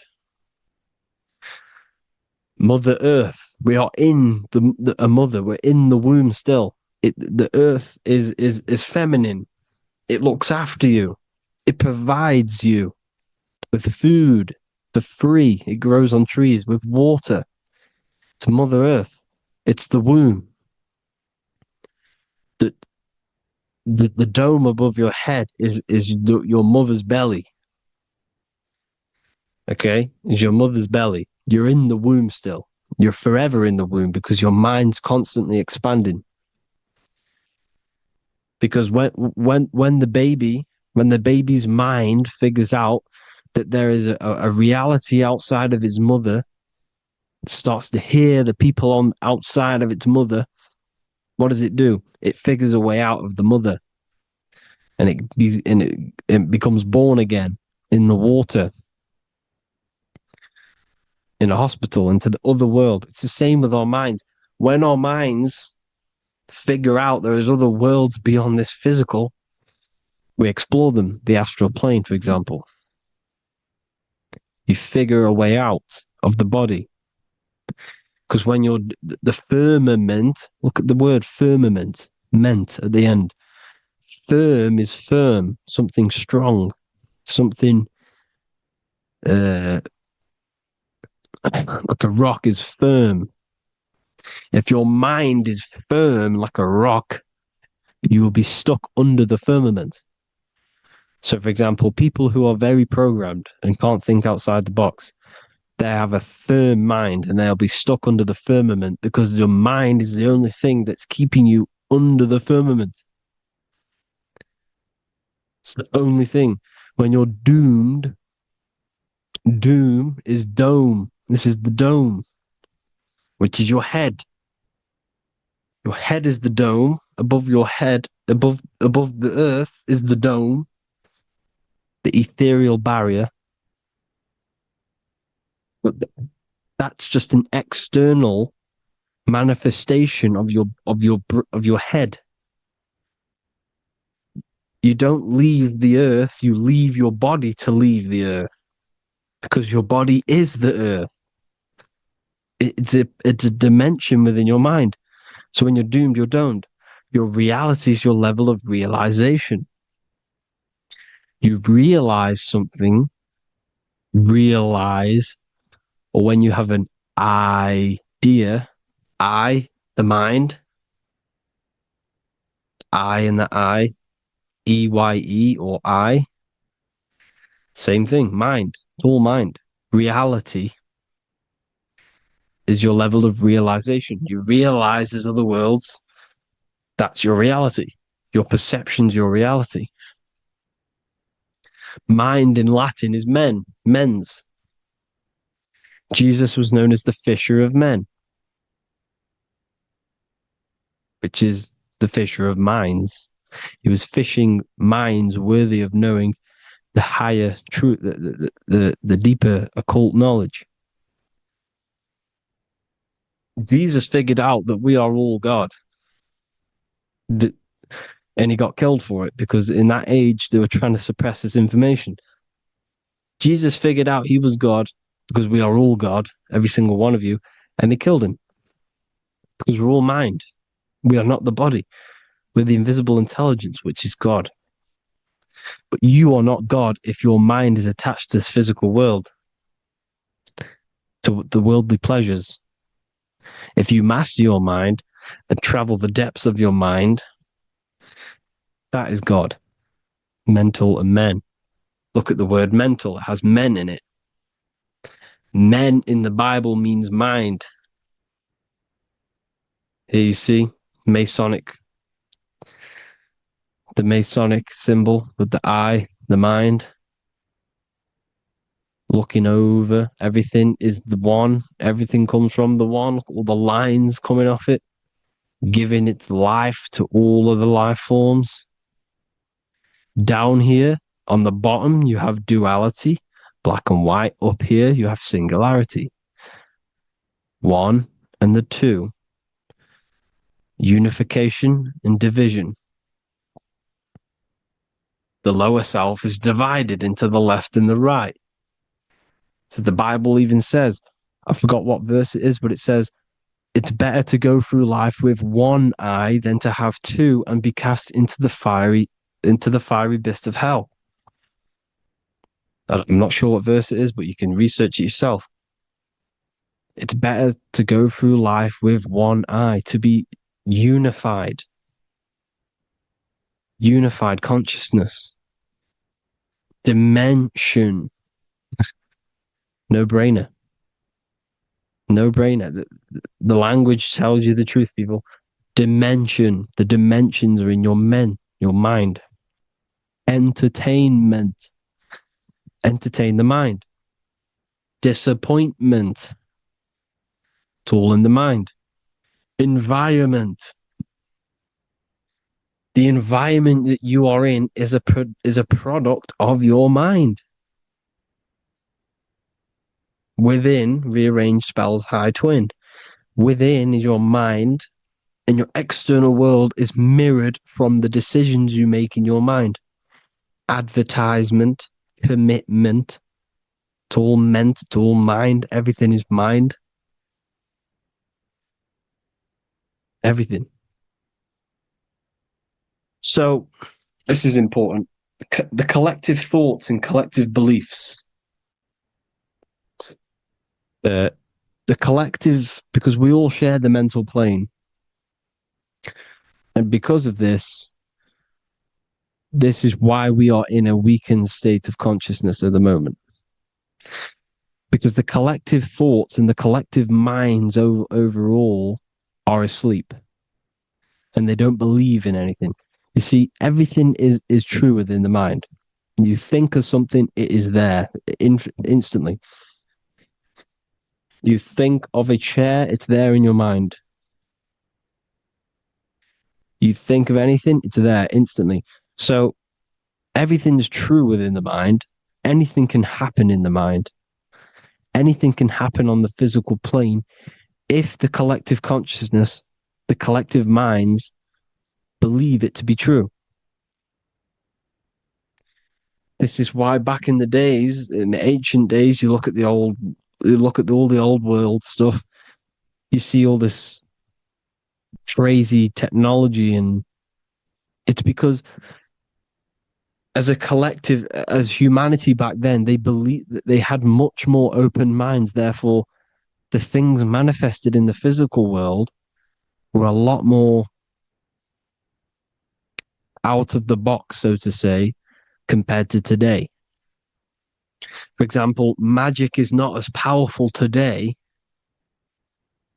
because the masses don't believe in it. It's still powerful, don't get me wrong, but if the masses believed, or if everyone knew magic could be real, because it is, anything's real in the mind, it would be a lot more powerful. You see? So and what they're trying to do is create a hive mind worldwide. They're trying to make one religion, an external God, What happens when you worship something external? You give energy to it, because where attention goes, energy flows. Where your mind gives attention to, energy goes there. And when we all believe in external gods and give our worship and our power to these external things, we all give energy to it, which will manifest as a demon in the astral planes.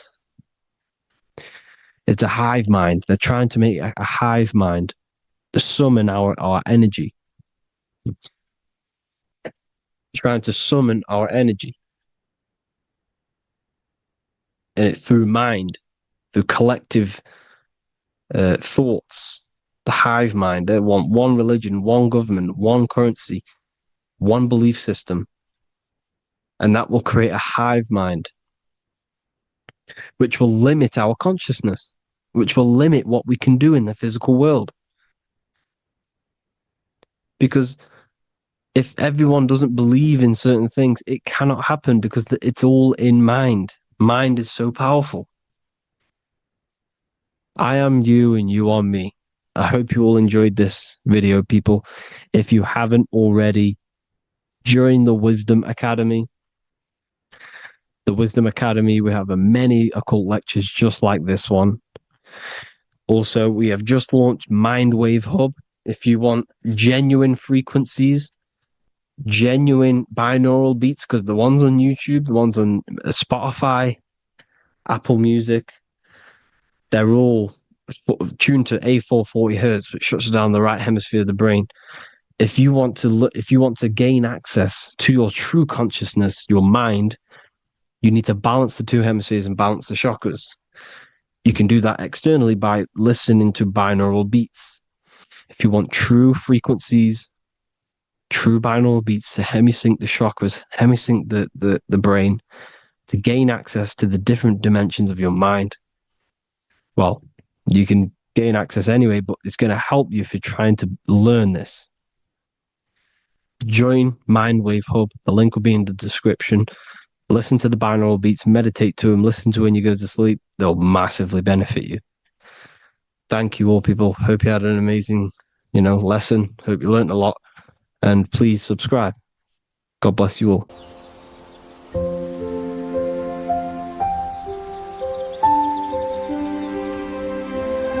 bookofwisdom.com. Visit today.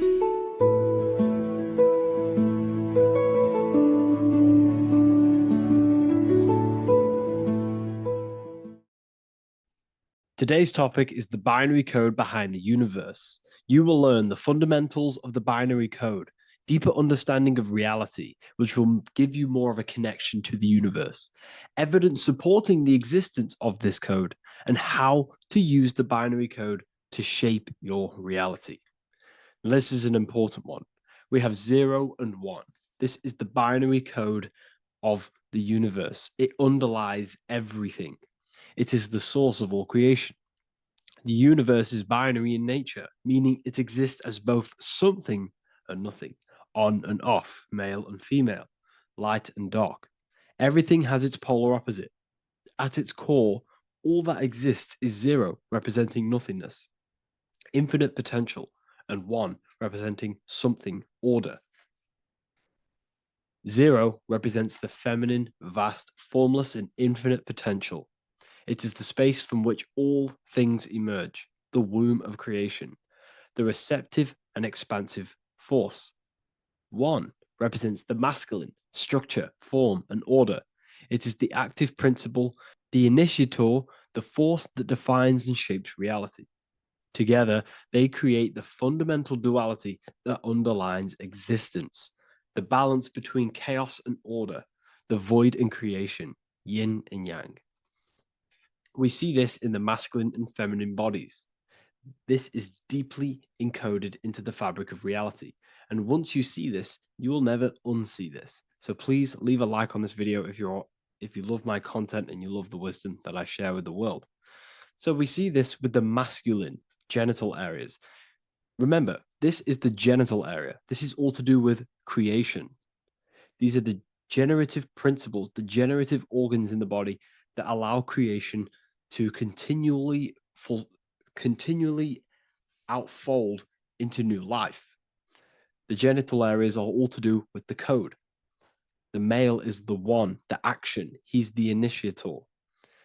The feminine is the zero, which is the infinite potential, the womb of creation.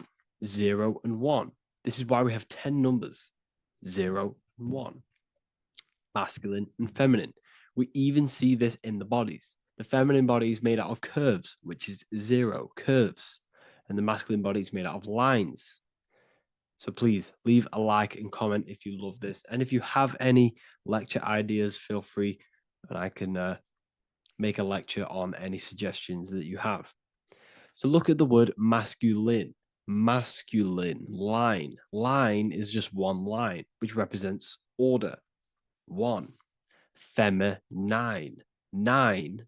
1 and 9 equals 10. 0 and 1. The binary code of all creation. Why is feminine? Why the number 9 for feminine? Because the moon has to go around 9 times to create a human in the feminine's womb. And look at this image of nature. All nature is zeros and ones. Now you can tell.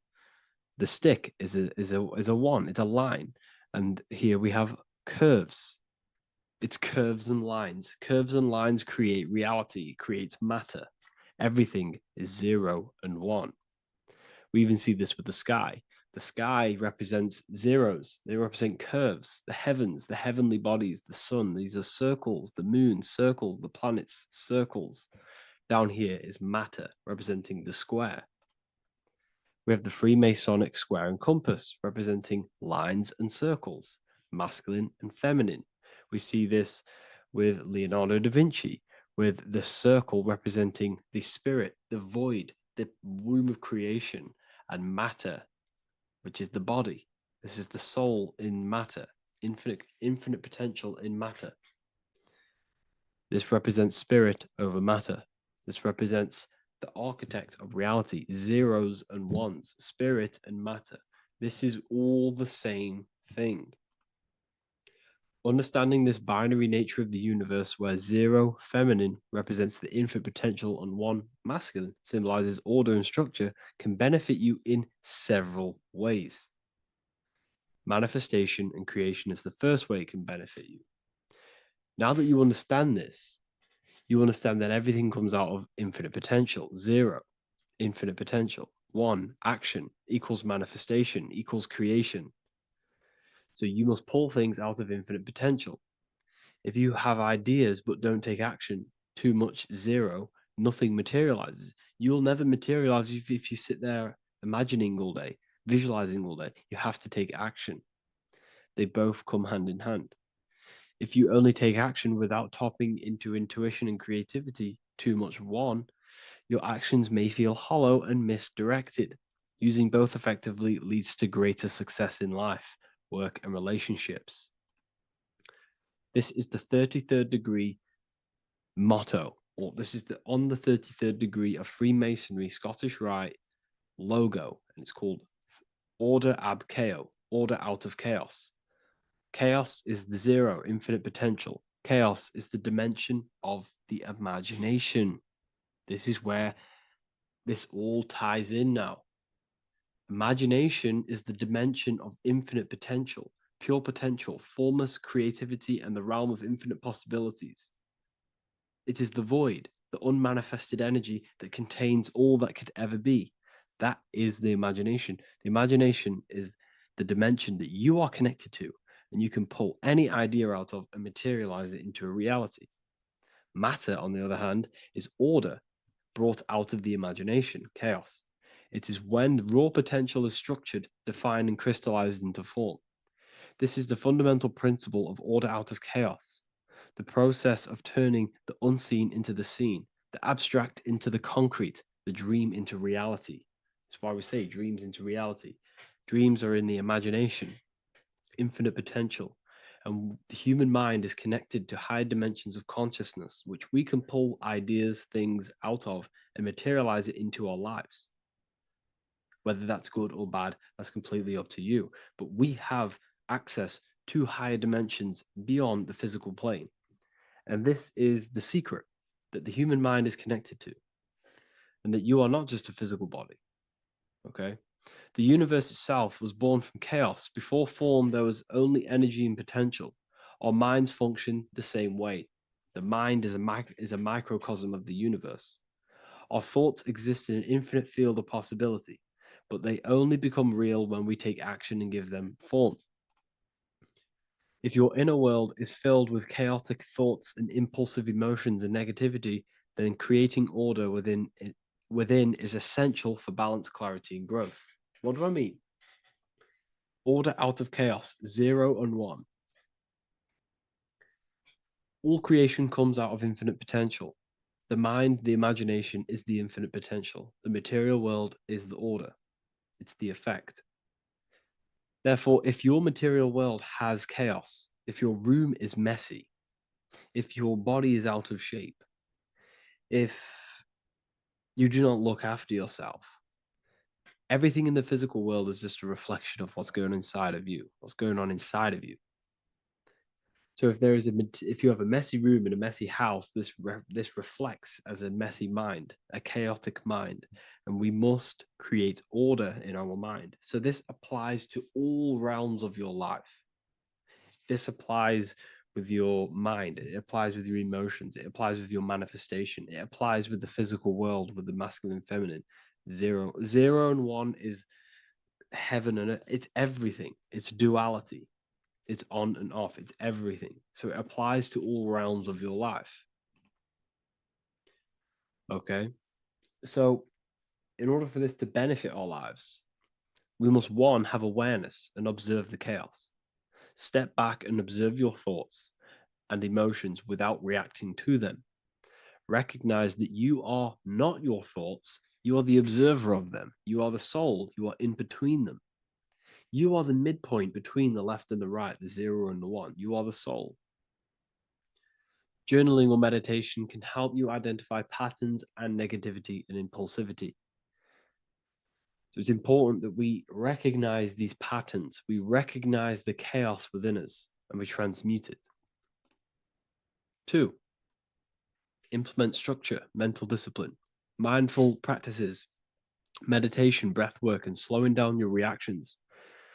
Cognitive reframing, replace destructive thoughts with constructive ones. This is so important. For every negative thought that you place attention to, place your attention onto 5 more positive. Never think about something that you don't want to manifest, because whatever you're placing attention on inside that mental field of consciousness, you're giving attention to, which then can manifest into your action, and that will materialize into your world. Routine and ritual. Create daily habits that anchor you. Morning routines, exercise, or creative outlets bring stability. We must master the inner world of thought and emotion. We must bring chaos into order. In order to create anything in your life, you're turning chaos into order. Order out of chaos. You're turning 0 into 1. This is the binary code. All things underlie it, 0 and 1. So it's so important that we master our minds, we master our emotions, we master our inner world so we can produce effect in the outer world. We cannot create consciously and effectively if we have chaotic thoughts and impulsive emotions. So I hope this has made more clarity to you so you can implement this into your life. I know I haven't given you much strategic things to implement into your life, but now that you have a better understanding of how this world is pulled out of infinite potential, you can use that. Everything in your life is pulled out of your imagination. Every text you send, everything you think of, oh, I'm going to do this later, that is your imagination thinking about the future. So you just have to do this on a mass scale to create something big in your reality. So I hope this gives you a better understanding of how the universe works and has benefited your life. If you have any comments or any suggestions or how this video made you feel, let me know in the comment section. I would really appreciate it. And I'll see you all inside of the Symbolism Masterclass on March the 8th.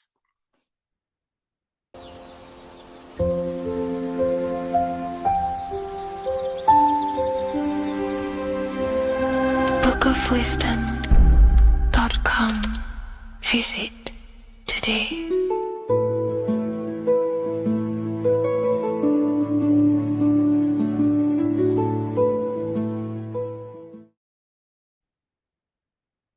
Hello, Seeker. Welcome to Revival of Symbolism, a channel devoted to the language of esoteric symbolism, guiding you to discover yourself and expand your consciousness into deeper realms of thought.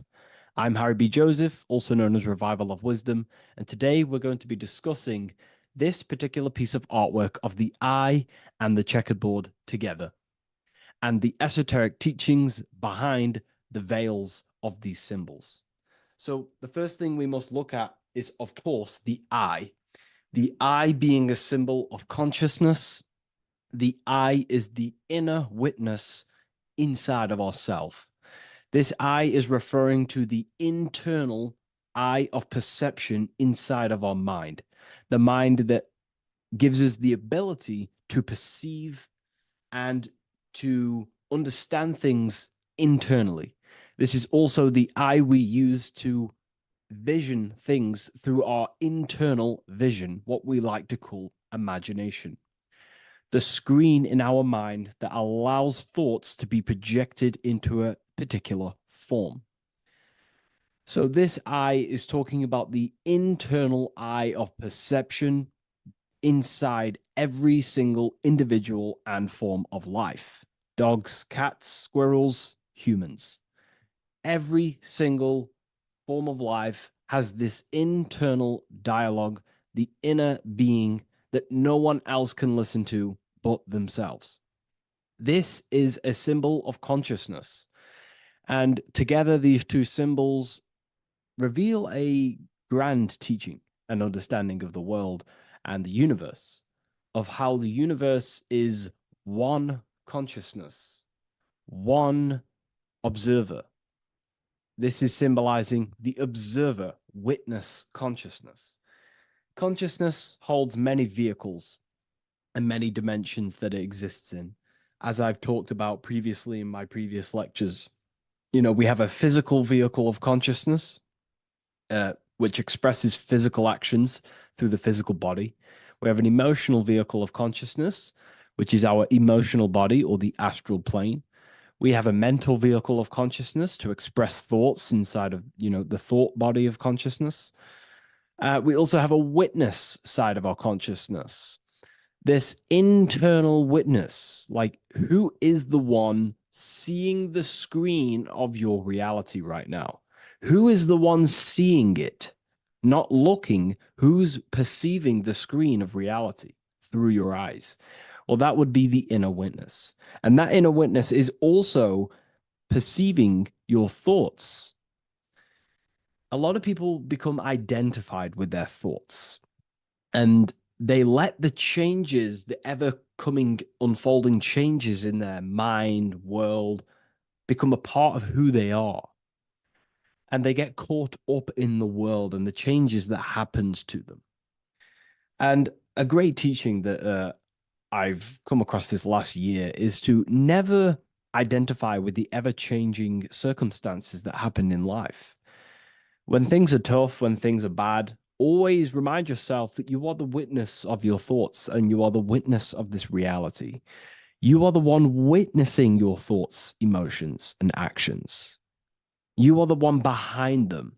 So when things get tough, try not to get too indulged in these negative things. The eye is the witness.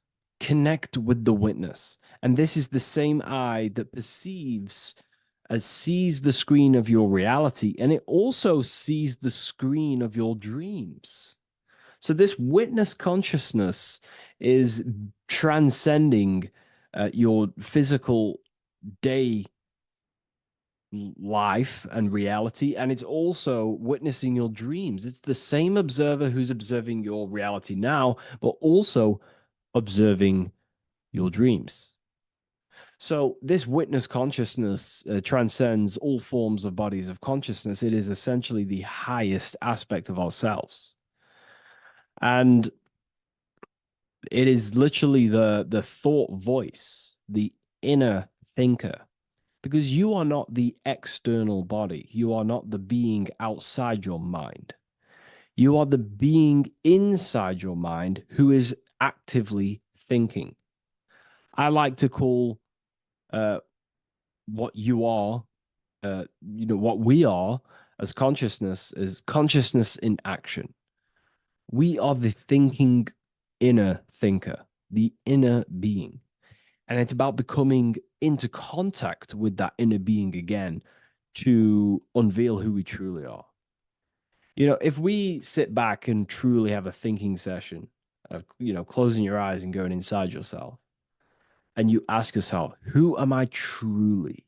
Who am I beyond all of my beliefs, memories, my body? Who am I beyond that?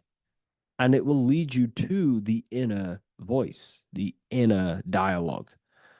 But again, you are not the voice. You are the one hearing the voice. You are the silent, invisible one, the one behind the veil. So this is ultimately what the eye is representing. It is representing the inner self shining, looking down upon the earth, upon duality, right? But this also reveals a great teaching as well, is that consciousness is universal. It is not something solely given to you. It is universal. It is a part of a greater whole. Consciousness is personal and also impersonal. We have our personal sense of self. We have this inner voice. We have this sense of who we are in this world. And that is our personal sense of self. But you can also transcend the personal sense of self by turning off the mind and fading into the collective impersonal consciousness, which is ultimately what you call transcended states of consciousness, altered states of consciousness, or astral projection. When you astral project, you are simply accessing this impersonal aspect of consciousness. And this is ultimately what the symbol is representing with the checkered board floor, because the checkered board floor is duality, division. There is many, many different forms, but the I is singular. This is representing how the universe is one witness being, one consciousness expressing itself in infinite life forms and into division. But ultimately, division is an illusion. Consciousness fades into an impersonal consciousness. So the checkerboard floor and the eye above symbolizes how consciousness fractals itself and crystallizes into many different forms of personalized consciousness. The self, the sense of self, right? And this is why we always say, I am. I. If we look at the word I and the word I, so we have I, which is I am, and you also have the word I, which is like the eye you see here in the sky. The I, and if you look at the beginning of some words, you have inside. You also have internal, intelligence. All things to do with the inner self. Most words begin with an I, which is, I find, is a great connection because it's referring to the inner intelligence, the inner being, the inner sense of self. So the universe is essentially one being expressed in many different forms. That's also found in the word universe, uni, coming from the root word unite, meaning oneness, unification, united, and verse being a verse of a song, because we're all playing the song of consciousness, which is an ever unfolding song, an unfolding vibration, an unfolding creation. So this is simply representing how consciousness fractals itself into many different forms. And when we identify with our self-consciousness, our sense of self, we no longer realize that we're a part of a greater whole. We're part of a unified field of consciousness. And there is only actually one true being in the universe, and that is the inner witness. And that inner witness is inside of every living form. And in order to truly process that, it takes a lot. You have to disintegrate who you truly think you were before you wake up to this universal truth. Before you understood this, you just think, I am me, you are you, and everyone is divided and everyone is their own being. When in fact, we're all not. We're all one consciousness expressing itself infinitely. And it's kind of like a social system. Consciousness is always interacting with itself. When you interact with someone else, you're interacting with yourself. It's a very mind-boggling concept to truly understand. But again, in order to truly understand this, you have to let go of who you thought you were. And when you do no longer identify with your personal consciousness and you identify with the witness consciousness, you become unified with the whole, with the greater, with the collective consciousness. And this changes the way you think, you feel, and act, because you then realize that we're all playing a part of creation on this earth. We're all contributing towards the building project of Earth. And your thoughts, emotions, and actions also hold a great impact on the building project, your contribution towards humanity and the collective. And you start to have empathy for other people, and you start to care for other people naturally by understanding this concept. And it's a very important concept, because if the whole world truly understood this, we would live in a better reflection in the material world. The world would be reflecting a better place, because the world is simply just a reflection of consciousness. And the world today is so bad because people's thoughts and consciousness is not in the greatest state of mastery, of self-realization, and people don't understand who they truly are. And a religion plays a massive part in this. Our whole lives, we're stuffed with someone's going to come and save us. Jesus will return and save the whole world. It's, to me, to be honest, it's complete utter nonsense. We have free will. We are the ones holding we hold responsibility for the creation that unfolds on the earth.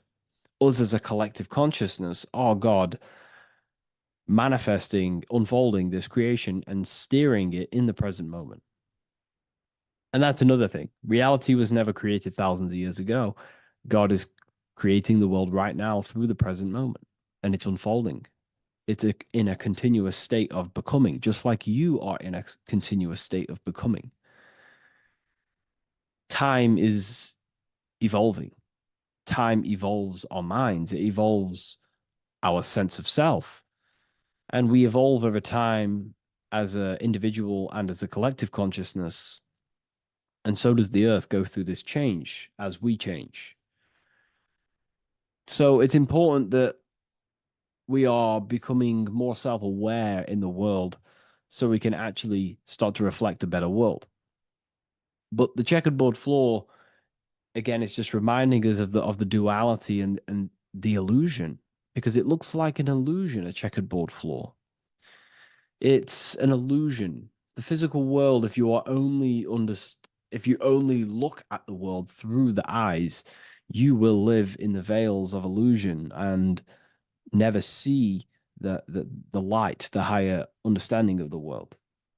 You will see everything as divided. You will see everything as I am me, you are you, and live in division. But in truth, we are all one. We all come from the same source, and we're all the same infinite witness expressed in different forms. And this brings me back to the concept of love. Love is the force that unifies consciousness. It unifies yourself. It unifies your relationships with people. If you love your partner, you love your brother, your sister, your whoever it is in your life, it unifies. If you have a care for someone, it brings you two together and you grow the relationship by expressing care into the other person, and it grows.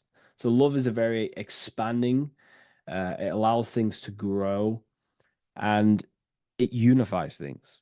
And when you start to love yourself, you start to unify with yourself. And when you start to when you start to love nature, you start to unify with nature. So if we understood this, the world would be a better place. And love is the force that unifies the collective consciousness. If we truly hold love for ourselves, for others, other individuals, nature, then the world will become more unified. It unifies consciousness. This is the force of love. It's a very, very powerful, powerful force. And I do truly believe and come to understand now that love is the reason of all creation, which is the generative principle. All action is coming from a place of love or care.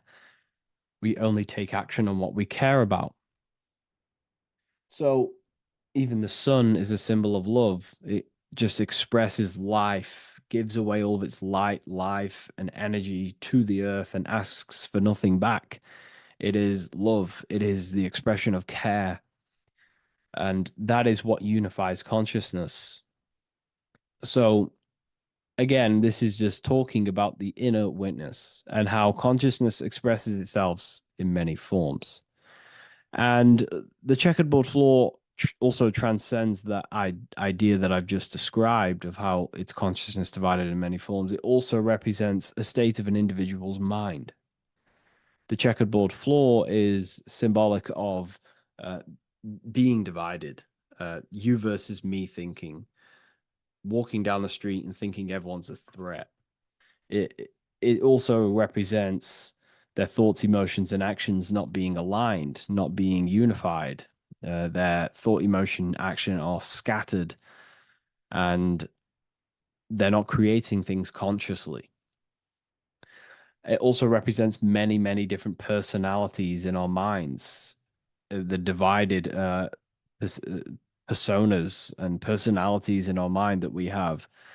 And the eye represents the unification of that. It's about unifying our mind pretty much to not have all of these different characters and sides to ourselves and actually being a whole mind, becoming conscious of the unconscious aspects of ourselves and transmuting them. And when we become conscious of something, we then hold the power to change it. If we have an unconscious part of ourselves, we never truly realize it, we don't change it, and that unconscious thing can actually seek to control our thoughts, emotions, and actions from that place of the unconscious mind. So ultimately, that's what darkness to light represents. Darkness symbolizing things we are unaware of, because when something is in dark, you cannot see it. Most people are in darkness of their imagination. They don't realize the power of their imagination. They're unconscious of it. They don't use it. And to become conscious of that is to put it into light. Shedding light on something reveals something. If I shine a torch on an object, it's going to reveal it. It's the truth. So it's about becoming conscious of the aspects of ourselves that we may be unconscious of, and actually using them and transforming them as tools. And again, we have the eye with light, with white and black. This is duality. You are also the witness consciousness, as previously mentioned, and the witness consciousness thinks in duality. We think we are the hater and the lover. We are the deceiver and the truther. The truth is that consciousness thinks within duality, and within the mind, beyond the witness, there is duality in thought. But in truth, you are not either. You are neither the positive or negative thought. You are the witness of it. There's a great saying in the Gospel of John, and I can't remember exactly the words, but it goes something along the lines of, lift the wood, I am there. Lift the stone, I am there. It's basically saying that everything is the I am, everything is the same consciousness.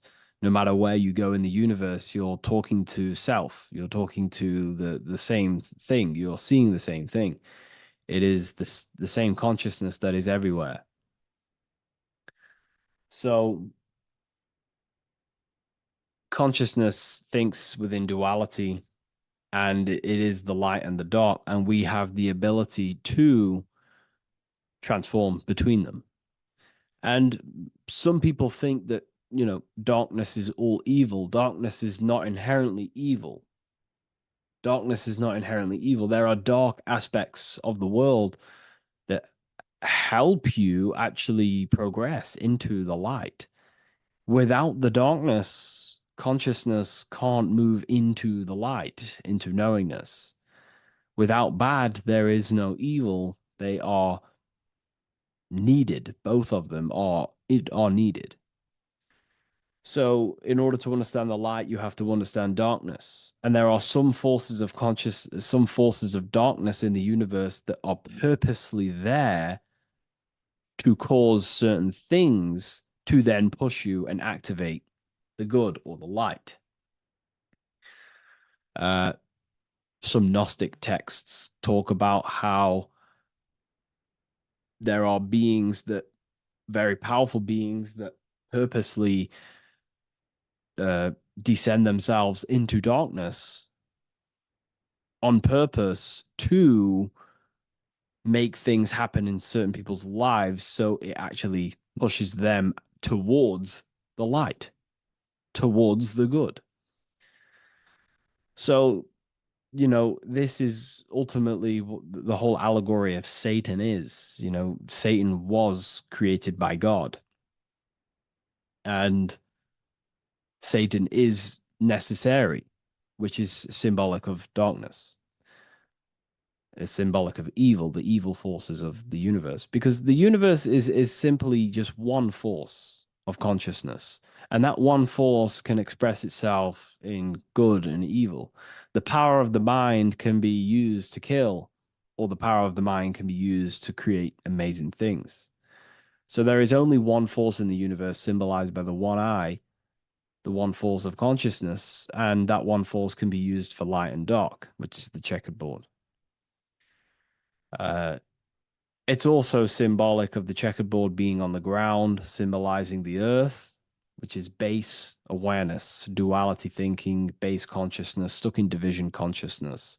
And the one eye symbolizes unification of the mind, a balanced internal perception. We're rising from the ground to the sky, symbolizing from heavy to the light, from darkness to light. The eye is also symbolizing perception, what we perceive, and this is ultimately the end goal of all occult and esoteric research, is to gain more light, to gain a higher perception of the self, to gain a higher eye, a higher perception. That's why the eye is always raised above, symbolizing you're chasing the eye, you're chasing a higher perception of yourself and reality and the universe.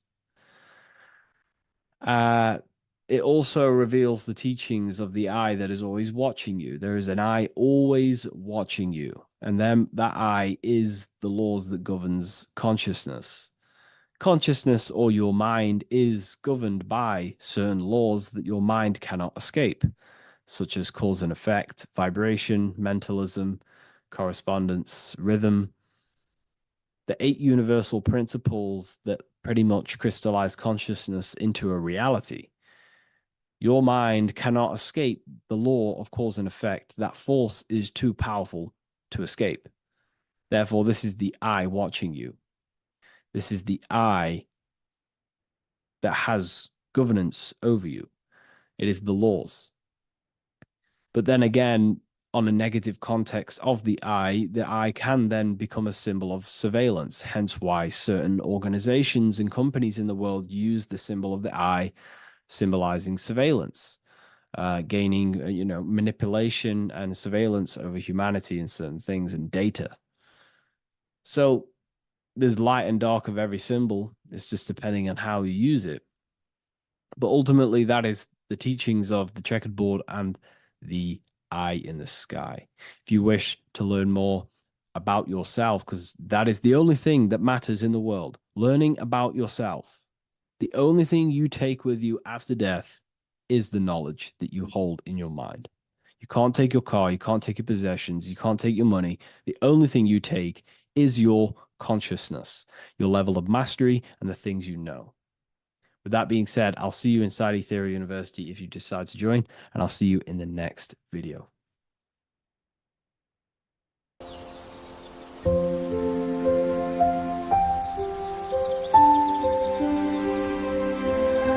bookofwisdom.com. Visit today.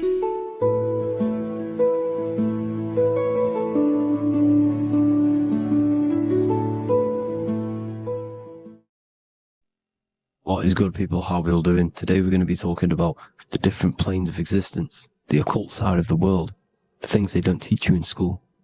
And of course, you can only find that on this channel, so welcome. So you need to understand is that your consciousness moves through these different planes of existence, these different states of consciousness, which make up all of you. Okay? They are all interlocked planes. They are all interpenetrated into each other. They are all one. They melt into the plane above and below. You see, each plane is a product of each plane. As above, so below. Now, the higher you go, the more fluid, the more dreamy, the less dense it becomes. The lower you go, the more denser it becomes, the more solid it becomes. The lowest plane is the physical plane, which you are obviously aware of. You are inside of the physical plane now. But while you are in this inside of this physical plane, you are indeed inside of all these other bodies which you have not awakened yet. You have to awaken these different bodies. You have these bodies. Okay? It's like a ripple effect. And the center is the most dense, the most solid. This is Earth, heart, the heart of the ripple. And the lower you, the further you go out from the center, the more dreamy, the less fluid, the more fluid, the more less dense it gets until you're one with the all. You see? And this is what it's like. This is what this system is. It's like a ripple effect. Now, let's jump straight into the planes. First, you have the physical plane, made out of 4 elements. 5 elements. The ether is the mother of the elements. It's the womb of the elements. It's the 5th element. And it gives birth to the 4 other elements. 4 is stability. Tables have 4 legs, and this is why the ether gives birth to 4, because it's the foundation of the physical world. Fire, earth, water, air. They are not pure.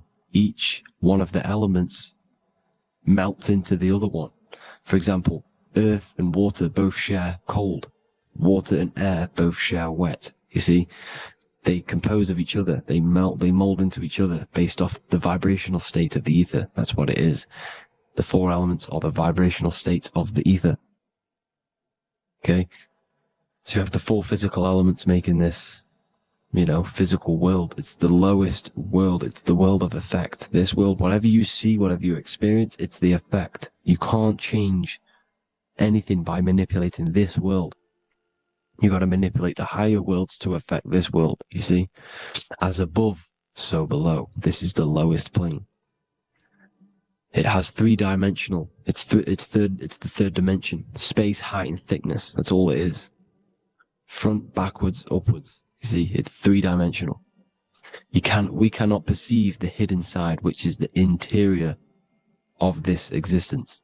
We cannot perceive the interior from our exterior view. We are looking into this world. Okay? This is the exterior view. We can't see what's inside of that. That's the fourth dimension, which is the next one. It's the most gross and dense plane. Four states of matter, the most slowest vibrational molecules, exist in this plane. Above this plane, you have the ether. Okay, the word ether and either are the same thing, because either connects two scenarios in languages. I either support Manchester United or Liverpool. Either is connecting them two scenarios. The ether is doing the exact same, as you can see here on the planes of existence. It connects the astral world, which is very important, to the physical world. It's connecting these two worlds. So it's the either. It's the ether. The ether is pure potential. Energy flows through the ether. It is pure energy, pure potential. Okay? The physical body is an exact copy of the etheric counterpart body. So every physical object has an etheric energy double. It's like a blueprint of that object. Every single object has an energy double, and that's the etheric double. Okay? The etheric body determines the shape of our physical body through its lines of force. All through life, it rebuilds and restores the physical body. Physical problems show up first in the etheric body, because as above, so below. You manipulate the higher planes, it will manipulate this plane. And this is why sorcery works. You know, contact with astral plane entities. We'll get into that a bit later. So, the reason why we can't see this plane, this energy world, which is all around us, which we are inside of right now as we speak, is that the molecules that compose it are further apart than those of the physical plane, making it invisible to the two eyes. That we can't perceive it. Our eyes cannot physically suck in that sort of information, and our brain cannot decode it. This is why, you know, they brainwash us with all these programs to keep us asleep, to keep these other bodies we have asleep, so we don't find out about these other bodies, and is to make you believe that everything's just a material. Only the material world exists. They don't want you to know is that everything that you see is a result of something you cannot see. As above, so below. There are realities within this reality. This is what I'm breaking down now, these different planes, on how this reality works. So your etheric double is your energy body. You can see here the physical, etheric, astral. Astral is your spirit. The ether is a part of the physical plane. It's like just above the physical plane, but it's still part. But then the astral plane is completely separate. It's another plane, but they're all interlocked. Don't think they're apart. They're all interlocked. They're all one. They all melt into each other. The chakras that we have are inside of our etheric body. They are our sense of organs which tune us to the fourth dimension. These 7 chakras connect us to the astral world, the fourth dimension. Okay? They are points for the flow of energy from the universe / 7 planets, because the 7 chakras are your 7 planets, and the 7 planets are connected to the astral world.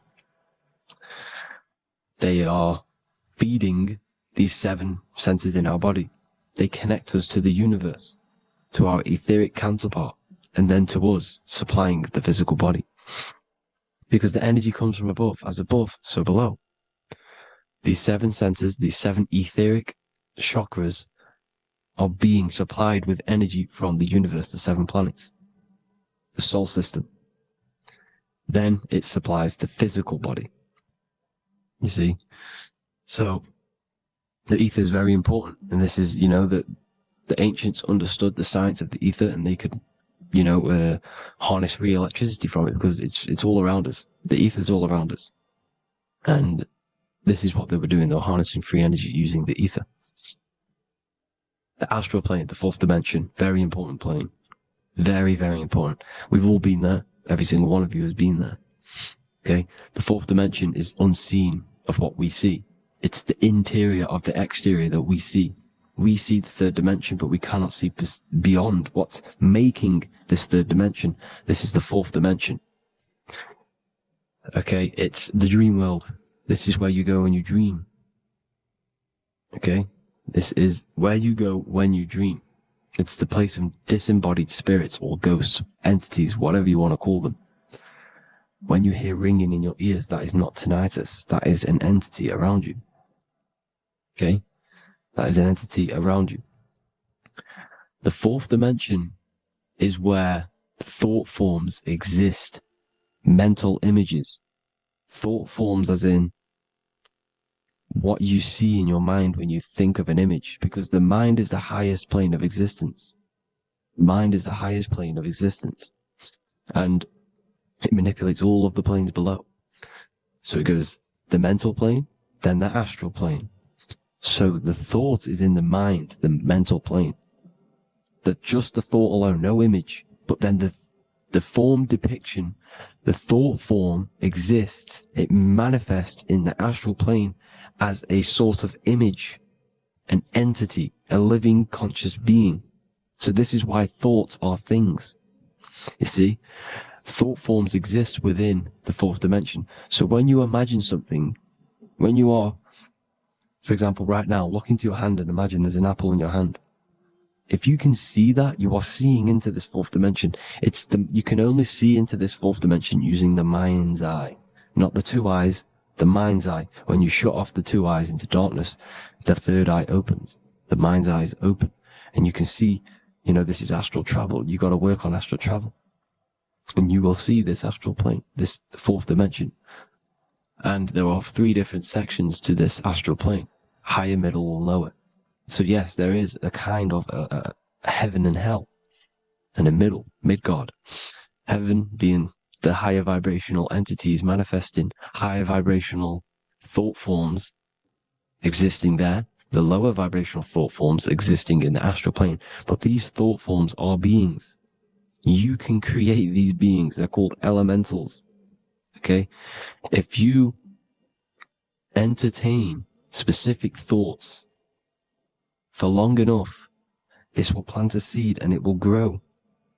If you keep, so for example, you have a bad feeling or whatever, what's a good example?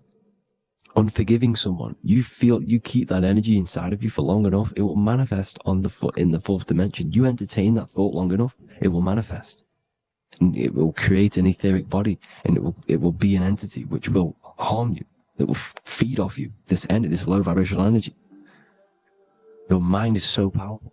It creates thought forms, and these thought forms can take consciousness, can take bodies, etheric bodies. Now, that's why it's very important that you master your mind, master your thought patterns. So this fourth dimension is the astral world. So when you have a nightmare, this is the lower astral plane. You're in the lower astral plane.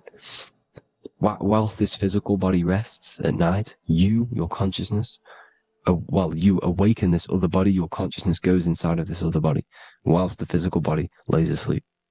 You see? So it's all inside of you. This is what you need to understand. You just haven't awakened these bodies yet. You can awaken them. You just got to awaken them. Okay? The next is the mental plane. This is the mind, the source, pure cause, pure motion. The most less dense, the most fluid. No form. There's no form to the mind. Astral plane is the first plane where a form takes existence, pretty much. The mental world has no form. It's pure mind, pure intelligence. Thoughts alone exist here without any images or manifestation. The most fluid, the most dreamy, the most causal plane. All of the rest take the effects of this plane. That's why it's mind over matter. Your thoughts they create vibrations. Each vibration is vibrating on a specific frequency, which creates mental images, creates effects down here on this physical plane. This is why it's so important to master your mind. Master what you think. Master your mind. It's the hardest thing to master. You could conquer the world, but it's probably harder to conquer your own mind than to conquer the whole world. I can promise you that, because the mind can play tricks on you. You got to listen to that inner guide within you that will constantly manifest the good things. So anyways, people, hope you learned a lot from this. Please work on trying to activate these other bodies I will maybe do another video on trying to activate these bodies if you wish. Please comment down below if you would like to see that. And have an amazing day. Please like, subscribe, comment down below any video ideas you want me to do, any information you want me to spit. Thank you all. Have an amazing day.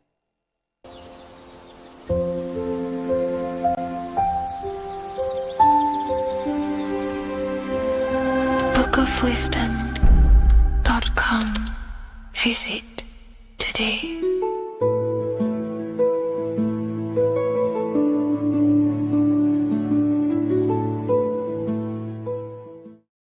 Welcome to Revival of Wisdom. Welcome people, we're back with another video. Please make sure to hit that like button, subscribe, and turn on notifications to never miss a video. The Earth is a giant torus field consisting of a positive and a negative pole. The Sun being the cathode with a positive charge and the Moon being the anode with a negative charge.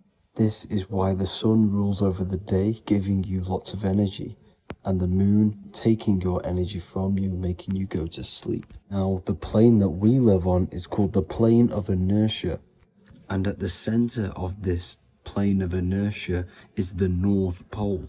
This is where the two electromagnetical energies meet. Now, this is where the most electromagnetic energy is stored. This is why all compasses will point north, because it's the most magnetic place in this reality. So the Sun and the Moon is spinning around this center point, which is stirring the ether of this reality and making everything move in circles, meaning this is a cycle. Everything's recycling itself. It's an organic simulation. The ancients also knew about this sacred land at the center of this reality, known as the North Pole. As you can see on this map from the 1500s of the North Pole, you can see 4 islands around this center black rock. Ancient civilizations like the Mayans, the Buddhists, and ancient Chinese also depict these 4 islands. The endless symbology of these sacred lands at the center has been going on for thousands of years.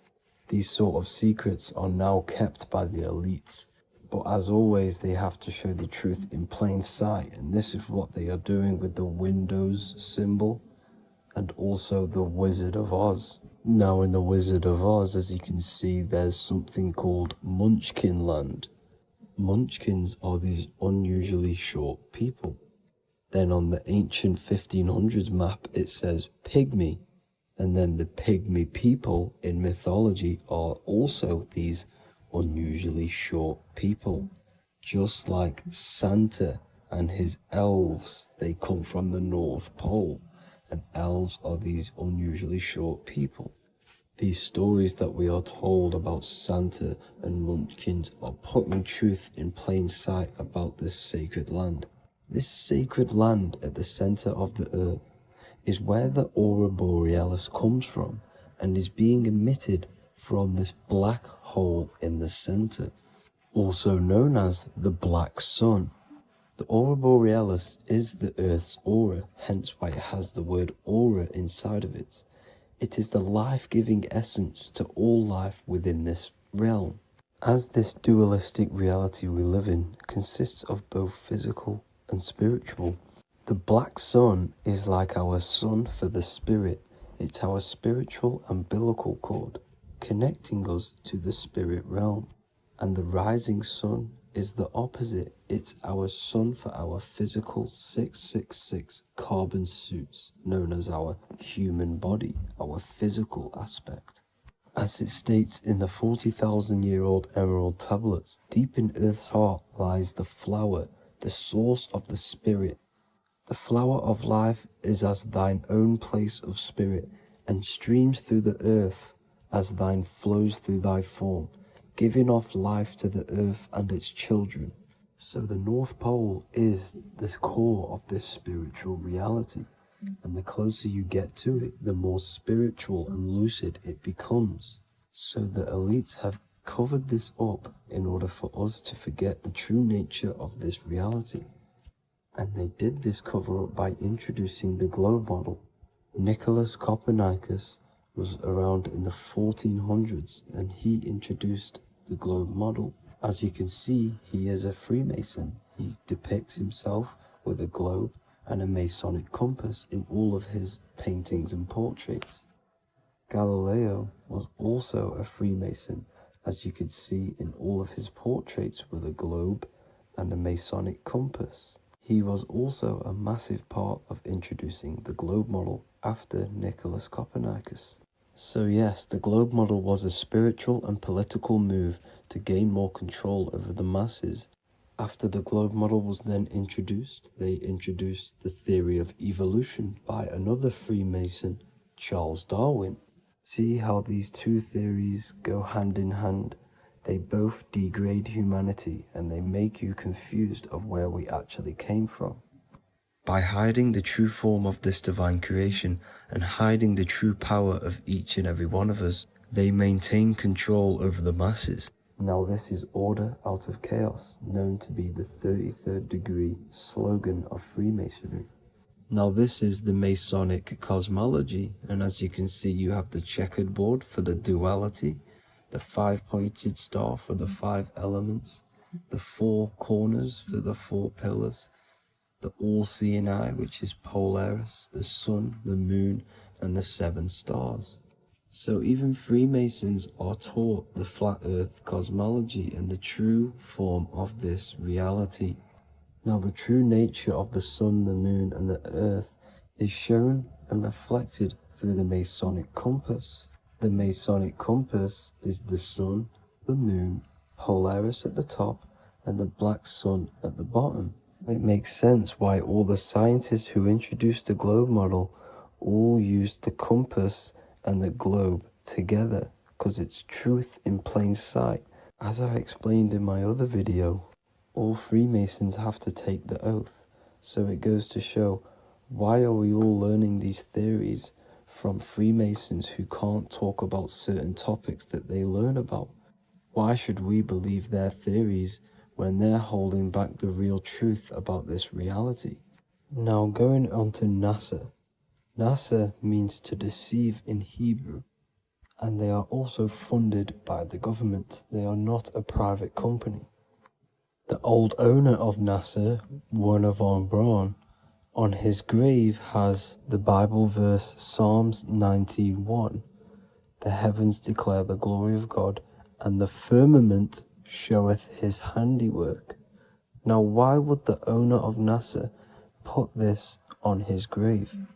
Seems a bit suspicious to me, alongside with the NASA astronauts are all Freemasons. And not to mention the countless mistakes they've made on their live videos in space stations, the moon landing, and the CGI footage of the Earth, which is obviously photoshopped. Just by tricking the masses that they live on a spinning ball, the elites gain the perception of the masses. Not only does it hide the divine creation we're inside of, it hides the divine spark within you. It hides the creator, the source. And by believing in space and we live on a spinning ball, it makes people come to the interpretation of that we are a coincidence and we do not have any purpose. And of course this is false. When you come to realization that we are all a divine creation and we can create our own divine life in this reality, life becomes more sacred and you start to enjoy little things. The elites want you to believe everything exists only in the 5 senses. They want you constantly looking outside of yourself because they know that will keep you on lower states of consciousness. Now this brings me to our next point. By tricking the masses into the heliocentric model, the elites started to advertise aliens in the movies, in cartoons and magazines in the late 1940s. Now this is subconsciously programming us about aliens and extraterrestrial threats, which then they can use to their advantage. And this is something called Project Bluebeam. They are more than likely going to fake an alien invasion to push this 2040 agenda, which is for one government and one ruling currency. That's it for this video, guys and girls. Hope you all enjoyed. Please make sure to leave a like and a comment. God bless you all.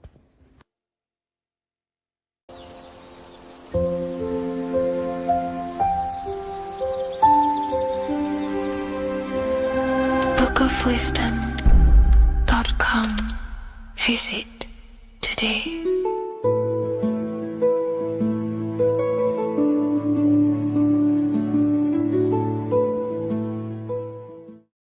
Hello, Seeker. Welcome to Revival of Symbolism, a channel devoted to the language of esoteric symbolism, guiding you to discover yourself and expand your consciousness into deeper realms of thought. I'm Harry B. Joseph, also known as Revival of Wisdom, and today we're going to be discussing this particular piece of Freemasonic artwork, and in the context of force and form. This is a very important ideology to understand about life, your reality, and ultimately to gain your personal power. So if you want to gain your personal power, you have to understand force and form, which is one of the most basic understandings and teachings within the occult schools of thought. So if we look at this piece of artwork that we have here on this Freemasonic drawing or painting, whichever it is, we see in this context force and form. Now, there is a lot going on in this piece of symbolism. There's so much more than just force and form. However, in this video, we're just going to be breaking down the force and form aspects so you can gain an understanding. Here at the very top, we have light rays. This represents force. Here below, you have the physical manifested plane, form, force and form. All creation is force and form. It is the interplay of force and form. Force is the invisible energy that moves, and form is the pattern that contains and directs that movement. Force without form is chaos. Form without force is lifeless. So without any force, there would be no movement or manifestation. Without form, there would just be chaotic forces within the universe.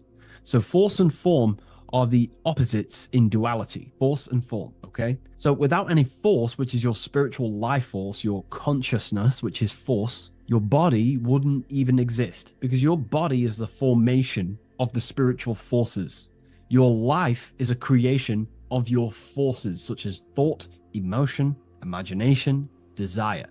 We're going to be breaking that down in detail so you can use these forces in your life, okay? So we have light rays here. This is a force. This is light emanations coming down from above into the world of form. We have to understand, no physical action on the physical plane, there is no force. All force takes place within the astral and etheric realm. So that's what we must understand. Force takes place in a higher dimension.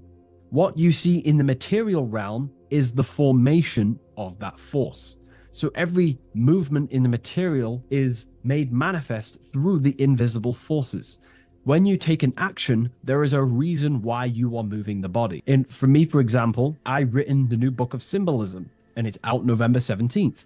The force that driven me to build that, to take the actions to build that, is a force, and that is an emotion or a desire. So that we all have a desire, which is the force that moves us. And that desire is not a chemical reaction within your nervous system. That desire is, in essence, a spiritual force that takes place within the astral plane. So we have the mental plane. Below you have the astral plane. Below that you have the etheric plane. And then below that you have the physical plane. All creation begins in the mental plane, what we think about. But then if we have a desire about a specific thought, we have a specific emotion towards a specific thought, such as, I don't know, making money. We all have a desire to make money, right? That desire then focuses down the mind, because you can think any thoughts you wish, but if you do not have a desire or an emotion towards it, the mind will not be narrowed down to one specific thought. So then that thought has an emotion or desire behind it, which then manifests itself. The thought descends into an astral form. The thought takes the body of an astral desire or imagination. That imagination and desire feeds the human heart. That human heart feeds the force through the physical brain, through the nervous system, and then allows the body to take physical actions. So each one of us has forces. So it's very, very important that these forces, such as desires, are not random and they are controlled. Because if you desire many different things, you are uncontrolled, you will have many issues in your life. You will have, if you have uncontrolled desires of lust, uncontrolled desires of vanity, uncontrolled desires of low pleasurable things of the flesh, your desire will not be controlled. Therefore, your force is scattered. So in order to gain self-mastery and to get what you want out of your reality, you have to control your desires, your force. So you have force and form. This is why down here you have people taking physical actions. You have people running around taking action, and up here you have the forces. So it is the astral forces that is in constant rotation and interplay with the physical material realm, force and form. Force originates in the higher planes of consciousness and descends through the mental and astral into the physical. Within the mental plane, force takes the shape of thought. Thought is the first outline of form, the archetype that gives structure to creative currents. When one conceives an idea, the pure spiritual energy flowing through the consciousness becomes clothed in mental matter. This mental form is the mold through which all subsequent energies must pass. It defines the direction of movement and determines the quality of the outcome. Within the astral plane, the same force becomes emotion, desire, and vitality. Here, the mental pattern receives life. The astral body, being composed of the substance of feeling and magnetism, fills the thought form with motion and color. Force in the astral plane is dynamic, fluid, and responsive to rhythms of desire. If desire is pure and unified, it directs energy faithfully into the form conceived by the mind. If desire is scattered or conflicted, the astral force distorts the form, producing confused results in the physical world, confused actions, chaotic actions, if you do not have your desires and your heart under control and your emotions under control. Thus, the quality of one's emotional life determines how effectively forces passes through the pattern of thought. So the emotional quality of life, of your life, is determining your actions, because we all take action on what we care about, on the force that is driving us. So we must unify our heart with the higher mind, with higher thought, thoughts that are not selfish, thoughts that are not egotistical. In the mental plane, there are three subplanes. We have higher mental plane, middle mental plane, and lower mental plane. Higher mental plane is higher thought. This is what people call the higher mind. A lot of people say the higher mind, but they don't know truly what it is. A lot of spiritual people will just throw these words around. The higher mind is simply the mind that exists within the higher mental plane where higher thoughts take place. Thoughts that are guided with love, that are guided with selfishness, without being selfless, thinking without being egotistical.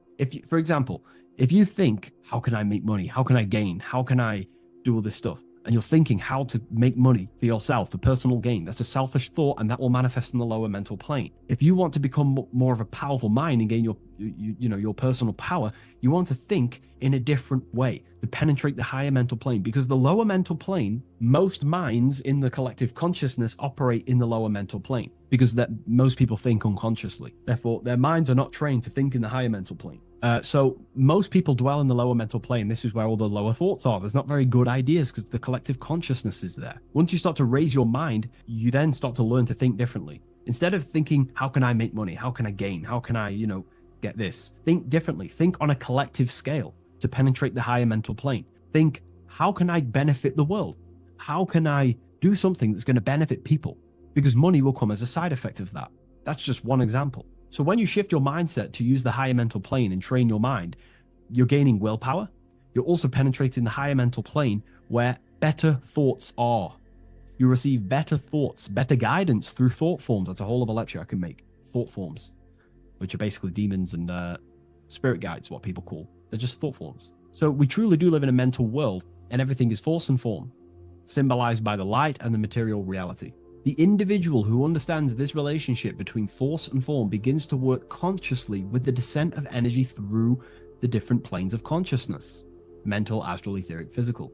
When you hold a clear mental image, you create the form. You fill that image with emotion and desire, you generate the force. When you act upon that energy, you complete the circuit of creation.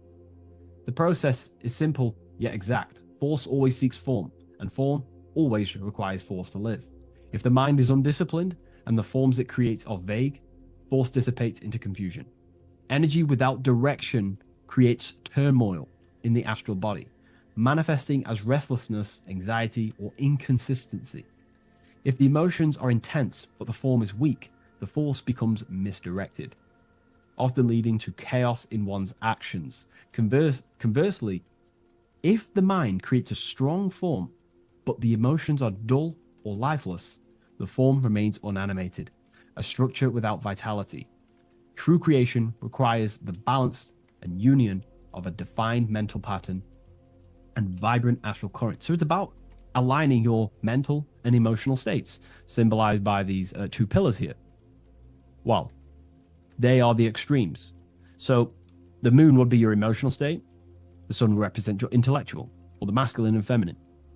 However, they are the extremes. So this middle pillar represents the balancing of those.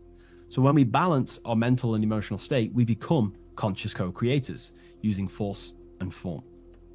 It's a very important lecture, and I know this is a quite complex and advanced lecture, but this is what this channel is about, Revival of Symbolism. It's about more advanced teachings. But hopefully you can get your head around this. There's a few books out there you can definitely read. I can't think off the top of my mind, but you can read this stuff up. It's great information. It'll definitely help you in your life. Force and form. And if you haven't already, join the waiting list. I'll leave a link in the description for the Book of Symbolism, November 17th on revivalofwisdom.com. If you wish to be notified, I'll send you an email. I just want to say thank you for your support. Please like, comment, and subscribe, and share to a friend. I'll see you in the next one. Absolutely. Let's refine that into your signature deep and esoteric.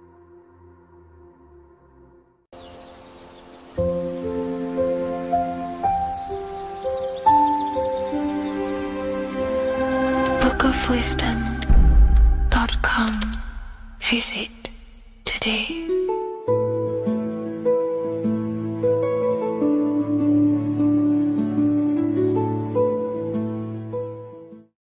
Welcome back, people, to another occult lecture by Revival of Wisdom. Today we're going to be talking about magic and how it's being used on us for the New World Order. Magic has the word mag within it, which is magnetism. Magnetism is the force. Magic is influencing forces, natural or supernatural forces, and using it for a certain agenda to gain something out of it. Now, magic is not what everyone's being thought. It's not some sort of fantasy thing. It's actually very common, and we all do it, whether you believe it or not. Magic is all to do with the mind. As I said, always say in my lectures, your mind is what creates matter. Your mind is what creates your external world. So it's all about manipulating and planting seeds within the mind, because your mind is a garden, and thoughts and words are seeds which are being planted in that garden. Your life, your physical life, the people you have in your life, your friends, your car you own, the job you have, is all a reflection of the thoughts that you've been thinking in the past. You are where you are in life because of the thoughts that you've been thinking. Therefore, your life is a direct reflection and manifestation of your mind. The Garden of Eden. Okay? The mind is what they are targeting. What you see, say, and hear has a direct effect on your mind. Me talking to you is influencing you. The words I'm saying is planting seeds within your mind. Now it's up to you to consciously act on these thoughts or these words, or to maintain these words. As above, so below. As within, so without. What's inside of me is outside of me. What comes into the storehouse comes out of the storehouse. You have the left, you have the right, you have the up, and you have the down. As above, so below. Whatever is in your mind will be expressed in some sort of way, consciously or subconsciously, spiritually or physically. The mind is what manifests everything. And this is what we need to understand. we need to understand is that the mind is not physical. All things spiritual manifest physical. All things seen come from the unseen. The words you're thinking, that everything you have is coming from the unseen. The actions that you do come from the unseen mind. Another expression for as above, so below is you are the universe itself. You are a universe, a mini universe. But just because you are mini does not mean you are the whole thing. If I take a little piece of infinite, let's say there's an infinite light source. Let's say I take a little chunk of that infinite light source. That little chunk I took is still infinite because it's been taken from infinite. You are the universe. Your awareness, your mind is the universe. It's information. You are the universe experiencing itself. This is why we say we are all God. As above, so below. What is in me is outside of me. The sun, the physical manifestation of the sun is your soul. The 12 constellations are manifested in the physical body. The 5 elements are manifested in the physical body. They're manifested in the 5 fingers you have. As above, so below. This is manifested, well, this is a symbolized in Freemasonry and secret societies as the 2 pillars. The mirroring reflection, the reflection of reality, the mirror, as above, so below. What happens in the mind, what happens in the astral, happens in the physical. This is Aleister Crowley. This is all symbolism. This is the 2 pillars with the all-seeing eye and the triangle at the top. Aleister Crowley was a master magician, very powerful dark magician, black magician. There's 2 types of magic. You have white and black, just like the checkered board, the Masonic checkered board. You have white and black. You have good and evil. White magic is influencing natural forces to gain something that will help the collective consciousness, help the collective, help the earth, help other people. Black magic is something you manipulate something so you can get something personal out of it. Doesn't matter if it's good or bad. It's still considered as black magic because you're being selfish. Everything you do should be contributing towards the collective consciousness and helping others. And this is why the ancients lived in a system where everything was in unity. We understood that I am you and you are me. What I do to you happens to me because I am you and you are me. We are the same mind substance on the inside. We're all the same mind substance being expressed in different bodies. So what I do to your mind will have a ripple effect on my mind because all of our minds are connected within the mental plane. So this is why they know all this knowledge. They know all this knowledge. So yeah, this is the mirroring effect of reality, the 2 pillars, or symbolizes the number 11. The number 11. We'll go deeper into that. The technology we're using is magic. It's a form of magic. Television is tell a vision.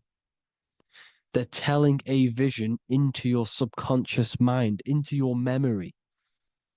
And when you turn on the television, you get a program because they're telling a vision to create a program within your subconscious mind. You see, the conscious mind is only 10% of your mind, which is to do with your, what you're aware of, your 5 senses. What are you consciously aware of? Well, I'm aware I'm here, I'm talking. I'm aware of what I'm wearing, the 5 senses, what I can hear, taste, smell, hear.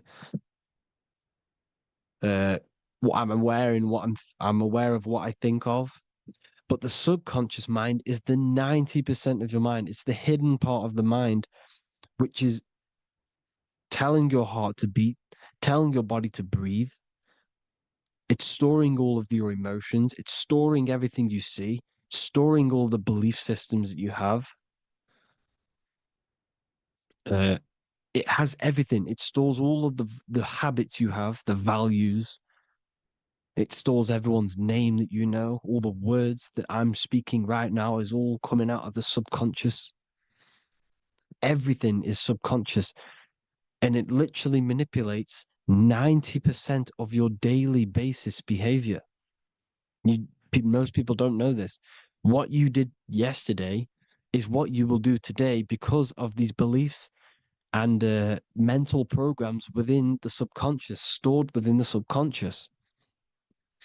So the subconscious is what they're aiming at. They're trying to create programs within the subconscious because the subconscious manifests 90% of your thought patterns, 90% of your actions and words.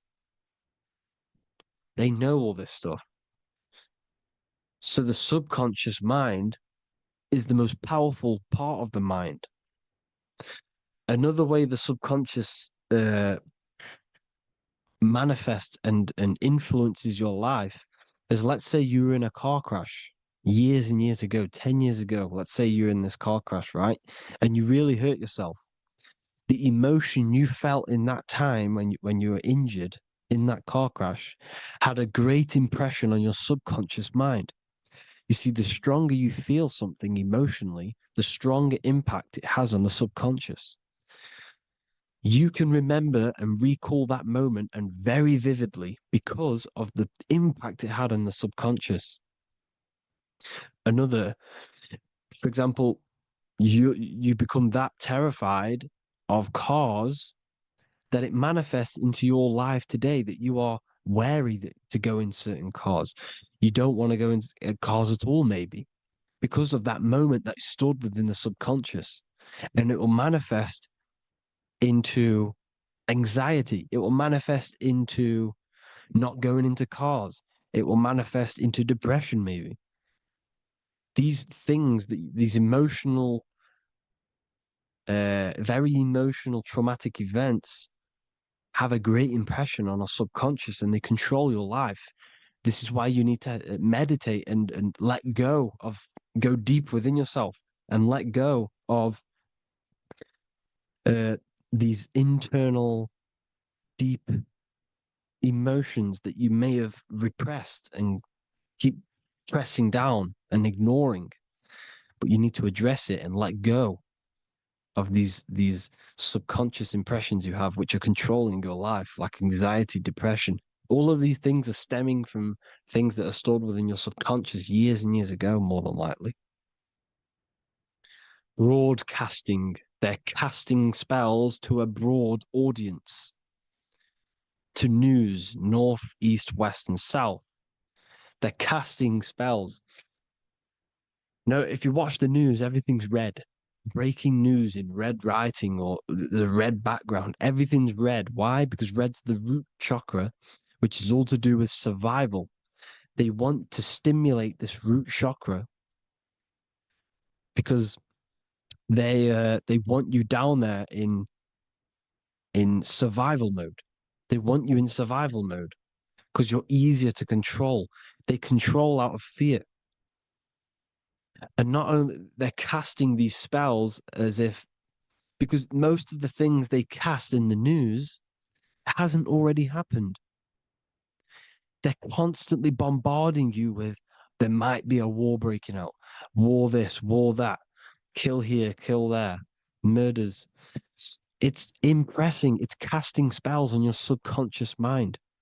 So when the event does turn up in real reality, in physical reality, you're less emotional, you're less surprised. You're not as surprised because you've already heard it before. Your subconscious has already heard it all before. If you never heard of a war and then a war broke out, you'd be going crazy. So they subtly program your subconscious mind through the words, because the words they say is impressing your mind. It has an effect on your mind, which will have an effect on your behavior, your words, your conversations you have with people. They're casting spells to north, east, west, and south on the tell a vision. They're telling a vision by broadcasting, by saying spells. This is why we call it spelling. Even the word, listen, the words we say cast spells. Bless. Oh, bless you. That's be less. The subconscious mind only picks up literal things. You see, when I say bless you, your conscious mind picks that up as, oh, thank you, you're blessing me. But your subconscious picks up as be less. You see? Because the subconscious it has no filter. It's just, it is what it is. Everything is factual in the subconscious. Therefore, if I call you an idiot, your subconscious, my subconscious will think I'm talking to myself and calling myself an idiot, and it will take that as true. That is truth. Everything is truth within the subconscious. And the subconscious manifests your behavior. The devices this is the biggest one. Black scrying mirrors, device, the devil's vice, the device. Okay? Black scrying mirrors, black screen is scrying. Black scrying mirrors were used to communicate with spirits within the astral plane in the medieval times. They're still being used now by black obsidian mirrors. And look at your phone, it's a black mirror. And there's some sort of, I'm not saying this is facts, but personally, I believe these are portals for spirits and ethereal entities to come into your life, to come into your surroundings. So this is the next big thing: the TVs, your iPhone, your iPod, all black mirrors. And mirrors are very, very powerful. Even just a normal mirror. Mirrors have an effect. Whatever you say into a mirror, what you say is energy. And when you say something into a mirror, you're saying it into yourself. It's an infinite cycle of words of energy because it's being reflected infinite times. When you say something into a mirror, it has a massive effect. You're saying it directly into your eyes, into your mind. So what you say in a mirror should be said with precaution. Never say anything negative into a mirror, because mirrors are very, very powerful ways for you to reprogram your subconscious mind for the good. You can say very positive things into mirrors and it will reprogram your subconscious mind. Okay? Manifesting is all magic. It's all magic. Everything is magic. But consciously doing it is what they're doing. They hid this knowledge. Your phone is magic. It manipulates your mind. The iPhone. Okay? See, magic isn't all of this with wands. See, Harry Potter, okay, that was created to give you this perception of a mystical and amazing form of magic with magic wands and all sorts of stuff like that. Yes, that stuff was true when the collective conscious minds were on a higher level and our belief systems believed in these things, because the universal mind, all of our minds contribute to reality. If the masses don't believe in magic, if the masses don't believe in a certain thing, it's going to have an effect on physical reality. So when the collective minds are higher and have more open minds, things like Harry Potter can come true. See, it's all in the mind. The iPhone, the eye is the symbol for the mind, the invisible intelligence. The triangle is the ethereal plane. Okay, so the eye in the triangle is the eye that sees into beyond the ethereal planes. The square is the physical plane.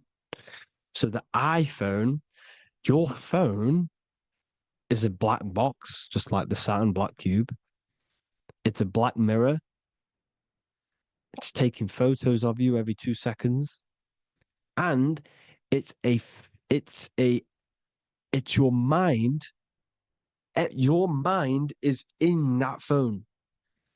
Everything you like, everything you text, everything you type in Google, everything you say to someone, every conversation is all recorded on the phone.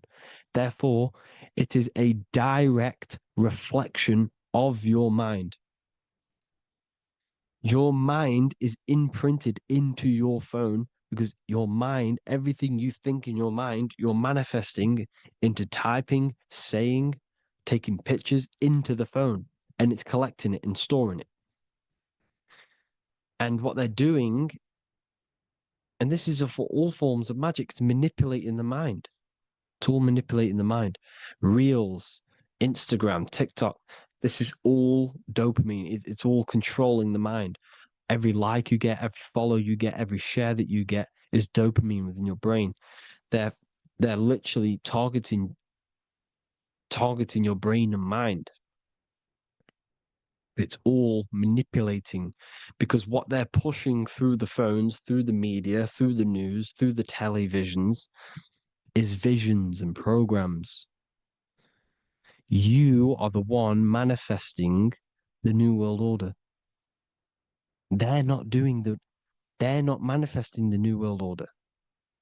They're giving you the information so you can manifest the New World Order. Everything they say is contributing to your mind. For example, digital money and all the information they put out for you to see is contributing to your enslavement. Your mind is manifesting the New World Order. They know this. They don't manifest it. There's billions of us. We could easily run over them physically. But on a mental level, these people have the knowledge and they hide it from us, and they let us manifest reality because we are the collective. They give us the information which manifests their agenda. It's all magic through the phones, the media, the television. So your phone is a manifestation of your mind. It's a record of your mind. Hollywood, holly tree, holy tree. They used to make wands out of holy trees, because it was the most holiest wood, the best for casting and transmitting energy. So they used holly trees to cast spells. That's what Hollywood is. And in Hollywood, they have the red tear, the blood drop next to the Hollywood sign, because it's all satanic. They're all black magicians. They use Hollywood to cast the spells through the music, through the films. You see, music is a form of magic. All of this is magic. Everything they do is a form of magic because they want an agenda behind it. But it's not black magic. They're letting us create our prison. This is what you have to see. Yes, they're evil, but they're not doing anything evil, or else they would face the karma. They let us manifest this agenda through giving in the information, by telling you what's going to happen in the movies. Everything that happens in a movie, it's all there on purpose to program your subconscious, to plant a seed within your garden, your subconscious, your mind. Because when the mind has already seen something, when it comes up and turns up in physical reality, you will be less shocked and you won't rebel. So they lure you slowly. They make you aware of these things over time. They make you gradually think it's okay. Like the technology, we never used to use these phones. How did we become so addicted and reliant on them? Well, because first they gave you a little a little flick phone. Well, no, sorry. They gave you a phone in your house. And then once you got used to that, they say, oh, here's the newest version of a little flick phone. You started texting your friends. Everyone was loving it in high school. They could now meet up without saying, let's meet on the weekend at this point at this time, like your parents probably did. Or maybe some of you watching this, you probably had to tell your friend to meet on the weekend at a certain time because you had no way of communicating. So everyone got these phones and got addicted to them. Then they slowly got addicted to the new iPod with the touch screen. Now they invented touchscreen. Then everyone got addicted to touch screens. Then because all of this is producing dopamine in the brain, which creates you to become mentally addicted to things and physically addicted, chemically addicted. Because dopamine's a chemical. Your subconscious becomes a program within your subconscious, and your body becomes chemically addicted to these phones. And these phones are the enslavement of humanity, technology. Without this, we wouldn't be in this mess without technology. Because they're creating a hive mind. We're creating a hive mind. So back on track anyways, they program you. Look at the films, 9/11, 9/11, all produced by Hollywood. Here's the 11, like I said at the beginning, the two pillars which reflect reality. What happens in the mind happens in the physical. What happens in the astral happens in the physical. Okay, what happens in the physical happens in the mind. It's the two pillars, the mirrors. 9/11. 9 plus 1 plus 1 is 11. Flight 11 was hijacked. New York is the 11th state. New York adds up to 111. This is not a coincidence. It's all a form of magic. It's a ritual, energy harvesting ritual, because your mind produces energy. Your mental attention produces energy. And they're feeding off this energy in the astral plane, these demons. Music is the most powerful. Personally, I think the music is one of the most powerful forms of magic they're using. Okay? Music is hypnosis. It puts your brain in a hypnotic state. It influences your electromagnetic field through vibrational energy. It reprograms your subconscious mind. Why do you think you remember the lyrics? You see, your subconscious stores all of the memories. Remember, the subconscious manifests 90% of your behavior. So therefore, the music you're listening to is manifesting your behavior. You wondered why some people wonder why they have drug addictions and they can't get out of violence and they can't get out of all this negative mind space. It's because the music they're listening to is creating a negative mind space. The words you listen to have plant seeds within your mind.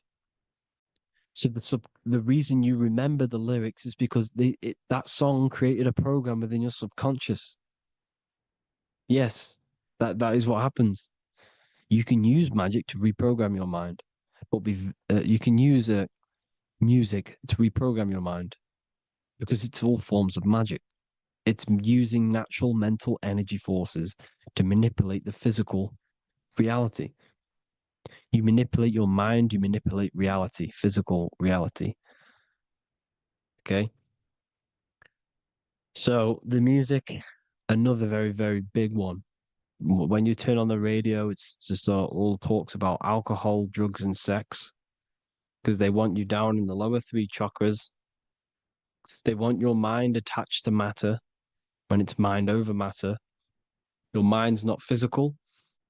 You see, the word spirituality is the new trend. It's not about your spirit. It's not about your spirit. It's about your mind. It's not about, spirituality and looking after your spirit. And they've got you focused on your spirit. Why? Because they hide your mind from you. You see, a lot of people think their mind is their brain, but the mind is everything. There is no physical reality without mind. You can have a brain Imagine if you had no mind but a brain. It wouldn't work. The mind is everything. The mind controls your avatar. It begins in the mind before it happens in the brain. Then the brain manifests through the body. The brain's just an electrical computer. So that, they've got people scared, or do I have a soul or not, and all this stuff. Listen, if you have a mind, you have a soul, because you are not the mind. This is why everything is sort of an illusion, because beyond the mind is your soul. But what is the soul without a mind? You can't have a soul without the mind. But if the mind didn't exist, the soul doesn't exist. You are the person listening to your mind. I shouldn't say person, because you're not the body. You're the entity behind the mind. But if you didn't have that mind, you couldn't understand what you even were. You would just be an observer who couldn't think. So yes, we all have a soul. If you have a mind, you have a soul. Everything is mind. Everything has mind. Mind creates everything. God is mind. And then manipulating your mind through TV, your phone, every little thing, the school, it's all about the mind, people. Control your mind, you control your reality. Just the last thing, here you go. Aleister Crowley, the dark magician, Kanye West doing the exact same thing because they're implementing magic in the music. Here's the Beatles with Aleister Crowley in the background. Bet you never noticed that. Aleister Crowley was influencing music and placing magic within the music to influence the subconscious. This is what Baal worship was. This is why they kill children. They sacrifice these children. Why? Well, because in order to ascend, in order to raise your consciousness internally, godly, by being good, God, or being in order to be good and raise your consciousness and to get something in the physical world, you have to sacrifice yourself. And what do I mean by that? In order to raise your consciousness and ascend, you have to sacrifice the lower nature of yourself. You've got to abstain from having sex to retain your sexual energy, to transmute it, or staying away from negative, some poisonous foods like meat. So staying away from blood. We shouldn't be consuming other animals' blood. We should be keeping our blood pure. We are humans. We shouldn't consume chicken blood, chicken germs. We are the most divine creatures on this creation. We are the most intellectual creatures in this creation. Therefore, we should keep our temples pure. We are not animals. If you want to associate yourself with an animal, go out in the wild, go and find a wild boar and go and try rip its guts out with your bare teeth, because you can't do it. You're not a cat. You're not a carnivore. Okay? So in order to ascend, you have to kill and sacrifice your lower part of yourself to ascend up to your spirit self, your mind self, the highest version. And the elites don't want to do this. So they sacrifice other things like babies to kill them, to exchange their life over to the astral plane, so these demigods in the astral plane can give them something in return in physical. They don't want to sacrifice their lower self, so they sacrifice other things for exchange, for physical pleasure. But the godly person sacrifices their lower self for their higher self to do good and ascend. So this is what all the Baal worship is, people, and this is why they're doing it. Hope you all had an amazing lecture. If you haven't already, go and get the Book of Wisdom for more information. You know, I don't go into dark stuff in this book because all I do is enlighten people in this book. You can get it in Spanish, English, German, Italian, and French. Worldwide shipping, you can get the PDF or paperback. Or there is also a new one called the Human Health Guide 2.0. It gives you a list of all the foods, grains, oils, and nuts, you know, everything that's alkaline and positive for the body and not man-made and hybrid. It tells you all the products to stay away from, how to fast, how to improve vision, how to improve everything, literally. So the Human Health Guide has been released. If you want that, I'll pull all the links in the bottom in the description. Hope you all enjoyed the lecture, people. God bless you all.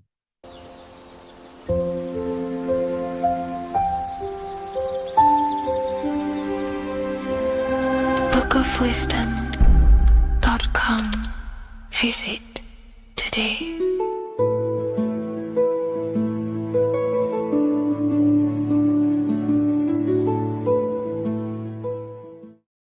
The Freemasonic square and compass is not just a symbol that represents Freemasonry, a lodge, or a secret society.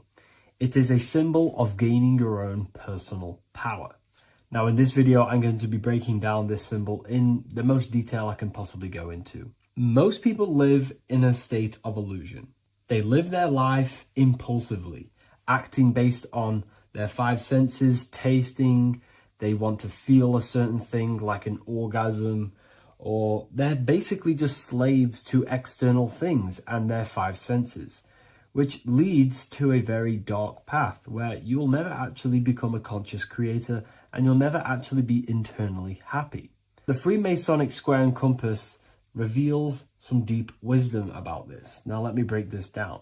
If you want to gain your personal power, listen up. The Freemasonic square and compass is a compass which is used to create circles. Now, if you notice something about the circle, they have no beginning, no end. You can't tell where it begins and ends. It's eternal, which means this represents consciousness. Now, if you don't know what consciousness is, if you close your eyes, you have an internal world.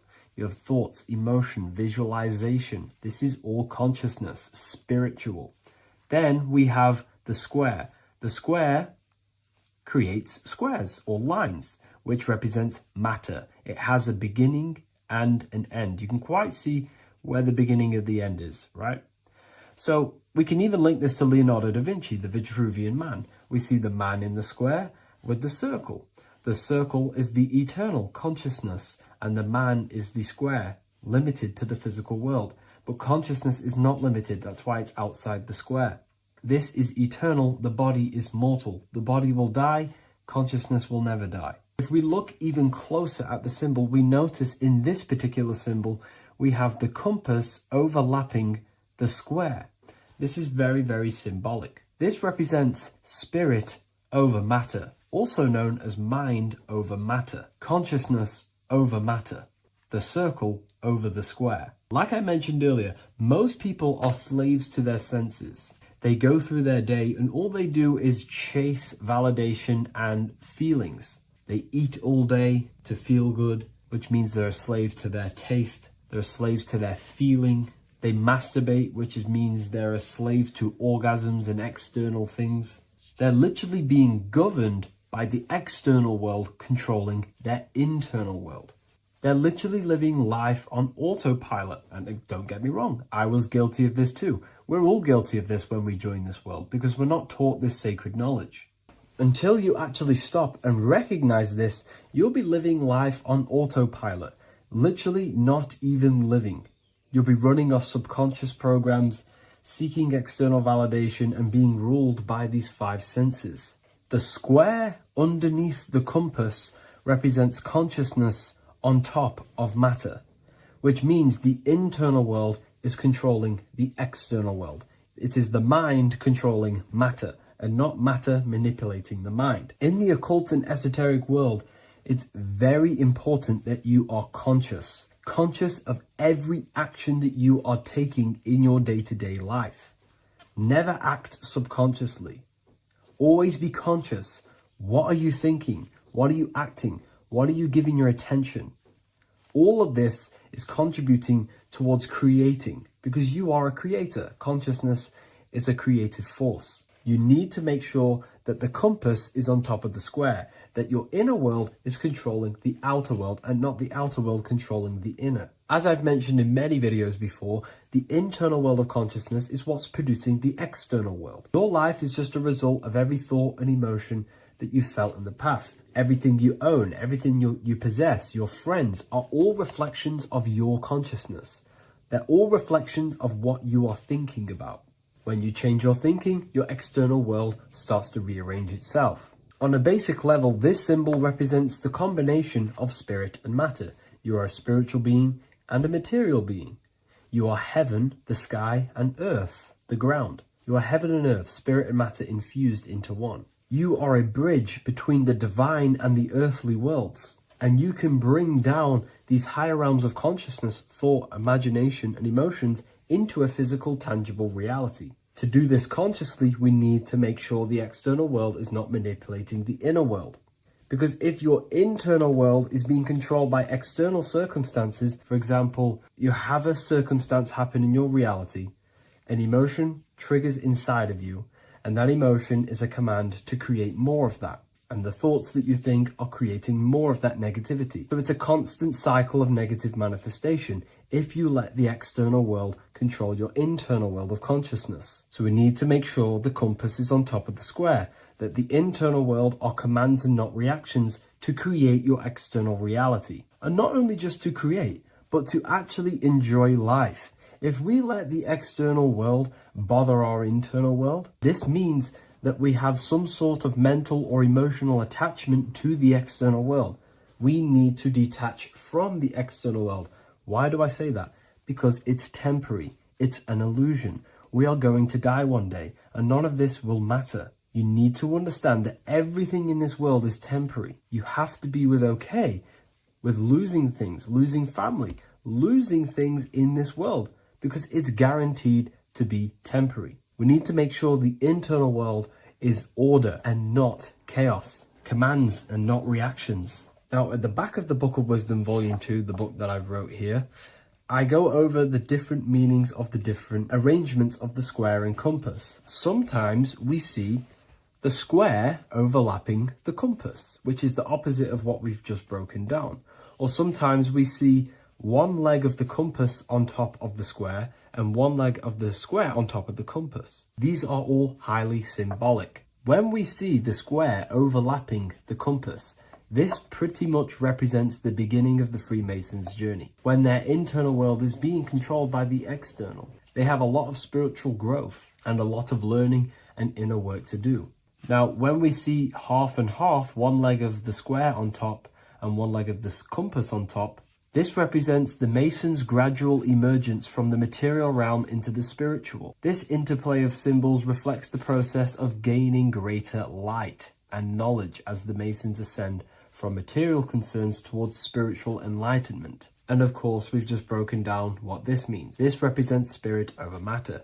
They're not chasing external physical things anymore. They're actually chasing and gaining validation and happiness from spiritual growth, more knowledge and deeper understanding of consciousness and themselves. Most people chase external material things, which actually don't make you happy in the long run. You could be given £1 million today. In a week's time, you would be back to the same original state of consciousness and actually chasing more and more millions of pounds. It's because nothing physical in this tangible world will ever satisfy your internal world of consciousness. So through spiritual growth, we can actually become happy and seek higher understanding, higher consciousness, which actually satisfies us eternally. So when we see the compass on top of the square, it symbolizes the triumph of spirit over matter. This arrangement not only signifies the mastery of spirit over the material realm, but also represents the resurrection, ascent, and dominion of spiritual principles over all earthly conditions. It's all about gaining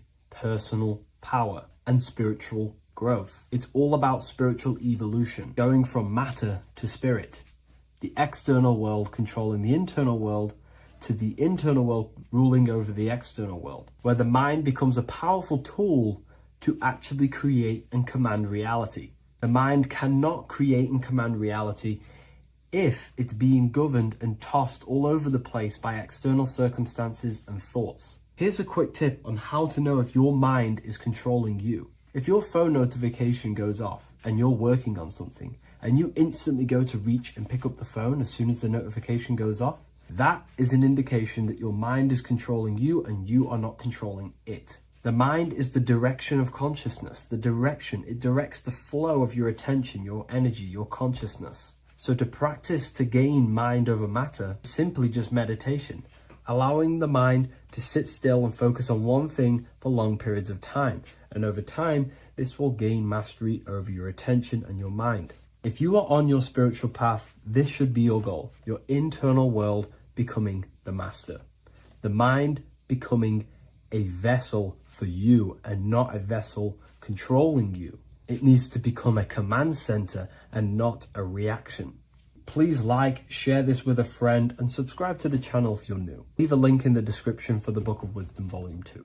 Watching pornography makes you see people as objects. It does a lot of psychological damage to the human mind. And if you truly want to progress in life, your spiritual journey, mastery, whatever it is, mastering your sexual urges is essential to become powerful, successful, and become the best version of yourself. And there are some occult practices that I used to help master this urge. They're not really techniques, they're more mindsets, which will definitely help you overcome your urges. So if you want to quit pornography today, this is the way forward that I used to create this version of myself. Before we go into the tactics, we must understand that whatever we do in darkness comes into light some way or another. If you watch pornography, you know you have a problem, you keep this to yourself. We all naturally do. These things are private, and what we do in our private time molds our subconscious mind, and we keep it away from people. But whatever we do in darkness always comes to light. If you're doing things you don't want others to see, such as watching pornography, it will come out through a subconscious force. It will come out in your eye contact. You won't really be able to make eye contact with the person you're attracted to. It comes out in your energy, your aura, your presence, your confidence. All of this plays a role in molding your consciousness. And especially women can pick this up so easily. Females are more subconscious, males are more conscious. Females speak indirectly, males should speak directly. If a woman is hungry, they will say, "I'm hungry." "Are you hungry?" But a male will say, "Let's go get some food." You have to see the underlying subconscious messages in women because they speak in more of a subconscious language. Men speak in a direct language. And maybe even men will pick this up. If you want to be taken seriously in the business world or your career, whatever it is, this is essential for your body language and your personal power. So you must master your sexual urges. Releasing your sexual energy, your sexual fluids, removes the life in your eyes. A lot of people get dark bags underneath their eyes. I used to have them years and years ago. My eyes were always half shut. There was no life in my eyes. But as you purify yourself, the life and the energy comes back into your glaring eyes. The first tactic on mastering your sexual urges is understanding that thoughts produce emotions. Whatever we think about inside of our mental body directly corresponds to what we feel in our emotional body. What we see here is a piece of alchemical artwork showing you the light of the mind shining down into the heart. This represents the mental body with the clouds. This represents the human heart, the emotional body of consciousness. What we think about, if we think about sex, or if we watch things that are stimulating to us on Instagram, TikTok, that thought goes into the mind and the feeling gets then produced in the heart and the body becomes aroused. What we think inside of our brain becomes emotional energy in our heart. As above, so below. And what becomes in our heart is what we take action on. We take action on emotion. Human action, human behavior pretty much comes down to what we feel. We only act on what we care about or what we love. If you love that feeling of watching pornography, that is the reason why you're taking the action. So keeping this in mind at all times is very important in your journey of self-mastery. What you think is what you feel, and what you feel is what you act upon. Remove stimulations that can possibly produce that thought of watching pornography. Unfollow the people. Purify your environment so these thoughts do not enter your mind. And if you do become stimulated, remember, thoughts produce emotions. Change your thoughts. Think about something else instantly. The more you think about it, the more you feel, and the easier it is to take action upon it. And the second tactic that I say to myself is that it's all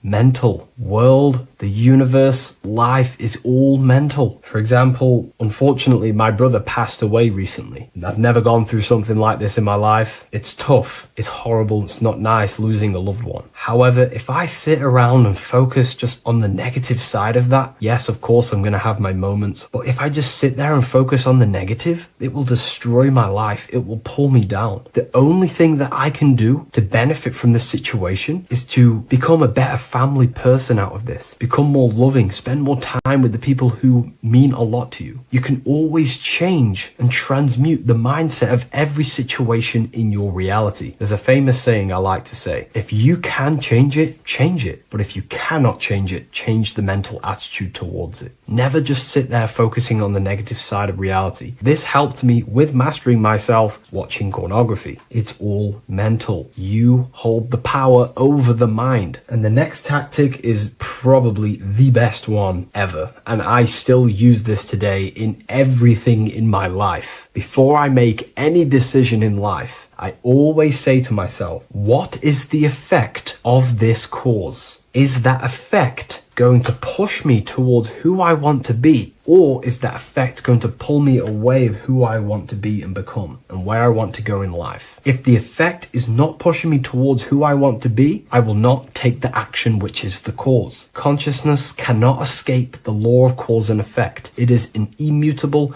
inchangeable law that is governing your consciousness and your mind. You have to keep this law in mind because it is the law that is creating and crystallizing your reality. Any decision you make, what is the effect of this cause? The law of cause and effect is a force that you cannot escape. So you have to work with this law and become conscious of the law. So before you do take the action, what is the effect? Is watching pornography going to push me towards who I want to be and where I want to go? If it's not, do not take the action. That's where willpower comes in. You can do little exercises for willpower, meditation for 30 minutes of not thinking. You can do rituals that strengthen the connection to your mind with your willpower. At the end of the day, the willpower is the most essential force in the consciousness. Another thing is remove any music that talks about it. Even the words will be producing thoughts in your mind. What you feed your consciousness is ultimately what you project back outwards. Don't listen to the rap music. Don't listen to any music that talks about it. Try and remove this from your environment. These tips that I've given you don't just work in quitting pornography. These work in every aspect of your life, and they will dramatically change your life if you become conscious of them and actively use your mind. Don't fall under the spell of becoming unconscious. Never act unconsciously. Never think unconsciously. Never feel unconsciously. Stay on top of your mind. Be the observing eye in your mind. Never fall unconscious. Of course, we all need to sleep, but I mean in the waking times. And this is why learning about yourself or consciousness is essential for every aspect of life. Business, your career, money, whatever it is. Whatever you're doing in your life comes down to understanding human consciousness. And that's why I wrote these books, so you understand yourself, so you gain your understanding of the functions of your own mind, body, emotions, and how you are creating reality. That's why I wrote the book of symbolism, because symbols are not just symbols. These symbols represent forces and aspects of the human psyche themselves, and they are veils, they are keys that help you remember and become conscious of what has fallen unconscious in your mind. We're simply just becoming conscious of what we are unconscious of and becoming conscious of them and using these powers. You want to take your life to the next level? Feel free to get the book of symbolism. I'll leave a link in the description. Take care, everyone.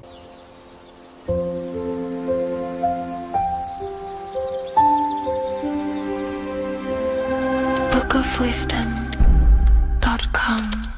Visit today.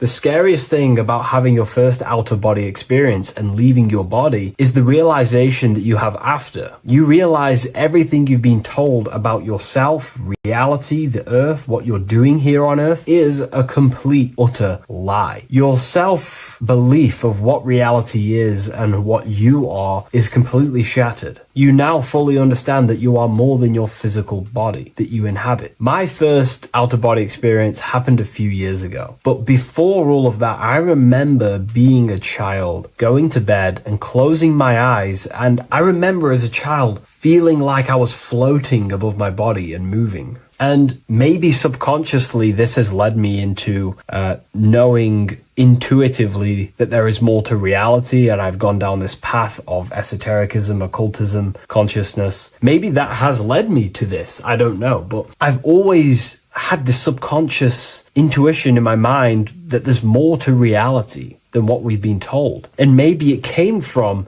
having these experiences as a child. And I'm pretty sure some people in the comments will also have that experience, feeling like you're floating when you close your eyes in bed as a child. I remember this very vividly. But a few years ago, I had my first out-of-body experience, and it completely shattered everything. And it confirmed to me that I am eternal, and there is so much more to the self, to consciousness. I then realized after my first out-of-body experience that our self is not just here in the physical dimension, it's existing in every dimension there is in the universe. However, our mind is focused primarily on this physical time space. When your mind is totally giving its attention and time to this particular time space, it locks in the mind or consciousness into that particular body of consciousness, such as the physical body, right? But for example, let's say you have a daydream and your full focus isn't in the present moment and your environment that you're in physically. Your mind kind of wanders off into a daydream, what we like to call it. That again is shifting time space. Your consciousness is 40% here in the physical plane because your body's there, but then the other 60% is in this daydream, this imagination. So you're shifting time space, and what an out-of-body experience does is allow your mind to reduce that attention to the physical body and access attention to this altered body or dimension of consciousness. So I'm going to give you the story of my first out-of-body experience, because I know when I was researching this, I was always looking for personal stories about someone's out-of-body experience, and there's not many out there, to be honest with you. Well, based off my research, I couldn't find many. You find a few, but I'm going to give you my experience of my first out-of-body experience that happened a few years ago. It was early in the morning. I kept on waking up and falling asleep to my alarms. I went back to sleep after waking up for like the third time in the morning. When I fell back to sleep, that is when I had my out-of-body experience. It's also good to mention that I have been listening before that about podcasts, books about our out-of-body experiences, astral projection, and things along them lines. So this was stored in my subconscious, this topic. And I had a desire in my heart to actually experience this for myself. Long story short, I went back to sleep early in the morning because I kept on waking up, and it began with this tingling sensation, a high energy sensation. It was like bursting, intense, high frequency energy. My attention was no longer in the time space of my body, but my attention shifted into this energy body, which I now understand. I didn't understand at the time properly, but I now understand that as my consciousness started to feel like it was being pulled upwards, right now, our time space, our attention is in our body, and you feel all the data of the senses, right? And that's what I'm feeling right now. That's what you're feeling right now. But imagine that was completely stripped. My attention was no longer feeling the sensations of my body, because my body kind of just dissolved as I fell back to sleep. So this was a natural out-of-body experience. I didn't force it. I didn't meditate. I didn't do anything. This was just a natural out-of-body experience that I had. And a lot of people get these that I've read about. So my my attention started to feel like I was being pulled upwards, and I no longer felt my body, but I felt this intense energy, frequency, sensation all around my body. It felt like this, like it felt like illuminating energy that's moving very, very, very fast. So my conscious awareness was now shifting. I now understand. My whole body faded into this sensation. My whole mind faded into this energy sensation, this tingling free. It was very, very intense. I was not feeling my normal senses anymore, only this energy. This energy was also pulling me up. The more I was lifted up, the more intense the frequency became. So think of it like just a frequency resonator, how it just goes up and down, up and down. But then imagine the frequency resonator just going higher and higher and higher frequencies, and it would just get more and more and more intense. The energy was moving faster. This tingling was faster and faster and faster as I was being pulled up. Part of my mind began to fear this. My arms and legs grew very tense. I started to tense up because at this moment in time of the experience, I was very vaguely conscious. I was half there, half not. And as I was being pulled up, my physical body started to tense. And this is again when I started to feel my body again. But then I remembered what I heard out of body experiences is that you have to submit to the process. If you try and force an out-of-body experience, it will never happen, because an out-of-body experience is not truly out of body. What we're trying to do is trying to find a needle in a haystack. If you're trying to find a needle in a haystack, you don't go rummaging through the haystack to find the needle. What you do is you burn the haystack and then the needle reveals itself. It's the same with an out-of-body experience. We dissolve the senses of the body, so the body falls asleep, but the mind stays awake. As soon as I let go of this fear and I let go of the tensations in my body,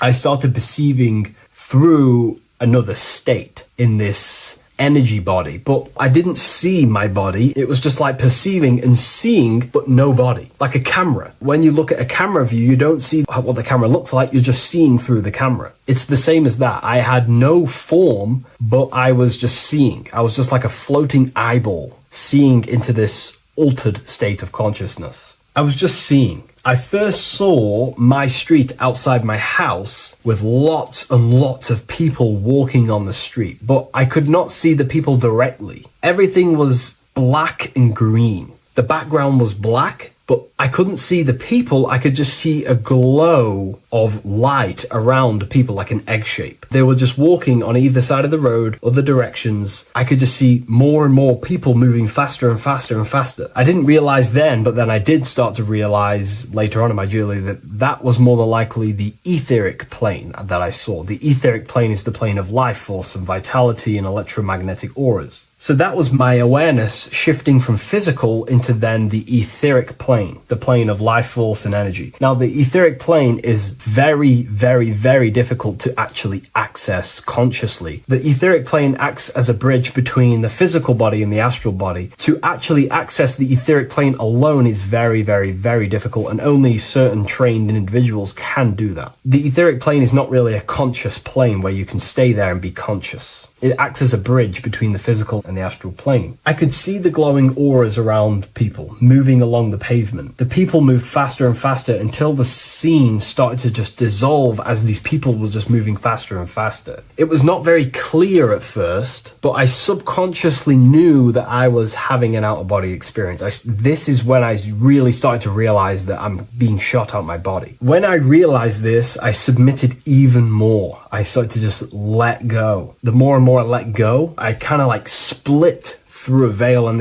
everything became super clear. Before, in the etheric plane that I think it was, the ethereal plane, things weren't very clear. I could only just see glowing auras. However, as I split through the veil of the etheric, this bridge, this place that I was going to, I then split and everything just came super, super clear. I was floating in the sky. I subconsciously knew that I was having an out-of-body experience when I realized this. As I was still being lifted upwards, I then split through the layer where everything just suddenly became super clear. But then I was awake, fully conscious, but I was not in my body. I was just like a camera in the sky. I had no body, no form. I could just see. When I entered this plane, there was some sort of voice guiding me through this whole process. It was a male voice, and it was basically guiding me where I was going. It was telling me what I can do here. This voice was pretty much saying, you can fly, you can think things into reality, you can do this, you can do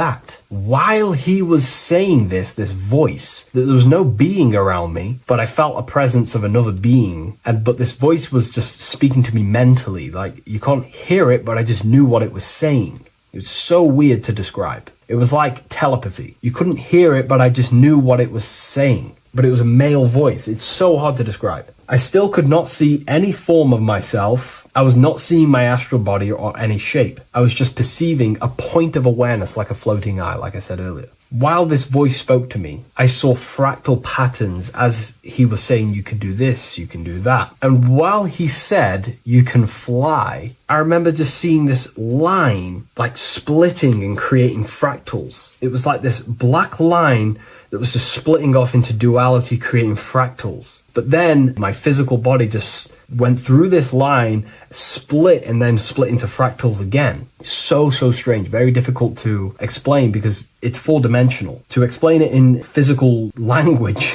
it's very difficult to actually explain what was going on. So as he was saying what you can do, I was seeing these fractals dividing and then creating fractals. When he says you can think things into reality or something along them lines, my awareness just did a full 360 as if I did a backwards flip. I had no conscious control over this. That's something that you later develop as you keep having these out-of-body experiences. Your first out-of-body experience, you probably won't be able to control what's going on, but you will have an out-of-body experience if you seek them. I could see all around as I rotated. I looked all the way down and then back to my original angle and point of awareness. During that rotation, when I started to turn upwards to do the backflip, I looked up and it kind of looked like the sun in the sky. It was very dark and gloomy. Now I know that was more than likely the lower astral plane because very dark and gloomy. And it was very kind of dense there. I looked up and I could see this. It was like the sun, but it was white, pure white light. And it was shining down over the astral plane. And that was the only light in that place. That's why it was so dark and gloomy there. And I then realized in that particular state, at that time, I thought that was God. I don't know what it was. Maybe it was, maybe it wasn't. Maybe it's the light of the higher mental plane shining through into the astral. But I looked up at it and I realized that was God. That was the source. That was the higher dimension beyond the astral plane, which is the mental plane. The higher astral planes and then the mental planes, the planes of thought. Then once I saw that, I was in complete shock. As I rotated backwards even more, I then get the view of seeing down, completely down, like a bird's eye view. And I could see like an old medieval gloomy town. It was dark, almost night, with very little light. The only light present was the light from above. The town was old-fashioned, gloomy, misty. I looked over it from above. Then the experience began to fade. I don't remember anything after that process. But I'll be honest with you, the process of leaving my body for the first time was extremely intense. The frequency, the energy were overwhelming but powerful. Letting go and choosing to have no fear was the key to that experience. Just to give you a little bit more wisdom on what I actually experienced now, what I realized what was happening, I now understand that the voice that I was hearing was not an external being guiding me. It was actually a higher aspect of myself, a part of my own consciousness that is not focused in the time space of the physical world. My physical mind is focused here in this timeline, but once I exited this timeline and focused elsewhere, the higher part of myself guided me towards that experience. This higher version of ourselves that we call the higher self is a higher dimensional being, but we're just unconscious of it. This being exists beyond our ordinary thinking mind. Our self exists everywhere in the universe, and we can unlock higher versions of ourselves as we progress on our journey of awakening and self-realization. Because let's say right now, only 10% of your awareness is actually in the physical plane. Science tells you that 90% of you is actually in your subconscious mind. 10% of your awareness is your conscious mind. So there's 90% of you that your conscious mind is not aware of.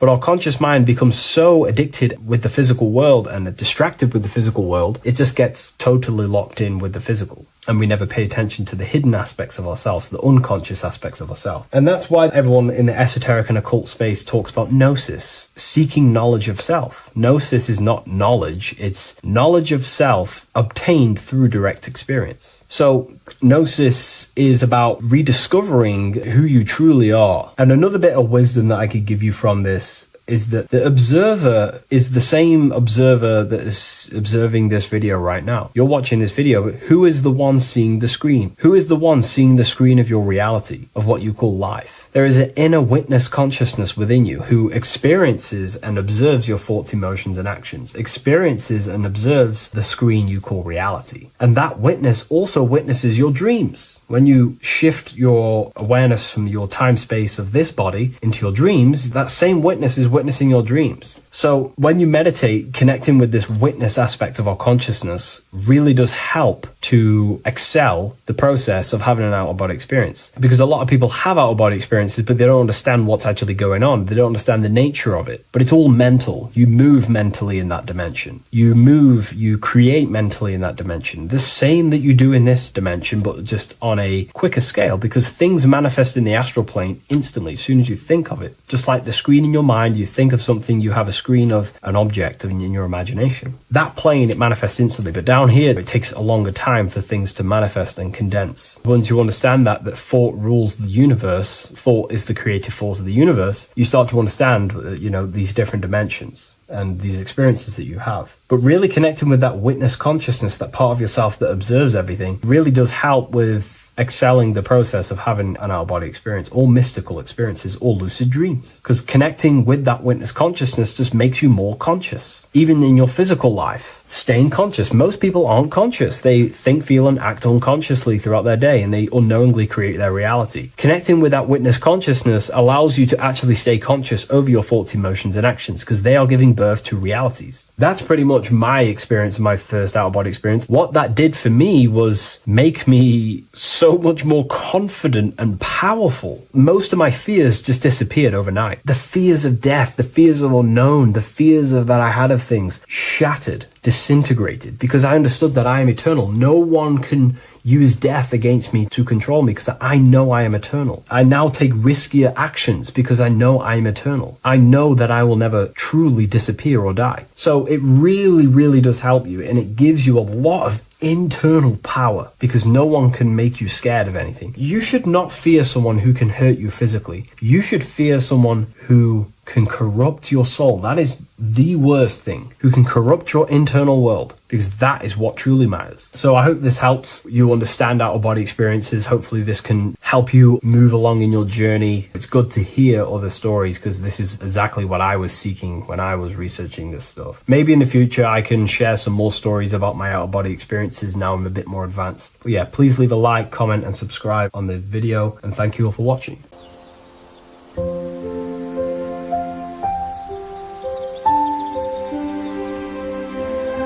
bookofwisdom.com. Visit today.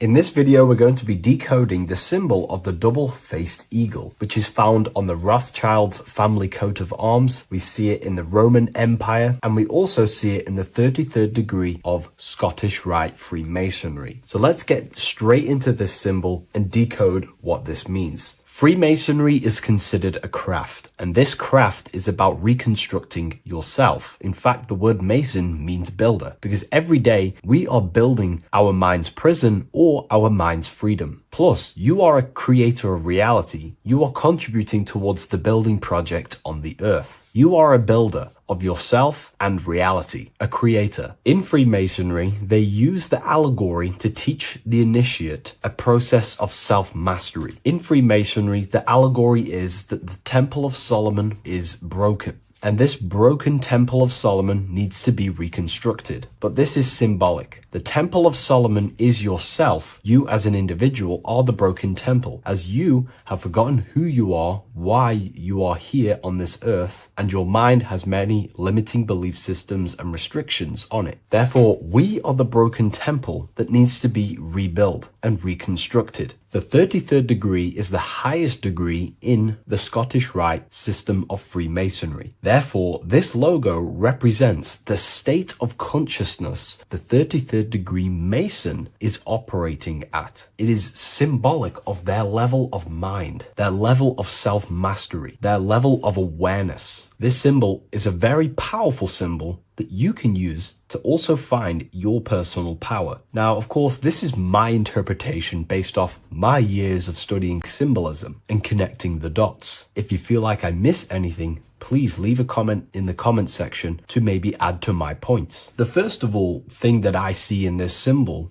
that reveals a great power of mind is the eagle. The eagle itself is a bird, and a bird can go on the ground and in the sky. In a symbolic sense, this represents the body and the spirit, the ability to transform from this earth body and then also access astral projection and the spirit. The bird sees things from a higher perspective while it's flying in the sky. If you're only in the physical body, your perception of reality is limited to the ground. We do not see much from the ground. This is all symbolic to a level of mind. The bird can see things from above. It sees the earth from a top-down view and sees the whole, sees things from a higher perspective, symbolic of the mind of a 33rd degree Mason who understands who they are, what reality is, what consciousness is, and the human psyche. Their level of intelligence allows them to see reality from a higher perspective, and they also have the mindset of seeing things as a whole, which is a great truth. We are all part of a greater whole, the unfolding of creation that is taking place in the present moment. We are all unfolding creation as a collective consciousness, and we are part of a greater whole building project. So this bird, or the eagle, is symbolic of seeing things from a higher perspective and possessing a higher consciousness. The double-faced eagle, one eagle looking left, one eagle looking right. This is symbolic of the past and the future, mastering time. The way an individual masters time and masters the power over time and gains their power over it is by using the past and the future. The way we master time is by looking into our past and see what thoughts, emotions, and actions have led us to this very moment in the present moment in our lives. By looking into the past, you can see what thought, emotions, and actions have led you to this very point in your life and see the mistakes in your thought processes, the mistakes in your emotions, and the mistakes in your actions. You can extract wisdom from the past of your past and apply that wisdom in the present moment to then change your future to a better future for yourself and the collective consciousness and your contribution towards the creation taking place on the earth. That is how an individual masters time. You can do this through memory work. Every time you go to sleep, go through your day backwards. Follow the events backwards. What this does is literally create new neural pathways in your brain and allows you to strengthen your memory so you can remember more. Memory work is massive in Freemasonry based off my research. They make you do rituals, memorize rituals, because they're trying to develop these different aspects and cognitions of the human mind. We see that the double-headed eagle is looking left and right, but then joins. This is symbolic of unity of duality, unifying duality. And the only way you can do that is by connecting with pure awareness without distortion of the mind and body. If you turn off your body, it goes to sleep. If you turn off your mind, you go to sleep. But if you can turn off your mind and body, then who are you truly? When you turn off your mind, you're no longer your belief systems, your name, your job, your reputation, your status. You are this pure awareness who's observing the mind. So in meditation, you realize you are not the mind. You are the awareness, and the awareness is singular, and the mind thinks in dualism. So this is symbolic of unifying and seeing things through the lens of the awareness and not the mind, because the mind can produce illusions. So this is symbolic of a state of consciousness of the 33rd degree who sees everything as oneness. We are all one witnessing consciousness experiencing itself. However, this witnessing consciousness is molded differently through the mind. My mind has gone through memories, traumas, events, and belief systems, which makes my mind unique to you. But when we all turn off the mind and connect with pure consciousness, the pure awareness, then we are all, on the deepest level, actually one. The universe is one. This is symbolic of seeing and perceiving that reality and truly maturing that understanding in your consciousness. We also see that the double-headed eagle is standing on a sword, which is a tool. The tools that you possess in life are aspects of your consciousness. Your thoughts are a tool. Your emotions are a tool. Your actions are a tool. These tools are creating and building your reality, and they're also building your soul, building your consciousness. But we see that the double-headed eagle is standing on top of the sword, the tool. The sword is a powerful tool. So this is symbolic of power on the surface level. But if you go deeper and decode the symbol, it reveals something way more powerful. The sword carves through things. It's also a very murderous tool. If you hold a sword tool